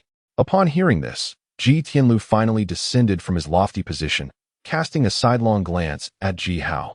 Yet, as he stroked his chin in contemplation, he noticed Ji Tianlu's expression of uncertainty. Ji Hao, feeling a tinge of awkwardness, reflected on how natural it was for an elder of the Ji family to remain concealed in such a pivotal location as Qingqing. However, for someone like Ji Hao, who was not originally from the Qingyang Palace, it was a challenge to articulate the situation. Wait a moment, you lack a disciple's token from the Qingyang Palace. Given your troubled demeanor, could it be that you hail from the main lineage? Ji Tianlu observed Ji Hao's conflicted expression and, without hesitation, produced a jade-colored token from his robes. He directed a surge of spiritual energy towards it, yet the token remained unresponsive. After a brief moment of contemplation, Ji Tianlu exclaimed in surprise. Ji Hao, taken aback by the revelation, pondered whether his unease had been so palpable that it had inadvertently exposed his affiliation. Could he truly be from the main lineage? He mused. Ji Tianlu seemed to have lost his senses, allowing someone at the mount-shifting stage to emerge. Was he oblivious to the unusual occurrences in Qingqing? Did he not fear that Ji Hao might inadvertently reveal the Ji family's sacred realm? Noticing Ji Hao's silence, Ji Tianlu's initial surprise turned into a hasty indignation as he pressed forward with a sense of urgency. Elder, Ji Hao's emergence from seclusion is prompted by pressing matters at hand. As the clan leader has mentioned, this task can only be fulfilled by me. Thus, witnessing this, Ji Hao finally relinquished the heavy burden that had weighed upon him. Sensing Ji Tianlu's urgency, Ji Hao felt a sense of kinship towards the elder of his family and could not help but explain. Stop, Ji Tianlu interjected, his expression a blend of complexity. This concerns the ancestral grounds of the Ji family. It is prudent to speak little, even in the presence of our kin from Qingyang Palace. Since that old man, Ji Tianlu, has entrusted you with this task, you must endeavor to accomplish it. The situation in Qingqiang has been rather tumultuous of late, and given your recent notoriety, it would be wise for you to depart, while I still hold sway over the unrest here. Upon hearing Ji Tianlu's words, Ji Hao was further astonished. Such actions implied that the Qingyang Palace faction of the Ji family was not entirely united with the main lineage. Child, human hearts are inscrutable.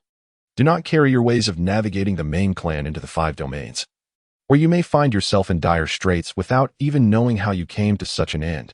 Ji Tianlan, seemingly aware of Ji Hao's shifting emotions, let out a scornful laugh, pouring himself a cup of tea from the wooden table. Sipping, he reminded Ji Hao to be cautious. Ji Hao, understanding the gravity of the situation, nodded gently. Even outside the mountain, he had already developed a sense of vigilance towards human nature, and within the 5 domains, he would be even more wary. Moreover, the identity of a disciple from the Qingyang Palace can indeed provide you with a considerable degree of concealment. However, that old man, Ji Tianlan, seems to have forgotten about the disciple tokens that distinguish the identities of the disciples among themselves. Here, take this. In the future, when you encounter someone from Qingyang Palace, simply present this token to confirm your identity. Upon seeing Ji Hao nod, Ji Tianlan pondered for a moment before casually retrieving a jade token from his storage ring and handing it to Ji Hao. Upon receiving the token, Ji Hao felt a sudden pull emanating from it, causing his palm to warm slightly. Moments later, a faint blood-red hue emerged on the jade surface of the token. Curiosity piqued, Ji Hao examined it closely. The disciple token of Qingyang Palace possesses the ability to absorb the owner's vitality in order to verify their identity. Should the owner meet with an untimely demise, the token would shatter on its own, a precautionary measure against impersonation. Noticing Ji Hao's inquisitive expression, Ji Tianlu gently elucidated. However, witnessing the rapid absorption of vitality by the token, Ji Tianlan could not help but show a hint of surprise. Ji Hao's vitality was indeed somewhat excessively formidable for someone at the mountain-moving stage. Have you undergone the Ji family's grand ritual? Yes. I was fortunate enough to qualify for the ritual, Ji Hao replied with a nod. Then why haven't you broken through to the sea-filling stage? Do you truly aspire to challenge the perfect mountain-moving stage that has not emerged in the 5 regions for millennia? Upon hearing this, Ji Tianlan's eyes displayed even greater astonishment. He was well aware of the list of participants from Qingyang Palace in the grand ritual, and Ji Hao's acquisition of a qualification amidst so many prodigies could not merely be described as luck. What perplexed Ji Tianlu was why Ji Hao, despite having reached the pinnacle of his vitality, had not chosen to break through. Upon hearing Ji Tianlu's words, Ji Hao opened his mouth as if to explain, but ultimately fell silent, seemingly reluctant to address his physical condition. Never mind, the old man was merely curious. If you choose not to speak, so be it. However, while the perfect mounting realm is commendable for one of your age, which is primed for martial cultivation, expeditious advancement remains the righteous path. Observing Ji Hao's demeanor, Ji Tianlu understood that he harbored unspoken concerns. He set down his teacup and gently advised, in recent days, Qingqing's attention has been fixated on the beast tide of the unreturning mountain. In my opinion, it would be wise for you to depart swiftly. What are your intentions? Glancing at the sky outside, Ji Tianlu seemed to recall something, his brow furrowing slightly as he continued, At the break of dawn tomorrow, I shall leave Qingqing. Ji Hao pondered for a moment, instinctively glancing towards the southern direction of Qingqing. Then exhaling a breath of turbid air, he spoke. I am aware that I have drawn significant attention in Qingqing today. It is indeed prudent to leave before inquiries arise. Very well, came Ji Tianlu's final words within the Aoki Hall, before a tranquil silence enveloped the space once more. As the hour of you approached, the sky over Qingqing was tinged with dusk. At the entrance of a small courtyard in the western part of the city, Sun Ming tightly grasped the bottle containing the spirit-calling elixir, slowly pushing open the gate of the spirit martial monster hunting team's courtyard. Within the small courtyard, Lu Chun leaned over the stone table, gently shaking the gourd that contained only a few drops of liquor. Upon noticing the gate swing open, he tilted his head slightly and inquired with a hint of curiosity. The following day, after the previous night's duel, the vibrancy of Qingqing seemed somewhat diminished as dawn broke. The broad stone path of Qingqing saw but a few passers-by. Brother Lu Ji, there is no need to see me off, Ji Hao remarked as he prepared to depart on his own.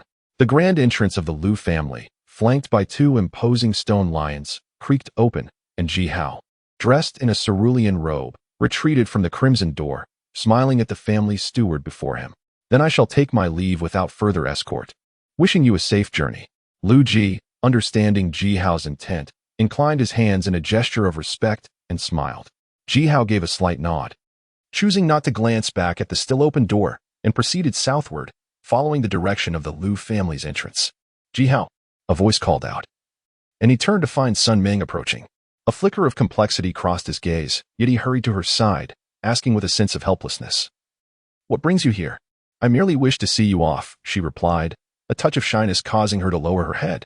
Observing her tousled hair, Ji Hao deduced that she had likely arrived early, anxious not to miss him. With a soft sigh within, he responded with a smile, "Very well."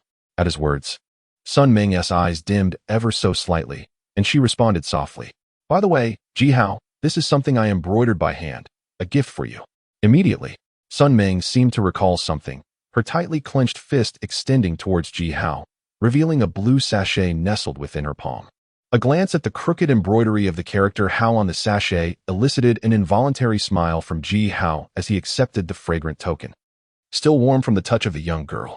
Whether it was due to her awareness of her poor stitching skills or the fact that Ji Hao had received her gift, Sun Ming's fair little face suddenly flushed a deep crimson at the moment Ji Hao grasped the sachet. Sun Ming nodded softly in acknowledgement, yet her small feet remained firmly planted in place, showing no signs of wanting to move. Observing this, Ji Hao felt a surge of frustration, finding Sun Ming's presence more daunting than facing 10 monstrous beasts from the mountain-moving realm. Just as Ji Hao pondered what more to say, Sun Ming, rooted to the spot, seemed to make a decision, taking a step forward and diving into Ji Hao's embrace, her voice trembling as she inquired, "You will, won't you?" With the warmth of delicate softness enveloping him, Ji Hao felt a pang of guilt rise within his chest. At this juncture, despite his limited experience with matters of the heart, he understood Sun Ming's feelings. Yet, while he comprehended her emotions, Ji Hao hesitated to make any promises. Having journeyed from the eastern region to the southern region, he was acutely aware of the dangers that lay ahead. Ultimately, those in the mountain-moving realm were but mere ants at the lowest rungs of martial arts. Ji Hao was reluctant to vow anything as a mere waste of potential. Gently patting Sun Ming's shoulder, he tenderly pushed her away from his embrace. Without casting another glance at her, Ji Hao turned and departed. As he walked along the stone path of Qingsheng towards the south, the sachet clutched in his hand, his thoughts slowly began to unfold. May you find a worthy partner. Chapter 17. Leaving the city as dawn broke, the expansive stone path of Qingsheng began to fill with figures. After approximately a quarter of an hour heading south from the eastern gate of Qingsheng, Ji Hao drew near to the southern city gate. However, the young man clad in blue appeared somewhat preoccupied, likely due to the recent farewell. Despite being within the city, the group, led by the woman in red, showed no intention of slowing their pace. The sound of hooves echoed sharply across the stone bricks as their steeds galloped forward. Observing this, martial artists swiftly darted to the sides of the road, while ordinary citizens, some unable to escape in time, were carelessly swatted aside by the guards flanking the woman in red, wielding their long staves. Given the noble status of the red-clad woman, her escort comprised formidable warriors. The ordinary people, struck by the force of the martial artists, were no match in strength, leading to a chorus of wails as she passed through. Among the mounted guards, one seemed to find the sight of the groaning citizens amusing, laughing heartily while making loud remarks. The two guards tasked with clearing the way, noting their mistress's lack of displeasure, joined in the laughter, exerting even more effort to push the passers-by aside. One guard, positioned to the right of the woman in red, even aimed his staff at a little girl not far away. At the opposite end of the stone path, Ji Hao furrowed his brow, a sense of discontent rising within him as he witnessed the scene unfold. As the long staff of the guard beside the woman in red descended, Ji Hao swiftly leaped to the side of the frightened little girl, one arm enveloping her trembling form while the other grasped the staff that had nearly fallen. "You dare meddle in the affairs of the Liu family, even with your mere mountain-moving realm? Do you seek death?" The guard, upon feeling Ji Hao's grip on the staff, halted his steed abruptly, his earlier mirth evaporating as he coldly inquired, "Is the Liu family so brazen in Qingsheng? Who bestowed upon you such audacity? Brat, I am addressing you." Seeing Ji Hao's indifference, the guard's expression shifted, and he swung the staff, which had slipped from Ji Hao's grasp, downwards with a grimace. Sensing the faint spiritual energy emanating from the staff, Ji Hao recognized that this guard was of the sea-filling realm. However, instead of evading the blow, he unsheathed his sword and countered with a decisive swing, confronting the guard head-on. "Is the Liu family daring to challenge the Qingyang Palace? How bold to raise a hand against me! Zhang Tao, cease at once. This young master, was it not due to Yi's failure to discipline? Are you a disciple of the Qingyang Palace?" Upon glimpsing the token in Ji Hao's hand, the previously arrogant woman in red's countenance changed, and she hurriedly admonished her guard, then turned to Ji Hao with a smile. "What? Does the Liu family still recognize the disciple's token from Qingyang Palace? I was under the impression that the Lu family intended to usurp authority. Witnessing the shift in the woman's demeanor, Ji Hao's eyes turned cold, yet he mocked her with a smile. You jest, young lady. The Lu family remains unwaveringly loyal to Qingyang Palace. Today's incident is merely a singular fault of Yi alone. Upon hearing these words, the young woman in red, Lu Yi, could not help but change her expression, yet she managed to maintain a semblance of a smile as she explained. As the eldest daughter of the Lu family, Lu Yi was well aware of the presence of the elders from the Qingyang Hall within her clan. Thus, even though she recognized that the youth before her was merely at the sea-filling realm, she dared not exhibit any resentment. For the Qingyang Hall was overwhelmingly powerful in relation to the Lu family. Sir, I must admit that today's occurrence was indeed rather abrupt on my part. If you would not mind, please allow me to extend my hospitality at the Lu residence for a brief respite, so that I may offer my apologies, she said. Since Ji Hao had not arrived on horseback, Lu Yi had no choice but to temper her demeanor as the Lu family's esteemed daughter, leading her guards alongside Ji Hao towards the grand estate of the Lu family. Before long, the crimson gate swung open once more, and Lu Ji, the family steward, immediately spotted Ji Hao beside Lu Yi. After a moment of puzzled inquiry, he offered a knowing smile to Lu Yi. At the entrance of the Lu estate, upon observing Lu Ji's demeanor and hearing Ji Hao's surname, Lu Yi could not help but feel a sense of foreboding. Without waiting for Ji Hao to speak, she hurriedly stepped forward, her tone gentle as she remarked, "What nonsense is this? Master Ji is a distinguished guest of the Lu family. How could you, my dear, cause such worry for your elders? Quickly, show Master Ji to the Qingmu Hall for some rest. As for the rest of you, do you not know to keep an eye on the young lady? Go to the back courtyard and accept your punishment." Seeing Lu Yi's distress, Lu Ji grasped the gravity of the situation and chided the others a couple of times, before quickly turning to Ji Hao with an apologetic smile. Beside Lu Ji and Lu Yi, Ji Hao's eyes narrowed at the sight, but he refrained from speaking. Although he belonged to the Ji family, his mere status as a practitioner at the mountain-moving realm rendered him insufficient to meddle in the affairs of the Lu family, despite their wariness of him. Lu Ji's demeanor was undeniably a signal to Ji Hao that the Lu family would provide an explanation regarding Lu Yi, and how that explanation would unfold was beyond Ji Hao's jurisdiction. Noticing Ji Hao's silence, Lu Ji understood that Ji Hao grasped his intention. After offering a polite smile of apology to Ji Hao, he instructed Lu Yi to escort Ji Hao to Qingmu Hall, while he himself took a detour to another area within the Lu family estate. Young Master Ji, I sincerely apologize for Yi's abruptness today. I hope you can overlook it, Lu Yi said at the entrance of Qingmu Hall, her eyes flickering with concern as she walked alongside Ji Hao, who maintained an unperturbed expression throughout their journey. There is no need for such formalities, Miss Lu. After all, you have not wronged me in any way. I merely hope that you will exercise some restraint in Qingqing moving forward. We are all human, and even in the realm of martial arts, we should not look down upon those of the mundane world, Ji Hao replied, pausing to gently shake his head. Though he harbored some discontent regarding Lu Yi's approach, Ji Hao recognized that he was merely leveraging the influence of Qingyang Hall and Ji Tianlu. He was not yet in a position to assert authority over the Lu family. Indeed, young Master Ji's magnanimity is duly noted, Lu Yi responded, a sense of relief washing over her as she lightly patted her chest. Before the Qingmu Hall, Ji Hao chose not to elaborate further and promptly turned to enter the hall. Young Master Ji, yesterday Elder Ji dismissed us all, and I lamented not being able to witness your youthful prowess. Today, I see that you truly are a paragon among men. Just as Ji Hao and Lu Yi stepped into Qingmu Hall, a commanding figure approached with a vigorous stride.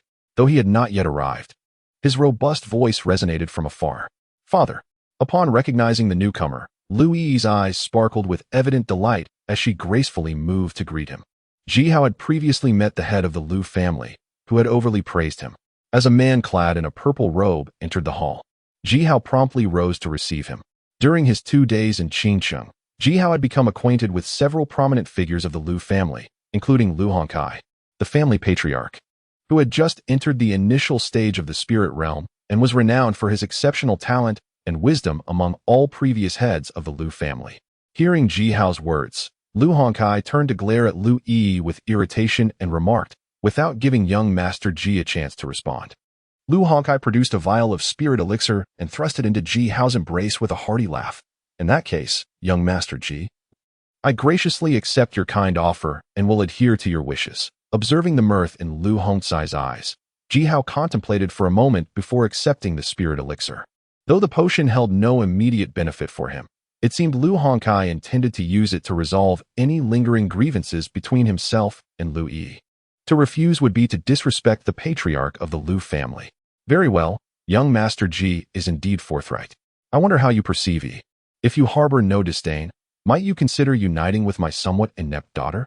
Upon witnessing Ji Hao accept the spiritual elixir, Lu Hongcai's gaze towards him softened considerably, and with a playful smile, he jested, "Father, Uncle Lu holds Ji Hao in high esteem, yet Ji Hao is merely an ordinary disciple of the Qingyang Hall. How could he dare to aspire to Miss Lu Yi? Moreover, Ji Hao is wholeheartedly devoted to martial pursuits and presently has no inclination for romantic entanglements." At Lu Hongcai's remark, Lu Yi couldn't help but feign annoyance. Ji Hao, taken aback, appeared somewhat impressed by Lu Hongcai's unconventional thinking, but after a brief moment, he chuckled and politely declined. "Ah, what a pity it would be to let such a fine opportunity slip away. By the way, Yi, how did you fare with the task assigned to you outside the city?" Observing this, Lu Hongcai, whether intentionally or not, let out a sigh of regret, then turned his attention to Lu Yi, inquiring further. In response, Lu Yi, pretending to be indifferent, cast a glance at Ji Hao, and after a moment of contemplation, reported back to Lu Hongcai. Chapter 18. The Secret Realm. Secret Realm? Within the Qingmu Hall, Ji Hao, not having been dismissed by Lu Hongcai, naturally overheard their conversation. The term secret realm was not unfamiliar to Ji Hao, who had perused numerous ancient texts within the Ji family clan. The 5 domains, vast in expanse, have witnessed the rise and fall of various forces across epochs, as some relatively formidable factions faded into the annals of history. It was inevitable that remnants of their existence would remain. Among these remnants may lie ancient techniques or medicinal concoctions, or perhaps even the legacies of these once mighty powers.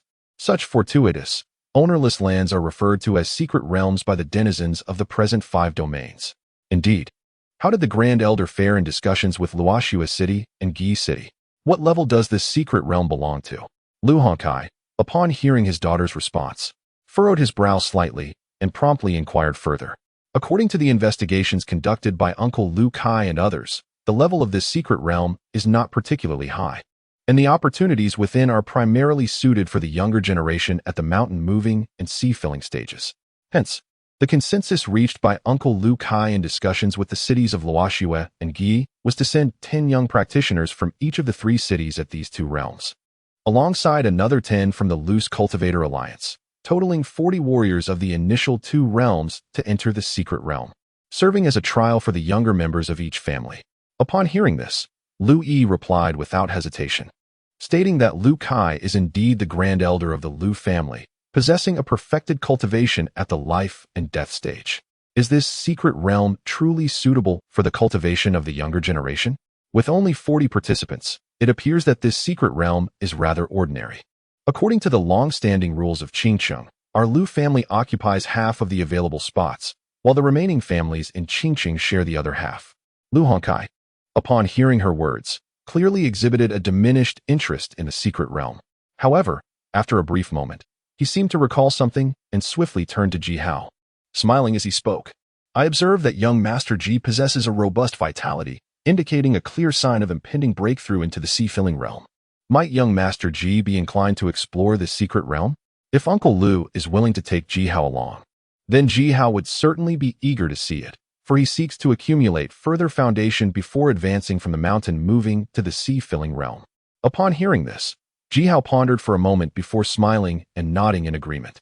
Before departing from the unreturning mountain, Ji Tianlan had advised Ji Hao that although there is currently no solution to his unique constitution within the 5 domains, the ancient secret realms left behind by the sages of old may very well harbor texts pertaining to Ji Hao's constitution.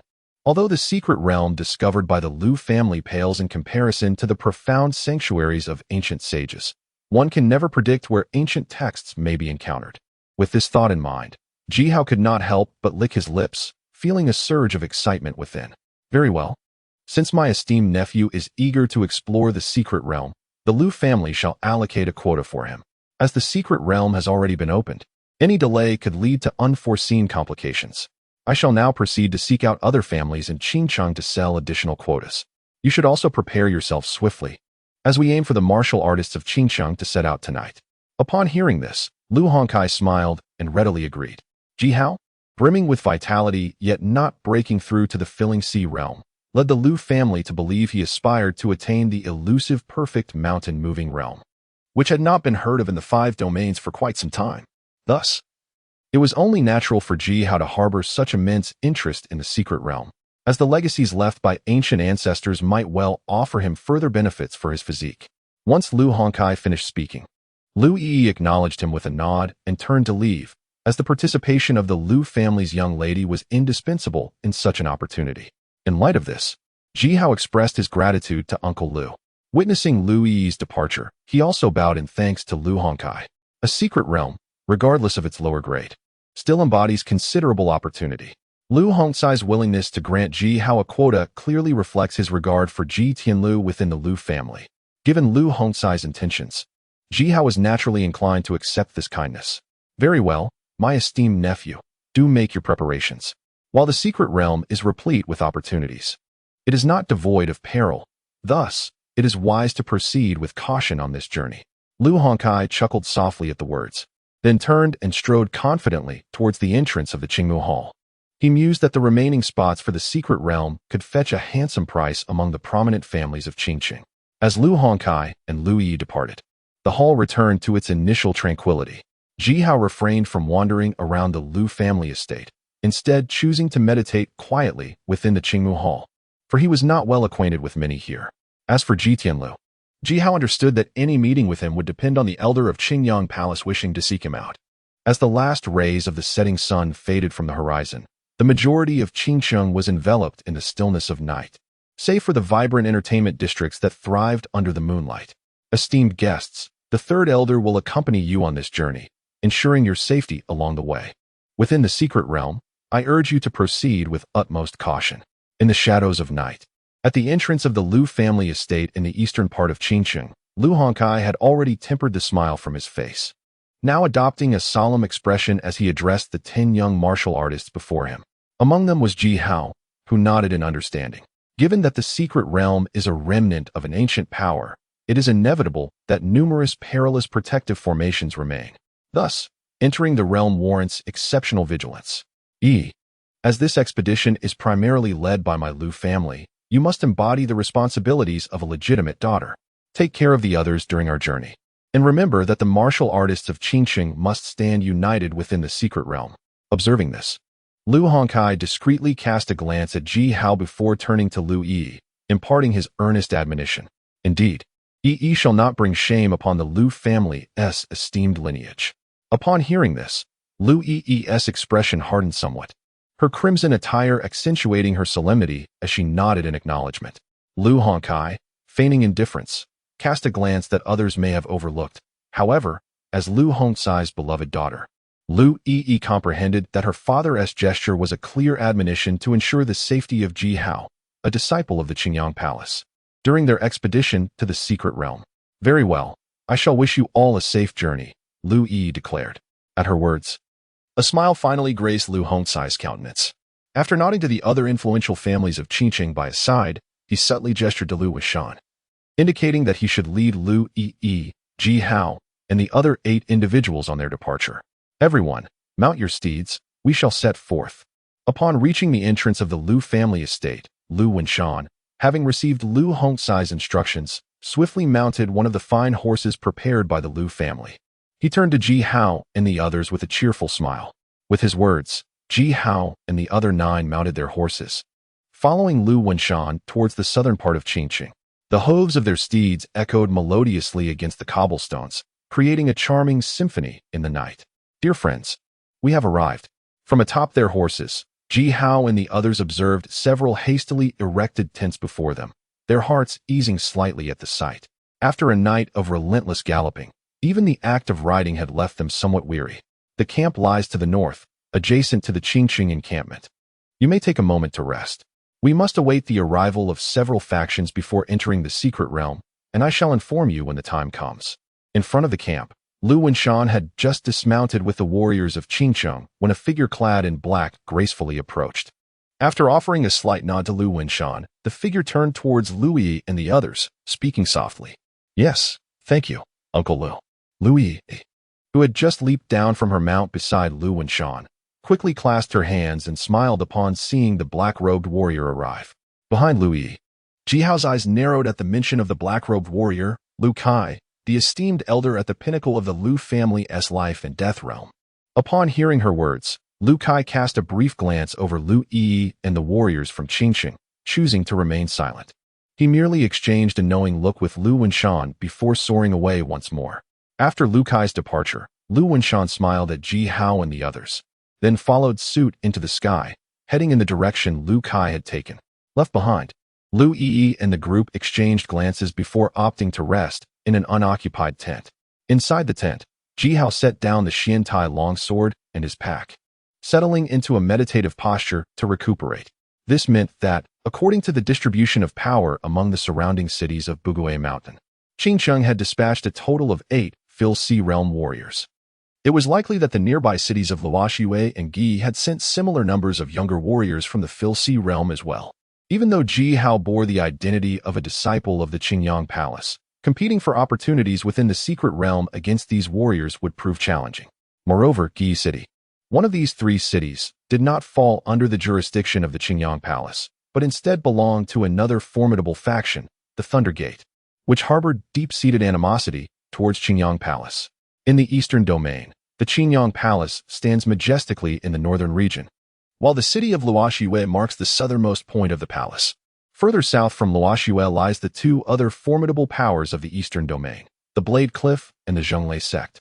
Unlike the disciples of Blade Cliff, who are singularly devoted to martial pursuits, the disciples of Zhonglei sect, primarily focused on the cultivation of thunderous arts, are often known for their defiant temperaments. This discord has resulted in frequent skirmishes between Zhonglei sect and the Qingyang Palace, which is reputed as the most powerful force in the eastern domain. A century ago, the 2 factions engaged in a cataclysmic battle that reverberated across the 5 domains. Although the conflict was quelled midway through mediation by Blade Cliff and the pinnacle force of the central domain, Tianmen, the devastation of war claimed lives, further exacerbating the animosity between Qingyang Palace and Zhonglei sect. To this day, disciples of Zhonglei sect and Qingyang Palace generally refrain from trespassing into each other's territories, maintaining a faade of mutual non-interference. Yet should they cross paths, it is a matter of life and death. Within his tent, Jihao contemplated the situation regarding the secret land, and upon recalling Zhonglei sect, he could not help but grit his teeth. There was no other choice. Jihao's journey southward would inevitably lead him through the territory of Zhonglei sect, and he would even need to utilize their teleportation array to traverse the treacherous Blade Sea that separates the eastern and southern domains. As the sky gradually brightened, in the encampments of several major cities, including Qingqing, the torches had long since extinguished. After resting with closed eyes for a considerable duration, Jihao heard the growing clamor within the camp and promptly opened his eyes, securing his dark iron longsword before stepping out of the tent. Jihao, it just so happens that I was about to summon you. The warriors from Gi City have arrived, and after deliberation, the Grand Elder has decided that we shall enter the secret realm at noon today. Ensure that you are well prepared, for we are about to embark on our journey. As Jihao stepped out of the tent, he was met by Lu Wenshan, the 3rd elder of the Lu family, who soared towards him. Upon seeing Jihao, Lu Wenshan greeted the other warriors from Qingqing while smilingly explaining the situation. Hearing this, Jihao nodded gently and then paused, awaiting the arrival of the remaining Qingqing warriors. Before long, at Lu Wenshan's loud call, Lu Yi and the other 9 hastened to join them. Once Lu Wenshan confirmed their numbers, he led the 10 young warriors of Qingqing towards the center of the camp. After a brief interlude, Jihao followed Lu Wenshan through a vast expanse of tents, and at the rear of the camp lay an expansive lake. Before this lake, 3 factions stood in alignment. As noon approached, the 4 of us shall activate the entrance to the secret realm. According to our arrangements, Qingqing will be the first to enter. Remember, the secret realm is enveloped within a formidable spatial array. Thus, although its level is not exceedingly high, it covers a vast area. However, due to the prolonged existence of this spatial array, we estimate that the secret realm can only sustain itself for about 10 more days. This means that once you enter the secret realm, you will have merely 10 days. At noon on the 10th day, we will reopen the array's passage. and everyone must exit punctually, for the spatial array can no longer endure multiple activations. Upon the arrival of Lu Wanshan and others, the elder of the Lu family, Lu Kai soared directly towards Ji Hao and his companions, imparting his counsel. Additionally, it appeared that a disciple from the Zhonglei sect had come from the city of Gi. While the primary objective within the secret realm was to seek opportunities should the chance arise, it would not be remiss to eliminate the members of Gi City. Lu Kai's gaze then swept over Ji Hao, and after a slight furrow of his brow, he addressed Lu Yi and the others. As Qingcheng falls under the jurisdiction of Qingyang Palace, it has naturally encountered friction with Gi City, which is affiliated with the Zhonglei sect. Outside the secret realm, both parties were constrained by the necessity to collaborate in unlocking formations. However, within the secret realm, the rivalry among the younger generation is beyond the intervention of the elders outside. Furthermore, do keep a watchful eye on the situation in Luoxua City. After all, their strength is rather mediocre. Given that we all belong to Qingyang Palace, it is only fitting to offer our support. As Lu Kai concluded his remarks, Lu Wanshan, who had accompanied Ji Hao and others, pondered for a moment and also offered a gentle reminder.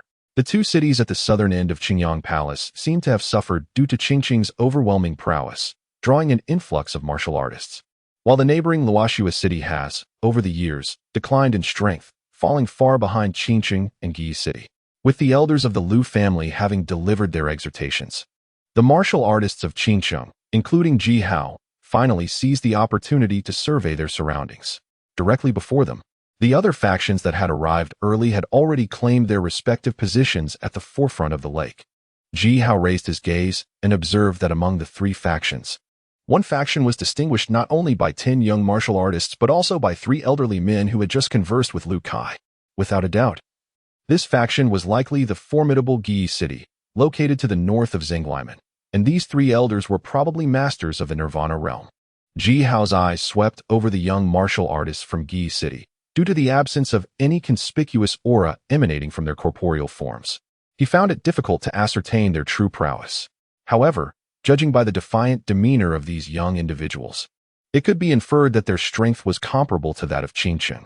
Aside from these 2 factions composed of younger practitioners, the third faction by the lakeside piqued Ji Hao's curiosity even more. In the eastern region, countless martial artists abound, and such a vast assembly naturally leads to fierce competition for resources. Consequently, those independent cultivators who were unwilling to submit to the constraints of larger powers yet reluctant to relinquish their claim to resources formed a loosely organized alliance known as the Loose Cultivators Alliance. Initially, this alliance, born out of self-interest, was not regarded favorably by the other factions. However, unexpectedly, the independent cultivators, possessing both tenacity and patience, demonstrated a unity that set them apart from their previous solitary struggles. It seemed that the notion of risking their lives for a chance at gains had firmly taken root in the hearts of these independent martial artists.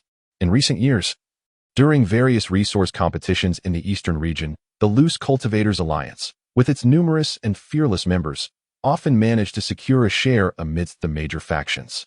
Furthermore, following the announcement of several Nirvana Realm cultivators joining the alliance, the Loose Cultivators Alliance subtly began to exhibit the stature of the 4th major power in the eastern region.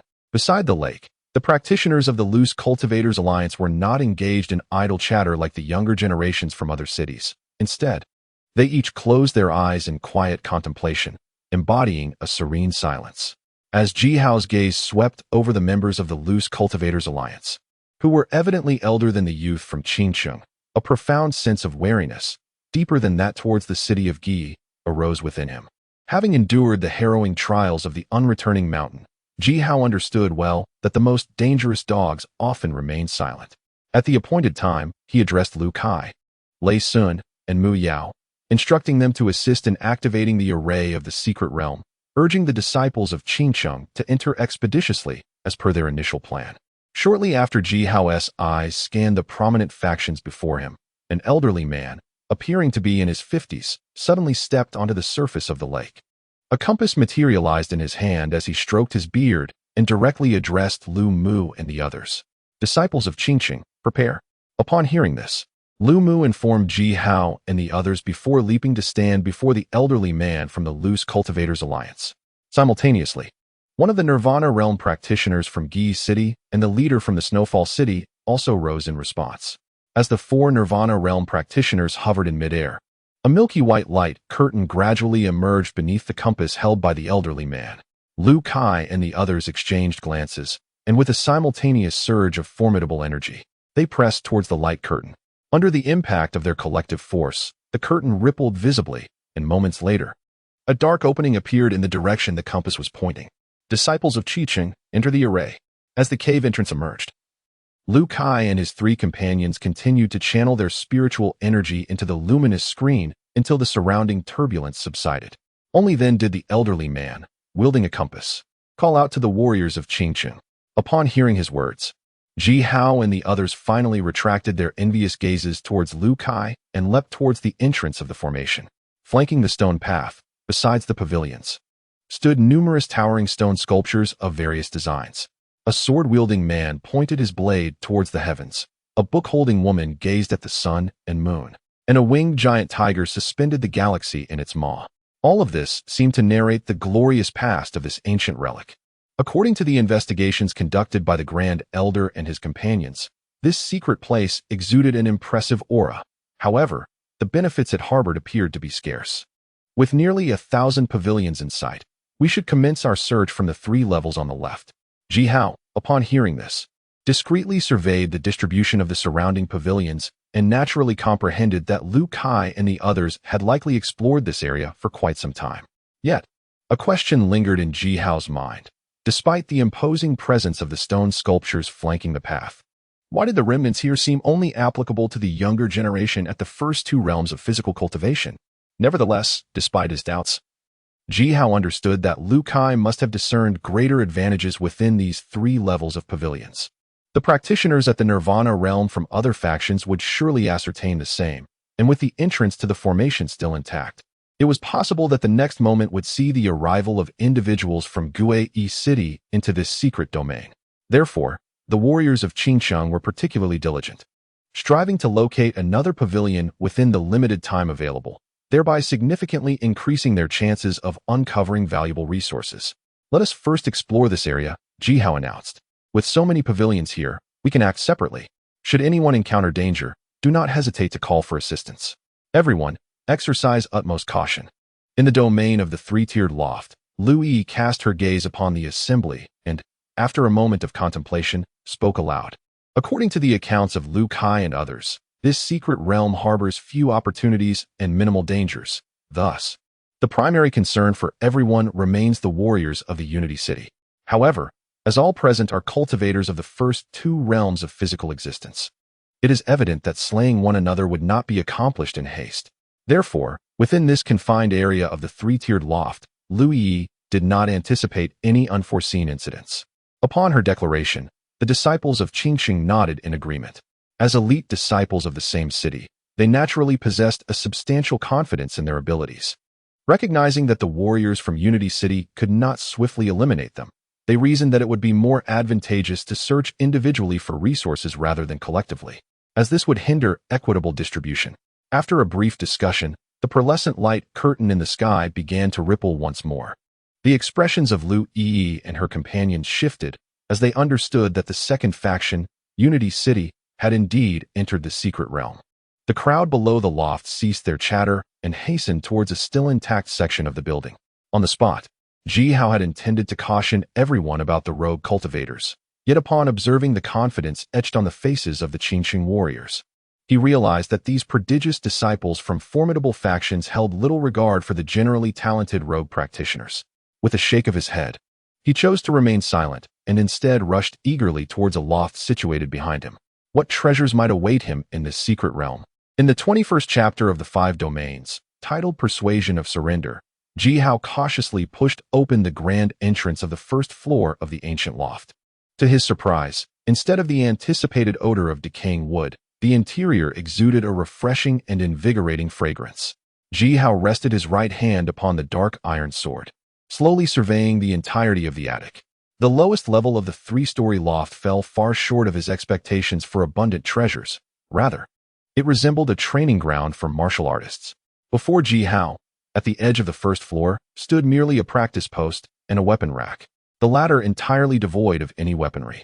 However, the practice post bore the marks of countless punches and kicks, attesting to the diligent training of the loft's former master.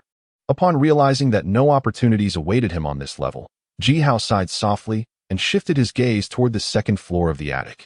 Ascending the wooden ladder step by step, he noted that the second floor was noticeably smaller than the first. Within the confined space lay a wooden bed and a small cabinet. Jihao's eyes swept over the bed, confirming its emptiness before he cautiously pried open the cabinet with his sword. Inside, he beheld 2 elixirs nestled within a jade vial, prompting him to sheath his sword and lick his lips involuntarily. As he uncorked the vial, a faint medicinal fragrance wafted toward him. Just as he intended to extract the elixirs for examination, he suddenly noticed the pills within the vial dissipating at a visible rate, vanishing completely within mere moments. Staring at the now empty vial in his hand, Jihao paused, recalling the peculiar nature of such treasures. In the realm of alchemy, elixirs are classified into 10 grades, with the most common being the basic products crafted solely from powdered herbs. While these common elixirs may offer some assistance to low-tier martial practitioners, their effects are minimal, rendering them of little value. Above the ordinary medicinal pills lies the elixir that martial artists fervently seek. These elixirs, crafted from the essence of the heavens and earth, are categorized by their efficacy and the materials employed, ranging from the 1st to the 9th grade, with the 1st being of the least value and the 9th attaining the status of a divine elixir. Jihao shook the empty jade vial in his hand, pondering for a moment, realizing that the dissipated pill within was likely of the ordinary grade. Unlike elixirs, which naturally attract the essence of the world, ordinary medicinal pills, lacking spiritual energy to sustain them, succumb to the ravages of time and become increasingly difficult to preserve. After stowing the jade vial, Jihao furrowed his brow and opened another vial, hoping that it would not contain another ordinary medicinal pill. Upon removing the cork, a fragrance far surpassing that of ordinary pills wafted forth. Jihao fixed his gaze upon the pill within the vial, and after a few moments, when it showed no signs of change, he carefully extracted it, bringing it to his nose for a thorough sniff. Recognizing the familiar, refreshing aroma emanating from the pill, Jihao's countenance brightened as he realized it was a 2nd-grade elixir, specifically designed to attract spiritual energy and refine the physical body for martial artists at the corporeal stage. After securing the elixir, Jihao examined the small wooden cabinet meticulously for an extended period, ensuring that no other pills remained. Only then did he take his leave, ascending to the 3rd level of the attic. The attic, constructed in a tapered design from bottom to top, rendered the 3rd floor somewhat cramped. Where a rattan mat and a bamboo chair barely fit within the limited space, Jihao cast a fleeting glance at the rattan mat on the floor, but his fiery gaze was drawn directly to the antique bamboo chair, or more precisely, to the book resting undamaged upon it. Reaching for the ancient tome, Jihao hastily turned to the 1st page, where the slightly yellowed leaves bore the elegant brushwork of calligraphy. In the autumn of the 8th year of the divine martial era, Bai Li Yunshi garnered the admiration of Elder Shangguan on the periphery of the non-returning mountain, fortuitously entering the Xianyu realm as an outer disciple. In the summer of the 9th year of the divine martial era, Yunshi broke through to the meridian opening stage, connecting 7 meridians in a single day, advancing to the inner disciple of the Xianyu realm, and was bestowed the privilege to cultivate in the Heavenly Path's Xianyu Pavilion. In the spring of the 10th year of the divine martial era, Elder Wang Wu of the Xianyu realm achieved a breakthrough to the divine fire realm and comprehended the Dao in a single day, prompting grand celebrations within the Xianyu realm and a lavish feast at the Heavenly Path. However, it was perplexing that Elder Shangguan and others wore expressions of concern at the gathering. In the autumn of the 10th year, numerous outer disciples of the Xianyu realm mysteriously vanished, leading the sect leader to seal the realm's gates. Elder Shangguan informed Yunshi of the formidable enemies that the Xianyu realm had provoked, fearing imminent annihilation. In the winter of the 10th year, amid heavy snowfall, Yunshi ascended to the divine mansion stage and was accepted as a direct disciple by Elder Shangguan. The sect leader conveyed to the disciples of the Xianyu realm that a great battle loomed ahead, offering to send the inner disciples to safety. Yet, would there be those among them who would cower in fear? In the face of annihilation, every disciple of the Xianyu realm bore an unwavering duty. In the spring of the 11th year, a mysterious force began its assault on the spatial gates of the Xianyu realm. Elder Wang Wu engaged the enemy, but returned grievously injured. The following day, the spatial formations grew increasingly unstable. The sect leader and the elders raised their cups in a farewell toast, their hearts resolute in the face of death. Yet, the elders seemed to have discerned the identity of the mysterious force and were evidently reluctant to accept their fate. As the spatial barrier shattered, Bai Liyun sure, though a woman, was determined to slay the foes. The yellowed pages of the ancient tome were turned one by one in Ji Hao's hands. At this moment, Ji Hao understood that this ancient text was not merely a collection of esoteric secrets from a bygone era, but rather the autobiography of a woman named Bai Liyun sure. His gaze swept over the end of the autobiography, where the handwriting revealed a certain carelessness, stirring a profound sense of astonishment within him. According to Bai Liyun sure's account, this secret place should be the remnants of the Xianyu realm from years past. Although Ji Hao was unaware of the exact year of the divine martial calendar, it did not hinder him from remembering the three most striking words within the autobiography, divine fire realm. Despite it being Ji Hao's first venture beyond the unreturning mountain, many members of the Ji family had traversed this path before him. According to the records of the elders of the Ji clan, the most powerful practitioners in the current 5 domains had only attained the perfected stage of the Broken Dan realm. The existence of warriors at the divine fire realm was confined to ancient texts, with no one having witnessed their presence in nearly a millennium. Ji Hao's fingertips brushed against the ink on the ancient pages, and alongside his astonishment, he felt a flicker of reverence toward the owner of this loft. The plight of the Xianyu realm in its heyday bore a striking resemblance to that of the Ji clan today. Both possessed formidable strength, faced formidable external foes, and were willing to risk everything in the face of life and death. However, unlike the Ji clan, which still occupied a small corner of the world, the Xianyu realm had long since been extinguished in the annals of history. As Ji Hao prepared to step down from the loft, he suddenly felt a wave of confusion arise within him. Given the immense power of the Xianyu realm, which even boasted warriors of the divine fire realm, how could their remnants be suited solely for the younger generation at the initial stages of physical cultivation? Ji Hao's eyes flickered, as if he sensed he had overlooked something. Just as he began to ponder, a sudden dispute erupted from outside the loft. At the sound of this commotion, Ji Hao's gaze sharpened, and he hurriedly descended the stairs. Zhou Zheng, this secret realm is rife with opportunities. Shouldn't Yi City engage us in battle here rather than squander time? As Ji Hao emerged from the building, he was met with the sight of Lu Yi and the warriors of Qingcheng confronting those from Yi City. This young lady, Lu Yi, hailed from the Qingyang Palace, a sworn enemy of the Zhonglei sect. Given that Yi City and Qingcheng were subordinate forces to one another, should they not have clashed by now? Of course, I observe that Miss Lu possesses remarkable beauty.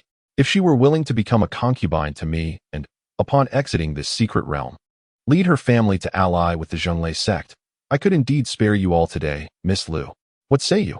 Facing the warriors of Yi City, Lu Yi turned to Zhou Zheng, who, however, did not respond but instead regarded the young man in white beside him with utmost respect. Observing this, the young man in white gently waved his folding fan and smiled at Lu Yi, saying, "Might I ask who you are?"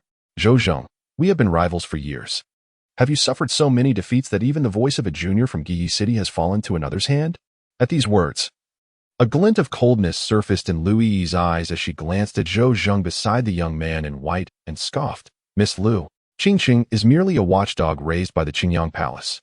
Does the Lu family truly wish to remain subservient to the Ji family? Are you really content to be dictated by those from the Ji family?" Zhou Zheng remained silent upon hearing the words. Yet the young man in white beside him gently shook his head and laughed.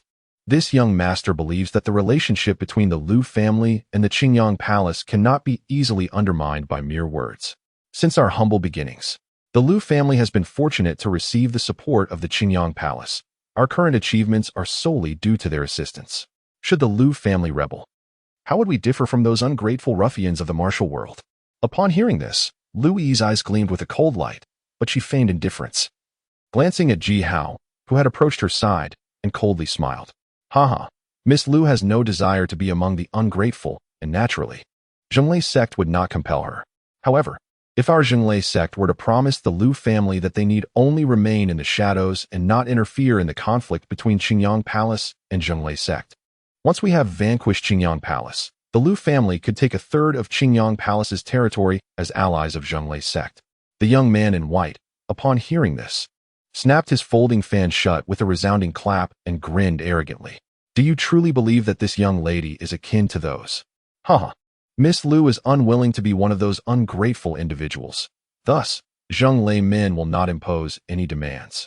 However, if I, Zheng Lei Min, were to promise the Lu family to remain in the shadows, refraining from intervening in the conflict between Qingyang Palace and Zheng Lei Min, once we have vanquished Qingyang Palace, the Lu family could take over 1/3 of its territory as allies of Zheng Lei Min. Wouldn't that be splendid? Upon hearing this, the young man in white snapped his folding fan with a flourish, a haughty smile gracing his face. Huh. Do you truly believe that this young lady is like those from the 5 domains? Chapter 21. The war begins. Although it remains uncertain whether Lu Yi acted with intention or not, after she tilted her head several times, Ji Hao understood that Lei Ao had discerned the peculiarity of his identity. Zheng Lei Min disciples? Are you referring to the Zheng Lei Min that has been suppressed by my Qingyang Palace for years, bearing the title of the second strongest in the Eastern Domain for a millennium? If that is the case, Ji Hao is indeed humbled. Seeing the arrogance in Lei Ao's countenance, Ji Hao understood the necessity of maintaining the prestige of Qingyang Palace as the foremost power in the Eastern Domain. He took a step forward and mockingly addressed the fan-waving Lei Ao. Ji Hao? In Gi City? Upon hearing this, Lei Ao's expression shifted slightly, clearly surprised to find a disciple of the Ji family among the martial artists of Qingqing. Yet, after a moment, the surprise vanished entirely, replaced by a chilling malice. Qingyang Palace disciple, ha. It appears that I am indeed the chosen one. I was just lamenting where I might find an opportunity to slay a Ji family scoundrel to celebrate my grandfather's birthday, and lo and behold, one has come to my doorstep. Ji Hao, your head shall be mine. With a sharp snap, Lei Ao folded his folding fan and licked his lips with a smile. He then took a spear from the hands of a warrior from Gi City. The spear's crimson tassel swayed gently. Lei Ao, however, burst into a wild laugh, declaring, "Do you truly believe you can take my head? Has the Zhonglei sect forgotten how the Qingyang Palace once ruthlessly slaughtered them?" It seemed Lei Ao was in dire need of some lessons. Observing this, Ji Hao's eyes flickered, and he drew forth his dark iron sword from behind, coldly smiling at Lei Ao. The enmity between the Qingyang Palace and the Zhonglei sect ran deep, and Ji Hao understood that, regardless of the circumstances surrounding Qingqing and Gi City, a confrontation with Lei Ao was inevitable. Even though Lei Ao was at the Filling Sea realm, Ji Hao felt no trepidation. After all, facing a Filling Sea realm opponent was not a novel experience for him. As their words clashed, the pearlescent light curtain in the sky trembled once more, indicating that a third faction had entered the secret realm. In the area of the 3-story pavilion, Lei Ao smirked coldly, choosing not to engage Ji Hao in further verbal sparring. It was a fact that the Zhonglei sect had been defeated by the Qingyang Palace in their millennia-long conflict, yet Lei Ao was confident that in their generation, the Qingyang Palace would surely become a vanquished foe of the Zhonglei sect. "Zhou Zheng, take action. I will slay the disciples of the Qingyang Palace, while you all exterminate the warriors of Qingqing today." With a sweeping arc of the spear before him, Lei Ao's eyes glinted as he charged forward, and at his side, Zhou Zheng, the young leader of Gi City, also drew his sword and led the warriors of Gi City straight towards Ji Hao and his companions. "Warriors of Qingqing, prepare to engage. Lu Yi, you confront Zhou Zheng. Lei Ao is mine." As the warrior from Gi City charged forward, Ji Hao wielded his long sword with a flourish and surged into battle as well. Beside him, Lu Yi, who had intended to confront Lei Ao, was momentarily taken aback. It was common knowledge that Ji Hao had secured first place in the Qingqing mountain moving competition. Yet Lu Yi did not believe Ji Hao truly possessed the qualifications to contend with the elite disciples of the Zhenglaiman. With a flick of her long whip, she was about to call out a warning, but by that time, Ji Hao had already closed the distance to within a mere yard of Lei Ao. As their weapons were poised to clash, Lu Yi's eyes flickered, and she chose silence instead, redirecting her focus to confront Zhou Zheng of Gi City.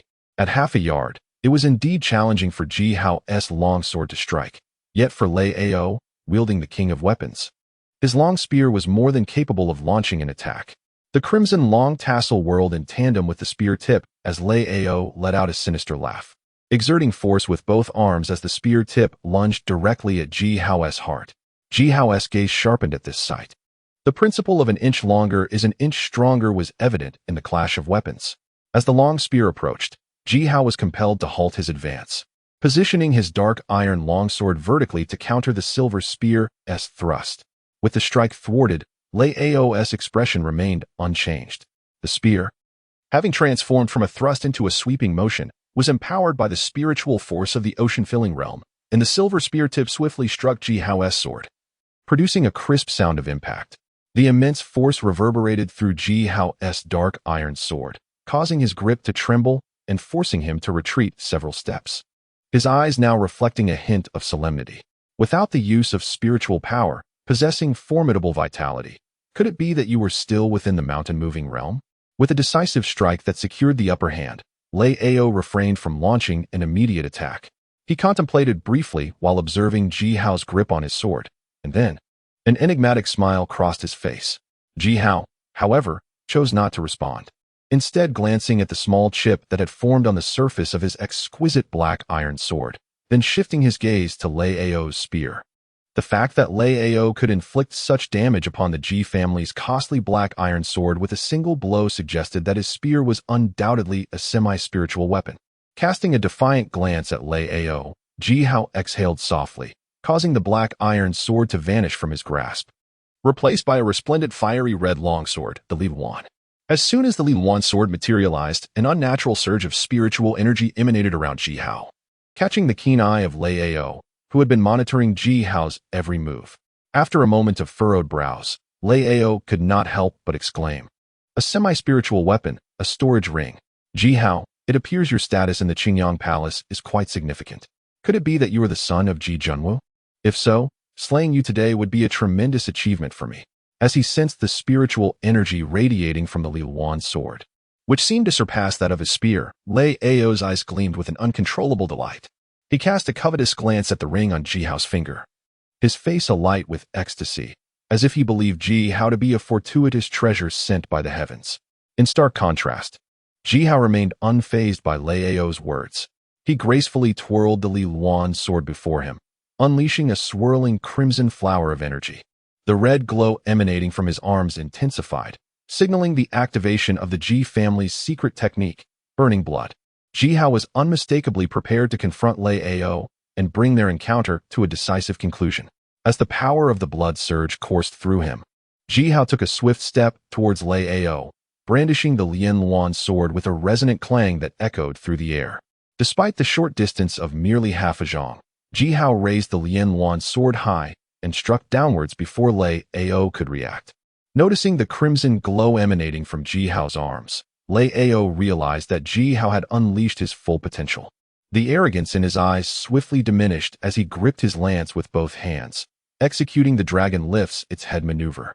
The silver-white blade glimmering defiantly as it met Ji Hao's Lien Luan sword head-on.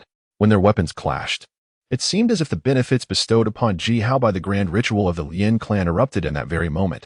Ji Hao, whose strength was already comparable to that of a sea-filling realm cultivator, was further empowered by the secret techniques of the Ji family, managing to suppress Lei Ao with a single strike. The fiery long sword pressed down relentlessly, revealing the bulging veins on Lei Ao's hands as he clutched the lance. The sound of his white robe fluttering, stirred by the surge of spiritual energy, filled the air, and a look of astonishment crossed his face, disbelief evident in his dark eyes. Not far from the clash between Ji Hao and Lei Ao, disciples from Qiqing and Yi City were engaged in their own breathtaking battles. Lu Yi, wielding her agile long whip, gradually gained the upper hand against Zhou Zheng. After forcing him back with a powerful strike, she cast a glance at the confrontation between Ji Hao and Lei Ao. Witnessing Ji Hao, with his semi-spiritual long sword, overpowering the sea-filling realm Lei Ao, even Lu Yi, the proud eldest daughter of the Lu family, could not suppress a wave of astonishment rising within her. Witnessing the terrifying potency of the Ji family's secret technique, Lu Yi suddenly recalled the elder of Qingyang Hall residing in Qingqing. The peculiar thought that had just arisen in her mind dissipated in an instant. Gently, she patted her chest, which resembled rippling emerald waves, and slowly inhaled a breath of cold air. Thereafter, she resolutely brandished her whip, re-engaging in fierce combat with Zhou Zheng. Although the Li Luan sword had not succeeded in a single strike, Ji Hao harbored no intentions of retreat. The Ji family's secret technique was indeed formidable, but it came at the cost of boiling blood, imposing a tremendous burden on the body. Ji Hao understood he must secure a decisive advantage within the time frame his blood could sustain. Otherwise, the ensuing period of weakness following the technique's eruption, coupled with the enmity between Zheng Leimin and Qingyang Hall, would likely lead to his demise at the hands of Lei Ao. With a soft shout, Ji Hao's hand trembled slightly as he raised the Li Yuan sword once more, bringing it down in a swift vertical slash. The clash of sword blade against spear shaft produced visible sparks before Ji Hao. In the midst of this, Lei Ao's grip on his spear wavered, his expression darkening progressively. Observing Ji Hao's audacious vertical strike, Lei Ao felt a surge of anger, yet, at that moment, he found himself incapable of countering the assault. The spear, being the king of all weapons, possessed unmatched advantages in both foot and mounted combat. However, such advantages were not without their shortcomings. When compared to Ji Hao's 3-foot green blade, Lei Ao's semi-spiritual spear faltered in one crucial aspect: agility. In the confined space of half a zhang, Ji Hao's 3-foot green blade wielded effortless precision, while Lei Ao, nearly in close quarters, found it exceedingly challenging to leverage his spear's techniques for a counterattack. Moreover, at this moment, Ji Hao offered no opportunity for Lei Ao to counterattack. With the powerful strikes of his sword, Lei Ao, grasping his long spear with both hands, found it exceedingly difficult to gather strength, and as he was forced to retreat continuously, how could he possibly locate an opportunity for retaliation? While the fierce battle on the third floor raged on, contrasting with Ji Hao and Lu Yi's advantageous skirmish, the situation for the other disciples of Qingcheng was far from optimistic. Unlike the 7 warriors of Qingcheng at the sea-filling realm and 1 at the mountain-moving realm, it appeared that Yi City had prepared for this confrontation in the secret realm. In addition to the 8 individuals, all of whom were at the sea-filling realm, the warrior from Yi City, who was originally second only to Zhou Zhang, astonishingly wielded a semi-spiritual weapon. It is worth noting that in battles among the first 4 realms of physical prowess, a semi-spiritual weapon carries weight far beyond mere words. In a one-on-one confrontation, the Yi City warrior, armed with a semi-spiritual weapon, posed a significant threat capable of overturning the entire battlefield, as he could severely injure any Qingcheng warrior at any moment. As the battle between Qingcheng and Yi City commenced, the milky white sky above undulated once more, heralding the arrival of the final faction into the secret realm. At this moment, the third team had indeed arrived in the vicinity of the third floor. Yan Rushue, Yi City, was about to strike against Ji Hao, as a subordinate of Qingyang Palace. Why do you not take action to rescue your master? With the arrival of the third party, Lu Yi, who had been intently observing the battles of the other Qingcheng warriors, suddenly brightened in expression and hurriedly shouted towards the newcomers. As Lu Yi's words fell, the expressions of Lei Ao and the Yi City warriors shifted dramatically. The third faction that had arrived was none other than the Snowfall City under the jurisdiction of Qingyang Palace. Chapter 22. Stratagems within the Secret Realm. The disciples of Luoxua City, upon arriving at the vicinity of the third-floor loft, immediately discerned the fierce battle between Qingcheng and Yi City. Among the 10 martial artists from Luoxua City, the foremost was a veiled woman clad in white. Upon hearing Lu Yi's words, she turned her head to survey the clash between Ji Hao and Lei Ao. Observing the crimson glow emanating from Ji Hao's arms, the white-clad woman realized that he was likely a disciple of Qingyang Palace. What astonished her, however, was the fact that Ji Hao, at the mountain-moving realm, was effortlessly suppressing a martial artist from Yi City, who was at the sea-filling realm. Yan Rushue, enough watching. Leave Lei Ao to young Master Ji, and quickly go intercept that disciple from Yi City armed with a semi-spiritual weapon. Our Qingcheng warriors cannot withstand any longer. Not far from the disciples of Luoxua City, Lu Yi, engaged in combat with Zhou Zhang, noticed the white-clad woman still observing Ji Hao's battle. A flicker of urgency flashed in her eyes as she urgently called out. Upon hearing this, the veiled Yan Rushue felt a deeper shock in her heart. As the southernmost city of Qingyang Palace, the martial artists of Luoxua City had long been acquainted with the significance of the Lei surname in relation to Zheng. Witnessing Ji Hao transcend realms to subdue a direct disciple of Zheng, Yan Rushue's eyes widened, and she couldn't help but gasp in astonishment. Subsequently, Yan Rushue turned her head and offered an apologetic smile to Lu Yi, drawing forth a silver-white longsword from its sheath. She hastened towards the battleground where the remaining martial artists of Qingcheng and Yi City were clashing. Qingcheng and Luoxua City, both under the jurisdiction of Qingyang Palace, have naturally intersected in their rivalry with Zheng in the eastern region. As Yan Rushue drew her sword, The remaining disciples of Luoxua City swiftly followed suit, launching their attacks to aid the warriors of Qingqing. On the other hand, a warrior from Gi City, wielding a semi-spiritual weapon in the form of a great blade, witnessed this, and a fleeting look of frustration crossed his eyes. Reluctantly, he abandoned the Qingqing warrior he had thoroughly suppressed, turning instead to strike at Yan Rushua.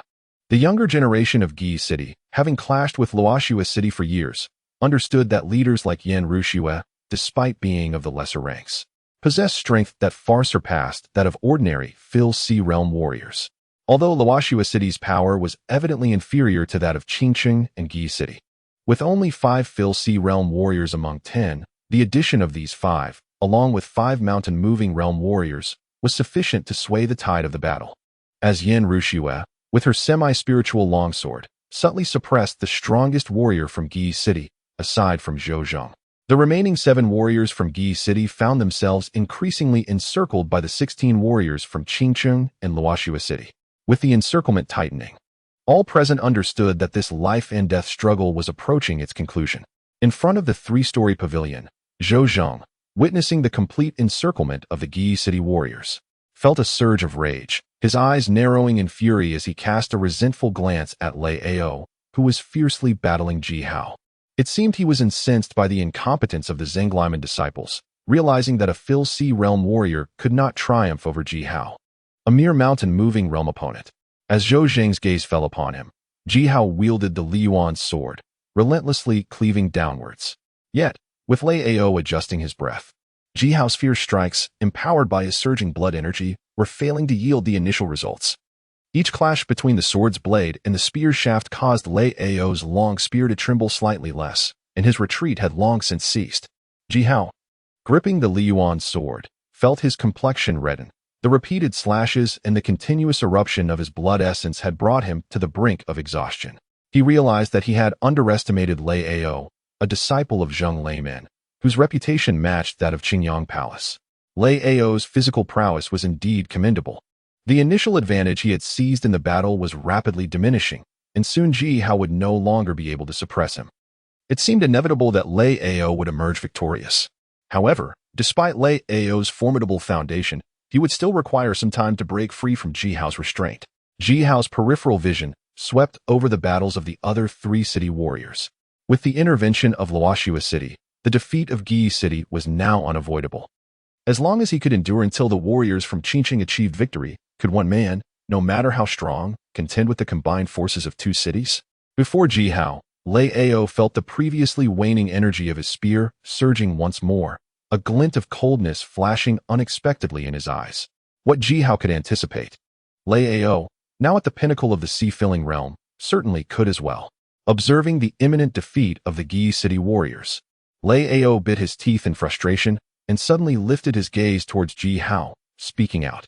Ji Hao, the swift reinforcement from Snowfall City has indeed resulted in my defeat today.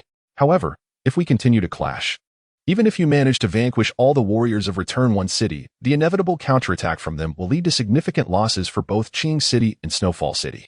Are you truly willing to witness such grievous casualties among the warriors of both cities as they first set foot into the secret realm? As Lei Ao spoke, although Ji Hao did not cease his assault, his gaze involuntarily swept across the battlefield of the warriors from Qing City and Return One City. The battle in the secret realm was indeed as Lei Ao described, even with the alliance of Qing City and Snowfall City seemingly securing victory. The desperate counterattacks from 10 warriors of Return One City would inevitably inflict considerable damage upon both Qing City and Snowfall City. Ultimately, despite being a member of the Ji family, Ji Hao, not hailing from the main lineage of the Mountain Lord, did not harbor the same animosity towards Zheng Leimin as Qingyang Palace did. Contemplating the brutal outcome of a desperate fight between the 2 sides, a hint of hesitation arose within Ji Hao. Ji Hao, if you simply command a ceasefire, I, Lei Ao, promise that the warriors of Return One City will no longer engage with any warriors from Qing City and Snowfall City within the secret realm. We can halt hostilities and focus entirely on seeking opportunities. However, should you choose to persist in battle, the warriors of Return One City will naturally accompany you. But does Qingyang Palace truly value the lives of its disciples so lightly as to allow them to perish in our conflict? Noticing the change in Ji Hao's expression, Lei Ao felt a surge of joy and deliberately blocked Ji Hao's next strike with his spear, proclaiming loudly. As Lei Ao's words echoed, Ji Hao's expression shifted further. Realizing that Lei Ao's intent was clearly to undermine the resolve of the warriors from Qing City and Snowfall City to fight to the death. At this moment, Ji Hao found himself at a loss for words. After all, his true identity was not that of a member of the Qingyang Palace, and he lacked the authority to send the disciples under its banner to their deaths. No one was willing to sacrifice their lives, especially not for Ji Hao, a disciple of the Qingyang Palace whom they barely knew. Although Qingqing and Luoxua City were both subordinate to the Qingyang Palace, the mere name of the palace was insufficient to inspire the proud warriors of these two great cities to willingly lay down their lives. Consequently, the pace at which the martial artists from the two cities besieged Yi City inevitably slowed. Observing the deceleration of the Qingqing and Luoxua City warriors' assaults, Lei Ao, who had been under Ji Hao's pressure, finally breathed a sigh of relief. Noticing that Ji Hao's sword strikes had begun to lose their vigor, Lei Ao chuckled sinisterly. Yet he did not rush to counterattack. Instead, his gaze intermittently swept across the wide stone path behind Ji Hao, his expression darkening. Warriors of Luoxua City, take action. For many years, Luoxua City had engaged in battles with Yi City, never yielding to fear in the face of combat. Today, however, their hesitance was palpable. And did they not fear bringing shame upon their ancestors? Within the secret realm, Yen Rushua, her face partially veiled, detected the trepidation among the warriors of Luoxua City and cast a complex glance at Ji Hao. Her expression filled with fury as she shouted at the warriors of Luoxua City. As the southernmost city of the Qingyang Palace, Luoxua City had naturally experienced numerous conflicts with Yi City in earlier years. However, in recent times, Qingqing's growing power had drawn Yi City's attention, allowing Luoxua City to recuperate. Yet, after merely a few years of stability, the warriors of Luoxua City had lost their will to fight to the death, which undoubtedly left Yen Rushua quite dissatisfied. Within the eastern domain, the rivalry between the Azure Sun Palace and the Thunder Gate has persisted for centuries. Over these many years, the two formidable factions have engaged in relentless battles, leaving countless souls and remained scattered across the lands south of Snowfall City. However, in recent times, the warriors of Snowfall City, having enjoyed several years of tranquility, have lost their fighting spirit. Meanwhile, the fighters from Qingqing, having recently clashed with the unified city, lack the fervor for combat. Consequently, the hostilities between the two sides have gradually subsided, influenced by Lei Ao's words. This tranquility undoubtedly poses a silent blow to the Azure Sun Palace. As Yen Rushua's words echoed, the warriors of Snowfall City exchanged glances, a flicker of shame crossing their eyes. Since its inception, Snowfall City has been embroiled in unceasing conflict with the Thunder Gate, and the animosity between the two factions has been irreconcilable since the time of their ancestors. Yet, due to the recent years of stability, the younger generation of Snowfall City has, to their dismay, cast aside the blood feud of their forebears, exhibiting timidity in the face of adversaries. In an instant, the faces of all from Snowfall City flushed with embarrassment, rekindling their fierce resolve to fight without fear of death.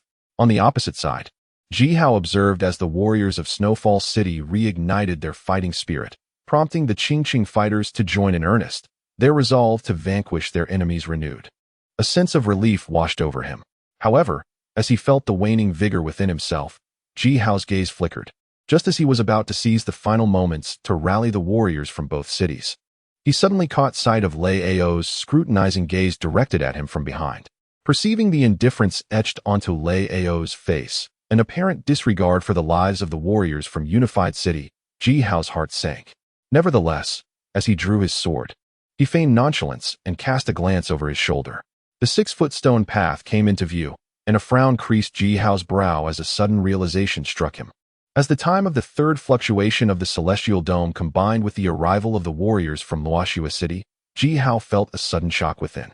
He quickly withdrew his sword and called out to the martial artists from Luoxua City and Qingqing. Qingqing and Luoxua warriors, retreat immediately and gather here. Upon hearing Ji Hao's command, the warriors from Luoxua City and Qingqing, who had previously ignited their fighting spirit, frowned and turned to glance at Ji Hao, who had ceased fighting. Yen Rushua, her face veiled in a light gauze, also changed expression.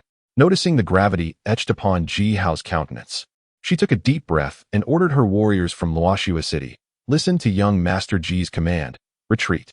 The warriors from Qingqing responded in kind, retreat. Just as Yin Rushue's voice faded, Lu Yi followed suit, shouting for her comrades. Subsequently, both Lu Yi and Yin Rushue forcefully repelled Zhou Zheng and his companion, making their way toward Ji Hao. As the two factions united, Yin Rushue and Lu Yi exchanged glances with the injured warriors from Gi City, casting inquisitive looks at Ji Hao, seemingly puzzled as to why he chose not to prolong the conflict and eradicate the foes from Gi City entirely. Meanwhile, Ji Hao, gripping his dark iron long sword, remained fixated on the 6-foot stone path beside the loft, until a series of faint footfalls reached his ears. It was only then that Ji Hao exhaled a heavy breath, his expression grave. In the vicinity of the 6-foot stone path, Lei Ao observed the gathered figures of Ji Hao and others, his gaze unperturbed by the injuries sustained by the multitude of warriors from Gi City.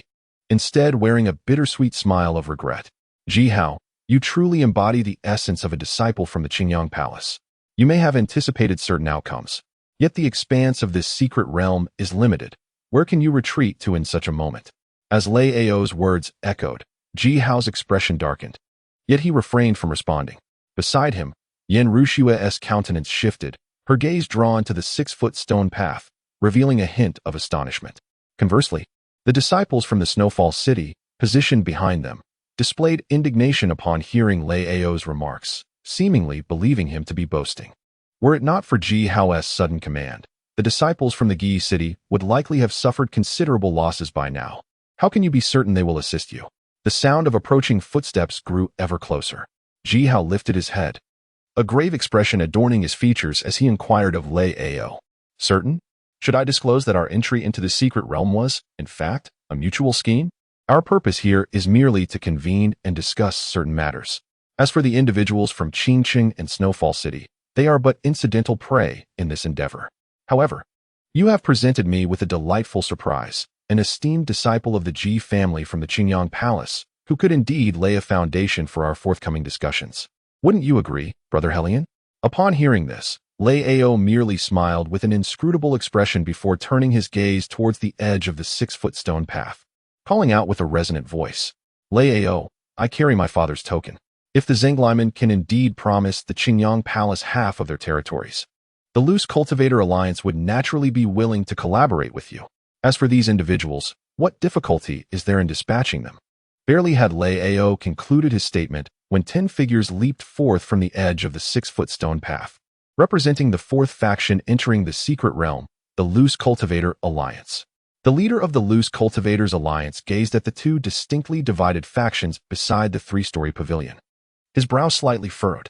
He then addressed Lei Ao, stating that, indeed, after the battle centuries ago, the Zhenglai sect had long prepared for the annihilation of the Qingyang Palace. This time, he carried the orders of the elders within the sect. Should the Loose Cultivators Alliance truly wish to support the Zhenglai sect upon the fall of the Qingyang Palace, half of the northern territories of the Eastern Domain would be ceded to the Loose Cultivators Alliance. Upon hearing this, Lei Ao appeared entirely unconcerned with the presence of Ji Hao and the others. He merely nodded to the members of the Loose Cultivators Alliance and chuckled to himself. On the opposite side of the stone path, Ji Hao and his companions felt a surge of turmoil within as they listened to the seemingly casual conversation between Lei Ao and the members of the Loose Cultivators Alliance. It was evident that the Zhenglai sect and the Loose Cultivators Alliance had already established a connection, and their collaboration was undoubtedly aimed at confronting the Qingyang Palace. Heilian Xingyu, did the Loose Cultivators Alliance truly intend to meddle in the grievances between the Qingyang Palace and the Zhenglai sect? Had they forgotten the actions of the Zhenglai sect against the Loose Cultivators Alliance in the past? Beside Ji Hao, Yin Rushue gazed at the leader of the Loose Cultivators Alliance in astonishment and inquired, for she was no stranger to the alliance. Being a member of the younger generation in the Eastern Domain, although the Loose Cultivators Alliance was initially founded by several cultivators at the Divine Mansion realm, it had, over the years, given rise to 4 formidable beings in the Nirvana realm, who were revered as the 4 kings of the Eastern Domain. Heilian Xingyu was indeed one of the 4 kings, the youngest son of the Southern King. Why Arsu? Since you are all destined to become mere shadows of the past, I shall indulge you with a fragment of truth. 7 years ago, during the conflict between the Loose Cultivators Alliance and the Zhenglai sect, Rumors swept through the Eastern Domain that the Eastern King had sustained grave injuries and that the seventh elder of the Zhonglei sect had perished in battle. Yet, such rumors are merely whispers of the wind. Few could fathom that this was merely the inception of a clandestine collaboration between the Zhonglei sect and the Loose Cultivators Alliance. That battle was but a performance orchestrated for the audience of the Qingyang Palace. Little do those martial artists at the Qingyang Palace realize that the Northern King recently ascended by the Loose Cultivators Alliance is none other than the sixth elder of the Zhonglei sect. Noticing the look of bewilderment on Yan Arsu's face, before Li Nx Ingi could speak, Lio brazenly chuckled and revealed an even greater secret to Jho and the others. True to form, as soon as Lio's words fell, the expressions of Yan Arsu and Li Yy, along with the other martial artists from the two cities, shifted dramatically. Apart from the Qingyang Palace, the Zhonglei sect, and the Daoya Cliff, the Loose Cultivators Alliance undoubtedly stands as the most formidable force in the Eastern Domain, boasting the largest number of practitioners. In the eyes of the martial artists in the Eastern Domain, the rise of the Loose Cultivators Alliance has undoubtedly siphoned off significant interest from the other three major powers, leading to considerable friction, particularly with the Zhonglei sect, which had erupted into a fierce conflict over a spiritual vein 7 years prior. A mere act? Many lives were lost in that battle between the Zhonglei sect and the Loose Cultivators Alliance. If it were merely a performance, would you willingly sacrifice so many? After a brief moment, Li Yy seemed to recollect something and turned towards Lio and Li Nx Ingi, a mocking expression gracing her features as she queried, "The dead?" In the Eastern Domain, death is an ever-present specter. To make the performance appear more authentic, what is the cost of sacrificing a few martial artists of the fleshly realm? Moreover, the Zhonglei sect and the Loose Cultivator Alliance are bound to harbor some disobedient elements. Seizing this opportunity to eliminate them would surely yield a dual benefit. As Liu Yi spoke, Helian Xingyu, who seldom voiced his thoughts, displayed a hint of disdain, smirking at Ji Hao and the others. Enough, Lei Ao. You have spoken too much today. It would be prudent to deal with these individuals swiftly. Although this secret place may seem ordinary, it should still offer some rewards. It is in our best interest to seek treasures sooner rather than later. After mocking Liu Yi, Helian Xingyu turned his attention to Lei Ao, gently licking his lips as he spoke. Very well, since Brother Helian has lost interest in the game, I shall no longer toy with him. Warriors of the Unified City, engage. Today, we shall eradicate every last one of the Qingcheng and Luoxua city inhabitants. Upon hearing this, Lei Ao instantly suppressed his smile, brandishing his spear as he led the warriors of Unified City in a charge towards Ji Hao and his companions. Everyone, follow me to extinguish the Qingyang Palace. Witnessing the warriors of Unified City mobilizing, Helian Xingyu let out a couple of mocking laughs before drawing the large blade strapped to his back, leading the Loose Cultivator Alliance warriors to strike at the Qingcheng fighters. In the area of the three-story pavilion, Ji Hao and his allies were equally unwilling to remain passive. With a gentle flick of his sword, Ji Hao rallied the warriors of the two cities to confront the forces of the Loose Cultivator Alliance and Unified City head-on. Within the clandestine realm, the milky firmament had long since settled into placidity. Flanking the 6-foot stone path, the pavilions, quiescent for millennia, seemed to gradually regain a modicum of their former vitality amidst the sudden clamor of battle, as the din of the contending factions reverberated ever louder. In a resplendent and capacious hall beyond the ken of Ji Hao and his companions, a spectral figure materialized, the aura of martial practitioners. Who could it be? Could there be signs of the Xianyu realm yet living? Nay, this aura is too disparate. Many have come, yet they are all feeble. Could it be that others have discovered the Xianyu realm's ruins? Haha, excellent. Only the lifeblood of the living can hasten my restoration. Wang Wu, you wretch. You dared to grievously wound me with your self-detonation, but the martial prowess of my Yin province is not so easily extinguished. When I have completed the nurturing of the blood pool and my corporeal form is remade, then shall the remnants of your Xianyu realm be utterly annihilated. Within the hall, the insubstantial figure gazed towards the gilded and imposing gates, his gaze seemingly piercing through to Ji Hao and the others locked in mortal combat beside the stone path. A malevolent smile crept across the spectral visage as a jade-hued miniature sword materialized in his palm, whereupon the figure vanished abruptly, as if ordained by their singular destinies. Lei Ao and Ji Hao were once more locked in fierce combat from the outset. Yet, in contrast to their previous encounter, Where Ji Hao had leveraged the burning blood secret technique to suppress Lei Ao, the tables had now turned.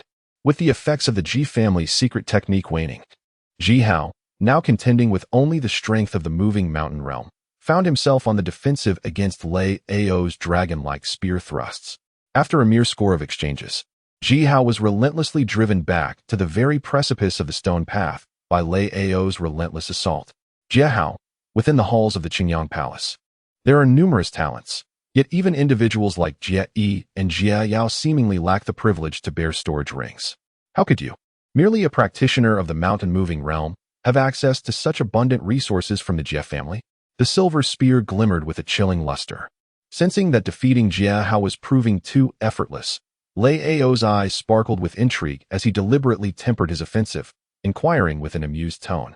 As the esteemed grandson of a prominent elder in the Zhonglei sect, Lei Ao had conducted inquiries into the many prodigies of Qingyang Palace. However, Jie Hao, possessing seemingly little strength yet equipped with a storage ring and a semi-spiritual weapon, piqued Lei Ao's curiosity, as he had never encountered any mention of him throughout his prolonged stay in the eastern region. Seizing the moment of Lei Ao's diminished aggression, Jie Hao cast a sidelong glance at the ongoing battles between the warriors of Qingcheng and Luoxua City. Within the densely layered structure of the three-story pavilion, Lu Yi continued her fierce duel with Zhou Zheng from Gi City, while Yin Rushua faced off against Helian Xingyu, the leader of the Loose Cultivator Alliance. Beyond these four, the remaining 17 warriors from Gi City in the Loose Cultivator Alliance engaged with their counterparts from Qiqing and Luoxua City. Yet, unlike the stalemate experienced by Lu Yi and Yin Rushua, the other 17 warriors from Qiqing and Luoxua City swiftly found themselves at a disadvantage. Apart from the 8 warriors from Gi City who had attained the sea-filling realm, all 10 members of the Loose Cultivator Alliance that entered the secret territory were also of the sea-filling realm, while Luoxua City boasted a full contingent of 4 practitioners from the mountain-moving realm.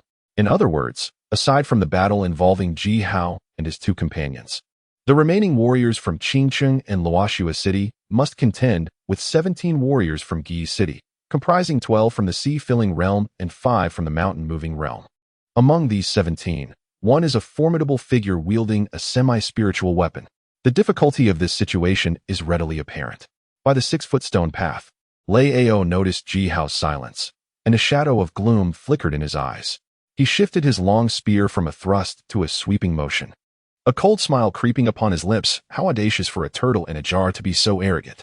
As Lei Ao began to unleash his full strength, Ji Hao undoubtedly felt the mounting pressure, even though Ji Hao's physical prowess had been thoroughly honed after the Ji family's baptism, allowing him to contend with ordinary practitioners at the minor success level of the sea-filling realm. He was no match for a disciple of the Lei family, who had long engaged in fierce battles with the Qingyang Palace. Moreover, the fluctuations of spiritual power emanating from Lei Ao clearly indicated he was nearing perfection in the sea-filling realm. As the Li Yuan sword continually countered Lei Ao's relentless sweeping strikes, Ji Hao felt his grip on the sword weaken, the skin of his palm splitting open. Crimson blood stained the hilt of the Li Yuan sword, yet his expression remained unchanged. Internally, however, he was fervently contemplating a way to turn the tide. Just then, a sudden scream pierced the air, emanating from a nearby skirmish. Upon hearing the cry, Lei Ao chuckled softly, while Ji Hao's countenance grew markedly heavier. Chapter 24 of the 5 Domains, Selection. The battle had only just commenced when the unexpected scream drew the attention of numerous warriors. There, in the midst of the clash between the warriors of Luoxua City and Gi City, a mountain-moving realm warrior from Luoxua City clutched his left forearm in agony, his right hand dripping with blood. Yin Chun, hold on.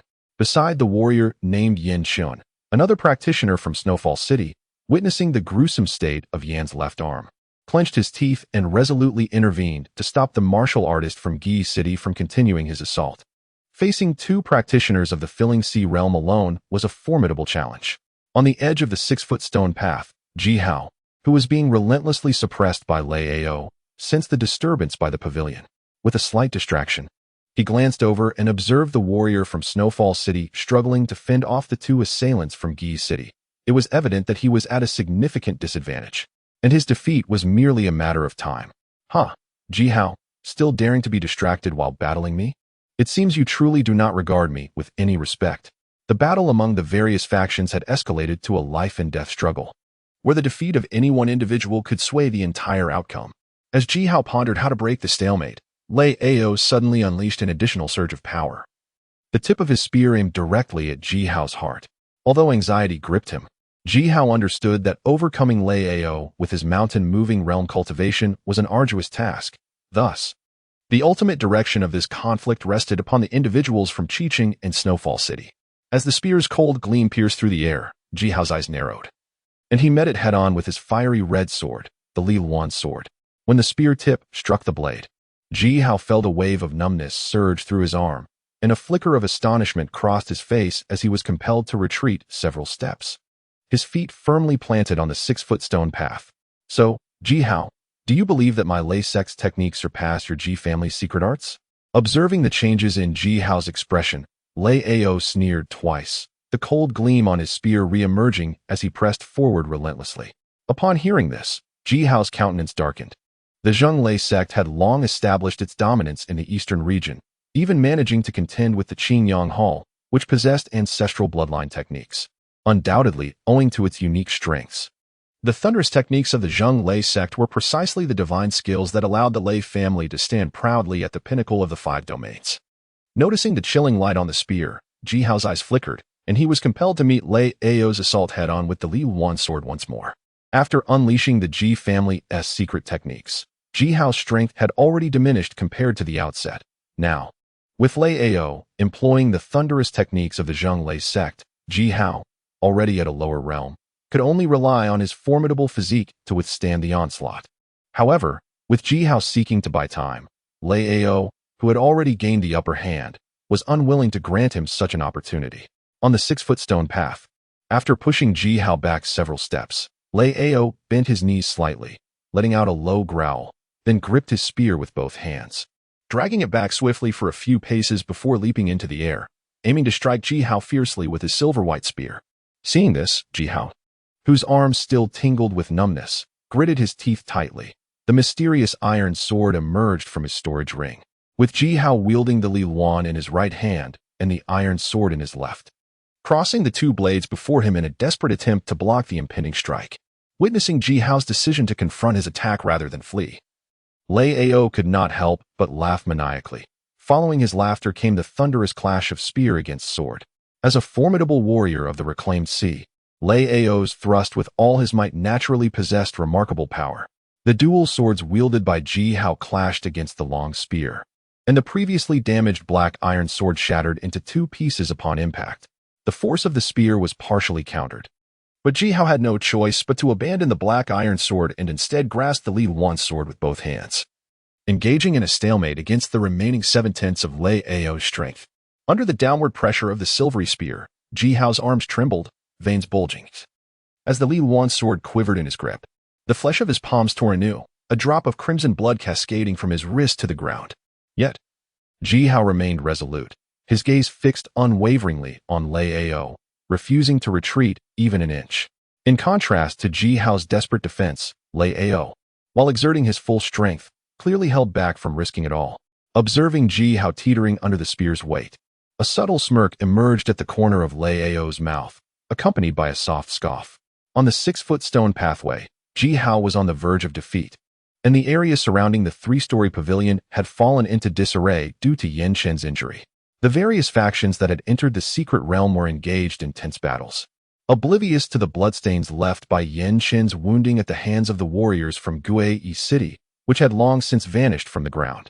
A drop of Ji Hao's blood slowly descended from his hand onto the azure stone slab beneath him, surprisingly leaving no trace. Meanwhile, Lei Ao continued to exert relentless pressure on Ji Hao, who summoned the last vestiges of his strength to resist. No one paid heed to this minuscule droplet of blood. Yet at the very moment it disappeared, the secret realm suddenly stirred to life. The 6-foot stone path trembled incessantly, and the once tranquil milky white light curtain began to ripple anew. Within the secret realm, numerous dilapidated pavilions collapsed in response, causing a tumultuous upheaval that left the world spinning. The previously engaged combatants halted, their expressions shifting to wary vigilance as they surveyed their surroundings. Suddenly, Lian Xingyu from the Loose Cultivator Alliance unleashed a thunderous cry. Ji Hao and the others turned to look, only to witness a martial artist, who had been standing beside Lian Xingyu, vanish into thin air, leaving behind only visible ripples in the space adjacent to him.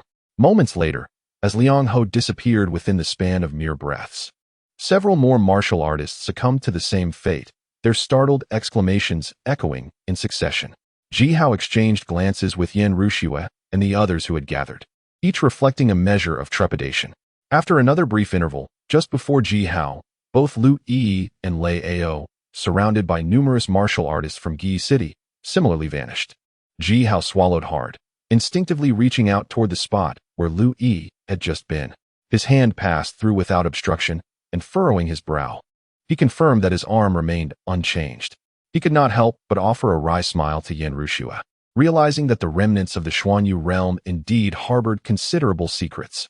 As more martial artists continued to disappear, the few remaining in the secret realm managed to maintain an unusual silence.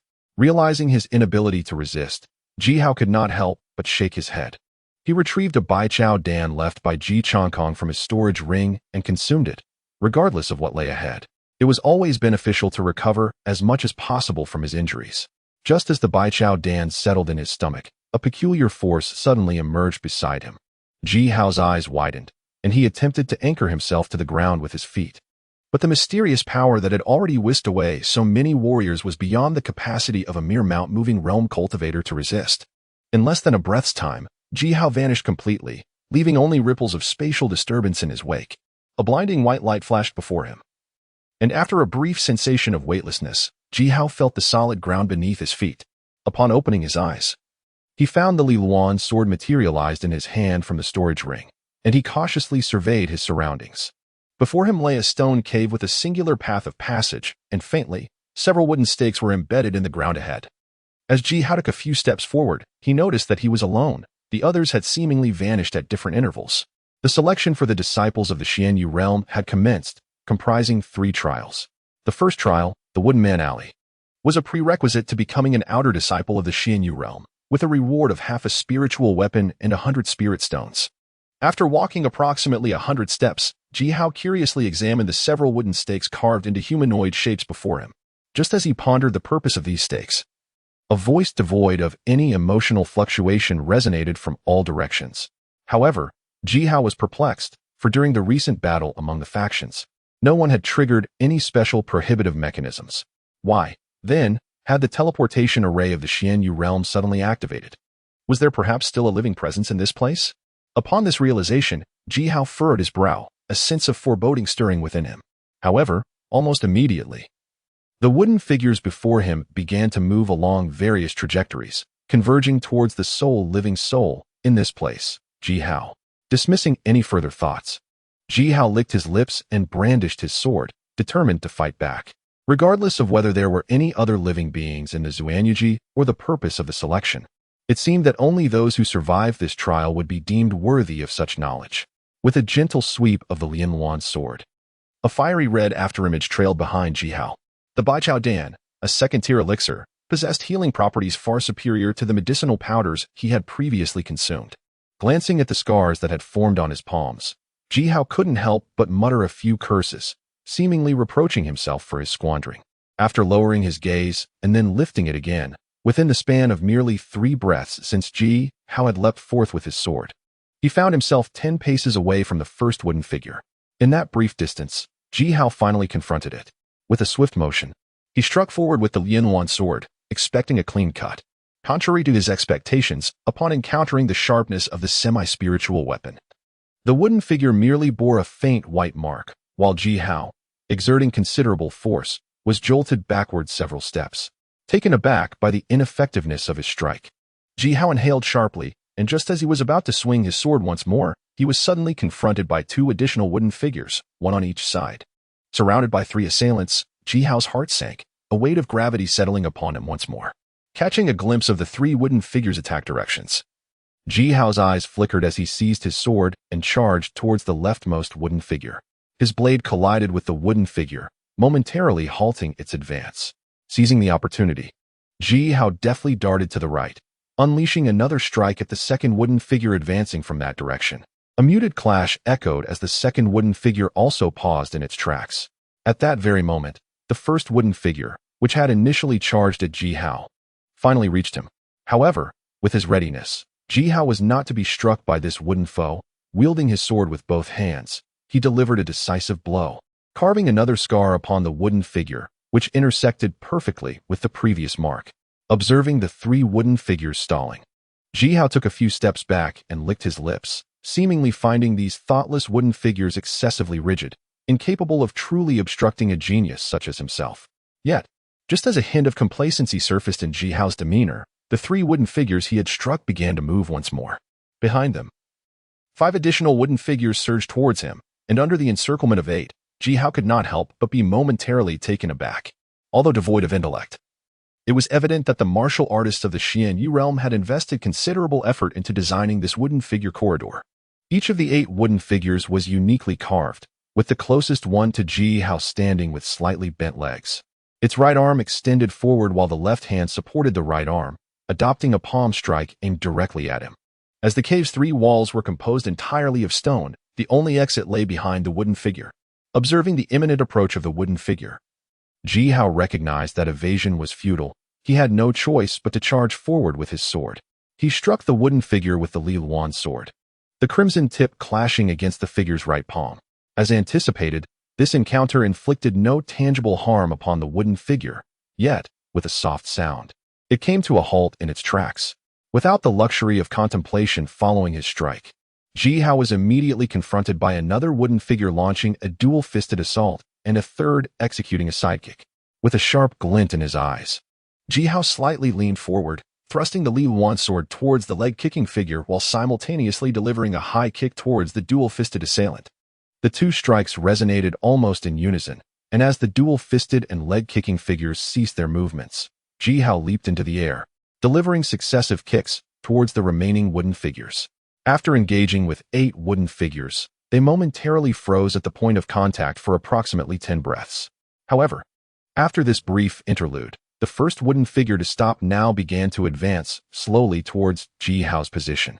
Gasping lightly from exertion, Jihao furrowed his brows at the sight. Although these 8 wooden figures lacked offensive prowess, their defensive capabilities were indeed formidable. While he was confident in his ability to withstand their clumsy attacks, being ensnared by them posed a challenge. Unlike mechanical constructs, a warrior's stamina is finite. As Jihao used the Li Luan sword to block the wooden figure's assault, he refrained from hastily engaging the figures behind it. Instead, he circled around the halted figure, scrutinizing its structure with keen eyes. Approximately 3 breaths later, Jihao's gaze flickered, and he swiftly turned to block the assaults of the 2 wooden figures behind him. Before the other wooden figures could charge forward, Jihao pivoted and thrust his sword fiercely into the shoulder of the attacking wooden figure. Without pausing for a moment, he dashed towards the remaining 5 wooden figures. After a flurry of chaotic movements, the 8 wooden figures ceased their assault once more, and the cave was enveloped in a silence reminiscent of its initial stillness. By the stone walls of the wooden figure corridor, Jihao, who had engaged in combat with the wooden figures thrice, was now beaded with fine droplets of sweat, gripping his sword firmly in his right hand. His gaze remained locked on the initial attacking wooden figure. 5 breaths, 3 breaths, 1 breath. From the moment the attacking wooden figure halted its movements, Jihao meticulously calculated the timing of its next action. As 10 breaths elapsed without any movement from the wooden figure, the previously engaged kicking wooden figure charged directly at Jihao. Upon witnessing this, a wave of uncontrollable joy surged in Jihao's eyes. With a light flick of his sword, Jihao propelled himself forward in a swift motion. Just 3 feet away from the kicking wooden figure, he leaped off the ground, seizing the opportunity to grasp the figure's head with his left hand, while his sword aimed at the conspicuous indentation on the figure's back. After delivering the strike, the kicking wooden figure stood motionless, and Jihao took the momentum to dart towards the remaining 6 wooden figures, delivering a series of 6 precise thrusts into the indentations on their bodies. He then evaded to a nearby stone wall, panting heavily while cautiously observing the movements of the 8 wooden figures. 10 breaths, 20 breaths, and 30 breaths beside the stone wall. Jihao patiently waited for nearly 60 breaths until he confirmed that the 8 wooden figures had settled into complete stillness. Only then did he gently pat his chest and approach the nearest wooden figure that executed a single-handed punch, wielding the Li Luan sword. He lightly tapped the wooden figure, and Jihao could not help but marvel at the opulence of the Xianyu realm. The wooden figures used for the disciples' assessment were crafted from materials impervious to even half-spiritual weapons. After casting a lingering, envious gaze, Ji Hao finally shifted his attention to a dent on the back of the single-punch wooden figure's head. The tip of the Li Luan sword, glinting coldly, cautiously prodded the indentation, producing a faint sound. Ji Hao momentarily froze. Soon thereafter, his expression transformed into one of wild elation. It appeared that the material used for this recessed area of the wooden figure differed significantly from the rest of its body. After Ji Hao struck twice with the Li Luan sword, a fist-sized hole burst open at the back of the wooden figure. Noticing the faint glow emanating from within the hole, Ji Hao licked his lips and deftly flicked the Li Luan sword, causing a palm-sized spiritual stone to soar out from the cavity. Upon receiving the spiritual stone, Ji Hao retrieved a stone left to him by Ji Chong Kong from his storage ring for comparison. Although the two spiritual stones were similar in size, Ji Hao, with his keen perception, distinctly sensed that the spiritual energy within the stone from the wooden figure was significantly thinner than that of the one left by Ji Chong Kong. After a moment of contemplation, Ji Hao cast a sidelong glance at the 8 motionless wooden figures, fully aware that these figures had likely depleted the majority of the spiritual energy from the stones over countless years. As he stowed away the spirit stones, Ji Hao let out a deep sigh of regret. He then utilized the Li Luan sword to extract the remaining 7 spirit stones from the recessed backs of the wooden figures. 8 spirit stones in total, albeit all significantly depleted in their ethereal energy, were a remarkable find for someone just entering the selection of the Xianyu realm. This discovery only deepened Ji Hao's curiosity about the true relics of the Xianyu realm. After walking a distance of about 100 steps, a soft sound suddenly emerged from the darkness beside him. Ji Hao, gripping the Li Luan sword, focused his gaze and saw a wooden figure wielding a large blade charging towards him from the shadows. A glint flashed in Ji Hao's eyes. Instead of retreating, he advanced with his sword to confront the blade-wielding figure. At that moment, the wooden figures within this secret place appeared to Ji Hao as luminous spirit stones. The clash of the long sword against the large blade resonated through the cave with a metallic ring. Ji Hao smiled lightly, preparing to pivot and step behind the wooden figure to retrieve the spirit stone, when unexpectedly, he noticed the blade-wielding figure swinging its weapon in a horizontal strike. A surge of alarm coursed through Ji Hao's heart, erasing the previous joy from his eyes, replaced instead by astonishment. With a horizontal sweep of the Li Luan sword, he met the wooden figure's blade once more. To Ji Hao's astonishment, the wooden figure did not halt after its initial strike. Instead, it seized the momentum to raise its large blade high and bring it down upon Ji Hao. Understanding that this blade-wielding wooden figure was not like the initial 8 that ceased their attacks after a single blow, Ji Hao braced himself to defend. Fortunately, despite the continuous strikes, the experienced Ji Hao discerned that the figure's movements were somewhat clumsy, making it manageable to confront. Merely, Ji Hao cast a fleeting glance at the shadowy recesses of the cave, harboring a lingering suspicion that the wooden figure wielding a blade might not be singular. As Ling Jian continued his relentless strikes, Ji Hao found himself engaged in a self-reassuring thought, even within the esteemed ranks of the Xianyu sect. It seemed improbable that they possessed the extravagant means to fabricate numerous wooden sentinels for the assessment of their disciples. Yet, just as a sense of relief washed over Ji Hao, a faint sound emerged from an unseen corner behind him. Upon hearing this sound, his hand, poised with the sword, faltered for a brief moment. It was this very hesitation that seemed to synchronize with the cave itself, as 8 additional soft sounds resounded in quick succession. Within the secret realm, 40 disciples from various factions vanished simultaneously. The undulating pearlescent veil in the sky naturally caught the attention of several powerful beings beyond the secret domain. The elderly figure from the Loose Cultivators Alliance, tasked with activating the formation, furrowed his brow, and the compass in his hand began to levitate. Utilizing the compass as a medium, the elder scrutinized the array of the Xianyu sect for a moment, only to involuntarily exclaim in surprise. "What's the matter, Gong Yangzi?" inquired Lu Kai, the Grand Elder of Qi, upon noticing the elder's expression of perplexity. "Strange indeed. This secret realm has been explored by our spiritual senses, and it is evidently an ordinary secret realm, particularly considering the degree of imperfection in this formation. I had presumed it to be set by a force of no great strength. However, judging by the array's fluctuations just reported by the compass, it is likely an 8th-tier formation." Observing the gathering of representatives from various factions, Gong Yangzi of the Loose Cultivators Alliance shook his head slightly, responding with a hint of astonishment. 8th tier formation. Upon hearing this, the elder Leishuan of the Nirvana realm at Zhonglei Gate let out a peculiar cry, his face a portrait of astonishment as he repeated the words. Beside him, Lu Kai and Mu Yao from Luoxua City also displayed expressions of shock. Indeed, an 8th tier formation of this magnitude had no equal within the eastern region. After all, such a formation required the legendary prowess of a divine fire realm warrior to properly balance the flow of spiritual energy. Seeing this, Jiangzi scrutinized the formation for a moment longer, then let out a soft sigh. According to ancient texts, it was not solely divine fire realm warriors who could establish an 8th tier formation. If a faction possessed nearly 100 Nirvana realm warriors, they could collectively stabilize the formation's operation. As Leishuan pondered for a moment, he lifted his gaze to propose an alternative theory. However, as soon as he spoke, Lu Kai and the others remained silent. A faction boasting close to 100 Nirvana realm warriors had never been witnessed, not even by the formidable Qingyang Palace, the strongest in the eastern region. Jiangzi exchanged glances with his companions, their faces etched with concern as they regarded the vast formation below.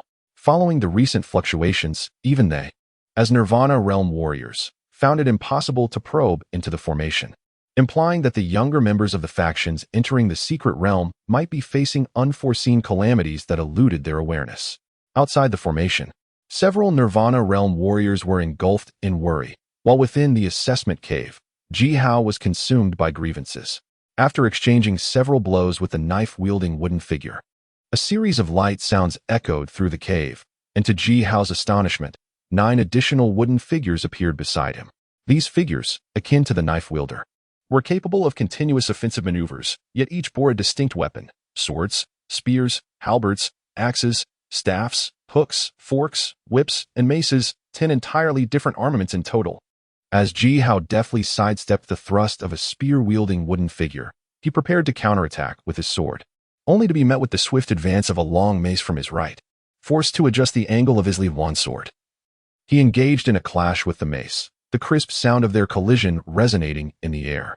No sooner had this sound faded than a great halberd descended from above. With a cold glint in his eyes, Ji Hao pressed harder against the mace, leveraging the momentum to leap aside and evade the halberd's strike. The wooden figure, wielding the halberd, cleaved downwards toward the ground, creating a visible crack in the stone pavement. Much to Ji Hao's astonishment, he lightly licked his lips, tasting the salty tang of sweat, and cast aside the chaotic thoughts swirling in his mind. With a flick of his wrist, he readied the Li Yuan sword and surged towards the 10 wooden figures, regardless of the original intent behind their design. Ji Hao harbored no thoughts of retreat now that they had manifested in the trial. With youthful vigor, he resolved that if the ancient ancestors could achieve greatness, so could he. He never considered himself inferior to the so-called prodigies and sages chronicled in ancient texts. Among the wooden figures, the spear wielder pursued him closely after Ji Hao had taken a few steps back. At that moment, as Ji Hao drew his sword, he found himself face to face with the spear-wielding figure. After a brief moment of surprise, a fierce smile broke across Ji Hao's face, and a crimson glow erupted from his arms as he activated the Ji family's blood-burning secret technique once more. As the sword of Li Yuan clashed with the long spear, Ji Hao, even outside the cave, managed to suppress the formidable force of Lei Aos sea-filling realm. How could a mere wooden figure withstand such prowess? The wooden figure, gripping the spear, was sent skidding backward for several steps under Ji Hao's strike, only halting when its back collided with the stone wall. Having gained the upper hand with a single blow, Ji Hao felt a surge of confidence. Within the cave, the Li Yuan sword danced, creating vivid crimson phantoms as he unleashed successive strikes upon the advancing wooden soldiers. After delivering 10 strikes, Ji Hao emitted a low growl and leapt towards the first wooden soldier that had been repelled. Upon crashing against the stone wall, the spear-wielding wooden figure prepared to thrust once more. In a clash of spear and sword, Ji Hao did not force the wooden soldier backward this time. Instead, he brought the Li Yuan sword down in a powerful vertical strike, forcefully smashing the spear into the ground. The spear, composed of an unknown material, struck the stone floor with a resounding clang within the cave. Ji Hao smirked coldly, stepping forward to stomp down fiercely upon the spear. The wooden soldier, tightly linked to the spear, stumbled and fell to the ground. Seeing the spear-wielding wooden figure downed, Ji Hao straightened up and swung his sword at the following longsword wooden soldier. Struck with immense force, the sword-wielding figure was pushed back several steps. Seizing the opportunity, Ji Hao advanced, stepping onto the spear-S shaft, and drove the Li Luan's sword down into the concave area of the fallen wooden soldier's back. With a resounding thud, a spirit stone shot forth from the back of the downed spear-wielding figure. Ji Hao did not rush to collect the spirit stone. Instead, he gritted his teeth and swiftly turned to charge at the next wooden adversary. Scattered throughout the cave were spirit stones, and Ji Hao, propped up by the Li Luan sword in one hand, gasped for breath with the other pressed against his chest. After a brief moment, he expelled a mouthful of blood foam, his pallid complexion slightly improving under the continuous restoration of the Bai Chao Dan. Only then did Ji Hao survey his surroundings. Noticing the wooden soldiers, each in various poses, lying defeated on the ground. A proud smile crept across his face as he sheathed the Li Luan sword and slowly collected the spirit stone scattered about. Upon grasping a spirit stone, Ji Hao was pleasantly surprised, contrary to his expectations of thin spiritual energy. The stones behind the wooden soldiers exuded a far richer aura compared to the 8 wooden soldiers at the cave's entrance. Tossing the stone in his hand, a spark of realization ignited within him. He speculated that although the initial 8 wooden soldiers lacked weapons, they should have been capable of sustained attacks, suggesting that their ineffectiveness stemmed from insufficient spiritual energy, which rendered them only able to launch sporadic assaults. Storing the spirit stones in his storage ring, Ji Hao cast a satisfied glance at the unscathed Li Luan sword before treading lightly deeper into the cave, intrigued by the trials of the Xianyu realm. After consuming a Bai Chao Dan outside the cave, Ji Hao felt a warm surge of energy flowing from his abdomen throughout his entire being. As this warmth enveloped him, he sensed his vitality boiling within, and even the internal injuries sustained from his recent confrontation with the 10 wooden soldiers had significantly healed. Venturing deeper into the cave, after traversing several dozen meters, Ji Hao abruptly encountered a pitch-black stone door. Pausing momentarily before the entrance, he inhaled deeply and resolutely pushed the door open. The tightly shut door creaked open, allowing a faint glimmer of light to seep through the crack.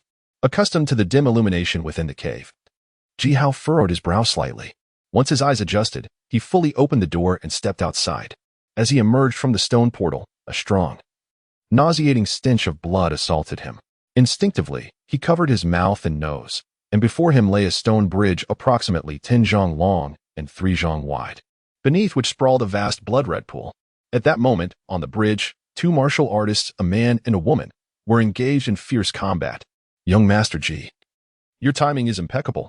At this moment, only Lei Ao remains at Zheng Lei Gate.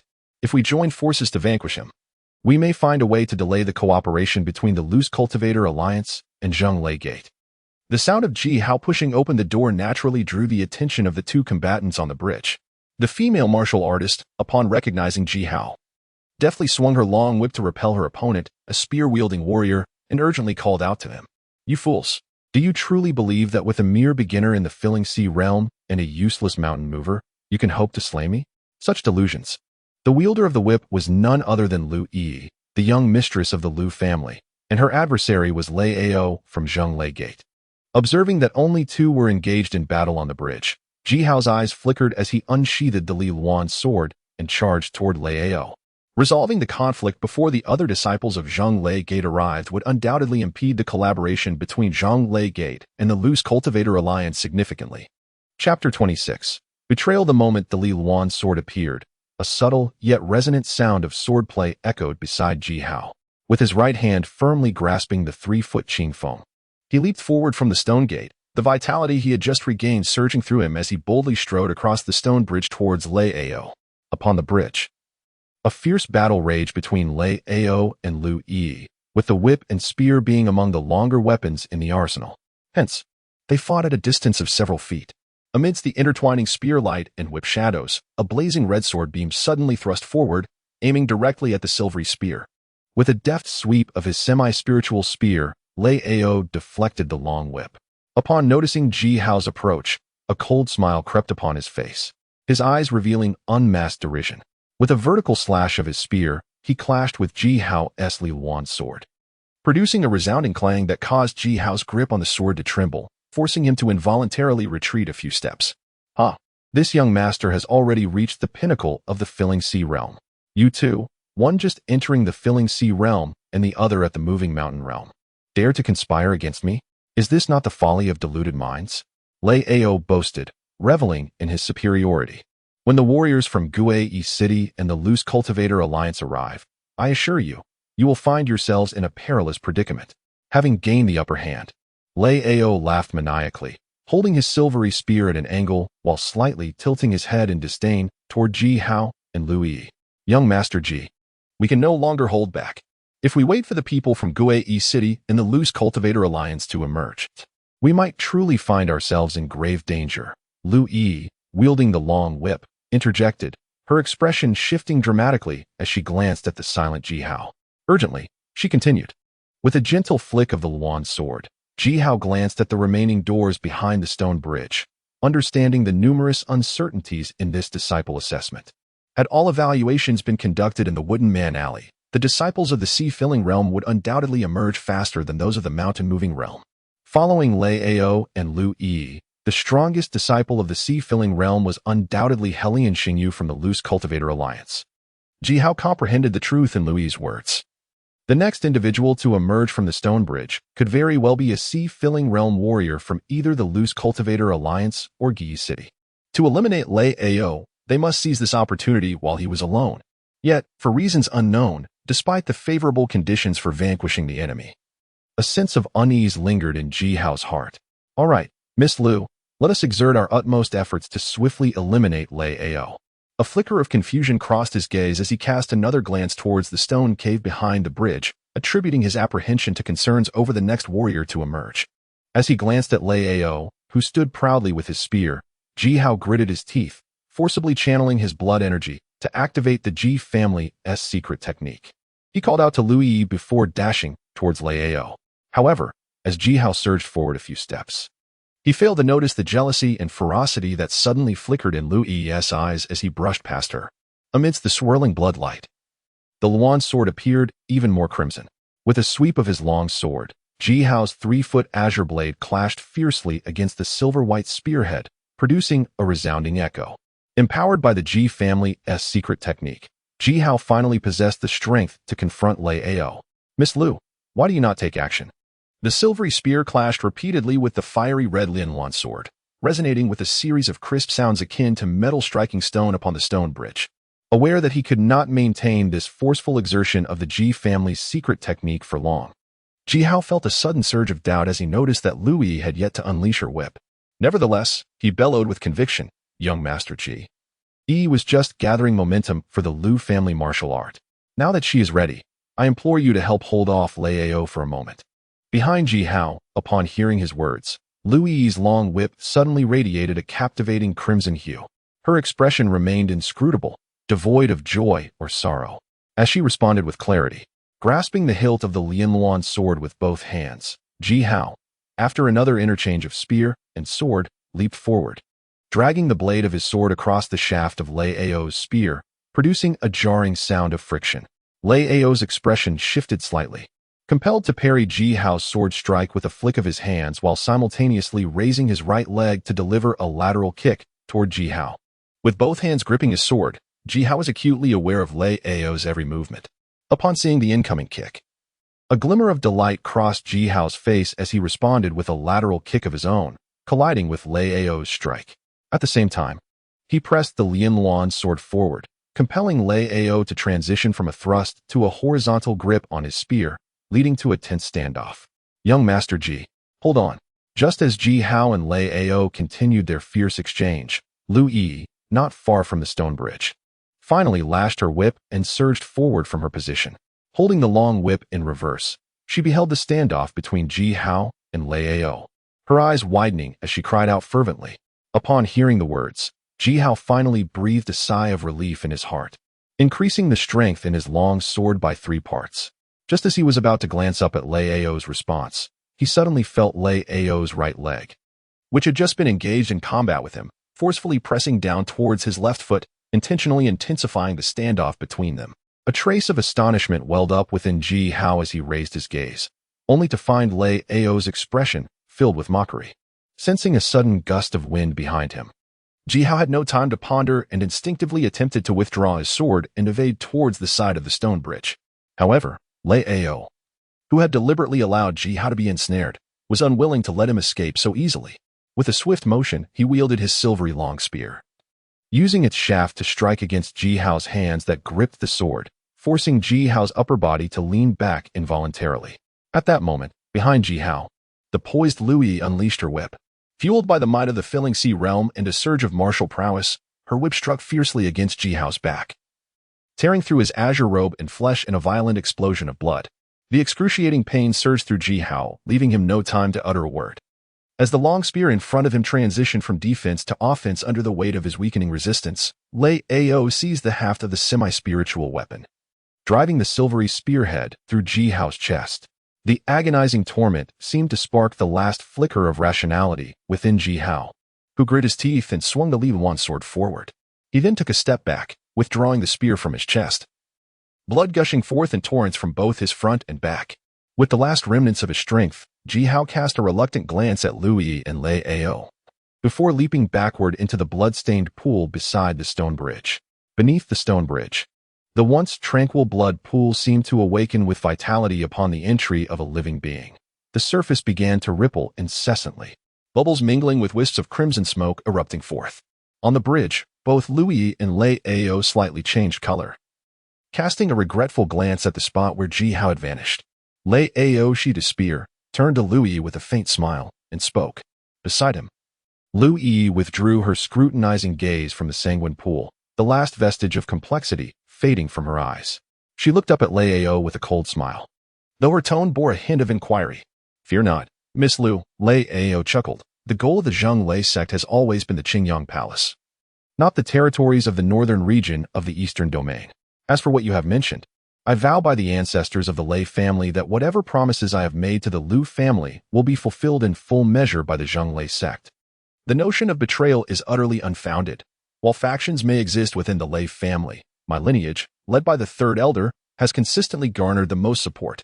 Should you persuade the Lu family to forge a strong alliance with us after the Eastern Domain War, I shall strive for the position of the sect master of the Zhonglei sect.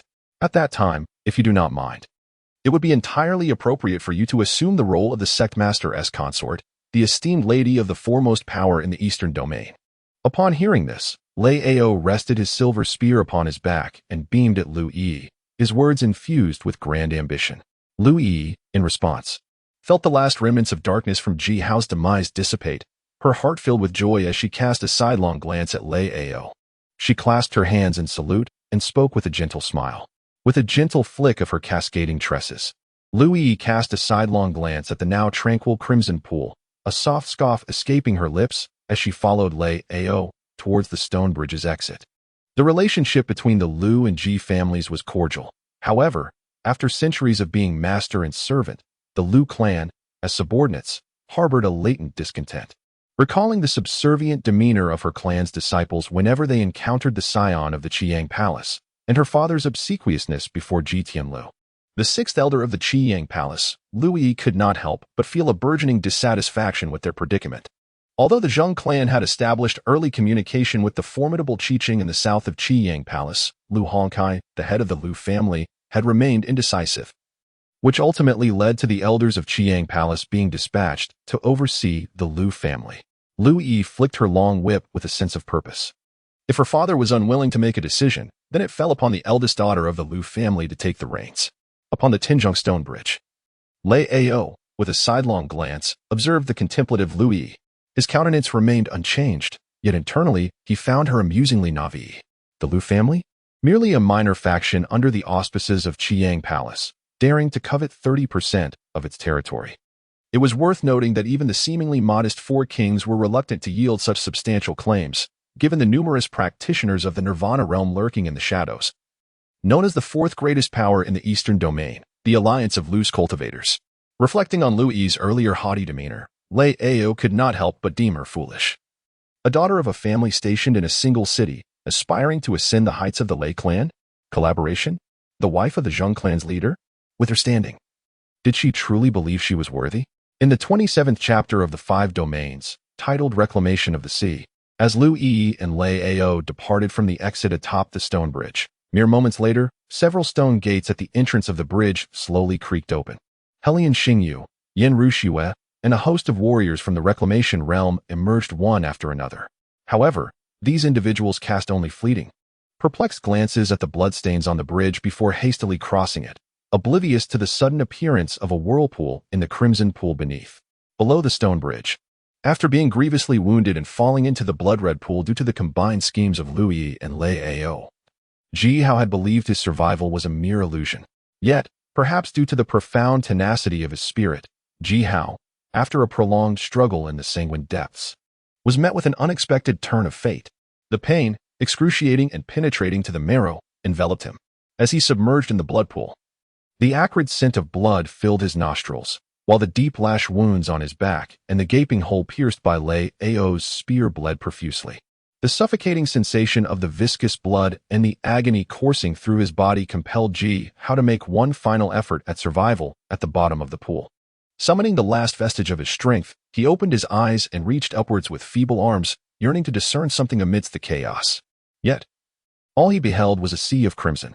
As the final remnants of his strength ebbed away, Ji Hao's arms began to droop helplessly. In his blurred vision, fleeting scenes from the brief span of his life flickered before him. From the prodigious talent of his youth to the later disgrace of being a family outcast. From the life and death trials of the Ji family's 10-day ordeal to the unforeseen calamities during the altar's baptism, Ji Hao harbored an abiding resentment. He was unwilling to perish as a mere waste of a mountain-moving realm, unwilling to be outmaneuvered by the schemes of petty individuals. As he gradually sank to the depths of the blood pool, it seemed that this very resentment sustained the last flicker of his spirit, refusing to depart. It was this final vestige of will that ultimately stirred the reaction of the exquisite jade bone within Ji Hao's storage ring. On the eve of his departure from the Ji family, Ji Tianlan had entrusted this so-called Ji family's secret bone to Ji Hao. However, after hours of examination, Ji Hao had failed to discern any extraordinary quality about the jade bone. Consequently, since leaving the unreturning mountain, this jade bone had lain quietly within his storage ring. Yet, at the moment when Ji Hao was on the brink of death, the jade bone unexpectedly materialized beside him, casting a gentle white light that illuminated Ji Hao. The resplendent jade bone circled around him, creating a space that repelled the surrounding blood. With a fleeting opportunity to gasp for breath, Ji Hao opened his crimson eyes and cast a glance at his own body. The blood within the pool appeared to possess an exceptionally potent corrosiveness.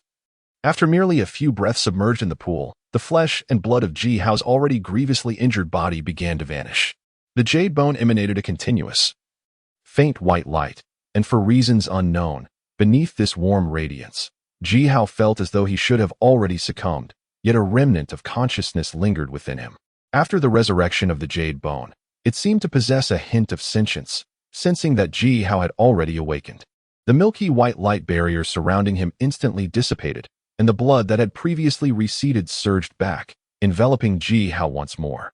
The anguish of his flesh being corroded relentlessly assailed Ji Hao's mind, yet beneath the ethereal glow of the jade bone, he remained conscious. Thus, at that moment, Ji Hao could only lie there, his limbs rigid, acutely aware of the excruciating pain of his flesh being stripped away.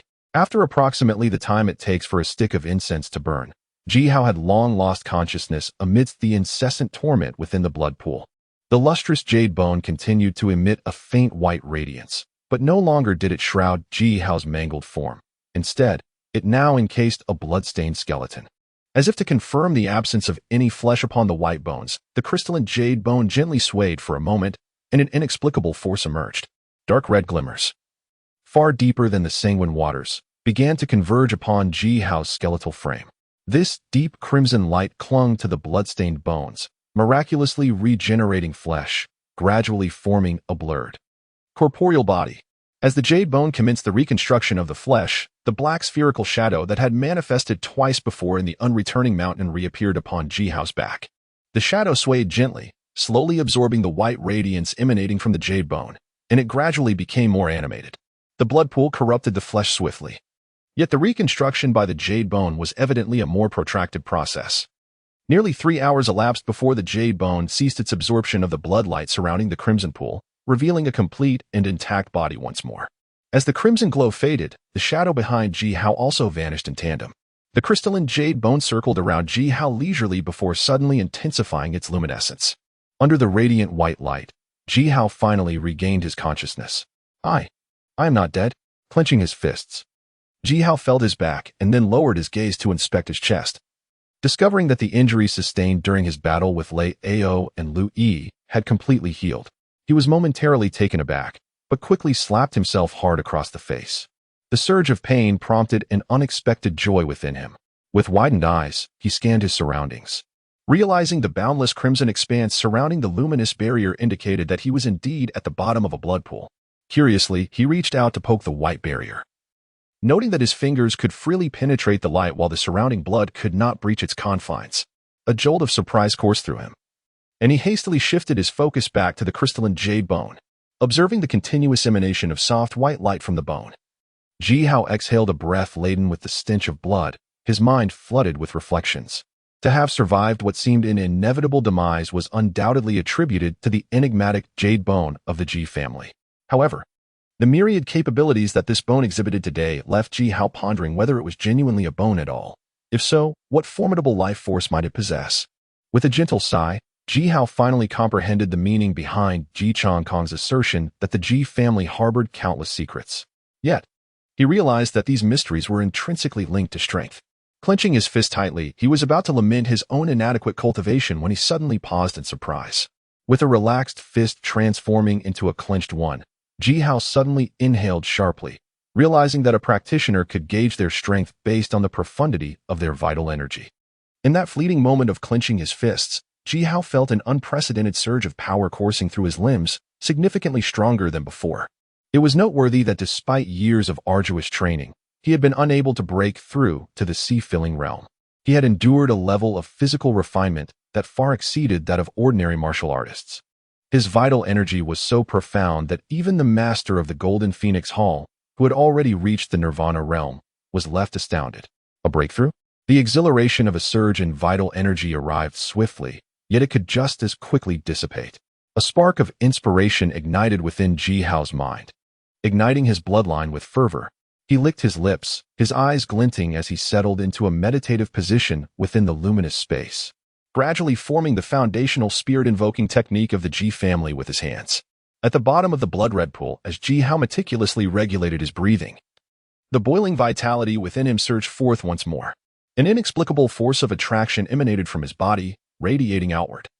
The shimmering barrier crafted from his jade-like bones began to ripple, while the previously tranquil pool outside began to undulate with gentle waves. Under Jihao's full concentration on invoking the spirit, the surrounding spiritual energy of heaven and earth flowed ceaselessly towards the space forged by his jade bones. Sensing the fluctuations of spiritual energy nearby, Jihao swallowed hard, and in the next instant, he gritted his teeth, drawing the energy into his abdomen's energy sea. As the spiritual energy entered the energy sea, Jihao, with bated breath, observed as it gradually coalesced into a droplet of spiritual liquid, descending towards the bottom of the empty energy sea. Having faced failures in this process numerous times, his hands, still forming the sealing gestures, began to tremble, and beads of sweat gradually surfaced on his forehead. Crack! A barely audible sound resonated, yet within Jihao's heart, it surged like a tempestuous wave. The filling sea realm, wherein the essence of heaven and earth transforms into liquid and fills the sea of energy, had at last come to fruition. This time, the barrier that obstructed the influx of spiritual energy into the sea of energy did not manifest. The first droplet of spiritual liquid gracefully descended into the sea, dispersing into a delicate veil at the bottom. Jihao opened his eyes, overwhelmed by a joy more precious than escaping the brink of death. A tear of warmth slipped unbidden from his eye.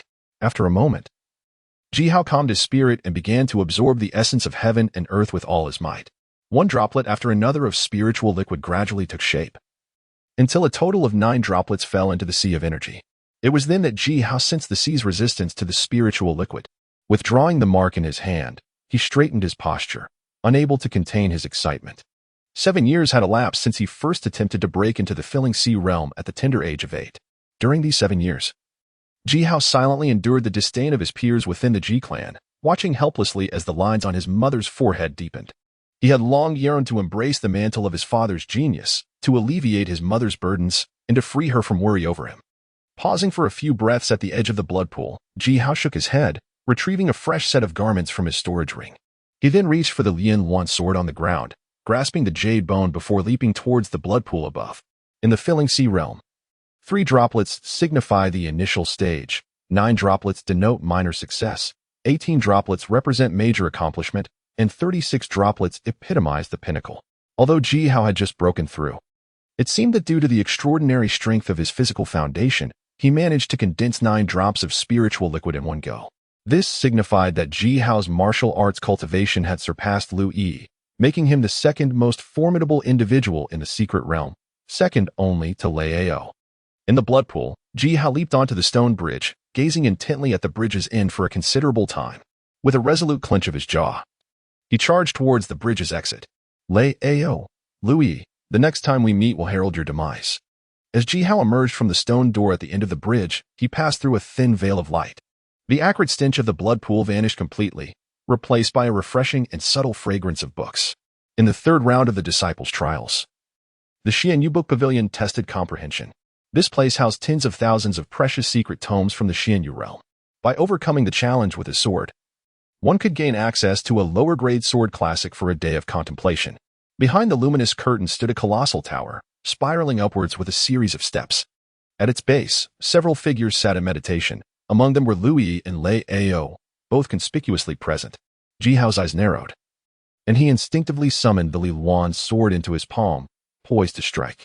However, before he could make a move, an ancient voice resonated from the void, and a radiant beam enveloped Ji Hao entirely. As he reached out to accept an ancient tome that materialized before him, Ji Hao tentatively prodded the light barrier with his Li Luan sword. To his surprise, the barrier showed no sign of disturbance under the edge of his semi-spiritual weapon. With a flicker of determination in his gaze, he thrust the Li Luan's sword into the ground beside him. Adopting the same meditative posture as the other warriors within the light columns, he began to delve into the book. Upon entering the cavern, Ji Hao realized it marked the commencement of the Xianyu realm disciples' trial. If the Wooden Man Alley was deemed the first challenge, then the third trial appeared rather peculiar. After departing the Wooden Man Alley, the stone bridge encountered bore no extraordinary traits. Yet, the ancient voice referred to this place as the third trial, leaving Ji Hao to ponder the whereabouts of the elusive second trial. Was the ancient voice a remnant of the Xianyu realm's assessment? Or did it suggest that living souls still inhabited the realm? Furrowing his brow, Ji Hao shook his head and glanced at the figures within the light column. Though he had entered the third trial quietly, a warrior's keen perception would surely not overlook his arrival. Strangely, the individuals within the tower seemed entirely oblivious to the newcomer, engrossed in their ancient texts, nodding and shaking their heads in contemplation. Reflecting on this, Ji Hao, possessing a maturity beyond his peers, felt a shiver of apprehension. Yet, confronted with the binding light barrier surrounding him, he resolutely decided to explore the so-called Xianyu sword classic. As the arrow pierces the target from 100 paces away, ancient texts reveal a singular phrase on their first page. These 10 characters conjure a grand vision within the mind of Ji Hao, who first glimpses this tome. His gaze fixated on the ancient manuscript, Ji Hao envisions a figure wielding a sword, a single hand grasping the hilt. Threads of spiritual energy ascend from his dantian, meandering along his meridians to converge in the palm of his hand. With a swift bend of his knees, the figure lunges forward. In that moment, the sword he clutches suddenly solidifies, the weapon and the wielder becoming one in Ji Hao's reverie. The sword is unleashed, and in the blink of an eye, it covers 100 paces. Beyond that distance, a robust poplar tree stands, only to be cleaved in two upon the sword's impact, the break astonishingly smooth, as if the blade had effortlessly sliced through tofu. Enraptured by this vision of the sword piercing the ancient poplar, Ji Hao gazes upon the scene thrice before eagerly turning to the next page of the ancient text, which details the flow of spiritual energy for the piercing yang sword technique. Unbeknownst to him, as he devours the contents of the book with fervor, he has become oblivious to everything around him, akin to the other martial artists enveloped in the radiant light. His focus remains solely on the ancient tome in his grasp. With such vigor coursing through him, could this youth be the rare embodiment of the perfect mountain-moving realm? His dantian, recently refined, indicates a fresh breakthrough. If I were to seize this corporeal form and infuse it with the essence of my blood sea, I wonder if I could ascend further in the martial path of yesteryears. Within the tower, as Ji Hao and the assembled martial artists voraciously studied the ancient texts, a spectral figure garbed in black materialized within the grand hall at the heart of the paradisiacal architecture outside. The wraith-like figure clutched a crystal orb, which reflected the images of the martial artists within the tower. Catching sight of the vibrant vigor that erupted from Ji Hao upon entering the tower, the phantom's eyes gleamed with sudden interest, followed by a sinister chuckle. After Ji Hao stepped into the tower, no other martial artists entered. The 15 martial artists from the 4 factions who had emerged from the wooden dummy alley into this place remained in the same posture, heads bowed in contemplation of the ancient texts. The allure of the piercing willow sword cannon seemed to have completely captivated Ji Hao's attention. In the stillness of the tower, Ji Hao ecstatically flipped through the ancient texts, occasionally mimicking a sword thrust with his right hand, assimilating the insights imparted by the sword cannon. As another slightly yellowed page turned, just as Ji Hao was about to scrutinize it closely, the jade ornament in his bosom suddenly emitted a faint warmth. This warmth enveloped Ji Hao's entire being, and Ji Hao, whose eyes had been fixated on the ancient texts, was suddenly startled, feeling a sharp pain deep within his mind. Spurred by this pain, Ji Hao immediately withdrew from his meditative state. Opening his eyes and looking up, he was taken aback to see a somewhat ethereal figure in black robes staring at him with an obsessive gaze. The phantom extended its right hand, passing directly through the beam of light, and pressed down on Ji Hao's head. An indescribable sense of crisis surged from the depths of Ji Hao's mind. He awkwardly swallowed, grasped the Li Yuan's sword from the ground, and swung it in a vertical strike towards the outstretched arm of the ethereal figure. To Ji Hao's astonishment, the sword sliced through the air as if it had encountered nothing at all. You possess remarkable talent among the disciples entering the Xuanyu trial. A perfect manifestation of the mountain-moving realm, with marrow as potent as blood and vitality flowing like a pump, the specter intoned, an air of authority emanating from him. I am the spirit of the Xuanyu realm's book pavilion, and for millennia, I have sought a worthy successor for this realm. I have observed all your actions within Xuanyu, and I must say, you have performed admirably and have been fortunate to gain my recognition at the dawn of Xuanyu's revival. Would you be willing to inherit the legacy of the Xuanyu realm, the foremost power among the 5 domains, thereby ascending to divine fire and reigning supreme over the 5 domains? The ethereal figure stood with hands clasped behind his back, his aged visage imbued with pride as he addressed Ji Hao. Thank you for your kind recognition, esteemed elder.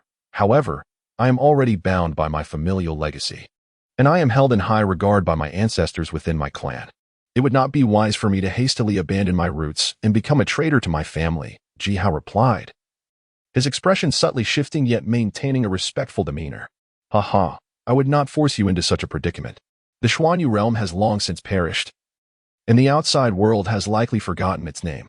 To ask a scion of a family to become a disciple of a fallen realm is indeed a tall order, the figure remarked with a hint of understanding. However, the spatial formation of the Xianyu realm is on the verge of disintegration, and this land will no longer remain a sanctuary. Should external forces invade, it is likely that all remnants of the Xianyu realm will be plundered. Rather than allowing these remnants to scatter aimlessly, I would prefer to entrust them to a worthy individual. If you are willing, my young friend, perhaps in the future, when you ascend to the pinnacle of the 5 domains, you could reopen a gate for the Xianyu realm, offering solace to the souls of its ancestors. Upon hearing this, the old man in the black robe bowed his head with a gentle sigh, a hint of desolation flickering in his eyes as he spoke softly. Observing the sudden air of twilight surrounding the elder, Ji Hao's gaze flickered, and he too let out a soft sigh. Within the 5 domains, spiritual artifacts are scarce, yet not entirely absent. However, Ji Hao had never encountered an artifact that bore a spirit. If this elder truly is the spirit of the Xianyu realm's library, it is not difficult to imagine the extent of the realm's former power. Thus, the old man's claim that the Xianyu realm was the foremost force in the 5 domains seems entirely plausible. Master Ji need not be modest. Given the profound foundation of the forces backing you, it is of little consequence whether you accept this legacy of the Xianyu realm. However, it is precisely because of your powerful support that I, in my old age, must humbly implore you to carry forth the legacy of the Xianyu realm, lest it be lost forever among these ruins. As if suddenly realizing Ji Hao's name, the elder in black, shrouded in illusions, appeared momentarily taken aback. Only then did he recollect the significance of the surname Ji within the 5 domains. Subsequently, a joyful expression crossed his ethereal countenance, and he smiled warmly at Ji Hao. If young Master Ji is willing to assist me in navigating the tribulations of the Xianyu realm, once the Xianyu realm is re-established, I shall gladly acknowledge the Ji family as its sovereign. I wonder, does young Master Ji have a resolution? Observing the hesitation on Ji Hao's face, the ethereal figure of the elderly man in black let out a long sigh, followed by a reluctant remark. Do you truly wish to have the Ji family as the rulers of the Xianyu realm? Ji Hao, Upon hearing this, scrutinized the old man intently. The Xianyu realm, once boasting martial artists of the divine fire realm, possessed a considerable heritage. The old man's willingness to pledge the future of the Xianyu realm to the Ji family stirred something within Ji Hao. Ji Hao meticulously observed the reactions of the ethereal old man. Ultimately, the old man's identity as the spirit of the book pavilion did not fully convince Ji Hao, especially given the bizarre nature of the black-clad elder's appearance and demeanor. It was solely due to the obscurity surrounding the old man's strength that Ji Hao continued the conversation. Indeed, although my Xianyu realm may have lost all its disciples, the essence of its spirit remains intact. The words of an old man such as I are indeed sincere. As long as young Master Ji is willing to carry forth the legacy of my Xianyu realm and assist in its establishment within the 5 domains, the Xianyu realm shall thereafter look to the Ji family as its guiding star. Upon hearing these words, the ethereal figure of the elderly man suddenly straightened, emanating an air of defiance as he furrowed his brow at Ji Hao. Although Ji Hao's expression remained unchanged, his heart began to waver. Despite the questionable identity of the black-clad elder, his manner of speaking and demeanor undeniably exuded the pride characteristic of a great power within the Xianyu realm. Moreover, the ruins of the Xianyu realm have remained dormant for many years. Unless the elder is a warrior of the divine fire realm, it would be impossible for him to enter the secret territory under the watchful eyes of numerous Nirvana realm warriors. At this moment, Ji Hao began to believe that the figure from the void wilderness might indeed be the spirit of the Xianyu realm's book pavilion. Very well, Ji Hao responded to the elder. The Ji family shall certainly assist in the revival of the Xianyu realm in the eastern region. After a moment of contemplation, Ji Hao glanced at the many warriors still trapped within the beam of light surrounding him. A flicker of inspiration crossed his mind, and he looked up at the elder with a smile. Since young Master Ji has made his decision, I kindly ask you to accompany this old man to the Xianyu Hall outside the book pavilion, to collect the inheritance left by the ancestors of the Xianyu realm. Inside the tower of the secret territory, upon hearing Ji Hao's words, the ethereal figure of the old man in black suddenly brightened with 2 beams of light in his eyes. He cupped his hands in respect to Ji Hao, casually waved away the beam of light enveloping Ji Hao, and turned to lead the way while softly speaking. Noticing the beam of light that had shrouded him dissipate at the elder's gesture, Ji Hao's gaze sharpened momentarily. Feigning nonchalance, he stowed away the piercing Yang sword classic in his hands, and then stepped forward to follow the old man as they ascended the staircase along the edge of the tower. Young Master Ji, these are the martial arts scriptures left behind by the Xianyu realm in bygone days. Once I have gathered these along with the remaining legacies of the Xianyu realm's ancestors, I shall entrust them to you for your journey out of the Xianyu realm. Rest assured, Senior, Ji Hao replied. Since I have pledged to assist in the revival of the Xianyu realm, I will surely honor my word. As Ji Hao gazed thoughtfully at the structure of the tower, he gently smiled and cupped his hands in salute to the aged man in black.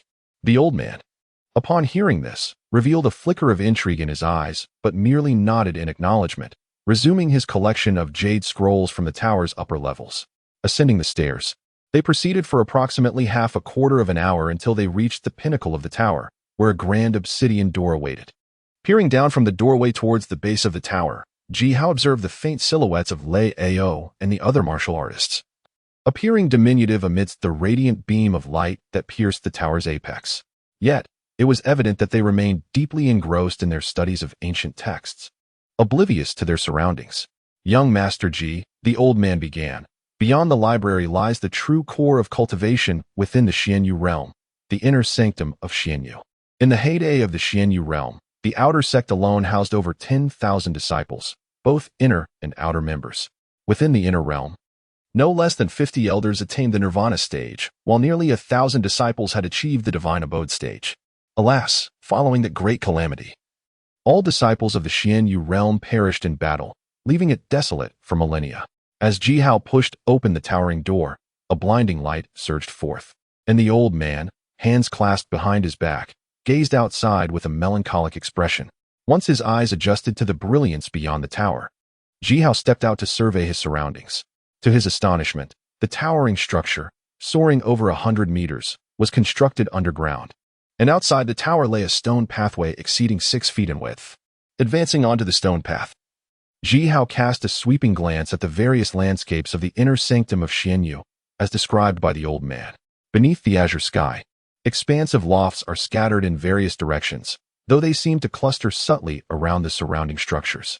Among them stands the tower of the library behind Ji Hao, a magnificent black tower, a crystalline monument several meters high, and a resplendent palace perched atop a small hill. Young Master Ji. During the time when the Xianyu realm faced utter annihilation, the elders of our sect left behind their cultivation manuscripts and various secret techniques within the Xianyu Hall. These are the true treasures of the Xianyu realm. I implore you to accompany me to the Xianyu Hall and retrieve these legacies. Upon hearing this, Ji Hao nodded gently and followed the elderly man in black towards the grand hall, which was embraced by the most lofts. After traversing a stone path for several hundred meters, they finally arrived at the foot of the hill where the grand hall resides. Ji Hao gazed upward, and the resplendent hall shimmered with brilliant golden light under the sun. Surrounding the hall, a mysterious mist hung in the air, while ancient pines and verdant bamboos stood in harmony beneath the clouds, presenting a scene reminiscent of a celestial palace. The elderly man paused momentarily at the foot of the hill, uttering no more words, and after a nod to Ji Hao, he led him up the steps toward the summit. Young Master Ji, we have arrived at the Xianyu Hall, the very heart of the Xianyu realm from years past. It is imperative that you stay close to me and refrain from wandering off. After ascending 999 steps, they found themselves at the entrance of the hall. The elderly man pushed open the ornate doors and turned to Ji Hao, gazing intently as he spoke. Rest assured, esteemed elder, Ji Hao is not one to act recklessly. As the grand doors swung open, Ji Hao, feigning nonchalance, discreetly reached into his robe with his right hand, concealing the still warm jade bone beneath his garments. He then followed the elder clad in black into the main hall, solemnly pledging his intent. Upon hearing this, the black-clad elder nodded slightly, his gaze deliberately brushing over Ji Hao's chest before he proceeded deeper into the hall. The resplendent Xianyu Hall sprawled extensively, and the moment Ji Hao stepped inside, his attention was captivated by the towering 9 jade pillars that adorned the interior. These pillars, shimmering with flecks of luminous light, were intricately carved with dragons and phoenixes. As Ji Hao's eyes briefly skimmed over the relief of a jade dragon on the nearest pillar, a sense of insignificance and awe welled up within him. Young Master Ji, during the Great Battle, the Xianyu realm was bequeathed with legacies from 10 esteemed predecessors. We shall first retrieve the inheritance of Elder Wang Wu, the mightiest of the Xianyu realm, and then proceed to collect the remaining legacies left by the other elders.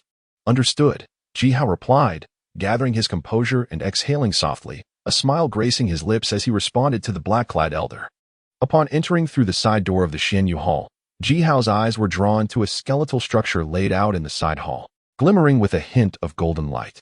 This skeleton, having evidently been in place for an extended period, stood in stark contrast to the dust-laden furniture scattered throughout the side hall, as it remained radiant and untainted by dirt. You, young Master Ji, have gained my acknowledgement. You may now proceed to claim the inheritance of Elder Wang Wu. Observing the faintly golden skeleton shimmering on the ground, the black-clad elder's eyes flickered with complexity. Yet he turned to Ji Hao and spoke. At this, Ji Hao was momentarily taken aback, followed swiftly by a surge of astonishment. The name Wang Wu had lingered in Ji Hao's mind since the black-clad elder first mentioned it, evoking a sense of familiarity that remained elusive until this moment when he beheld the skeletal remains. It dawned upon Ji Hao that Wang Wu was indeed the esteemed elder of the divine fire realm from the Xianyu realm, as chronicled in by Li Yunshi's records. Stealing a glance at the solemn expression of the elder, whose face bore a ghostly pallor filled with sorrow, Ji Hao let out a quiet sigh, compelled to scrutinize the pale golden skeleton within the side hall. What might the skeletal frame of a warrior ignited by divine fire resemble? Even as a member of the Ji clan, Ji Hao had no prior knowledge. Yet the oppressive aura emanating from the skeleton was undeniable. Choosing to confront this enigma head-on, Ji Hao resolved to take a step forward. For he had already arrived at this juncture and could only proceed by inching closer. With his left hand gently pressed against his chest, he advanced slowly toward the pale golden skeleton. The nearer he drew, the more he sensed the skeleton's nobility and extraordinary presence. The pressure that resonated from the depths of his soul intensified as Ji Hao reduced the distance between himself and the skeleton, culminating in a moment of resolve as he approached within half a foot of its imposing form. Gritting his teeth, he reached out to grasp a golden jade cylinder cradled in the skeleton's hands. The instant he clasped the jade, the oppressive force emanating from the skeleton surged dramatically, accompanied by a wave of dizziness that assailed Ji Hao's mind. Realizing the perilous nature of his situation, he instinctively collapsed onto the ground, shaking his head vigorously. Behind him, the black-clad elder, who had previously worn an expression of sorrow, now transformed into a visage of malice as he observed the confusion in Ji Hao's eyes. A sinister grin spread across the elder's face before he suddenly morphed into a wisp of black smoke, hurtling towards Ji Hao's brow. The martial artist cultivates his skills, nurturing the sea of energy within his abdomen, while the space between his brows serves as the divine court, the realm where the soul resides and where human consciousness is gathered. As the black-clad elder transformed into smoke and surged into Ji Hao's mind, Ji Hao, who had been trembling under the pressure of a pale golden framework, suddenly froze, his limbs stiffening as he collapsed to the ground. The black smoke, having entered Ji Hao's divine court, reformed into a human shape within a pale white space. Observing the ethereal Ji Hao seated with closed eyes, the black-clad elder gasped in astonishment before breaking into a maniacal laugh. The smoke enveloped Ji Hao's consciousness, and an agonizing pain surged from the depths of his mind. Ji Hao's eyes widened in horror, filled with blood, as his body curled up uncontrollably. Although his consciousness was stronger than that of an ordinary practitioner at the sea-filling realm, Ji Hao, being a martial artist of the corporeal realm, had only trained his physical body and lacked understanding of the manipulation of consciousness. Under the elder's devouring presence, Ji Hao's vitality waned further. As the specter of death loomed once more, the jade bone in Ji Hao's embrace quivered gently, and a familiar black spherical phantom materialized before him. Sensing the unusual disturbance within Ji Hao's divine court, the black sphere appeared somewhat irked, oscillating before Ji Hao for an extended period. Just as Ji Hao clung to the last remnants of his life force, the sphere suddenly darted into his brow. With the sphere's entry into the divine court, an overwhelming pressure radiated outward, causing the smoke that had been voraciously consuming Ji Hao's consciousness to freeze in its tracks. In that moment, the almost transparent Ji Hao finally found a fleeting opportunity to breathe. In the ethereal expanse of the divine court, belonging to Ji Hao, a pale white realm, a black spherical phantom loomed ominously, having quelled the encroaching black smoke that sought to devour Ji Hao's spiritual consciousness.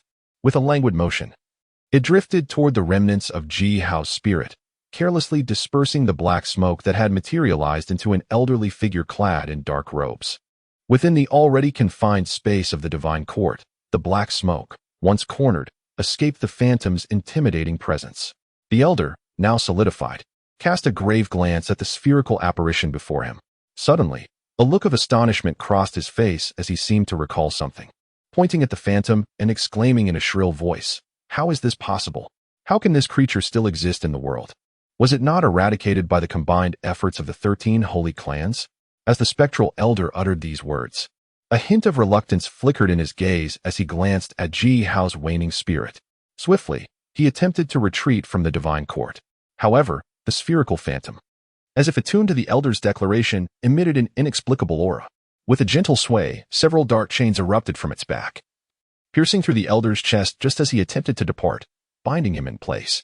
As the chains penetrated his form, the elder's ethereal figure began to fade into transparency at a discernible pace. Sensing the continuous erosion of his spiritual essence, the elder's eyes widened in fury. With a determined grimace, he wielded his hand as a blade, severing his consciousness in two, allowing a portion to escape from the divine court in a horrific rush. The ruthless determination of the man in black momentarily stunned the spherical phantom, yet soon after, witnessing the majority of his spiritual essence left within the divine realm attempting to coalesce into a human form, the spherical phantom exhibited a flicker of anger. From behind the phantom, several chains emerged, directly enveloping the remnants of the man's spiritual essence entirely. Within the Xianyu Hall, the spectral figure of the man in black, having escaped from Ji Hao's divine realm, glanced at his own ethereal form, which appeared considerably diminished. He cast a resentful glare at Ji Hao's collapsed physical body on the ground.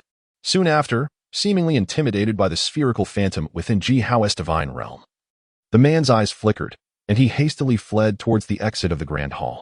Barely a few moments after the man in black departed, Ji Hao, who had been sprawled on the ground, suddenly sprang to his feet. Rubbing his slightly swollen forehead, he warily surveyed his surroundings. Aside from the resplendent light of the pale golden skeleton before him, the hall contained nothing else. After briefly closing his eyes to regulate his breath and confirming that his energy reservoir was intact, Ji Hao couldn't help but exhale in relief. However, he quickly noticed that, after just a few moments, Both his hearing and vision had inexplicably sharpened compared to before, stirring a sense of astonishment within him. Yet, due to the myriad of extraordinary events that had transpired in recent days, Ji Hao had grown somewhat accustomed to the unexpected. Retrieving the jade bone, still radiating a trace of warmth from his pocket, he sighed softly, attributing his survival once again to the secret bone of the Ji family. At this moment, within Ji Hao's divine realm, the black spherical phantom had solidified as if it truly existed. Upon Ji Hao's awakening, the spherical phantom sensed the thoughts deep within him, seemingly displeased that Ji Hao attributed its merits to the jade bone. The phantom gently quivered for a moment within Ji Hao's divine space, extracting the last remnants of the black-clad elder's consciousness from Ji Hao's projection before swallowing it whole. Inside the resplendent hall, Ji Hao clutched the jade tube he had taken from the pale golden skeleton, frowning for a moment before casting it into his storage ring. As he surveyed his surroundings, Ji Hao suddenly noticed a stone door behind the skeleton. Gripping the Li Xuan sword tightly in his right hand, he cautiously approached the stone door. He paused to gaze at the intricate carvings adorning its surface before pushing it open with his left hand. As the door swung ajar, a blinding golden light surged forth, accompanied by an overwhelming pressure that was several times stronger than that of the pale golden skeleton behind him. The force of this pressure caused Ji Hao to stagger back several steps, and he coughed up a mouthful of blood under the immense strain on his organs. Using the Li Xuan sword to brace himself against the ground, Ji Hao widened his eyes in horror as he gazed towards the space beyond the stone door. There, he beheld a fully golden skeleton, standing with its sword held upright, gazing directly at Ji Hao. Although merely a skeleton, Ji Hao could sense an air of unparalleled arrogance emanating from it. Outside the stone door, the jade bone in Ji Hao's arms suddenly radiated a faint glow, aiding him in resisting the oppressive force of the golden skeleton. With the aid of the jade bones, Ji Hao propped himself up, wiping away the bloodstains at the corner of his mouth, and then cast a fervent gaze towards the long sword held by the golden skeleton. He delicately licked his lips, yet could not help but glance at the quivering Li Yuan's sword in his grasp. Possessing a spirit, a powerful semi-spiritual weapon like the Li Yuan sword naturally exhibited sentience. Ji Hao, holding the Li Yuan sword, sensed its trepidation in the presence of the long sword wielded by the golden skeleton. For a semi-spiritual weapon to feel fear, the long sword must undoubtedly be a true spiritual weapon, and quite possibly one of considerable rank.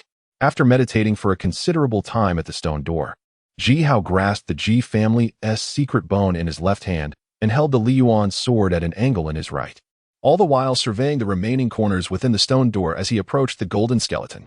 Respected elder, I am Ji Hao from the Ji family of the eastern region. My journey into the Xianyu realm was originally to seek opportunities. My entrance into the Grand Hall of Xianyu was entirely unintentional. I was fortunate enough to glimpse a few aspects of the legendary battle in Xianyu through the notes of the esteemed by Li Yunshi. I have long admired the grandeur of the Xianyu realm. Today, having encountered your esteemed legacy, I have pondered deeply and cannot bear to see the strength of the Xianyu realm fade into the vast annals of history. Therefore, I am willing to accept your inheritance here, and when I ascend to the pinnacle of the 5 domains, I shall certainly proclaim the illustrious name of the Xianyu realm. Having delivered this heartfelt declaration, Ji Hao gently bowed towards the golden skeleton, extending his right hand slowly to draw the long sword from beneath the golden bones. As the long sword came into his possession, Ji Hao eagerly cradled the golden blade with both hands, meticulously examining the intricate patterns upon its surface. Dissimilar to the 3-foot length of the Li Yuan sword, the golden longsword cradled by Ji Hao measured 4 feet, with a 2-inch breadth. Golden dragon shaped etched upon the blade, and the 2 characters Dragon Abyss prominently inscribed beneath the hilt. As Ji Hao's palm gently caressed the Dragon Abyss sword, his fingertips sensed the coolness of the weapon, yet his eyes smiled with unreserved delight, for this sword was indeed a spiritual artifact. This sword was merely my personal weapon in bygone days, bereft of any inheritance from me. However, just as Ji Hao was fondling the Dragon Abyss sword with unreserved delight, a plaintive voice echoed from behind him. Within the vast hall, the somewhat helpless voice of the aged man could not escape Ji Hao's notice.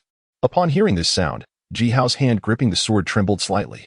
After a moment of stunned silence before the golden skeleton, Ji Hao turned his head with an embarrassed expression. Senior, are you a denizen of the profound Jade Realm? As Ji Hao turned, he beheld the ethereal form of an elderly man clad in white robes, with his hands clasped behind his back, hovering at the stone doorway, regarding him with an expression of helplessness. Ji Hao swallowed nervously, then pressed his left hand against the Ji family's secret bone at his chest, cautiously inquiring. Indeed. I am Wang Wu, the supreme elder of the profound Jade realm. Before Ji Hao, the white-robed elder, upon hearing this, cast a reluctant glance at the golden skeleton behind Ji Hao and responded in affirmation. Hiss. Then who was the black-clad elder from moments ago? Ji Hao gasped inwardly upon hearing this. Wang Wu, the divine fire realm supreme elder of the profound Jade realm. Immediately thereafter, Ji Hao suddenly recalled the black-clad elder who had been intimately familiar with the profound Jade realm and inquired with a puzzled expression. The old rogue was the leader of the assault on my Xianyu realm, the martial artist Lin Wu from the Yunzhou divine fire realm. Upon hearing this, the elder in white, Wang Wu, suddenly revealed a glint of fierce intensity in his eyes, suppressing his voice as he spoke. Since that person is an adversary, why does the senior allow him to roam freely within the Xianyu realm instead of eliminating him?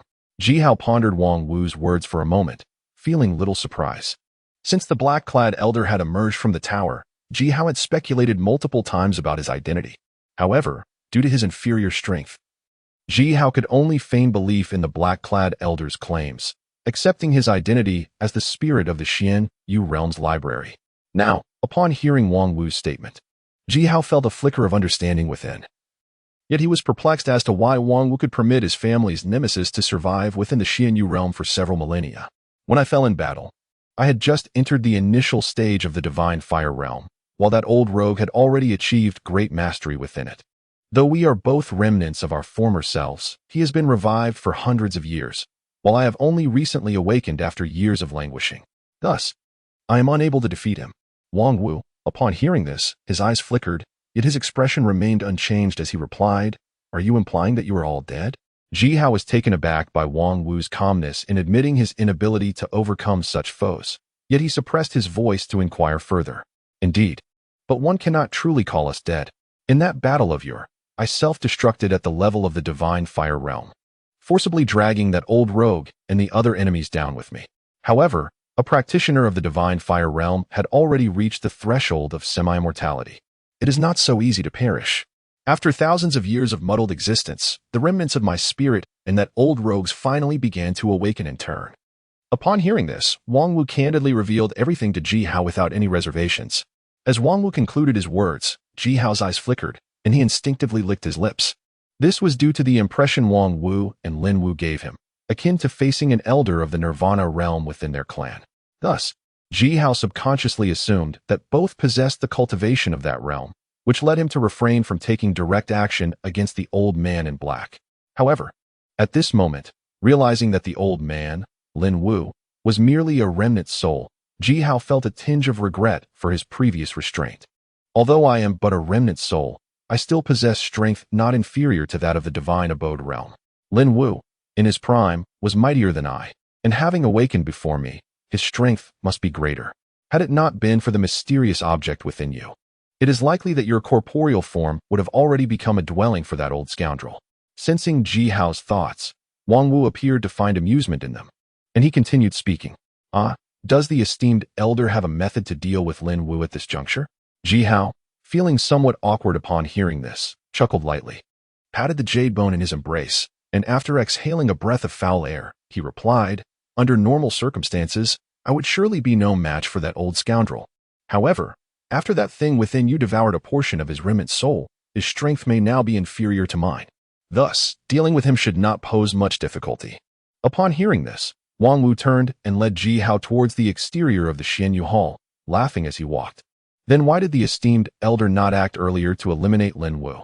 Having conversed with Wang Wu for such an extended period, Ji Hao naturally came to understand that this elder had likely been lurking in the shadows, observing everything within the Xianyu realm. The affairs of the Xianyu palace must surely have been within his purview. However, what puzzled Ji Hao was why Wang Wu did not take the opportunity during the eruption of the Jade Bone to eliminate the old man in black. Upon exiting the Xianyu palace, Wang Wu's gaze suddenly turned towards the Xianyu book pavilion, its tower's pinnacle barely touching the ground, and with a reluctant expression, he spoke, My young friend, to confront that old scoundrel, I still require the assistance of the Long Yuan sword. Might you return this sword to me first? Following that, Wang Wu glanced at the Long Yuan sword in Ji Hao's hand, a faint smile playing at the corners of his mouth. Of course, The Long Yuan has always been the sword of the elder. Since you are still alive, it is only fitting that this sword be returned to you.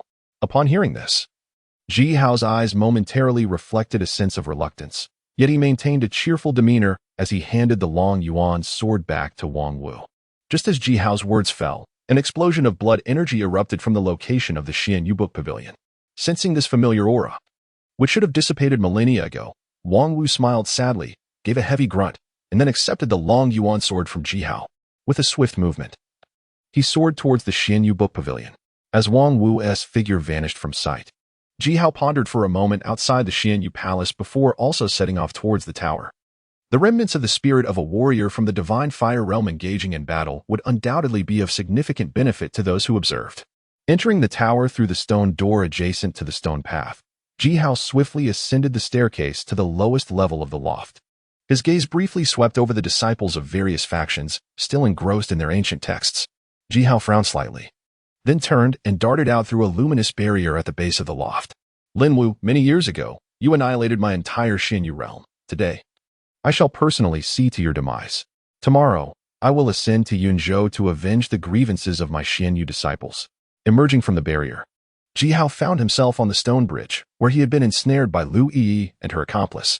The acrid scent of blood filled his nostrils, and as he panted heavily from his hurried dash, he brandished the Li Luan sword, preparing for the imminent clash. Wang Wu, I have searched for your lingering soul within the Xian Yu realm for quite some time, only to discover you still hidden away. Yet, as a remnant spirit awakened only a few years ago, how much of your former strength can you truly wield? Once I reclaim my corporeal form, I shall reduce the entire Xian Yu realm to ruins, leaving not a single bone intact. Before Ji Hao, the stone bridge above the blood-red pool had already collapsed. Lin Wu, clad in a black robe, floated ominously in the midst of the blood pool as the ceaseless tide of sanguine energy gathered around him. Enveloped in this dense aura of blood, Lin Wu's dark attire had become saturated with crimson.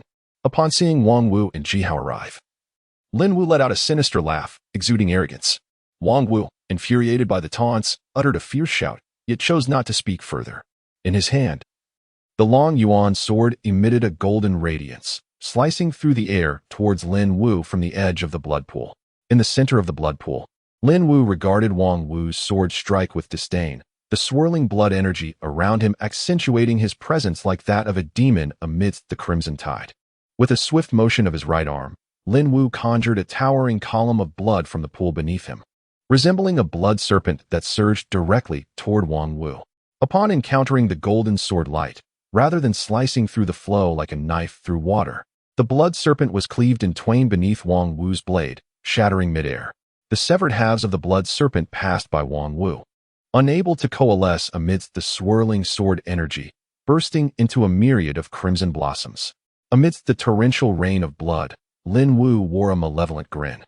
As the sanguine aura continued to converge around him, as the first blood serpent disintegrated, he raised his hands, summoning two more serpents from the blood pool, one to the left and one to the right, both lunging toward Wang Wu. Observing this, Wang Wu let out a cold chuckle, seemingly dismissive of Lin Wu's ostentatious tricks. Suddenly, the Long Yuan sword in his grasp emitted a resonant cry, and a colossal golden dragon, several yards in height, materialized behind him. With a sweeping motion of the Long Yuan sword, the dragon, its 5 claws raised, charged at the two blood serpents. Despite the odds being 2 against 1, a serpent could never be compared to a dragon. The golden dragon's whiskers stirred without wind, its enormous eyes gazed upon the blood serpents as if a deity scrutinizing mortals. With a mighty sweep of its tail, the left blood serpent was sent staggering back several yards, crimson blossoms erupting from its body. To the right, the blood serpent, devoid of any sentience, surged forward, undeterred by the left serpent's fate. As the left serpent was flung away by the dragon's tail, the right serpent rushed toward the golden dragon. The dragon's claws ascended, launching high from the blood pool, and with a thunderous strike, it crashed down upon the serpent's head, plunging it deep into the blood pool and conjuring a colossal wave of crimson before Wang Wu and Lin Wu.